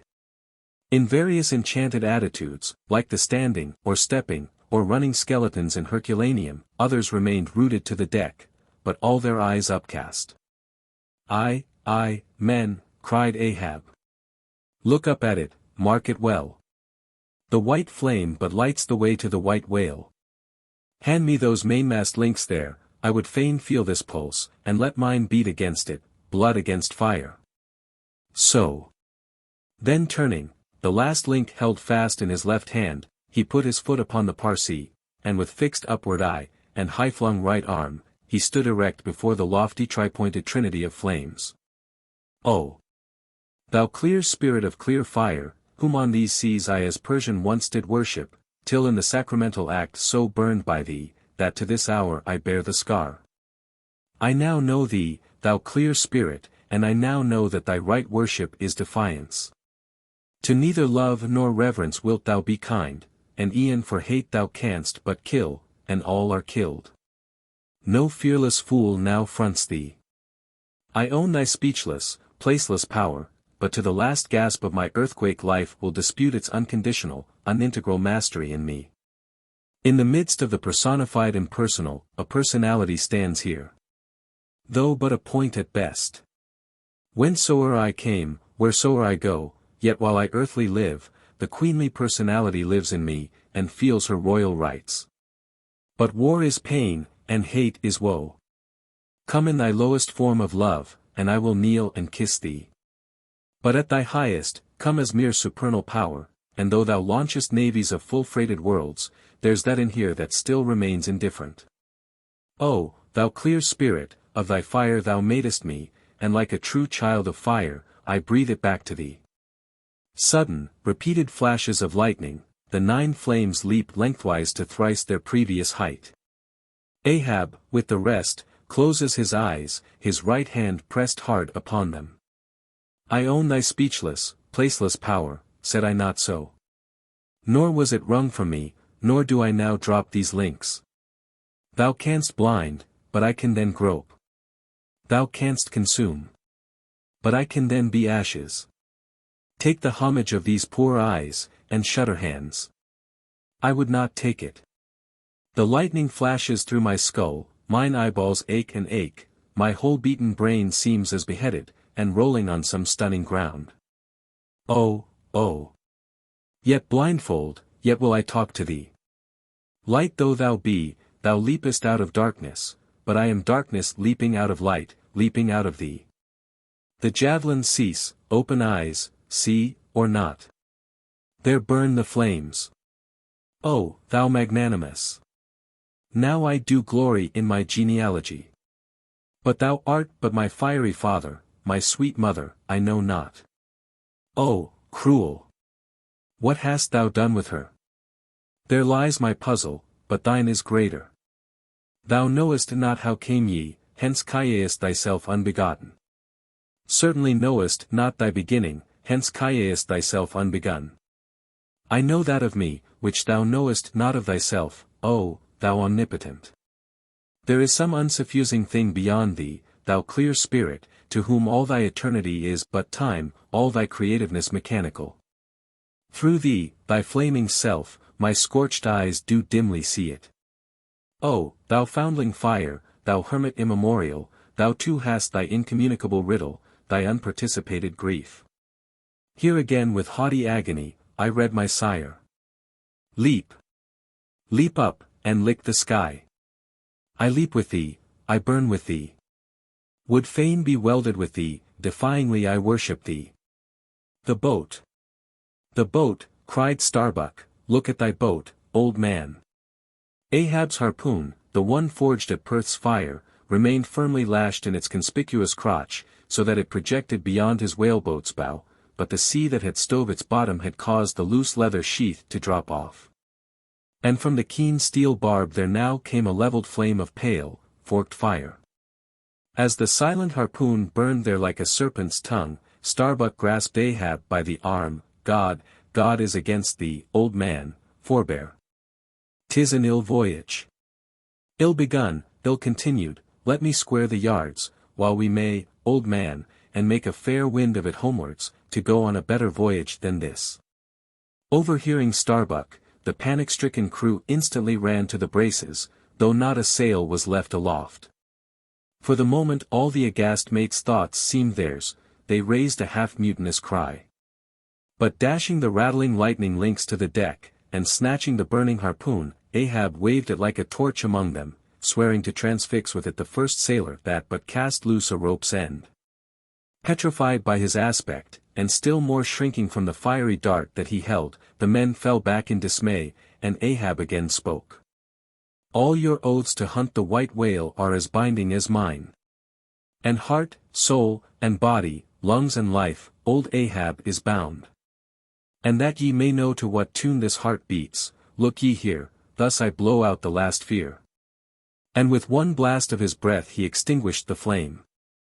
As in the hurricane that sweeps the plain, men fly the neighborhood of some lone, gigantic elm, whose very height and strength but render it so much the more unsafe, because so much the more a mark for thunderbolts. So at those last words of Ahab's many of the mariners did run from him in a terror of dismay. Chapter 120. The deck towards the end of the first night watch. Ahab standing by the helm. Starbuck approaching him. We must send down the main topsail yard, sir. The band is working loose and the lee lift is half stranded. Shall I strike it, sir? Strike nothing, lash it. If I had skysail poles, I'd sway them up now. Sir, in God's name, sir. Well. The anchors are working, sir. Shall I get them inboard? Strike nothing, and stir nothing, but lash everything. The wind rises, but it has not got up to my tablelands yet. Quick, and see to it. By masts and keels. He takes me for the hunchbacked skipper of some coasting smack. Send down my main topsail yard. Ho, gluepots. Loftiest trucks were made for wildest winds, and this brain truck of mine now sails amid the cloud scud.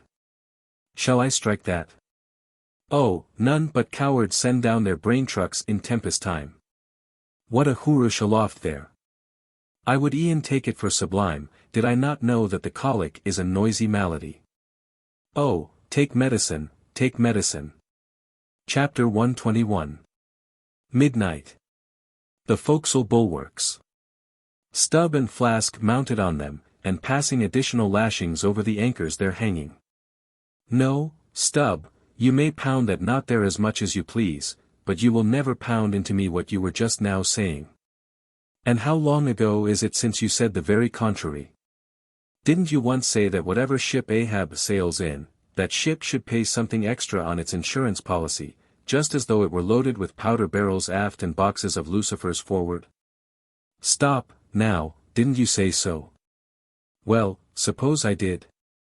What then?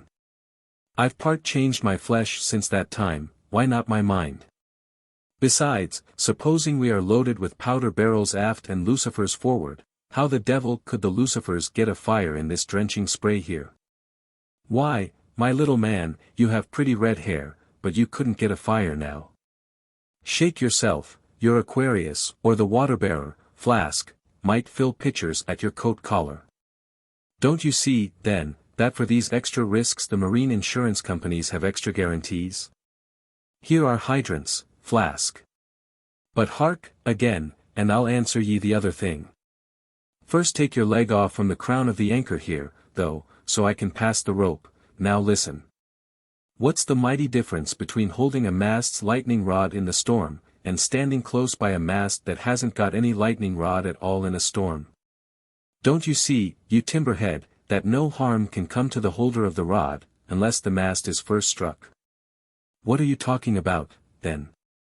Not one ship in 100 carries rods, and Ahab, man, and all of us, were in no more danger then, in my poor opinion, than all the crews in 10,000 ships now sailing the seas.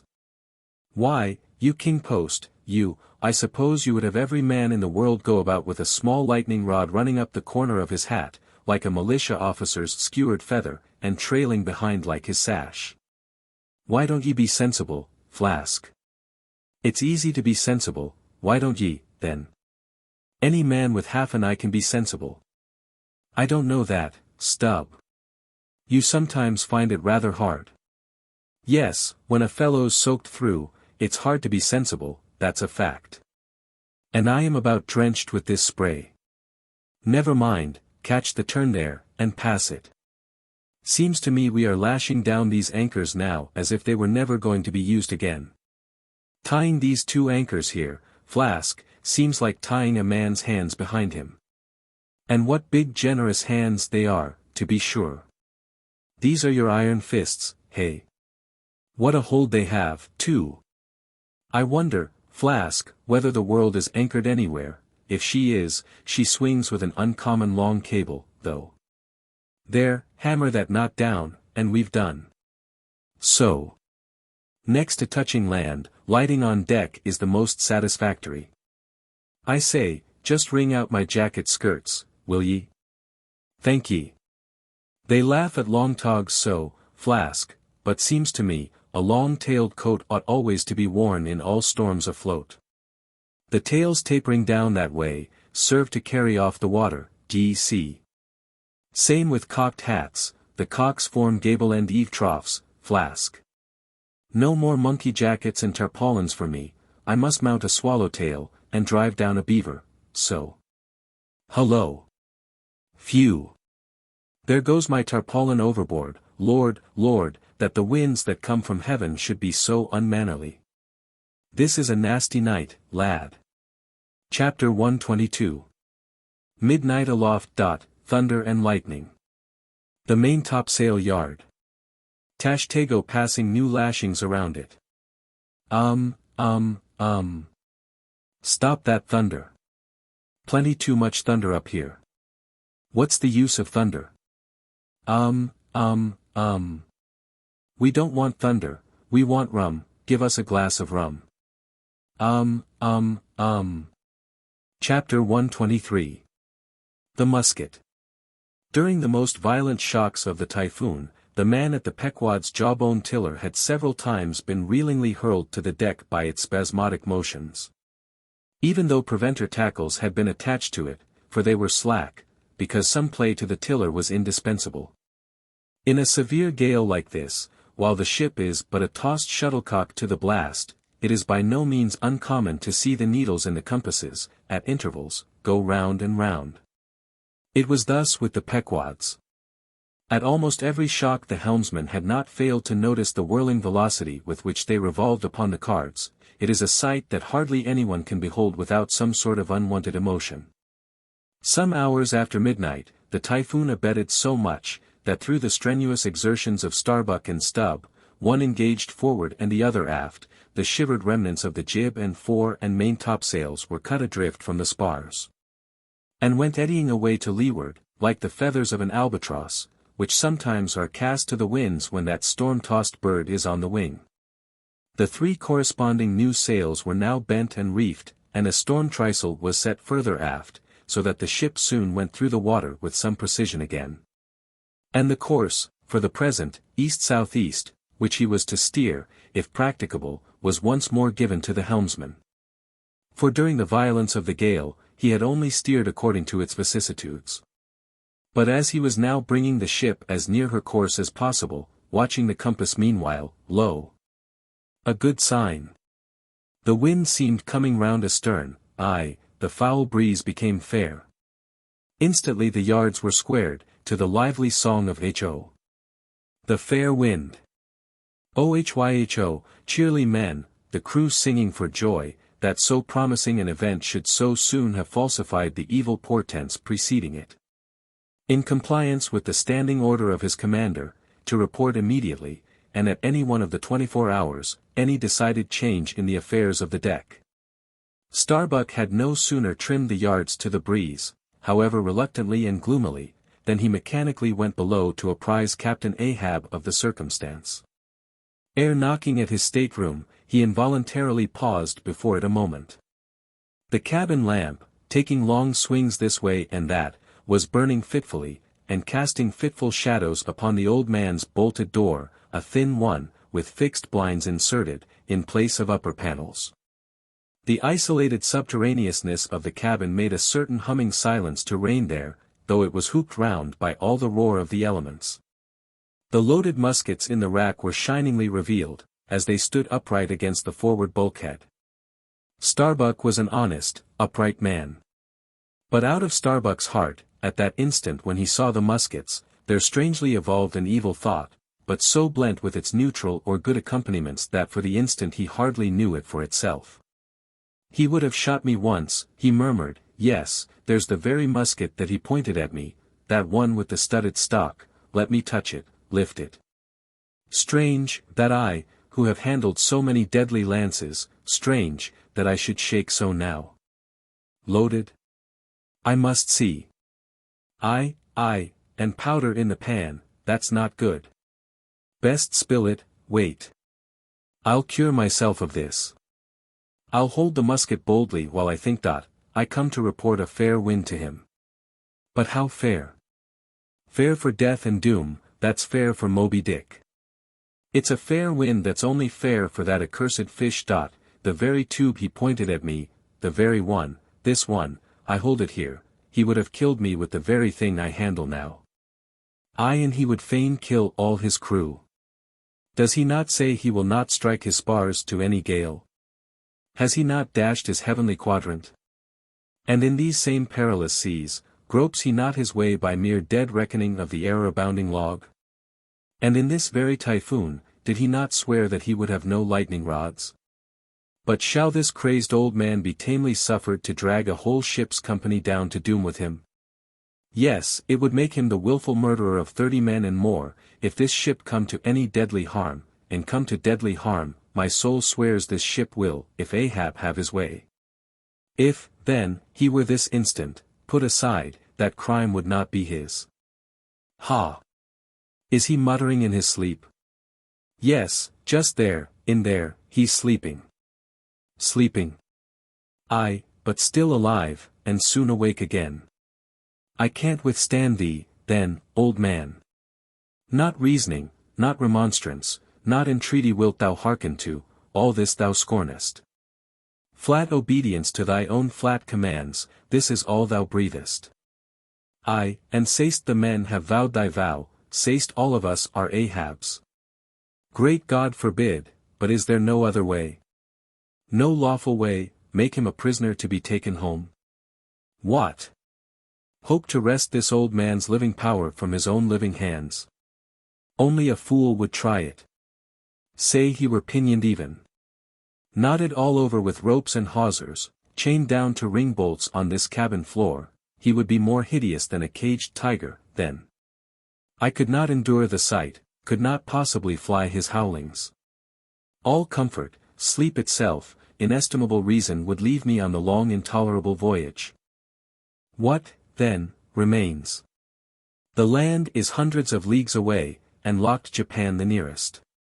I stand alone here upon an open sea, with 2 oceans and a whole continent between me and law.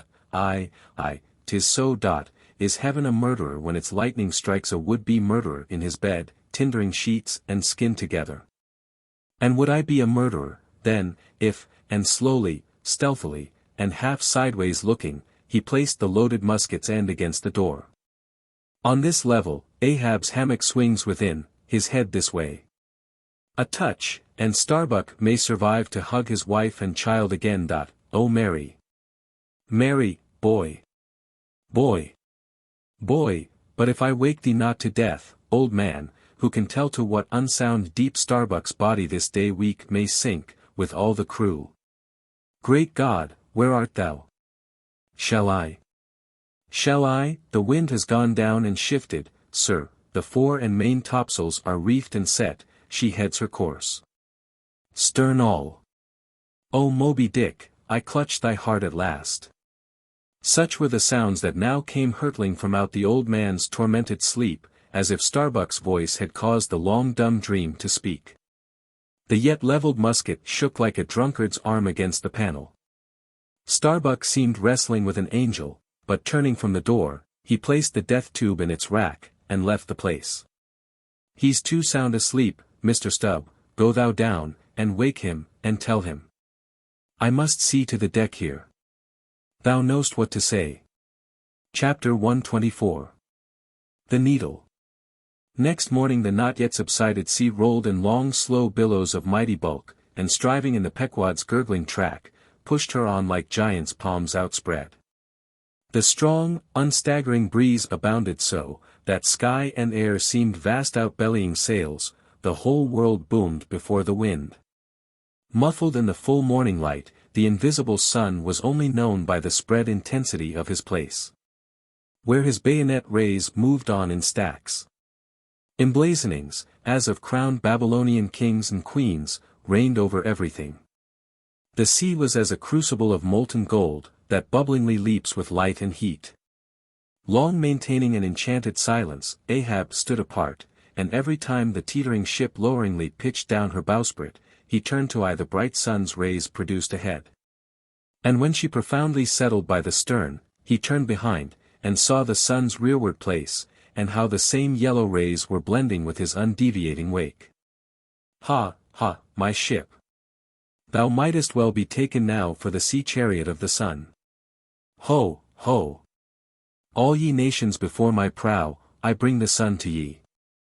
Yoke on the further billows, hullo! A tandem, I drive the sea. But suddenly reined back by some counter thought, he hurried towards the helm, huskily demanding how the ship was heading. East so east, sir, said the frightened steersman. Thou least, smiting him with his clenched fist. Heading east at this hour in the morning, and the sun astern. Upon this every soul was confounded. For the phenomenon just then observed by Ahab had unaccountably escaped every one else, but its very blinding palpableness must have been the cause. Thrusting his head halfway into the binnacle, Ahab caught one glimpse of the compasses. His uplifted arm slowly fell, for a moment he almost seemed to stagger. Standing behind him Starbuck looked, and lo! The two compasses pointed east, and the Pequod was as infallibly going west. But ere the first wild alarm could get out abroad among the crew, the old man with a rigid laugh exclaimed, I have it. It has happened before. Mr. Starbuck, last night's thunder turned our compasses, that's all. Thou hast before now heard of such a thing, I take it. Aye, but never before has it happened to me, sir, said the pale mate, gloomily. Here, it must needs be said, that accidents like this have in more than one case occurred to ships in violent storms. The magnetic energy, as developed in the mariner's needle, is, as all know, essentially one with the electricity beheld in heaven. Hence it is not to be much marveled at, that such things should be. Instances where the lightning has actually struck the vessel, so as to smite down some of the spars and rigging, the effect upon the needle has at times been still more fatal. All its lodestone virtue being annihilated, so that the before magnetic steel was of no more use than an old wife's knitting needle. But in either case, the needle never again, of itself, recovers the original virtue thus marred or lost. And if the binnacle compasses be affected, the same fate reaches all the others that may be in the ship, even were the lowermost one inserted into the kelson. Deliberately standing before the binnacle, and eyeing the transpointed compasses, the old man, with the sharp of his extended hand, now took the precise bearing of the sun, and satisfied that the needles were exactly inverted, shouted out his orders for the ship's course to be changed accordingly. The yards were hard up, and once more the Pequod thrust her undaunted bows into the opposing wind, for the supposed fair one had only been juggling her. Meanwhile, whatever were his own secret thoughts, Starbuck said nothing, but quietly he issued all requisite orders, while Stubb and Flask, who in some small degree seemed then to be sharing his feelings, likewise unmurmuringly acquiesced. As for the men, though some of them lowly rumbled, their fear of Ahab was greater than their fear of fate. But as ever before, the pagan harpooneers remained almost wholly unimpressed. Or if impressed, it was only with a certain magnetism shot into their congenial hearts from inflexible Ahabs. For a space the old man walked the deck in rolling reveries. But chancing to slip with his ivory heel, he saw the crushed copper sight tubes of the quadrant he had the day before dashed to the deck. Thou poor, proud heaven-gazer and sun's pilot! Yesterday I wrecked thee, and today the compasses would fain have wrecked me. So. But Ahab is lord over the level lodestone yet. Mr. Starbuck, a lance without a pole, a top-maul, and the smallest of the sailmaker's needles. Quick! Accessory, perhaps, to the impulse dictating the thing he was now about to do, were certain prudential motives, whose object might have been to revive the spirits of his crew by a stroke of his subtle skill. In a matter so wondrous as that of the inverted compasses. Besides, the old man well knew that to steer by transpointed needles, though clumsily practicable, was not a thing to be passed over by superstitious sailors, without some shudderings and evil portents. Men, said he, steadily turning upon the crew, as the mate handed him the things he had demanded, my men, the thunder turned old Ahab's needles, but out of this bit of steel Ahab can make one of his own, that will point as true as any. Abashed glances of servile wonder were exchanged by the sailors, as this was said, and with fascinated eyes they awaited whatever magic might follow. But Starbuck looked away. With a blow from the topmaul Ahab knocked off the steel head of the lance, and then handing to the mate the long iron rod remaining, bade him hold it upright, without its touching the deck. Then, with the maul, after repeatedly smiting the upper end of this iron rod, he placed the blunted needle endwise on the top of it, and less strongly hammered that, several times, the mate still holding the rod as before. Then going through some small strange motions with it, whether indispensable to the magnetizing of the steel, or merely intended to augment the awe of the crew, is uncertain, he called for linen thread. And moving to the binnacle, slipped out the two reversed needles there, and horizontally suspended the sail needle by its middle, over one of the compass cards. At first, the steel went round and round, quivering and vibrating at either end. But at last it settled to its place, when Ahab, who had been intently watching for this result, stepped frankly back from the binnacle, and pointing his stretched arm towards it, exclaimed, "Look ye, for yourselves. If Ahab be not lord of the level lodestone. The sun is east, and that compass swears it." One after another they peered in, for nothing but their own eyes could persuade such ignorance as theirs, and one after another they slunk away. In his fiery eyes of scorn and triumph, you then saw Ahab in all his fatal pride. Chapter 125. The Log and Line. While now the fated Pequod had been so long afloat this voyage, the log and line had but very seldom been in use. Owing to a confident reliance upon other means of determining the vessel's place, some merchantmen, and many whalemen, especially when cruising, wholly neglect to heave the log. Though at the same time, and frequently more for form's sake than anything else, regularly putting down upon the customary slate the course steered by the ship, as well as the presumed average rate of progression every hour. It had been thus with the Pequod. The wooden reel and angular log attached hung, long untouched, just beneath the railing of the after bulwarks.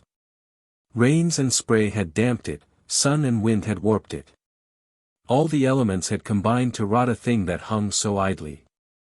But heedless of all this, his mood seized Ahab, as he happened to glance upon the reel, not many hours after the magnet scene, and he remembered how his quadrant was no more, and recalled his frantic oath about the level log and line.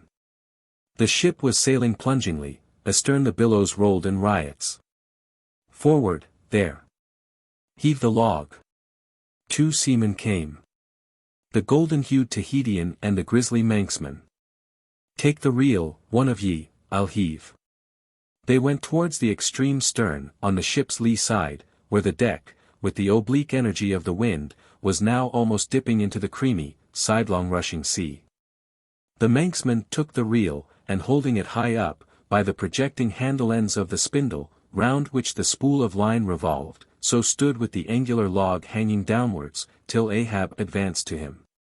Ahab stood before him, and was lightly unwinding some 30 or 40 turns to form a preliminary hand coil to toss overboard, when the old Manxman, who was intently eyeing both him and the line, made bold to speak. "Sir, I mistrust it. This line looks far gone, long heat and wet have spoiled it. 'Twill hold, old gentleman. Long heat and wet, have they spoiled thee? Thou seemst to hold. Or, truer perhaps, life holds thee, not thou it. I hold the spool, sir. But just as my captain says. With these grey hairs of mine 'tis not worth while disputing, specially with a superior, who'll ne'er confess. What's that? There now's a patched professor in Queen Nature's granite-founded college. But methinks he's too subservient. Where wert thou born? In the little rocky Isle of Man, sir. Excellent. Thou'st hit the world by that. I know not, sir, but I was born there. In the Isle of Man, hey? Well, the other way, it's good. Here's a man from man, a man born in once independent man, and now unmanned of man, which is sucked in, by what? Up with the reel.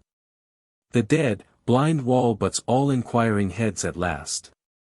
Up with it. So. The log was heaved. The loose coils rapidly straightened out in a long dragging line astern, and then, instantly, the reel began to whirl. In turn, jerkingly raised and lowered by the rolling billows, the towing resistance of the log caused the old reelman to stagger strangely. Hold hard. Snap. The overstrained line sagged down in one long festoon, the tugging log was gone. I crush the quadrant, the thunder turns the needles, and now the mad sea parts the log line. But Ahab can mend all. Haul in here, Tahitian, reel up, Manxman. And look ye, let the carpenter make another log, and mend thou the line. See to it. There he goes now, to him nothing's happened, but to me, the skewer seems loosening out of the middle of the world. Haul in, Tahitian. These lines run whole, and whirling out, come in broken, and dragging slow. Ha, Pip. Come to help. Pip. Pip. Whom call ye Pip?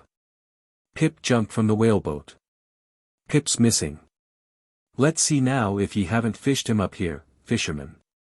It drags hard, I guess he's holding on. Jerk him, Tahiti. Jerk him off, we haul in no cowards here. Ho! There's his arm just breaking water. A hatchet. A hatchet. Cut it off, we haul in no cowards here. Captain Ahab. Sir, sir. Here's Pip, trying to get on board again. Peace, thou crazy loon, cried the Manxman, seizing him by the arm. Away from the quarter-deck. The greater idiot ever scolds the lesser, muttered Ahab, advancing.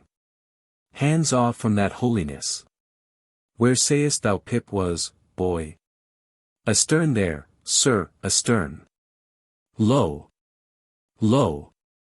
And who art thou, boy? I see not my reflection in the vacant pupils of thy eyes. O God! That man should be a thing for immortal souls to sift through. Who art thou, boy? Bellboy, sir, ship scryer, ding, dong, ding. Pip. Pip. Pip. 100 pounds of clay reward for Pip, 5 feet high, looks cowardly, quickest known by that.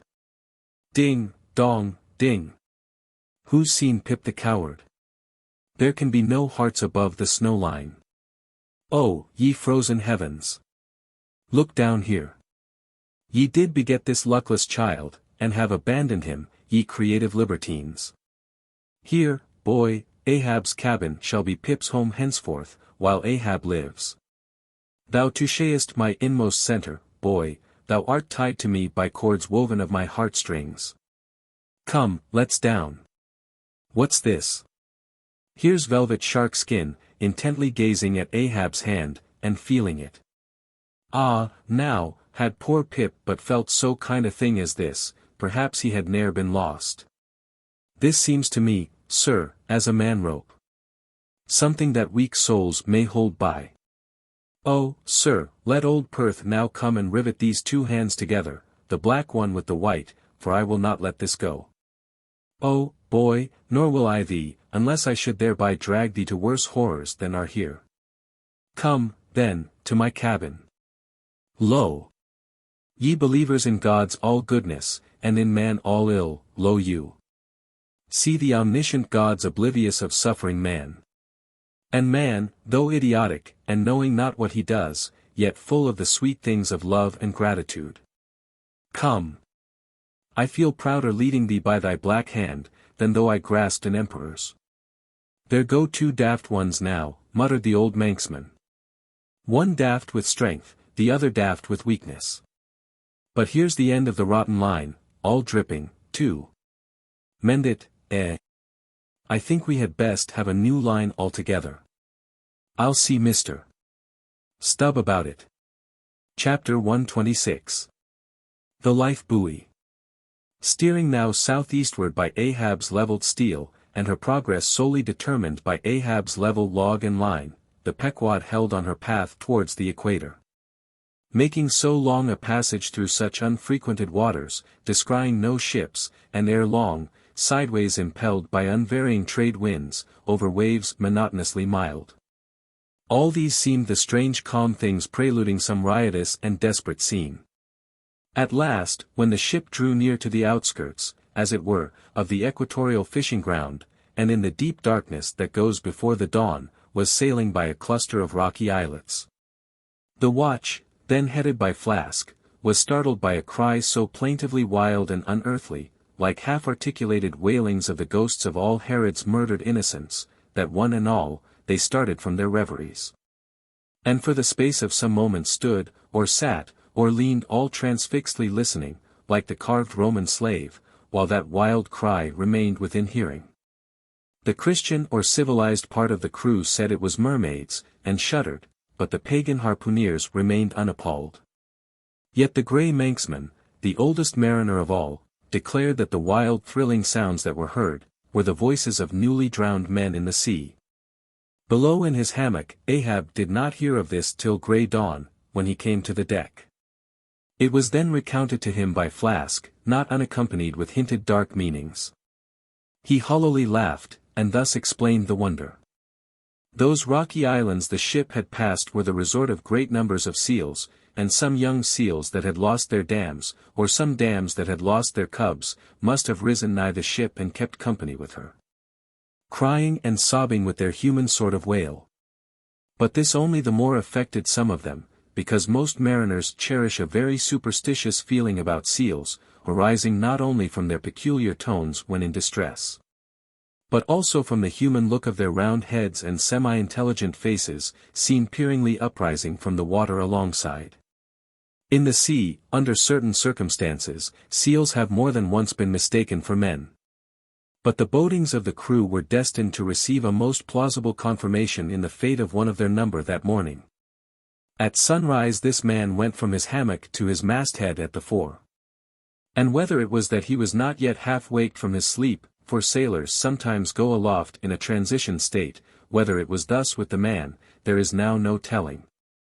But, be that as it may, he had not been long at his perch, when a cry was heard, a cry and a rushing, and looking up, they saw a falling phantom in the air, and looking down, a little tossed heap of white bubbles in the blue of the sea. The life buoy, a long slender cask, was dropped from the stern, where it always hung obedient to a cunning spring. But no hand rose to seize it, and the sun having long beat upon this casket had shrunken, so that it slowly filled, and that parched wood also filled at its every pore. And the studded iron-bound cask followed the sailor to the bottom, as if to yield him his pillow, though in sooth but a hard one. And thus the first man of the Pequod that mounted the mast to look out for the white whale, on the white whale's own peculiar ground, that man was swallowed up in the deep. But few, perhaps, thought of that at the time. Indeed, in some sort, they were not grieved at this event, at least as a portent, for they regarded it, not as a foreshadowing of evil in the future, but as the fulfillment of an evil already presaged. They declared that now they knew the reason of those wild shrieks they had heard the night before. But again the old Manxman said nay. The lost life buoy was now to be replaced, Starbuck was directed to see to it. But as no cask of sufficient lightness could be found, and as in the feverish eagerness of what seemed the approaching crisis of the voyage, all hands were impatient of any toil but what was directly connected with its final end, whatever that might prove to be. Therefore, they were going to leave the ship's stern unprovided with a buoy, when by certain strange signs and innuendos Queequeg hinted a hint concerning his coffin. "A life buoy of a coffin," cried Starbuck, starting. "Rather queer, that, I should say," said Stubb. "It will make a good enough one," said Flask, "the carpenter here can arrange it easily." "Bring it up, there's nothing else for it," said Starbuck, after a melancholy pause. "Rig it, carpenter. Do not look at me so, the coffin, I mean. Dost thou hear me? Rig it. And shall I nail down the lid, sir," moving his hand as with a hammer. "Aye. And shall I caulk the seams, sir," moving his hand as with a caulking iron. "Aye. And shall I then pay over the same with pitch, sir," moving his hand as with a pitch pot. "Away. What possesses thee to this? Make a life buoy of the coffin, and no more. Mr. Stubb, Mr. Flask, come forward with me." He goes off in a huff. "The whole he can endure," at the parts he balks. Now I don't like this. I make a leg for Captain Ahab, and he wears it like a gentleman, but I make a bandbox for Pequod, and he won't put his head into it. Are all my pains to go for nothing with that coffin? And now I'm ordered to make a life buoy of it. It's like turning an old coat, going to bring the flesh on the other side now. I don't like this cobbling sort of business, I don't like it at all. It's undignified, it's not my place. Let tinkers' brats do tinkerings, we are their betters. I like to take in hand none but clean, virgin, fair and square mathematical jobs, something that regularly begins at the beginning, and is at the middle when midway, and comes to an end at the conclusion. Not a cobbler's job, that's at an end in the middle, and at the beginning at the end. It's the old woman's tricks to be giving cobbling jobs. Lord! What an affection all old women have for tinkers. I know an old woman of 65 who ran away with a bald-headed young tinker once. And that's the reason I never would work for lonely widow old women ashore, when I kept my job shop in the vineyard. They might have taken it into their lonely old heads to run off with me. But hi-ho! There are no caps at sea but snow caps. Let me see. Nail down the lid, caulk the seams, pay over the same with pitch. Batten them down tight, and hang it with the snap spring over the ship's stern. Were ever such things done before with a coffin?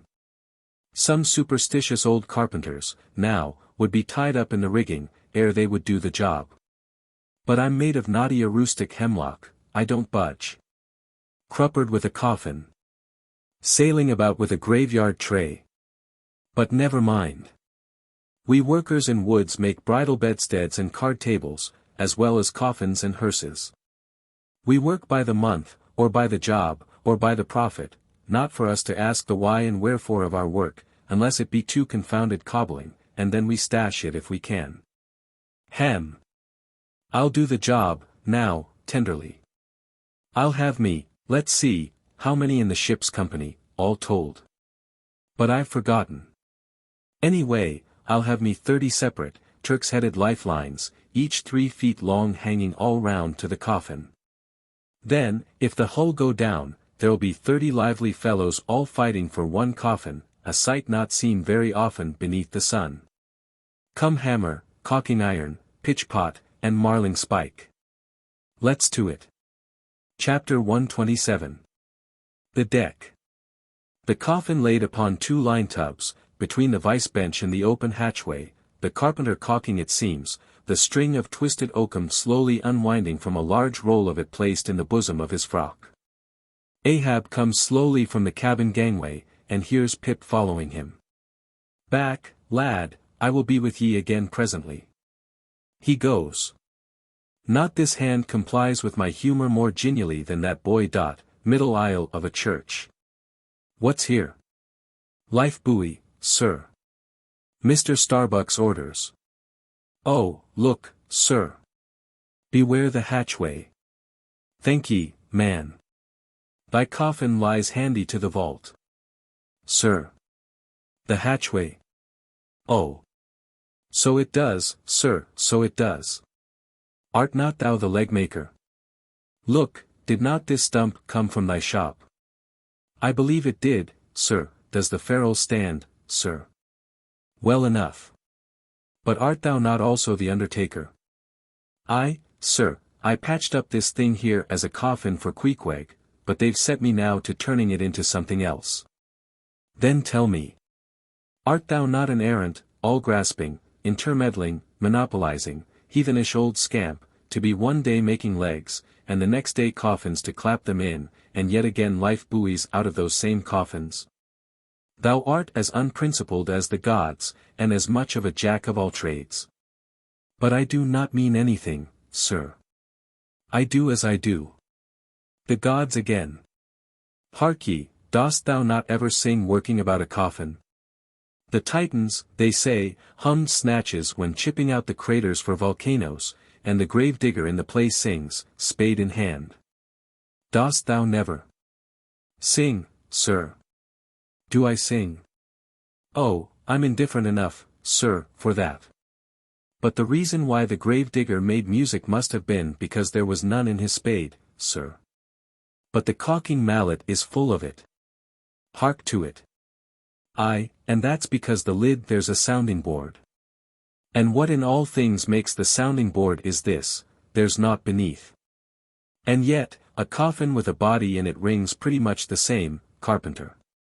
Hast thou ever helped carry a bier, and heard the coffin knock against the churchyard gate, going in? Faith, sir, I've. Faith? What's that? Why, faith, sir, it's only a sort of exclamation like, that's all, sir. Go on. I was about to say, sir, that. Art thou a silkworm? Dost thou spin thy own shroud out of thyself? Look at thy bosom. Dispatch. And get these traps out of sight. He goes aft. That was sudden, now, but squalls come sudden in hot latitudes. I've heard that the Isle of Albemarle, one of the Galapagos, is cut by the equator right in the middle. Seems to me some sort of equator cuts yon old man, too, right in his middle. He's always under the line, fiery hot, I tell ye. He's looking this way, come, Oakham, quick. Here we go again. This wooden mallet is the cork, and I'm the professor of musical glasses, tap, tap. Ahab to himself. There's a sight. There's a sound.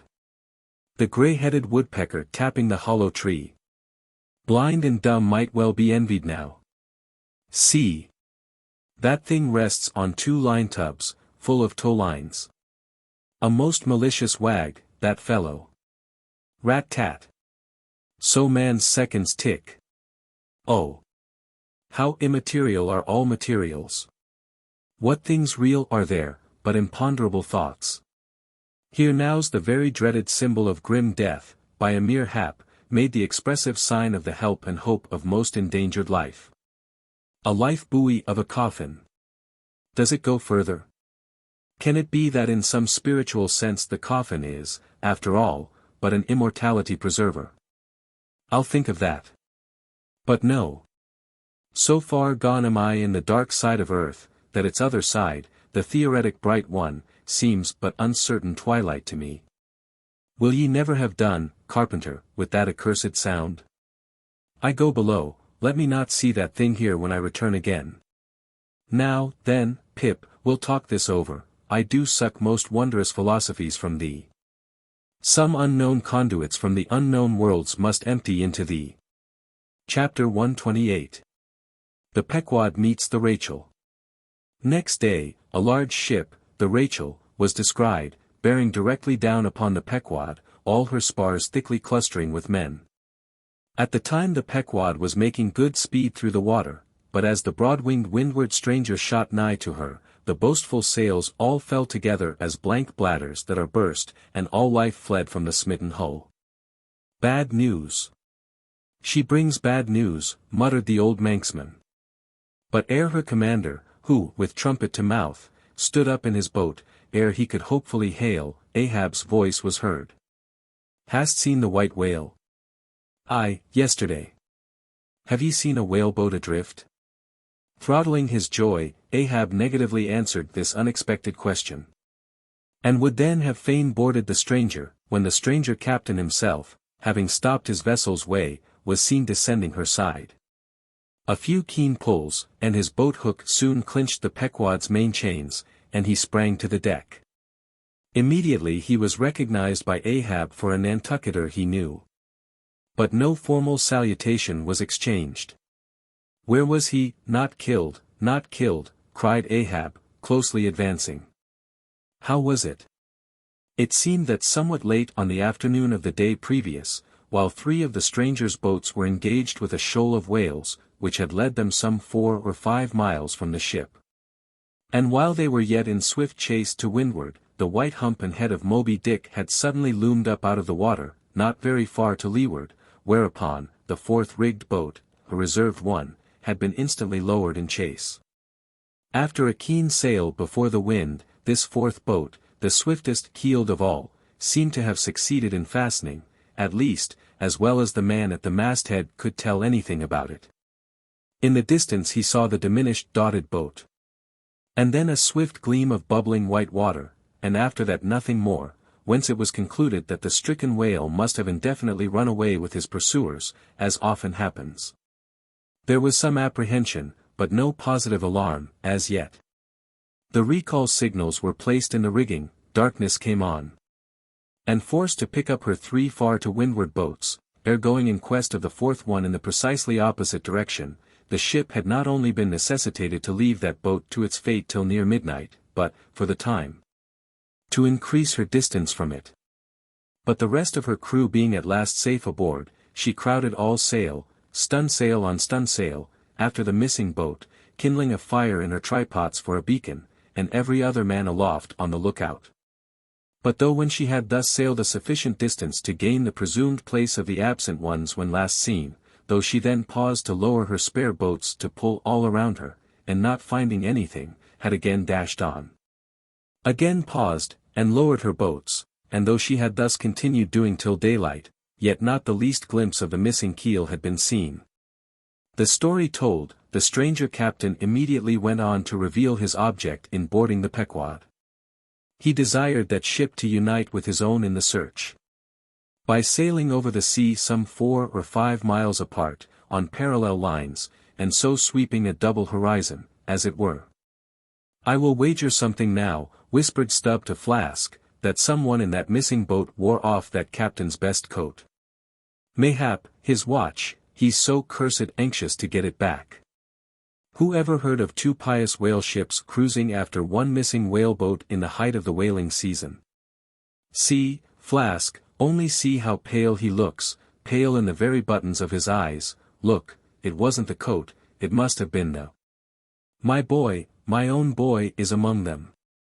"For God's sake, I beg, I conjure," here exclaimed the stranger captain to Ahab, who thus far had but icily received his petition. "For 48 hours let me charter your ship, I will gladly pay for it, and roundly pay for it, if there be no other way, for 48 hours only that, you must, oh, you must, and you shall do this thing." "His son!" cried Stubb. "Oh, it's his son he's lost." "I take back the coat and watch, what says Ahab?" "We must save that boy." "He's drowned with the rest on last night," said the old Manx sailor standing behind them, "I heard." All of ye heard their spirits. Now, as it shortly turned out, what made this incident of the Rachels the more melancholy, was the circumstance, that not only was one of the captain's sons among the number of the missing boat's crew, but among the number of the other boat's crews, at the same time, but on the other hand, separated from the ship during the dark vicissitudes of the chase, there had been still another son. As that for a time, the wretched father was plunged to the bottom of the cruelest perplexity, which was only solved for him by his chief mates instinctively adopting the ordinary procedure of a whale ship in such emergencies, that is, when placed between jeopardized but divided boats, always to pick up the majority first. But the captain, for some unknown constitutional reason, had refrained from mentioning all this, and not till forced to it by Ahab's iciness did he allude to his one yet missing boy. A little lad, but 12 years old, whose father with the earnest but unmisgiving hardihood of a Nantucketer's paternal love, had thus early sought to initiate him in the perils and wonders of a vocation almost immemorially the destiny of all his race. Nor does it unfrequently occur, that Nantucket captains will send a son of such tender age away from them, for a protracted 3 or 4 years' voyage in some other ship than their own, so that their first knowledge of a whaleman's career shall be unenervated by any chance display of a father's natural but untimely partiality, or undue apprehensiveness and concern. Meantime, now the stranger was still beseeching his poor boon of Ahab, and Ahab still stood like an anvil, receiving every shock, but without the least quivering of his own. "I will not go," said the stranger, "till you say aye to me. Do to me as you would have me do to you in the like case. For you too have a boy, Captain Ahab, though but a child, and nestling safely at home now, a child of your old age too. Yes, yes, you relent. I see it, Run, run, men, now, and stand by to square in the yards. Avast, cried Ahab, touch not a rope yarn, then in a voice that prolongingly molded every word, Captain Gardiner, I will not do it. Even now I lose time. Goodbye, goodbye. God bless ye, man, and may I forgive myself, but I must go. Mr. Starbuck, look at the binnacle watch, and in 3 minutes from this present instant warn off all strangers, then brace forward again, and let the ship sail as before. Hurriedly turning, with averted face, he descended into his cabin, leaving the strange captain transfixed at this unconditional and utter rejection of his so earnest suit. But starting from his enchantment, Gardiner silently hurried to the side. More fell than stepped into his boat, and returned to his ship. Soon the two ships diverged their wakes, and long as the strange vessel was in view, she was seen to yaw hither and thither at every dark spot, however small, on the sea. This way and that her yards were swung round, starboard and larboard, she continued to tack, now she beat against a head sea, and again it pushed her before it. While all the while, her masts and yards were thickly clustered with men, as 3 tall cherry trees, when the boys are cherrying among the boughs. But by her still halting course and winding, woeful way, you plainly saw that this ship that so wept with spray, still remained without comfort. She was Rachel, weeping for her children, because they were not. Chapter 129. The Cabin. Ahab movingto go on deck, Pip catches him by the hand to follow. Lad, lad, I tell thee thou must not follow Ahab now. The hour is coming when Ahab would not scare thee from him, yet would not have thee by him. There is that in thee, poor lad, which I feel too curing to my malady. Like cures like, and for this hunt, my malady becomes my most desired health. Do thou abide below here, where they shall serve thee, as if thou wert the captain. I, lad, thou shalt sit here in my own screwed chair, another screw to it, thou must be. No, no, no. Ye have not a whole body, sir, do ye but use poor me for your one lost leg, only tread upon me, sir, I ask no more, so I remain a part of ye. Oh! Spite of million villains, this makes me a bigot in the fadeless fidelity of man, and a black. And crazy, but methinks like cures like applies to him too, he grows so sane again. They tell me, sir, that Stubb did once desert poor little Pip, whose drowned bones now show white, for all the blackness of his living skin. But I will never desert ye, sir, as Stubb did him. Sir, I must go with ye. If thou speakest thus to me much more, Ahab's purpose keels up in him. I tell thee no, it cannot be. O good master, master, master. Weep so, and I will murder thee. Have a care, for Ahab too is mad. Listen, and thou wilt often hear my ivory foot upon the deck, and still know that I am there. And now I quit thee. Thy hand, met. True art thou, lad, as the circumference to its center. So, God for ever bless thee. And if it come to that, God for ever save thee, let what will befall. Ahab goes, Pip steps 1 step forward. Here he this instant stood, I stand in his air, but I'm alone. Now were even poor Pip here I could endure it, but he's missing. Pip. Pip. Ding, dong, ding. Who's seen Pip? He must be up here, let's try the door. What? Neither lock, nor bolt, nor bar, and yet there's no opening it.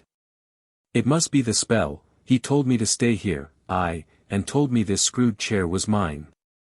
Here, then, I'll seat me, against the transom, in the ship's full middle, all her keel and her 3 masts before me. Here, our old sailors say, in their black 74s great admirals sometimes sit at table, and lord it over rows of captains and lieutenants. Ha! What's this? Epaulets. Epaulets. The epaulets all come crowding. Pass round the decanters. Glad to see ye, fill up, messieurs. What an odd feeling, now, when a black boys host to white men with gold lace upon their coats, messieurs, have ye seen one Pip, a little negro lad, 5 feet high, hangdog look, and cowardly? Jumped from a whaleboat once, seen him? No. Well then, fill up again, captains, and let's drink shame upon all cowards. I name no names. Shame upon them. Put one foot upon the table. Shame upon all cowards. Hist. Above there, I hear ivory, oh, master. Master. I am indeed downhearted when you walk over me. But here I'll stay, though this stern strikes rocks, and they bulge through, and oysters come to join me. Chapter 130. The Hat. And now that at the proper time and place, after so long and wide a preliminary cruise, Ahab, all other wailing waters swept, seemed to have chased his foe into an ocean fold, to slay him the more securely there. Now, that he found himself hard by the very latitude and longitude where his tormenting wound had been inflicted, now that a vessel had been spoken which on the very day preceding had actually encountered Moby Dick. And now that all his successive meetings with various ships contrastingly concurred to show the demoniac indifference with which the white whale tore his hunters, whether sinning or sinned against. Now it was that there lurked a something in the old man's eyes, which it was hardly sufferable for feeble souls to see. As the unsetting polar star, which through the livelong, Arctic, 6 months' night sustains its piercing, steady, central gaze. So Ahab's purpose now fixedly gleamed down upon the constant midnight of the gloomy crew. It domineered above them so, that all their bodings, doubts, misgivings, fears, were fain to hide beneath their souls, and not sprout forth a single spear or leaf. In this foreshadowing interval too, all humor, forced or natural, vanished. Stubb no more strove to raise a smile, Starbuck no more strove to check one. Alike, joy and sorrow, hope and fear, seemed ground to finest dust, and powdered, for the time, in the clamped mortar of Ahab's iron soul. Like machines, they dumbly moved about the deck, ever conscious that the old man's despot eye was on them. But did you deeply scan him in his more secret confidential hours, when he thought no glance but one was on him? Then you would have seen that even as Ahab's eyes so awed the crew's, the inscrutable Parsi's glance awed his, or somehow, at least, in some wild way, at times affected it. Such an added, gliding strangeness began to invest the thin Fedallah now. Such ceaseless shudderings shook him, that the men looked dubious at him, half uncertain, as it seemed, whether indeed he were a mortal substance, or else a tremulous shadow cast upon the deck by some unseen being's body. And that shadow was always hovering there. For not by night, even, had Fedallah ever certainly been known to slumber, or go below. He would stand still for hours, but never sat or leaned. His wan but wondrous eyes did plainly say, "We two watchmen never rest." Nor, at any time, by night or day could the mariners now step upon the deck, unless Ahab was before them. Either standing in his pivot hole, or exactly pacing the planks between two undeviating limits, the mainmast and the mizzen, or else they saw him standing in the cabin scuttle, his living foot advanced upon the deck, as if to step. His hat slouched heavily over his eyes, so that however motionless he stood, however the days and nights were added on, that he had not swung in his hammock. Yet hidden beneath that slouching hat, they could never tell unerringly whether, for all this, his eyes were really closed at times, or whether he was still intently scanning them.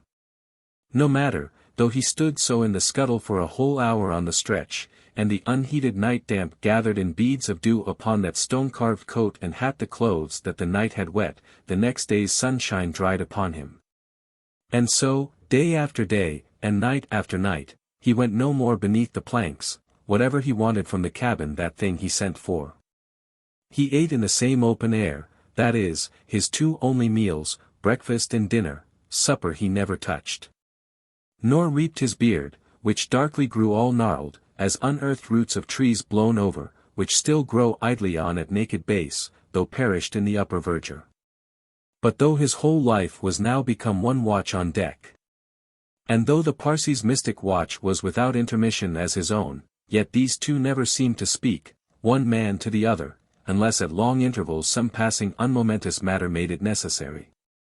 Though such a potent spell seemed secretly to join the twain, openly, and to the awestruck crew, they seemed pole-like asunder. If by day they chanced to speak one word, by night, dumb men were both, so far as concerned the slightest verbal interchange. At times, for longest hours, without a single hail, they stood far parted in the starlight, Ahab in his scuttle, the Parsee by the mainmast. But still fixedly gazing upon each other, as if in the Parsee Ahab saw his forethrown shadow, in Ahab the Parsee his abandoned substance. And yet, somehow, did Ahab, in his own proper self, as daily, hourly, and every instant, commandingly revealed to his subordinates, Ahab seemed an independent lord, the Parsee but his slave. Still again both seemed yoked together, and an unseen tyrant driving them, the lean shade siding the solid rib. For be this Parsee what he may, all rib and keel was solid Ahab. At the first faintest glimmering of the dawn, his iron voice was heard from aft, man the mastheads. And all through the day, till after sunset and after twilight, the same voice every hour, at the striking of the helmsman's bell, was heard, what ye see, sharp. Sharp. But when 3 or 4 days had slided by, after meeting the children seeking Rachel, and no spout had yet been seen, the monomaniac old man seemed distrustful of his crew's fidelity, at least, of nearly all except the pagan harpooneers. He seemed to doubt, even, whether Stubb and Flask might not willingly overlook the sight he sought. But if these suspicions were really his, he sagaciously refrained from verbally expressing them, however his actions might seem to hint them. I will have the first sight of the whale myself, he said. Ahab must have the doubloon. And with his own hands he rigged a nest of basket bowlines. And sending a hand aloft, with a single sheaved block, to secure to the mainmast head, he received the 2 ends of the downward reefed rope, and attaching one to his basket prepared a pin for the other end, in order to fasten it at the rail. This done, with that end yet in his hand and standing beside the pin, he looked round upon his crew, sweeping from one to the other, pausing his glance long upon Daggoo, Queequeg, Tashtego, but shunning Fedallah. And then settling his firm relying eye upon the chief mate, said, Take the rope, sir, I give it into thy hands, Starbuck. Then arranging his person in the basket, he gave the word for them to hoist him to his perch, Starbuck being the one who secured the rope at last, and afterwards stood near it. And thus, with one hand clinging round the royal mast, Ahab gazed abroad upon the sea for miles and miles, ahead, astern, this side, and that, within the wide expanded circle commanded at so great a height. When in working with his hands at some lofty almost isolated place in the rigging, which chances to afford no foothold, the sailor at sea is hoisted up to that spot, and sustained there by the rope. Under these circumstances, its fastened end on deck is always given in strict charge to some one man who has the special watch of it. Because in such a wilderness of running rigging, whose various different relations aloft cannot always be infallibly discerned by what is seen of them at the deck. And when the deck ends of these ropes are being every few minutes cast down from the fastenings, it would be but a natural fatality, if, unprovided with a constant watchman, the hoisted sailor should by some carelessness of the crew be cast adrift and fall all swooping to the sea. So Ahab's proceedings in this matter were not unusual.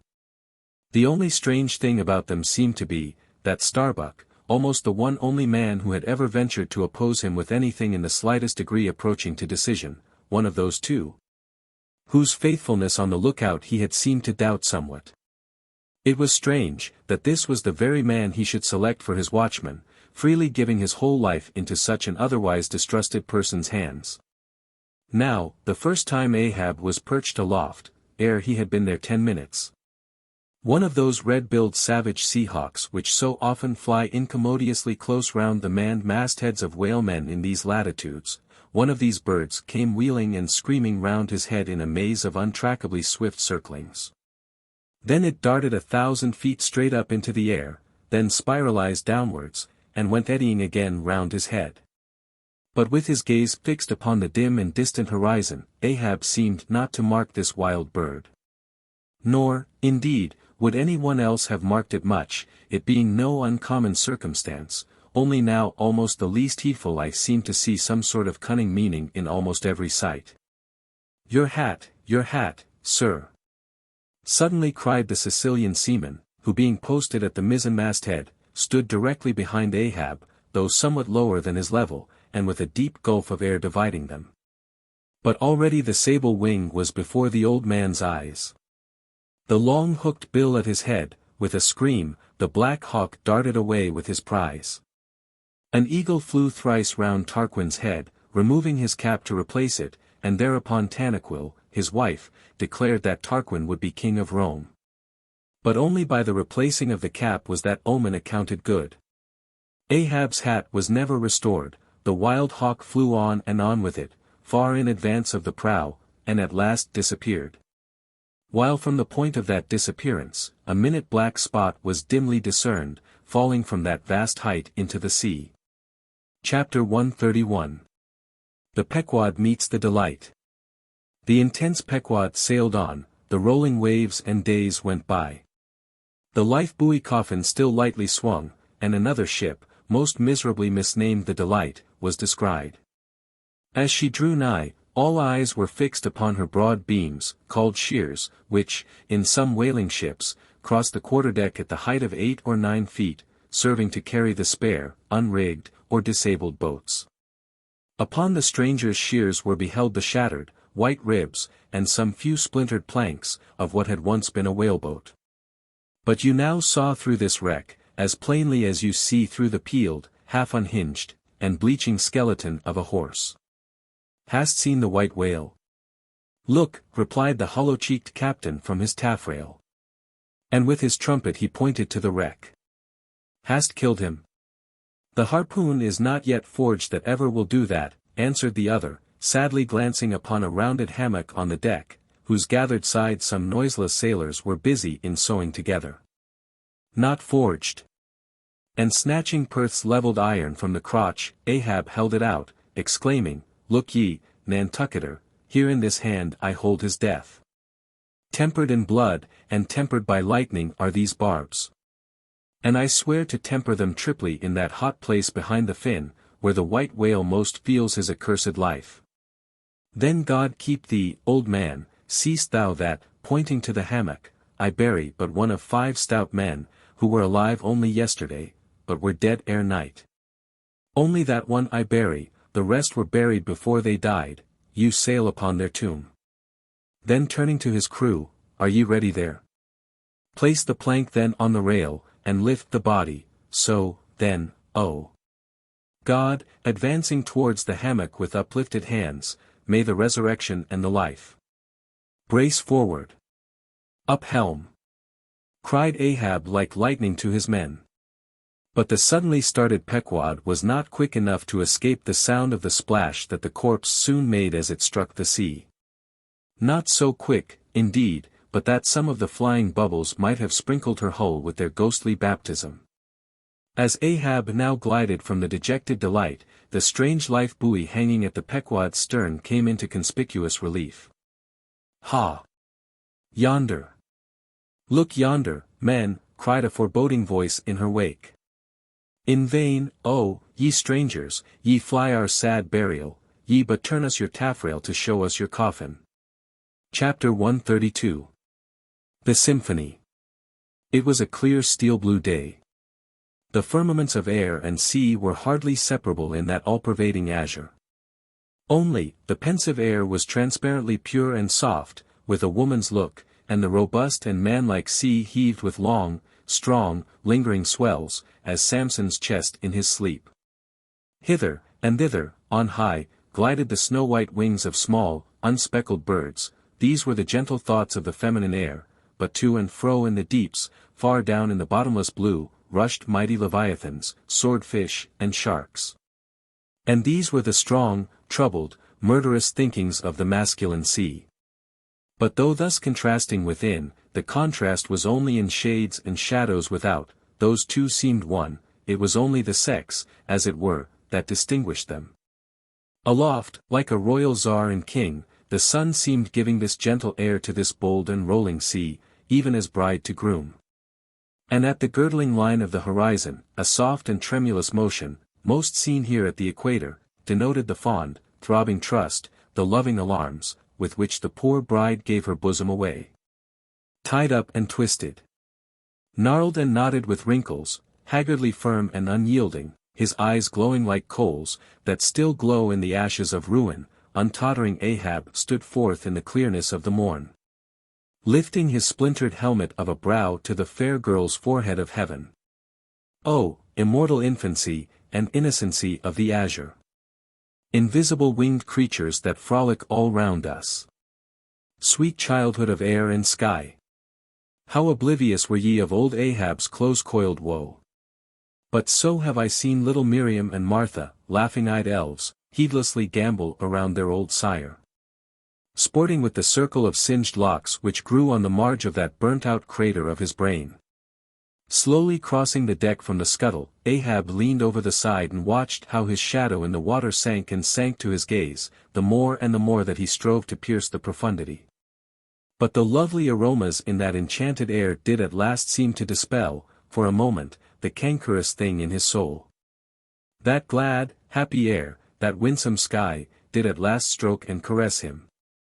The stepmother world, so long cruel, forbidding, now threw affectionate arms round his stubborn neck, and did seem to joyously sob over him, as if over one, that however wilful and erring, she could yet find it in her heart to save and to bless.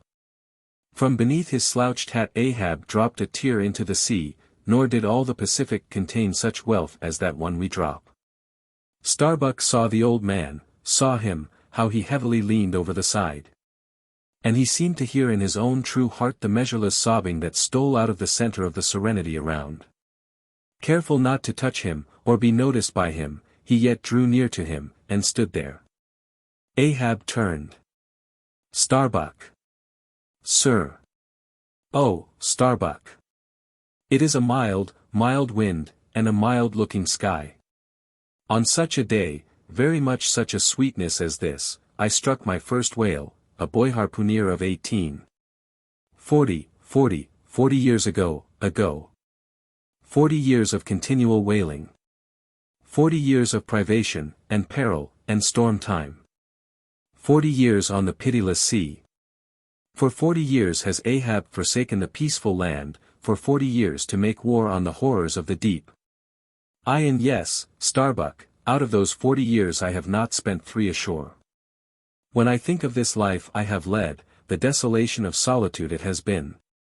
The mass-owned, walled town of a captain's exclusiveness, which admits but small entrance to any sympathy from the green country without, oh, weariness. Heaviness. Guinea Coast slavery of solitary command, when I think of all this.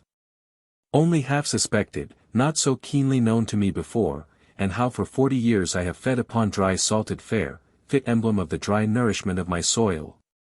When the poorest landsman has had fresh fruit to his daily hand, and broken the world's fresh bread to my mouldy crusts, away, whole oceans away, from that young girl wife I wedded past 50, and sailed for Cape Horn the next day. Leaving but one dent in my marriage pillow, wife. Wife, rather a widow with her husband alive. I widowed that poor girl when I married her, Starbuck. And then, the madness, the frenzy, the boiling blood and the smoking brow, with which, for 1,000 lowerings old Ahab has furiously, foamingly chased his prey, more a demon than a man, I. What a 40 years fool, old fool, has old Ahab been. Why this strife of the chase? Why weary, and palsy the arm at the oar, and the iron, and the lance? How the richer or better is Ahab now? Behold. Oh, Starbuck! Is it not hard, that with this weary load I bear, one poor leg should have been snatched from under me? Here, brush this old hair aside, it blinds me, that I seem to weep. Locks so grey did never grow but from out some ashes. But do I look very old, so very, very old, Starbuck? I feel deadly faint, bowed, and humped, as though I were Adam, staggering beneath the piled centuries since paradise. God! crack my heart, stave my brain, mockery. Mockery. Bitter, biting mockery of grey hairs, have I lived enough joy to wear ye, and seem and feel thus intolerably old? Close. Stand close to me, Starbuck, let me look into a human eye, it is better than to gaze into sea or sky. Better than to gaze upon God. By the green land, by the bright hearthstone. This is the magic glass, man, I see my wife and my child in thine eye. No, no, stay on board, lower not when I do, when branded Ahab gives chase to Moby Dick. That hazard shall not be thine. No, no. Not with the far-away home I see in that eye. Oh, my captain. My captain. Noble soul. Grand old heart, after all. Why should any one give chase to that hated fish? Away with me. Let us fly these deadly waters. Let us home. Wife and child, too, are Starbuck's, wife and child of his brotherly, sisterly, playfellow youth, even as thine, sir, are the wife and child of thy loving, longing, paternal old age. Away. Let us away. This instant let me alter the course. How cheerily, how hilariously, oh my captain, would we bowl on our way to see old Nantucket again. I think, sir, they have some such mild blue days, even as this, in Nantucket. They have, they have. I have seen them, some summer days in the morning. About this time, yes, it is his noon nap now, the boy vivaciously wakes, sits up in bed, and his mother tells him of me, of cannibal old me. How I am abroad upon the deep, but will yet come back to dance him again. 'Tis my Mary herself. She promised that my boy, every morning, should be carried to the hill to catch the first glimpse of his father's sail. Yes, yes. No more. It is done. We head for Nantucket. Come, my captain, study out the course, and let us away. See, see. The boy's face from the window. The boy's hand on the hill. But Ahab's glance was averted. Like a blighted fruit tree he shook, and cast his last, cindered apple to the soil. What is it, what nameless, inscrutable, unearthly thing is it, what cozening, hidden lord and master, and cruel, remorseless emperor commands me? That against all natural lovings and longings, I so keep pushing, and crowding, and jamming myself on all the time, recklessly making me ready to do what in my own proper, natural heart, I durst not so much as dare. Is Ahab, Ahab?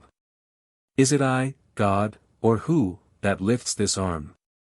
But if the great sun move not of himself, but is as an errand boy in heaven, nor one single star can revolve, but by some invisible power, how then can this one small heart beat? This one small brain think thoughts, unless God does that beating, does that thinking, does that living, and not I. By heaven, man, we are turned round and round in this world, like yonder windlass, and fate is the handspike. And all the time, lo! That smiling sky, and this unsound sea. Look! See yon albacore. Who put it into him to chase and fong that flying fish? Where do murderers go, man? Who's to doom, when the judge himself is dragged to the bar? But it is a mild, mild wind, and a mild-looking sky, and the air smells now, as if it blew from a faraway meadow. They have been making hay somewhere under the slopes of the Andes, Starbuck, and the mowers are sleeping among the new-mown hay. Sleeping. Aye, toil we how we may, we all sleep at last on the field. Sleep. Aye, and rust amid greenness, as last year's scythes flung down, and left in the half-cut swaths, Starbuck. But blanched to a corpse's hue with despair, the mate had stolen away. Ahab crossed the deck to gaze over on the other side, but started at two reflected, fixed eyes in the water there. Fedallah was motionlessly leaning over the same rail. Chapter 133. The Chase, First Day. That night, in the mid-watch, when the old man, as his wont at intervals, stepped forth from the scuttle in which he leaned, and went to his pivot hole, he suddenly thrust out his face fiercely, snuffing up the sea air as a sagacious ship's dog will. In drawing nigh to some barbarous isle, he declared that a whale must be near. Soon that peculiar odor, sometimes to a great distance given forth by the living sperm whale, was palpable to all the watch. Nor was any mariner surprised when, after inspecting the compass, and then the dog vane, and then ascertaining the precise bearing of the odor as nearly as possible, Ahab rapidly ordered the ship's course to be slightly altered, and the sail to be shortened. The acute policy dictating these movements was sufficiently vindicated at daybreak, by the sight of a long sleek on the sea directly in lengthwise ahead, smooth as oil, and resembling in the pleated watery wrinkles bordering it the polished metallic-like marks of some swift tide-rip, at the mouth of a deep, rapid stream. Man the mastheads! Call all hands! Thundering with the butts of 3 clubbed handspikes on the forecastle deck, de Gaulle roused the sleepers with such judgment claps that they seemed to exhale from the scuttle, so instantaneously did they appear with their clothes in their hands. "What d'ye see?" cried Ahab, flattening his face to the sky. "Nothing, nothing, sir," was the sound hailing down in reply.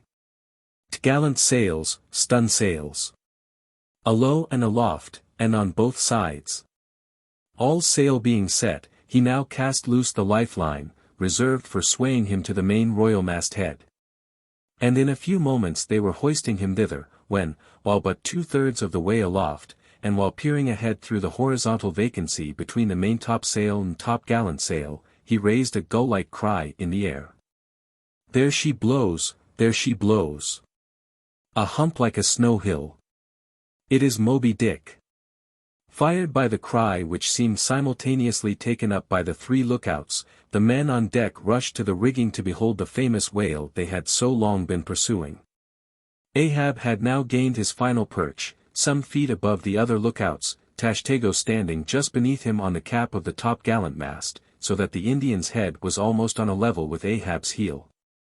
From this height the whale was now seen some mile or so ahead, at every roll of the sea revealing his high sparkling hump, and regularly jetting his silent spout into the air. To the credulous mariners it seemed the same silent spout they had so long ago beheld in the moonlit Atlantic and Indian Oceans. "And did none of ye see it before?" cried Ahab, hailing the perched men all around him. "I saw him almost that same instant, sir, that Captain Ahab did, and I cried out," said Tashtego. "Not the same instant, not the same, no, the doubloon is mine, fate reserved the doubloon for May only. None of ye could have raised the white whale first. There she blows, there she blows, there she blows. There again, he cried, in long-drawn, lingering, methodic tones, attuned to the gradual prolongings of the whale's visible jets. "He's going to sound. In stun sails. Down topgallant sails. Stand by 3 boats. Mr. Starbuck, remember, stay on board, and keep the ship. Helm there. Luff a point. So, steady, man, steady. There go flukes. No, only black water. Already the boat's there. Stand by, stand by. Lower me, Mr. Starbuck, lower, quicker, and he slid through the air to the deck. He is heading straight to leeward, sir, cried Stubb, right away from us. Cannot have seen the ship yet. Be dumb, man. Stand by the braces. Hard down the helm, brace up. Shiver her, so, well that. Boats. Soon all the boats but Starbuck's were dropped, all the boat sails set, all the paddles plying. With rippling swiftness, shooting to leeward, and Ahab heading the onset. A pale, death glimmer lit up Fidala's sunken eyes, a hideous motion gnawed his mouth. Like noiseless nautilus shells, their light prows sped through the sea. But only slowly they neared the foe. As they neared him, the ocean grew still more smooth, seemed drawing a carpet over its waves, seemed a noon meadow, so serenely it spread. At length the breathless hunter came so nigh his seemingly unsuspecting prey, that his entire dazzling hump was distinctly visible, sliding along the sea as if an isolated thing, and continually set in a revolving ring of finest, fleecy, greenish foam. He saw the vast, involved wrinkles of the slightly projecting head beyond. Before it, far out on the soft Turkish rugged waters, went the glistening white shadow from his broad, milky forehead, a musical rippling playfully accompanying the shade. And behind, the blue waters interchangeably flowed over into the moving valley of his steady wake, and on either hand bright bubbles arose and danced by his side. But these were broken again by the light toes of hundreds of gay fowl softly feathering the sea, alternate with their fitful flight. And like to some flagstaff rising from the painted hull of an argosy, the tall but shattered pole of a recent lance projected from the white whale's back. And at intervals one of the cloud of soft-toed fowls hovering, and to and fro skimming like a canopy over the fish, silently perched and rocked on this pole, the long tail feathers streaming like pennons. A gentle joyousness, a mighty mildness of repose in swiftness, invested the gliding whale. Not the white bull Jupiter swimming away with ravished Europa clinging to his graceful horns, his lovely, leering eyes sideways intent upon the maid. With smooth bewitching fleetness, rippling straight for the nuptial bower in Crete, not Jove, not that great majesty supreme, did surpass the glorified white whale as he so divinely swam. On each soft side, coincident with the parted swell, that but once leaving him, then flowed so wide away, on each bright side, the whale shed off enticings. No wonder there had been some among the hunters who namelessly transported and allured by all this serenity, had ventured to assail it, but had fatally found that quietude but the vesture of tornadoes. Yet calm, enticing calm, O whale! Thou glidest on, to all who for the first time eye thee, no matter how many in that same way thou mayst have bejuggled and destroyed before.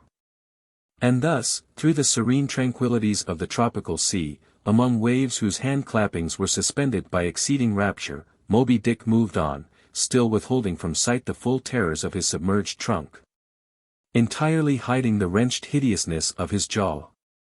But soon the fore part of him slowly rose from the water.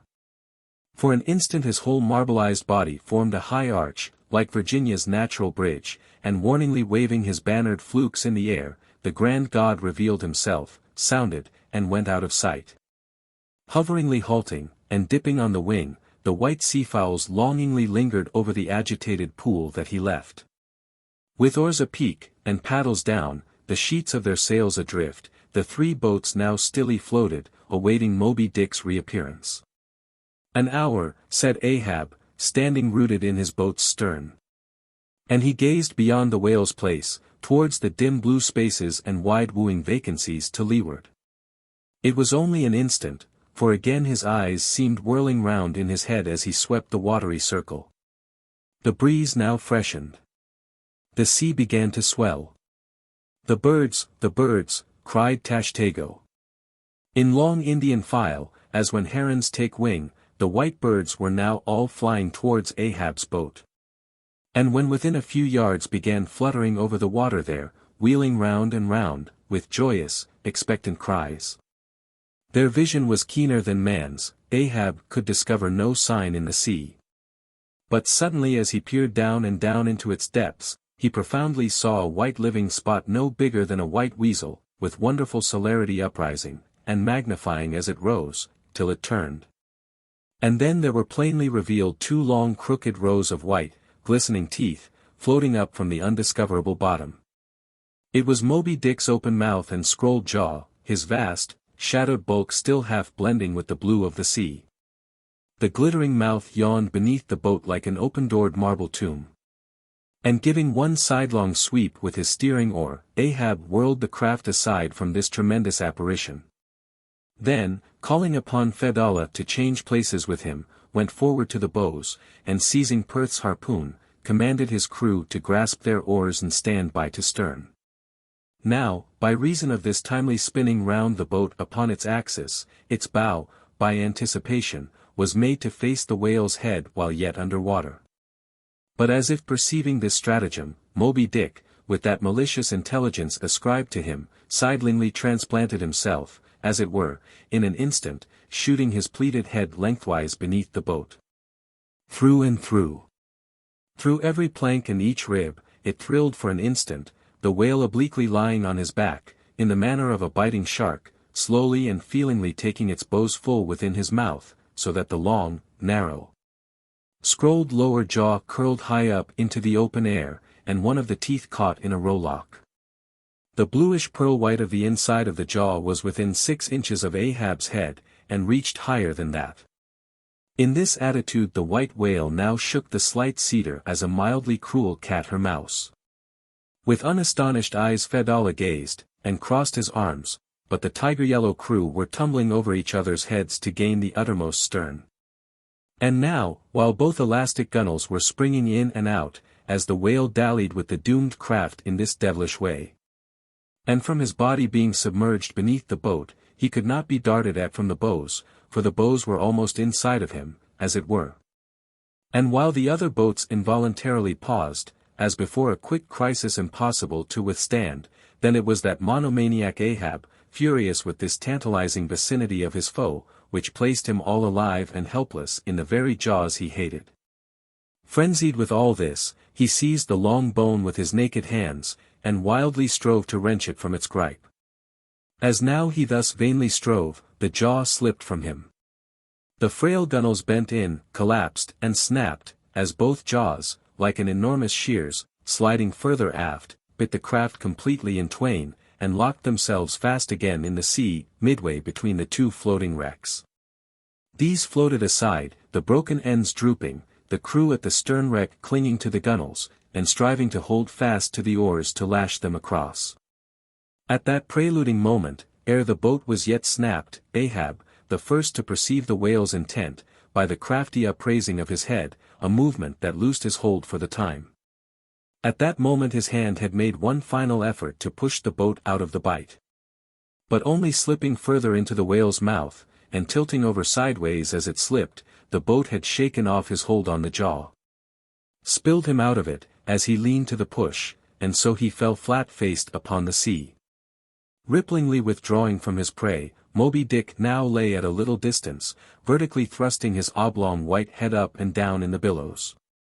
And at the same time slowly revolving his whole spindled body, so that when his vast wrinkled forehead rose, some 20 or more feet out of the water, the now rising swells, with all their confluent waves, dazzlingly broke against it, vindicatively tossing their shivered spray still higher into the air, so, in a gale, the but half-baffled channel billows only recoil from the base of the Eddystone, triumphantly to overleap its summit with their scud.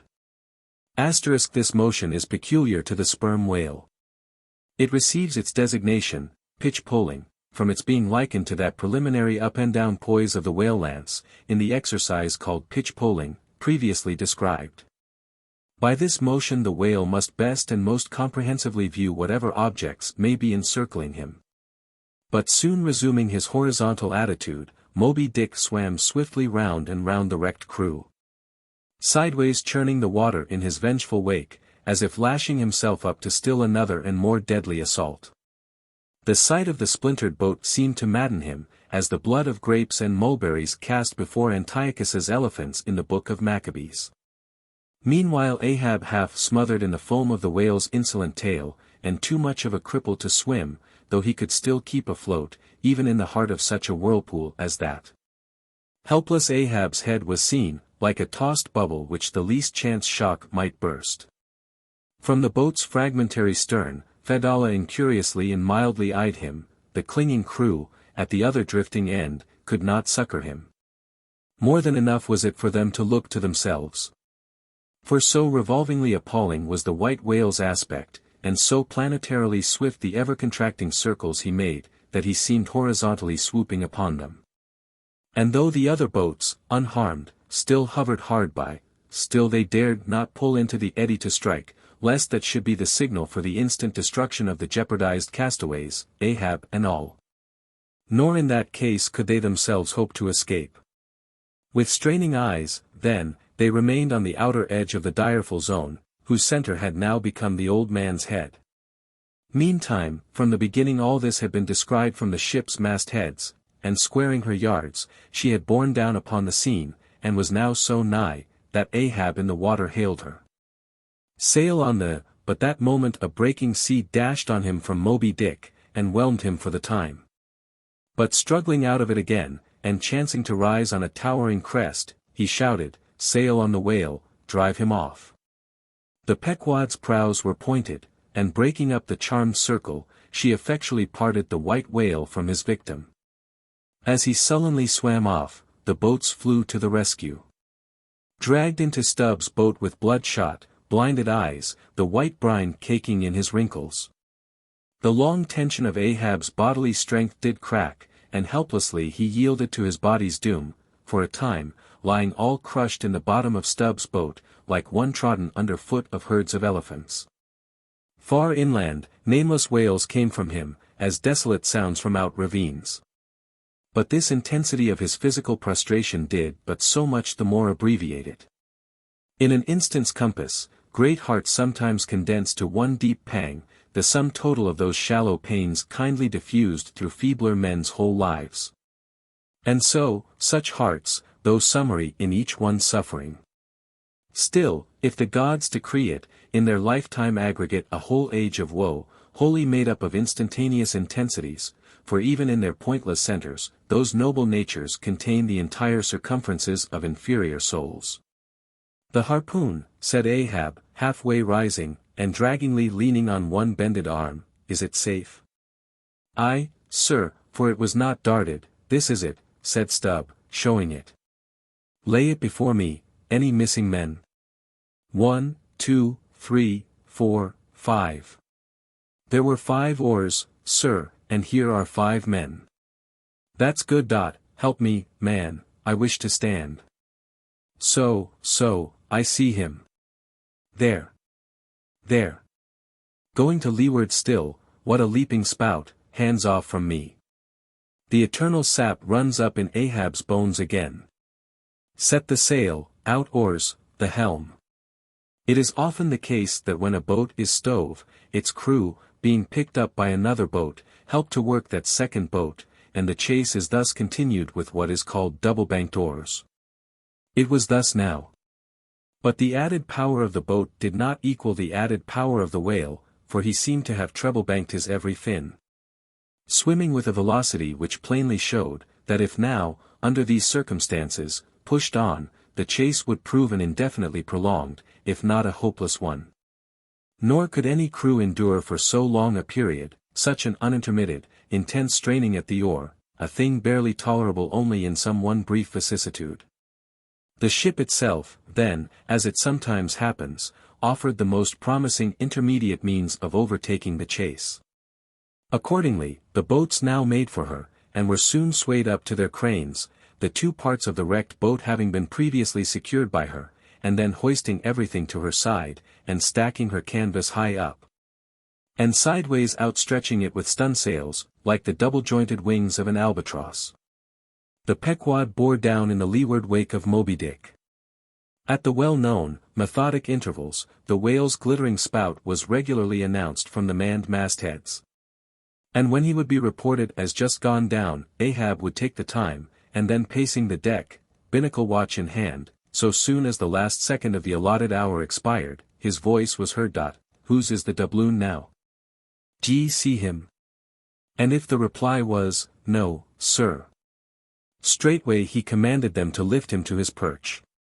In this way the day wore on, Ahab, now aloft and motionless, anon, unrestingly pacing the planks. As he was thus walking, uttering no sound, except to hail the men aloft, or to bid them hoist a sail still higher, or to spread one to a still greater breadth, thus to and fro pacing, beneath his slouched hat. At every turn he passed his own wrecked boat, which had been dropped upon the quarter-deck, and lay there reversed. Broken bow to shattered stern.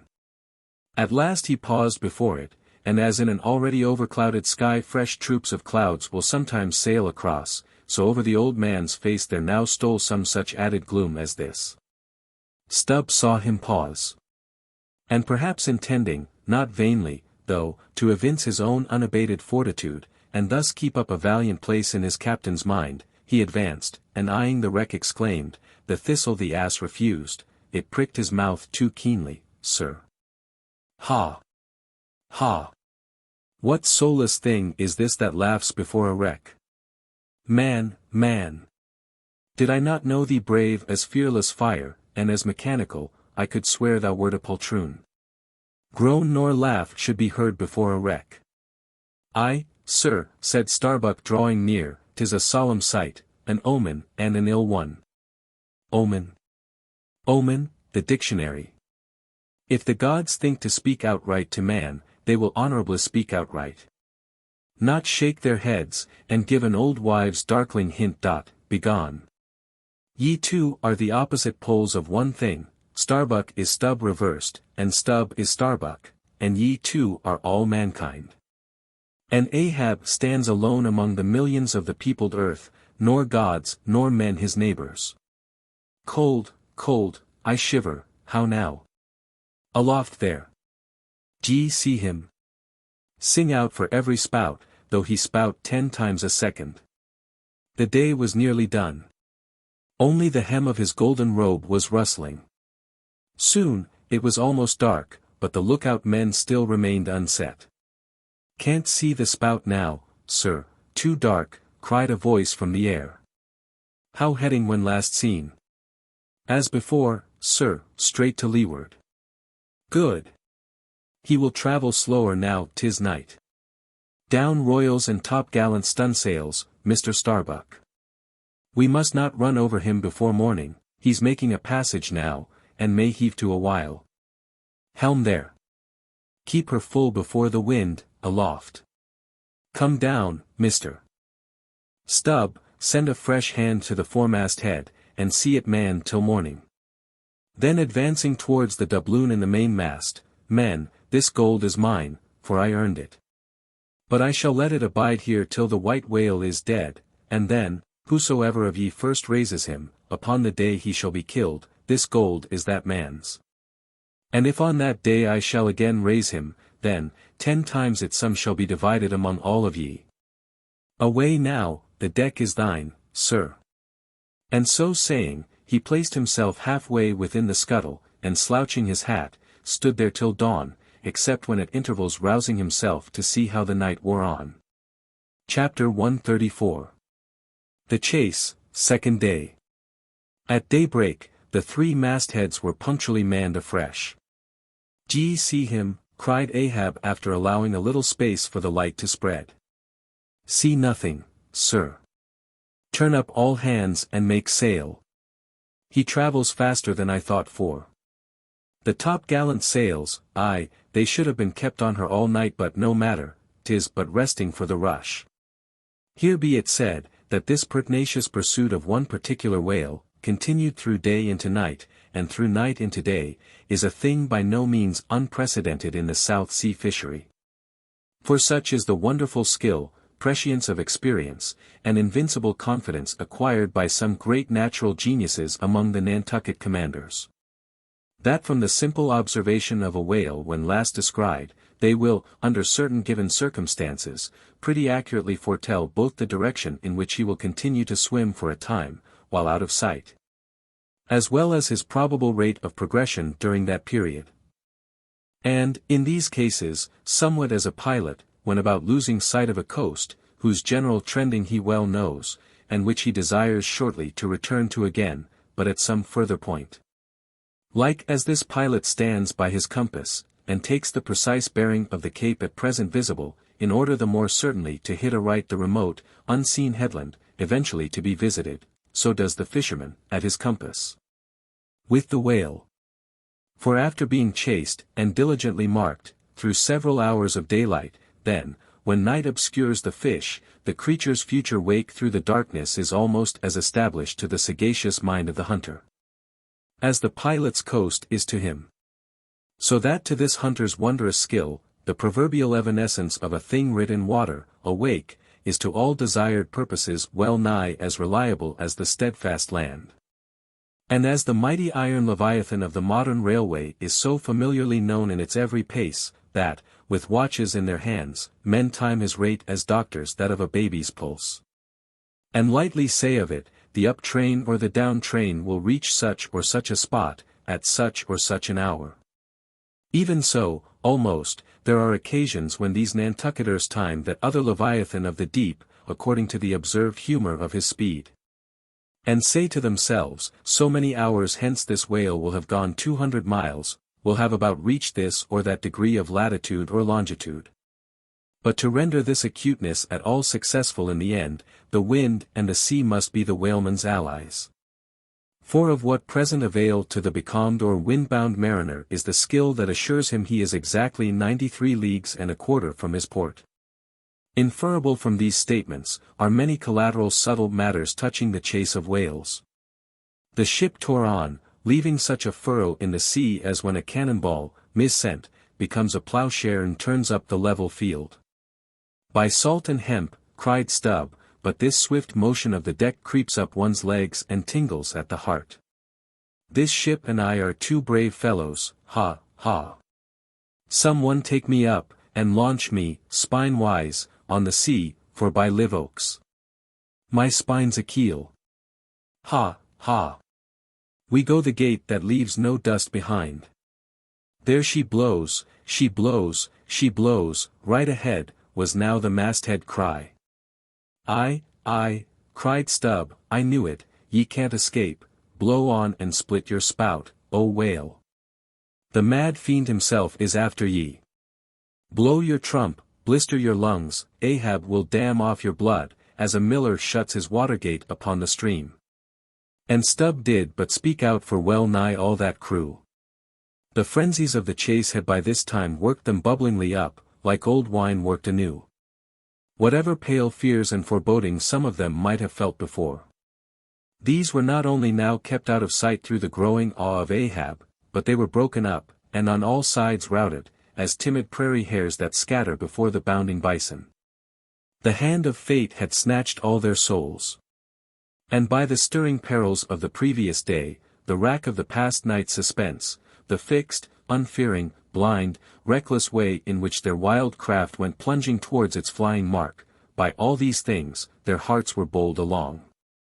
The wind that made great bellies of their sails, and rushed the vessel on by arms invisible as irresistible, this seemed the symbol of that unseen agency which so enslaved them to the race. They were one man, not 30. For as the one ship that held them all, though it was put together of all contrasting things, oak, and maple, and pine wood, iron, and pitch, and hemp, yet all these ran into each other in the one concrete hull, which shot on its way, both balanced and directed by the long central keel. Even so, all the individualities of the crew, this man's valor, that man's fear, guilt and guiltiness, all varieties were welded into oneness, and were all directed to that fatal goal which Ahab their one lord and keel did point to. The rigging lived. The mastheads, like the tops of tall palms, were outspreadingly tufted with arms and legs. Clinging to a spar with one hand, some reached forth the other with impatient wavings. Others, shading their eyes from the vivid sunlight, sat far out on the rocking yards, all the spars in full bearing of mortals, ready and ripe for their fate. Ah! How they still strove through that infinite blueness to seek out the thing that might destroy them. Why sing ye not out for him, if ye see him, cried Ahab, when, after the lapse of some minutes since the first cry, no more had been heard. Sway me up, men, ye have been deceived, not Moby Dick casts one odd jet that way, and then disappears. It was even so, in their headlong eagerness, the men had mistaken some other thing for the whale spout, as the event itself soon proved. For hardly had Ahab reached his perch, hardly was the rope belayed to its pin on deck, when he struck the keynote to an orchestra, that made the air vibrate as with the combined discharges of rifles. The triumphant halloo of 30 buckskin lungs was heard, as, much nearer to the ship than the place of the imaginary jet, less than a mile ahead, Moby Dick bodily burst into view. For not by any calm and indolent spoutings, not by the peaceable gush of that mystic fountain in his head, did the white whale now reveal his vicinity, but by the far more wondrous phenomenon of breaching. Rising with his utmost velocity from the furthest depths, the sperm whale thus booms his entire bulk into the pure element of air, and piling up a mountain of dazzling foam, shows his place to the distance of 7 miles and more. In those moments, the torn, enraged waves he shakes off, seem his mane. In some cases, this breaching is his act of defiance. "There she breaches! There she breaches!" was the cry, as in his immeasurable bravados the white whale tossed himself salmon-like to heaven. So suddenly seen in the blue plain of the sea, and relieved against the still bluer margin of the sky, the spray that he raised, for the moment, intolerably glittered and glared like a glacier. And stood there gradually fading and fading away from its first sparkling intensity, to the dim mistiness of an advancing shower in a vale. "Aye, breach your last to the sun, Moby Dick," cried Ahab, "thy hour and thy harpoon are at hand, down. Down all of ye, but one man at the fore. The boats, stand by." Unmindful of the tedious rope ladders of the shrouds, the men, like shooting stars, slid to the deck, by the isolated backstays and halyards. While Ahab, less dartingly, but still rapidly was dropped from his perch. "Lower away," he cried, so soon as he had reached his boat, a spare one, rigged the afternoon previous. "Mr.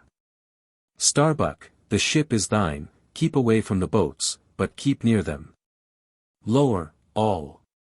As if to strike a quick terror into them, by this time being the first assailant himself, Moby Dick had turned, and was now coming for the 3 crews. Ahab's boat was central, and cheering his men, he told them he would take the whale head and head, that is, pull straight up to his forehead, a not uncommon thing. For when within a certain limit, such a course excludes the coming onset from the whale's sidelong vision. But ere that close limit was gained, and while yet all 3 boats were plain as the ship's 3 masts to his eye, the white whale churning himself into furious speed, almost in an instant as it were, rushing among the boats with open jaws, and a lashing tail, offered appalling battle on every side. And heedless of the irons darted at him from every boat, seemed only intent on annihilating each separate plank of which those boats were made. But skillfully maneuvered, incessantly wheeling like trained chargers in the field. The boats for a while eluded him, though, at times, but by a plank's breadth, while all the time, Ahab's unearthly slogan tore every other cry but his to shreds. But at last in his untraceable evolutions, the white whale so crossed and recrossed, and in 1,000 ways entangled the slack of the 3 lines now fast to him, that they foreshortened, and, of themselves, warped the devoted boats towards the planted irons in him. Though now for a moment the whale drew aside a little, as if to rally for a more tremendous charge.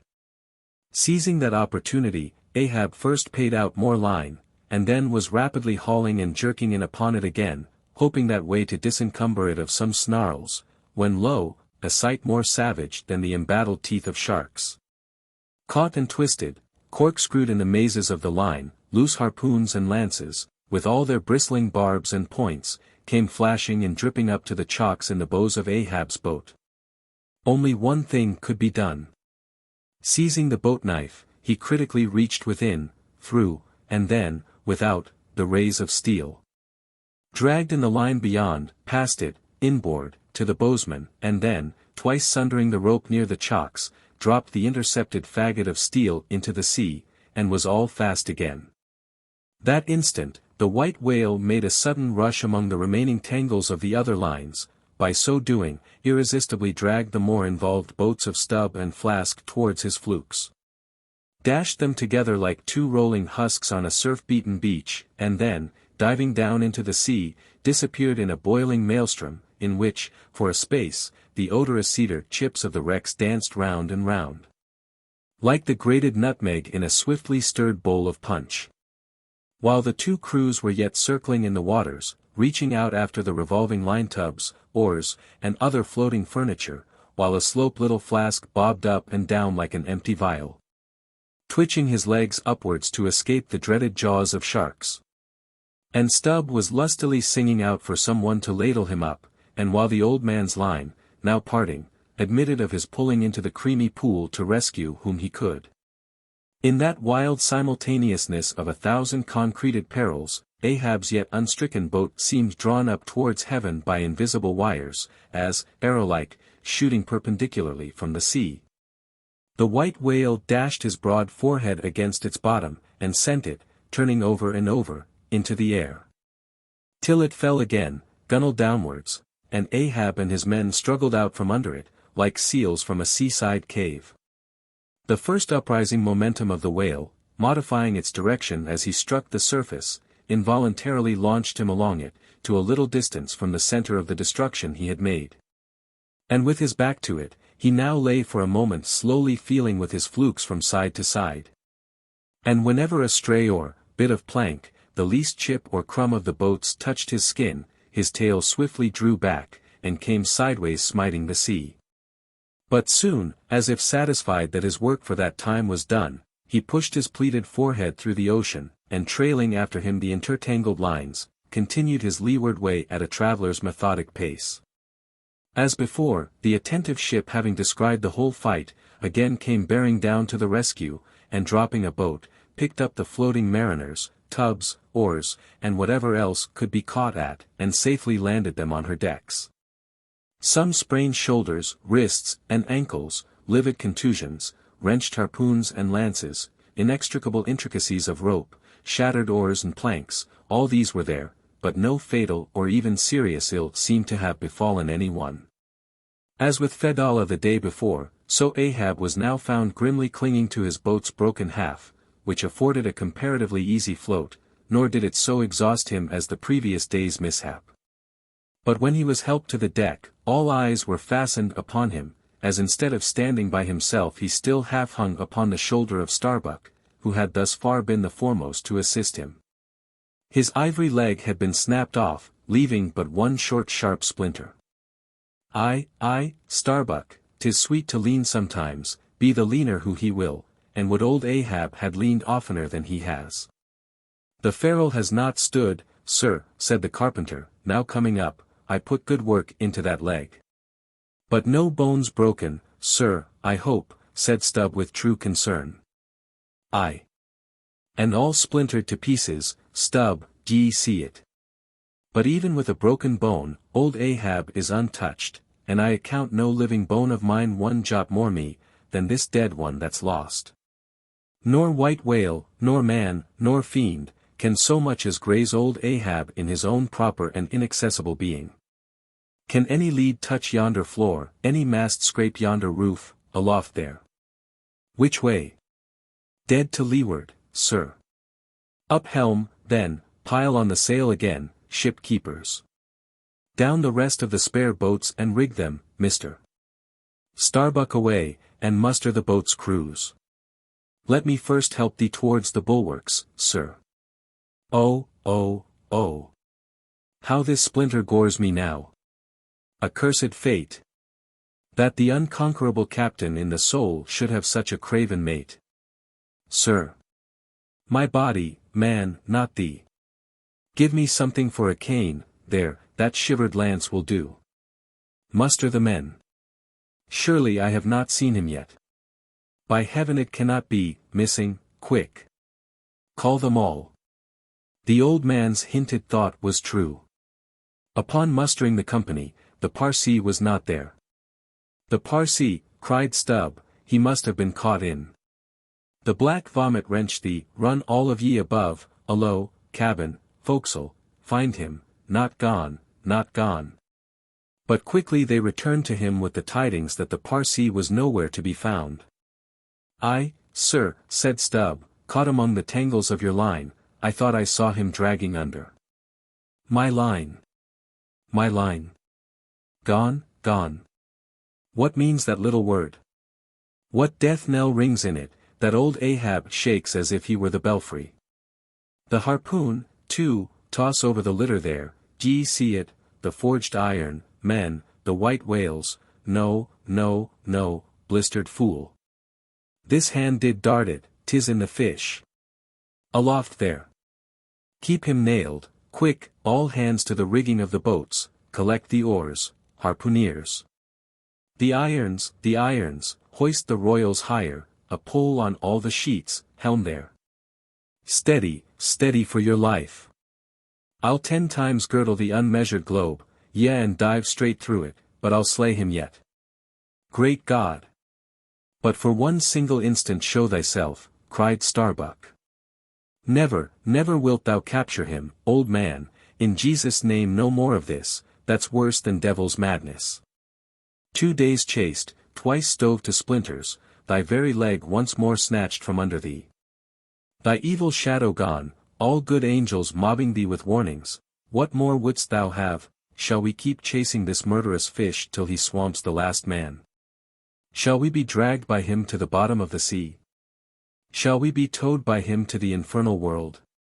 Oh, impiety and blasphemy to hunt him more. Starbuck, of late I've felt strangely moved to thee, ever since that hour we both saw, thou know'st what, in one another's eyes. But in this matter of the whale, be the front of thy face to me as the palm of this hand, a lipless, unfeatured blank. Ahab is forever Ahab, man. This whole act's immutably decreed. 'Twas rehearsed by thee and me a billion years before this ocean rolled. Fool! I am the fate's lieutenant, I act under orders. Look thou, underling, that thou obeyest mine. Stand round me, men. Ye see an old man cut down to the stump, leaning on a shivered lance, propped up on a lonely foot. 'Tis Ahab, his body's part, but Ahab's soul's a centipede, that moves upon 100 legs. I feel strained, half stranded, as ropes that tow dismasted frigates in a gale, and I may look so. But ere I break, ye'll hear me crack, and till ye hear that, know that Ahab's hawser tows his purpose yet. Believe ye, men, in the things called omens? Then laugh aloud, and cry encore. For ere they drown, drowning things will twice rise to the surface, then rise again, to sink for evermore. So with Moby Dick, 2 days he's floated, tomorrow will be the 3rd. Aye, men, he'll rise once more, but only to spout his last. D'ye feel brave men, brave? As fearless fire, cried Stubb. And as mechanical, muttered Ahab. Then as the men went forward, he muttered on, the things called omens. And yesterday I talked the same to Starbuck there, concerning my broken boat. Oh! How valiantly I seek to drive out of others' hearts what's clinched so fast in mine, the Parsee, gone, gone. And he was to go before, but still was to be seen again ere I could perish, how's that? There's a riddle now might baffle all the lawyers backed by the ghosts of the whole line of judges, like a hawk's beak it pecks my brain. I'll solve it, though. When dusk descended, the whale was still in sight to leeward. So once more the sail was shortened, and everything passed nearly as on the previous night. Only, the sound of hammers, and the hum of the grindstone was heard till nearly daylight, as the men toiled by lanterns in the complete and careful rigging of the spare boats and sharpening their fresh weapons for the morrow. Meantime, of the broken keel of Ahab's wrecked craft the carpenter made him another leg, while still as on the night before, slouched Ahab stood fixed within his scuttle, his heliotrope glance anticipatingly gone backward on its dial. Sat due eastward for the earliest sun. Chapter 135. The Chase. 3rd day. The morning of the 3rd day dawned fair and fresh, and once more the solitary nightman at the foremast-head was relieved by crowds of the daylight lookouts, who dotted every mast and almost every spar. "D'ye see him?" cried Ahab. But the whale was not yet in sight. In his infallible wake, though, but follow that wake, that's all. Helm there, steady, as thou goest, and hast been going. What a lovely day again! Were it a new-made world, and made for a summer house to the angels, and this morning the first of its throwing open to them, a fairer day could not dawn upon that world. Here's food for thought, had Ahab time to think, but Ahab never thinks. He only feels, that's tingling enough for mortal man. To think's audacity. God only has that right and privilege. Thinking is, or ought to be, a coolness and a calmness. And our poor hearts throb, and our poor brains beat too much for that. And yet, I've sometimes thought my brain was very calm, frozen calm, this old skull cracks so, like a glass in which the contents turn to ice, and shiver it. And still this hair is growing now, this moment growing, and heat must breed it, but no, it's like that sort of common grass that will grow anywhere, between the earthy clefts of Greenland ice or in Vesuvius lava. How the wild winds blow it! They whip it about me as the torn shreds of split sails lash the tossed ship they cling to. A vile wind that has no doubt blown ere this through prison corridors and cells, and wards of hospitals, and ventilated them, and now comes blowing hither as innocent as fleeces. Out upon it, it's tainted. Were I the wind, I'd blow no more on such a wicked, miserable world. I'd crawl somewhere to a cave, and slink there. And yet, 'tis a noble and heroic thing, the wind. Who ever conquered it? In every fight it has the last and bitterest blow. Run tilting at it, and you but run through it. Ha! A coward wind that strikes stark naked men, but will not stand to receive a single blow. Even Ahab is a braver thing, a nobler thing than that. Would now the wind but had a body. But all the things that most exasperate and outrage mortal man, all these things are bodiless, but only bodiless as objects, not as agents. There's a most special, a most cunning, oh, a most malicious difference. And yet, I say again, and swear it now, that there's something all glorious and gracious in the wind. These warm trade winds, at least, that in the clear heavens blow straight on, in strong and steadfast, vigorous mildness. And veer not from their mark, however the baser currents of the sea may turn and tack, and mightiest Mississippis of the land swift and swerve about, uncertain where to go at last. And by the eternal poles. These same trades that so directly blow my good ship on, these trades, or something like them, something so unchangeable, and full as strong, blow my keeled soul along. To it. Aloft there. What d'ye see? Nothing, sir. Nothing. And noon at hand. The doubloon goes a-begging. See the sun. Aye, it must be so. I've oversailed him. How, got the start? Aye, he's chasing me now, not I, him, that's bad, I might have known it, too. Fool. The lines, the harpoons he's towing. I have run him by last night. About. Come down, all of ye, but the regular lookouts. Man the braces.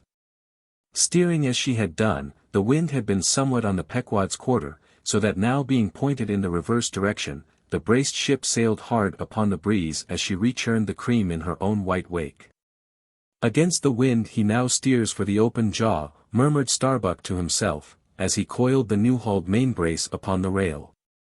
God keep us, but already my bones feel damp within me, and from the inside wet my flesh. I misdoubt me that I disobey my God in obeying him. Stand by to sway me up, cried Ahab, advancing to the hempen basket. We should meet him soon.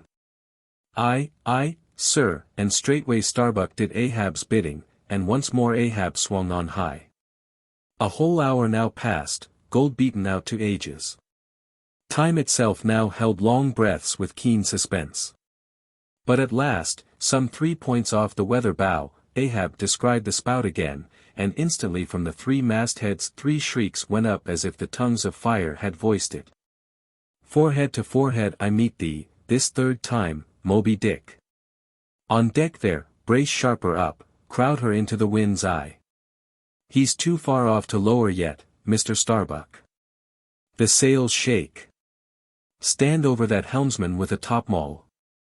So, he travels fast, and I must down. But let me have one more good round look aloft here at the sea, there's time for that. An old sight, and yet somehow so young, and not changed a wink since I first saw it, a boy, from the sandhills of Nantucket. The same to Noah as to me. There's a soft shower to leeward. Such lovely leewardings. They must lead somewhere, to something else than common land, more palmy than the palms. Leeward. The white whale goes that way, look to windward, then. The better if the bitter a quarter. But goodbye, old masthead. What's this, green? Aye, tiny mosses in these warped cracks. No such green weather stains on Ahab's head. There's the difference now between man's old age and matters. But I, old mast, we both grow old together, sound in our hulls, though, are we not, my ship? I, minus a leg, that's all. By heaven this dead wood has the better of my live flesh every way. I can't compare with it. And I've known some ships made of dead trees outlast the lives of men made of the most vital stuff of vital fathers. What's that he said? He should still go before me, my pilot, and yet to be seen again. But where? Will I have eyes at the bottom of the sea, supposing I descend those endless stairs? And all night I've been sailing from him, wherever he did sink to. Aye, like many more thou toldst direful truth as touching thyself, O Parsee. But, Ahab, there thy shot fell short. Goodbye, masthead, keep a good eye upon the whale, the while I'm gone. We'll talk tomorrow, nay, tonight, when the white whale lies down there, tied by head and tail. He gave the word. And still gazing round him, was steadily lowered through the cloven blue air to the deck. In due time the boats were lowered. But as standing in his shallop's stern, Ahab just hovered upon the point of the descent, he waved to the mate, who held one of the tackle ropes on deck, and bade him pause. Starbuck. Sir. For the third time my soul's ship starts upon this voyage, Starbuck. Aye, sir, thou wilt have it so. Some ships sail from their ports, and ever afterwards are missing, Starbuck. Truth, sir, saddest truth. Some men die at ebb tide. Some at low water, some at the full of the flood, and I feel now like a billow that's all one crested comb, Starbuck. I am old, shake hands with me, man. Their hands met, their eyes fastened, Starbuck's tears the glue. Oh, my captain, my captain. Noble heart, go not, see, it's a brave man that weeps, how great the agony of the persuasion then. Lower away. Cried Ahab, tossing the mate's arm from him. Stand by the crew. In an instant the boat was pulling round close under the stern. The sharks. The sharks, cried a voice from the low cabin window there, O master, my master, come back. But Ahab heard nothing, for his own voice was high lifted then, and the boat leaped on. Yet the voice spake true. For scarce had he pushed from the ship, when numbers of sharks, seemingly rising from out the dark waters beneath the hull, maliciously snapped at the blades of the oars, every time they dipped in the water. And in this way accompanied the boat with their bites. It is a thing not uncommonly happening to the whaleboats in those swarming seas. The sharks at times apparently following them in the same prescient way that vultures hover over the banners of marching regiments in the east. But these were the first sharks that had been observed by the Pequod since the white whale had been first descried. And whether it was that Ahab's crew were all such tiger-yellow barbarians, and therefore their flesh more musky to the senses of the sharks, a matter sometimes well known to affect them, however it was. They seemed to follow that one boat without molesting the others. Heart of wrought steel, murmured Starbuck gazing over the side, and following with his eyes the receding boat, canst thou yet ring boldly to that sight, lowering thy keel among ravening sharks, and followed by them open-mouthed to the chase. And this the critical third day, for when 3 days flow together in one continuous intense pursuit, be sure the first is the morning, the second the noon, and the third the evening and the end of that thing, be that end what it may. Oh! My God! What is this that shoots through me, and leaves me so deadly calm, yet expectant, fixed at the top of a shutter?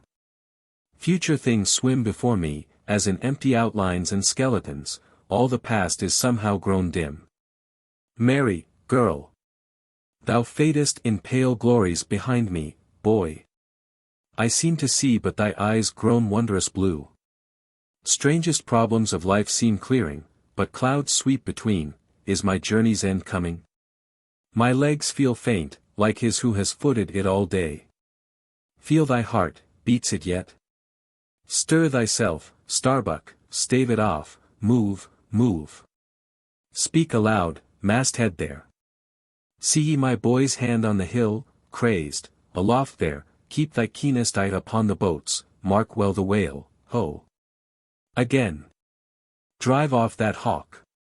See.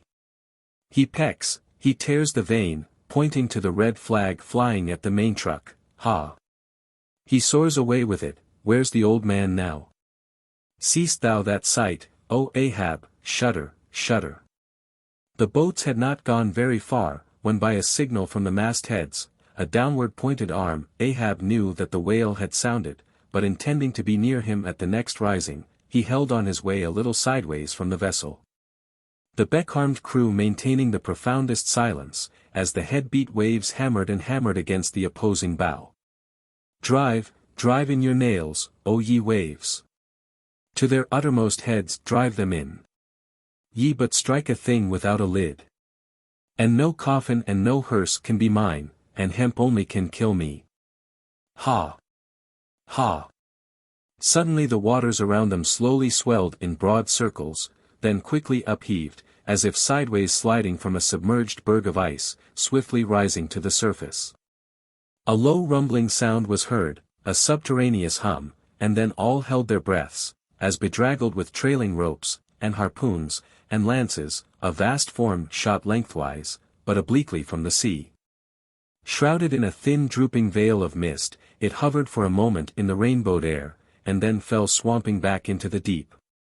Crushed 30 feet upwards, the waters flashed for an instant like heaps of fountains, then brokenly sank in a shower of flakes, leaving the circling surface creamed like new milk round the marble trunk of the whale. "Give way!" cried Ahab to the oarsmen, and the boats darted forward to the attack, but maddened by yesterday's fresh irons that corroded in him, Moby Dick seemed combinedly possessed by all the angels that fell from heaven. The wide tiers of welded tendons overspreading his broad white forehead, beneath the transparent skin, looked knitted together, as head-on, he came churning his tail among the boats, and once more flailed them apart. Spilling out the irons and lances from the two mates' boats, and dashing in one side of the upper part of their bows, but leaving Ahab's almost without a scar. While Daggoo and Queequeg were stopping the strained planks. And as the whale swimming out from them, turned, and showed one entire flank as he shot by them again, at that moment a quick cry went up. Lashed round and round to the fish's back. Pinioned in the turns upon turns in which, during the past night, the whale had reeled the involutions of the lines around him, the half-torn body of the Parsee was seen, his sable raiment frayed to shreds. His distended eyes turned full upon old Ahab. The harpoon dropped from his hand. Befooled, befooled. Drawing in a long lean breath, "I, Parsee. I see thee again. I, and thou goest before. And this then is the hearse that thou didst promise. But I hold thee to the last letter of thy word. Where is the second hearse? Away, mates, to the ship. Those boats are useless now, repair them if ye can in time, and return to me. If not, Ahab is enough to die. Down, men. The first thing that but offers to jump from this boat I stand in, that thing I harpoon. Ye are not other men, but my arms and my legs, and so obey me. Where's the whale? Gone down again?" But he looked too nigh the boat, for as if bent upon escaping with the corpse he bore, and as if the particular place of the last encounter had been but a stage in his leeward voyage, Moby Dick was now again steadily swimming forward. And had almost passed the ship, which thus far had been sailing in the contrary direction to him, though for the present her headway had been stopped. He seemed swimming with his utmost velocity, and now only intent upon pursuing his own straight path in the sea. "Oh! Ahab," cried Starbuck, "not too late is it, even now, the third day, to desist. See! Moby Dick seeks thee not. It is thou, that madly seekest him." Setting sail to the rising wind, the lonely boat was swiftly impelled to leeward, by both oars and canvas. And at last when Ahab was sliding by the vessel, so near as plainly to distinguish Starbuck's face as he leaned over the rail, he hailed him to turn the vessel about, and follow him, not too swiftly, at a judicious interval. Glancing upwards, he saw Tashtego, Queequeg, and Daggoo eagerly mounting to the three mastheads, while the oarsmen were rocking in the two staved boats which had but just been hoisted to the side, and were busily at work in repairing them. One after the other, through the portholes, as he sped, he also caught flying glimpses of Stubb and Flask, busying themselves on deck among bundles of new irons and lances. As he saw all this, as he heard the hammers in the broken boats, far other hammers seemed driving a nail into his heart. But he rallied. And now marking that the vane or flag was gone from the mainmast head, he shouted to Tashtego, who had just gained that perch, to descend again for another flag, and a hammer and nails, and so nail it to the mast. Whether fagged by the 3 days' running chase, and the resistance to his swimming in the knotted hamper he bore, or whether it was some latent deceitfulness and malice in him, whichever was true, the white whale's way now began to abate, as it seemed, from the boat so rapidly nearing him once more. Though indeed the whale's last start had not been so long a one as before. And still as Ahab glided over the waves the unpitying sharks accompanied him, and so pertinaciously stuck to the boat, and so continually bit at the plying oars, that the blades became jagged and crunched, and left small splinters in the sea, at almost every dip. Heed them not. Those teeth but give new rowlocks to your oars. Pull on. 'Tis the better rest, the shark's jaw than the yielding water. But at every bite, sir, the thin blades grow smaller and smaller. They will last long enough. Pull on. But who can tell, he muttered, whether these sharks swim to feast on the whale or on Ahab, but pull on. Aye, all alive, now, we near him. The helm. Take the helm. Let me pass, and so saying 2 of the oarsmen helped him forward to the bows of the still flying boat. At length as the craft was cast to one side, and ran ranging along with the white whale's flank, he seemed strangely oblivious of its advance, as the whale sometimes will, and Ahab was fairly within the smoky mountain mist, which, thrown off from the whale's spout, curled round his great, monadnock hump. He was even thus close to him, when, with body arched back, and both arms lengthwise high lifted to the poise, he darted his fierce iron, and his far fiercer curse into the hated whale. As both steel and curse sank to the socket, as if sucked into a morass, Moby Dick sideways writhed. Spasmodically rolled his nigh flank against the bow, and, without staving a hole in it, so suddenly canted the boat over, that had it not been for the elevated part of the gunwale to which he then clung, Ahab would once more have been tossed into the sea. As it was, 3 of the oarsmen, who foreknew not the precise instant of the dart, and were therefore unprepared for its effects, these were flung out. But so fell, that, in an instant 2 of them clutched the gunwale again, and rising to its level on a combing wave, hurled themselves bodily inboard again, the 3rd man helplessly dropping astern, but still afloat and swimming. Almost simultaneously, with a mighty volition of ungraduated, instantaneous swiftness, the white whale darted through the weltering sea.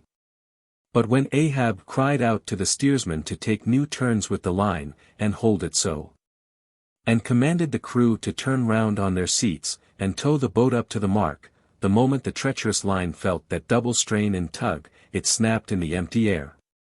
What breaks in me? Some sinew cracks, 'tis whole again, oars.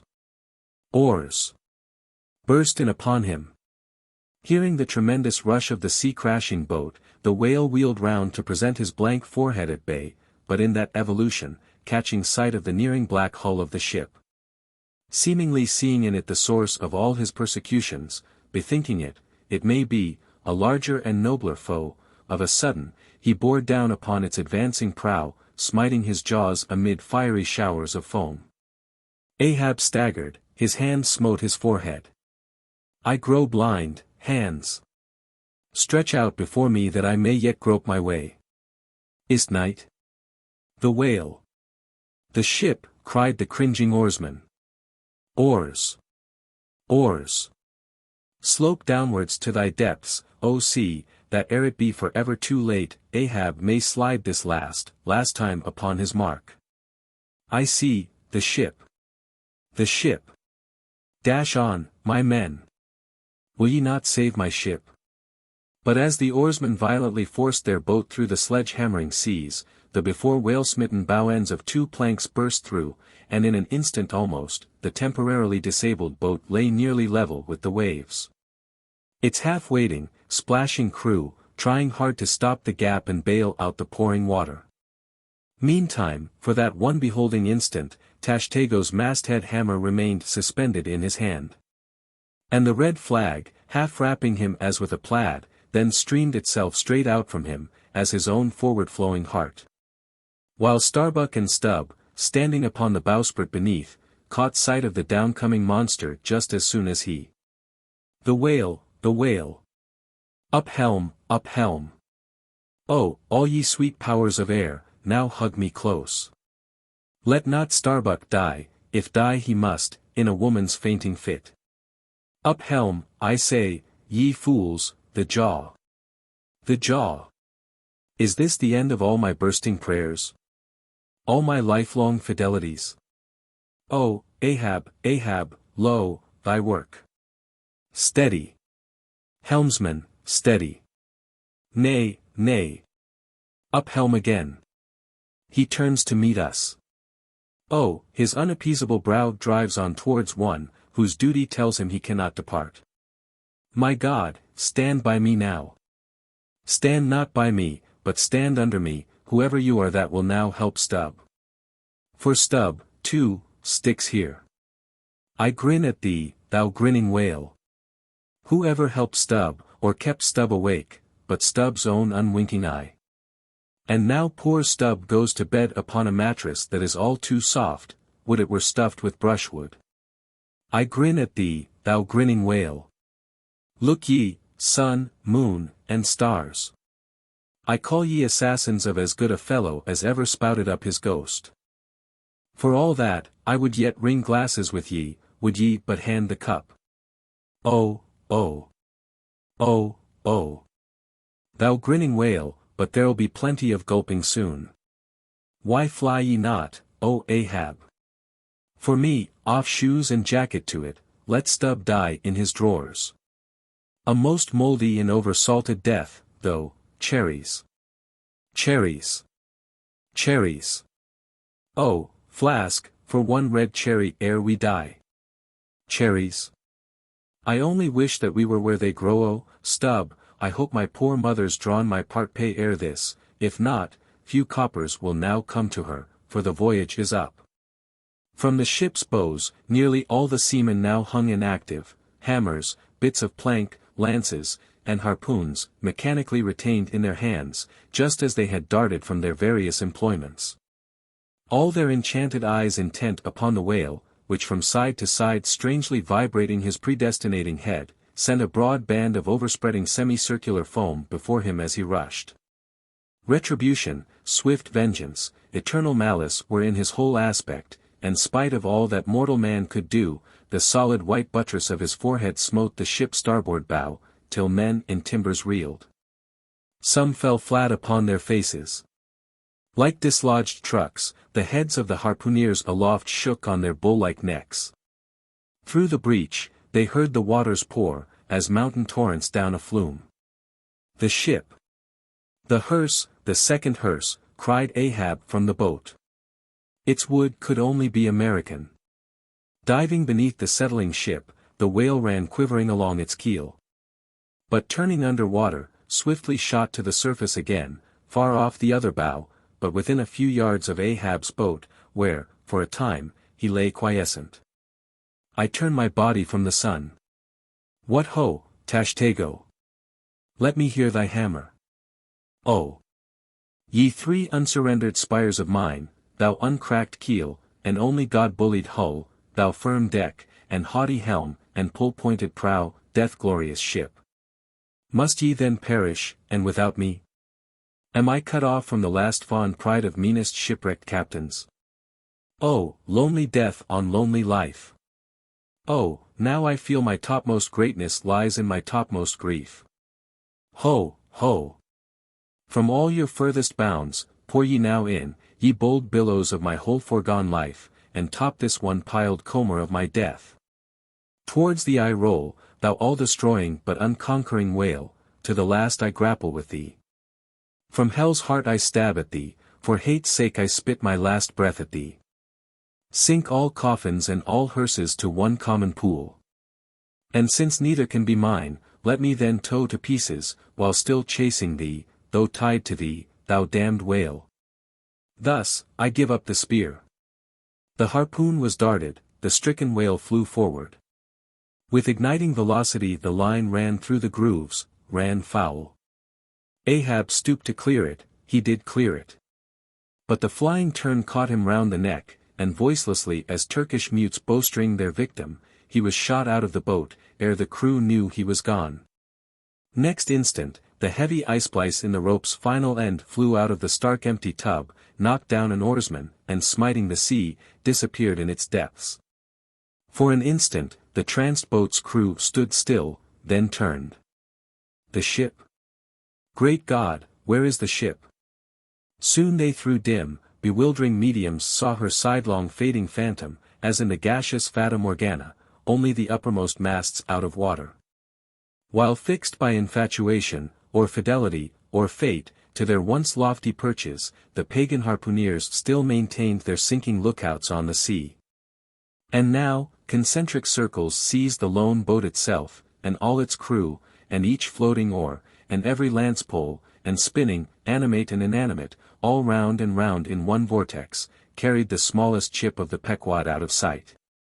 But as the last whelmings intermixingly poured themselves over the sunken head of the Indian at the mainmast, leaving a few inches of the erect spar yet visible, together with long streaming yards of the flag, which calmly undulated. With ironical coincidings, over the destroying billows they almost touched. At that instant, a red arm and a hammer hovered backwardly uplifted in the open air, in the act of nailing the flag faster and yet faster to the subsiding spar. A skyhawk that tauntingly had followed the main truck downwards from its natural home among the stars, pecking at the flag, and incommoding Tashtego there. This bird now chanced to intercept its broad fluttering wing between the hammer and the wood, and simultaneously feeling that ethereal thrill, the submerged savage beneath, in his death gasp, kept his hammer frozen there. And so the bird of heaven, with archangelic shrieks, and his imperial beak thrust upwards, and his whole captive form folded in the flag of Ahab, went down with his ship, which, like Satan, would not sink to hell till she had dragged a living part of heaven along with her, and helmeted herself with it.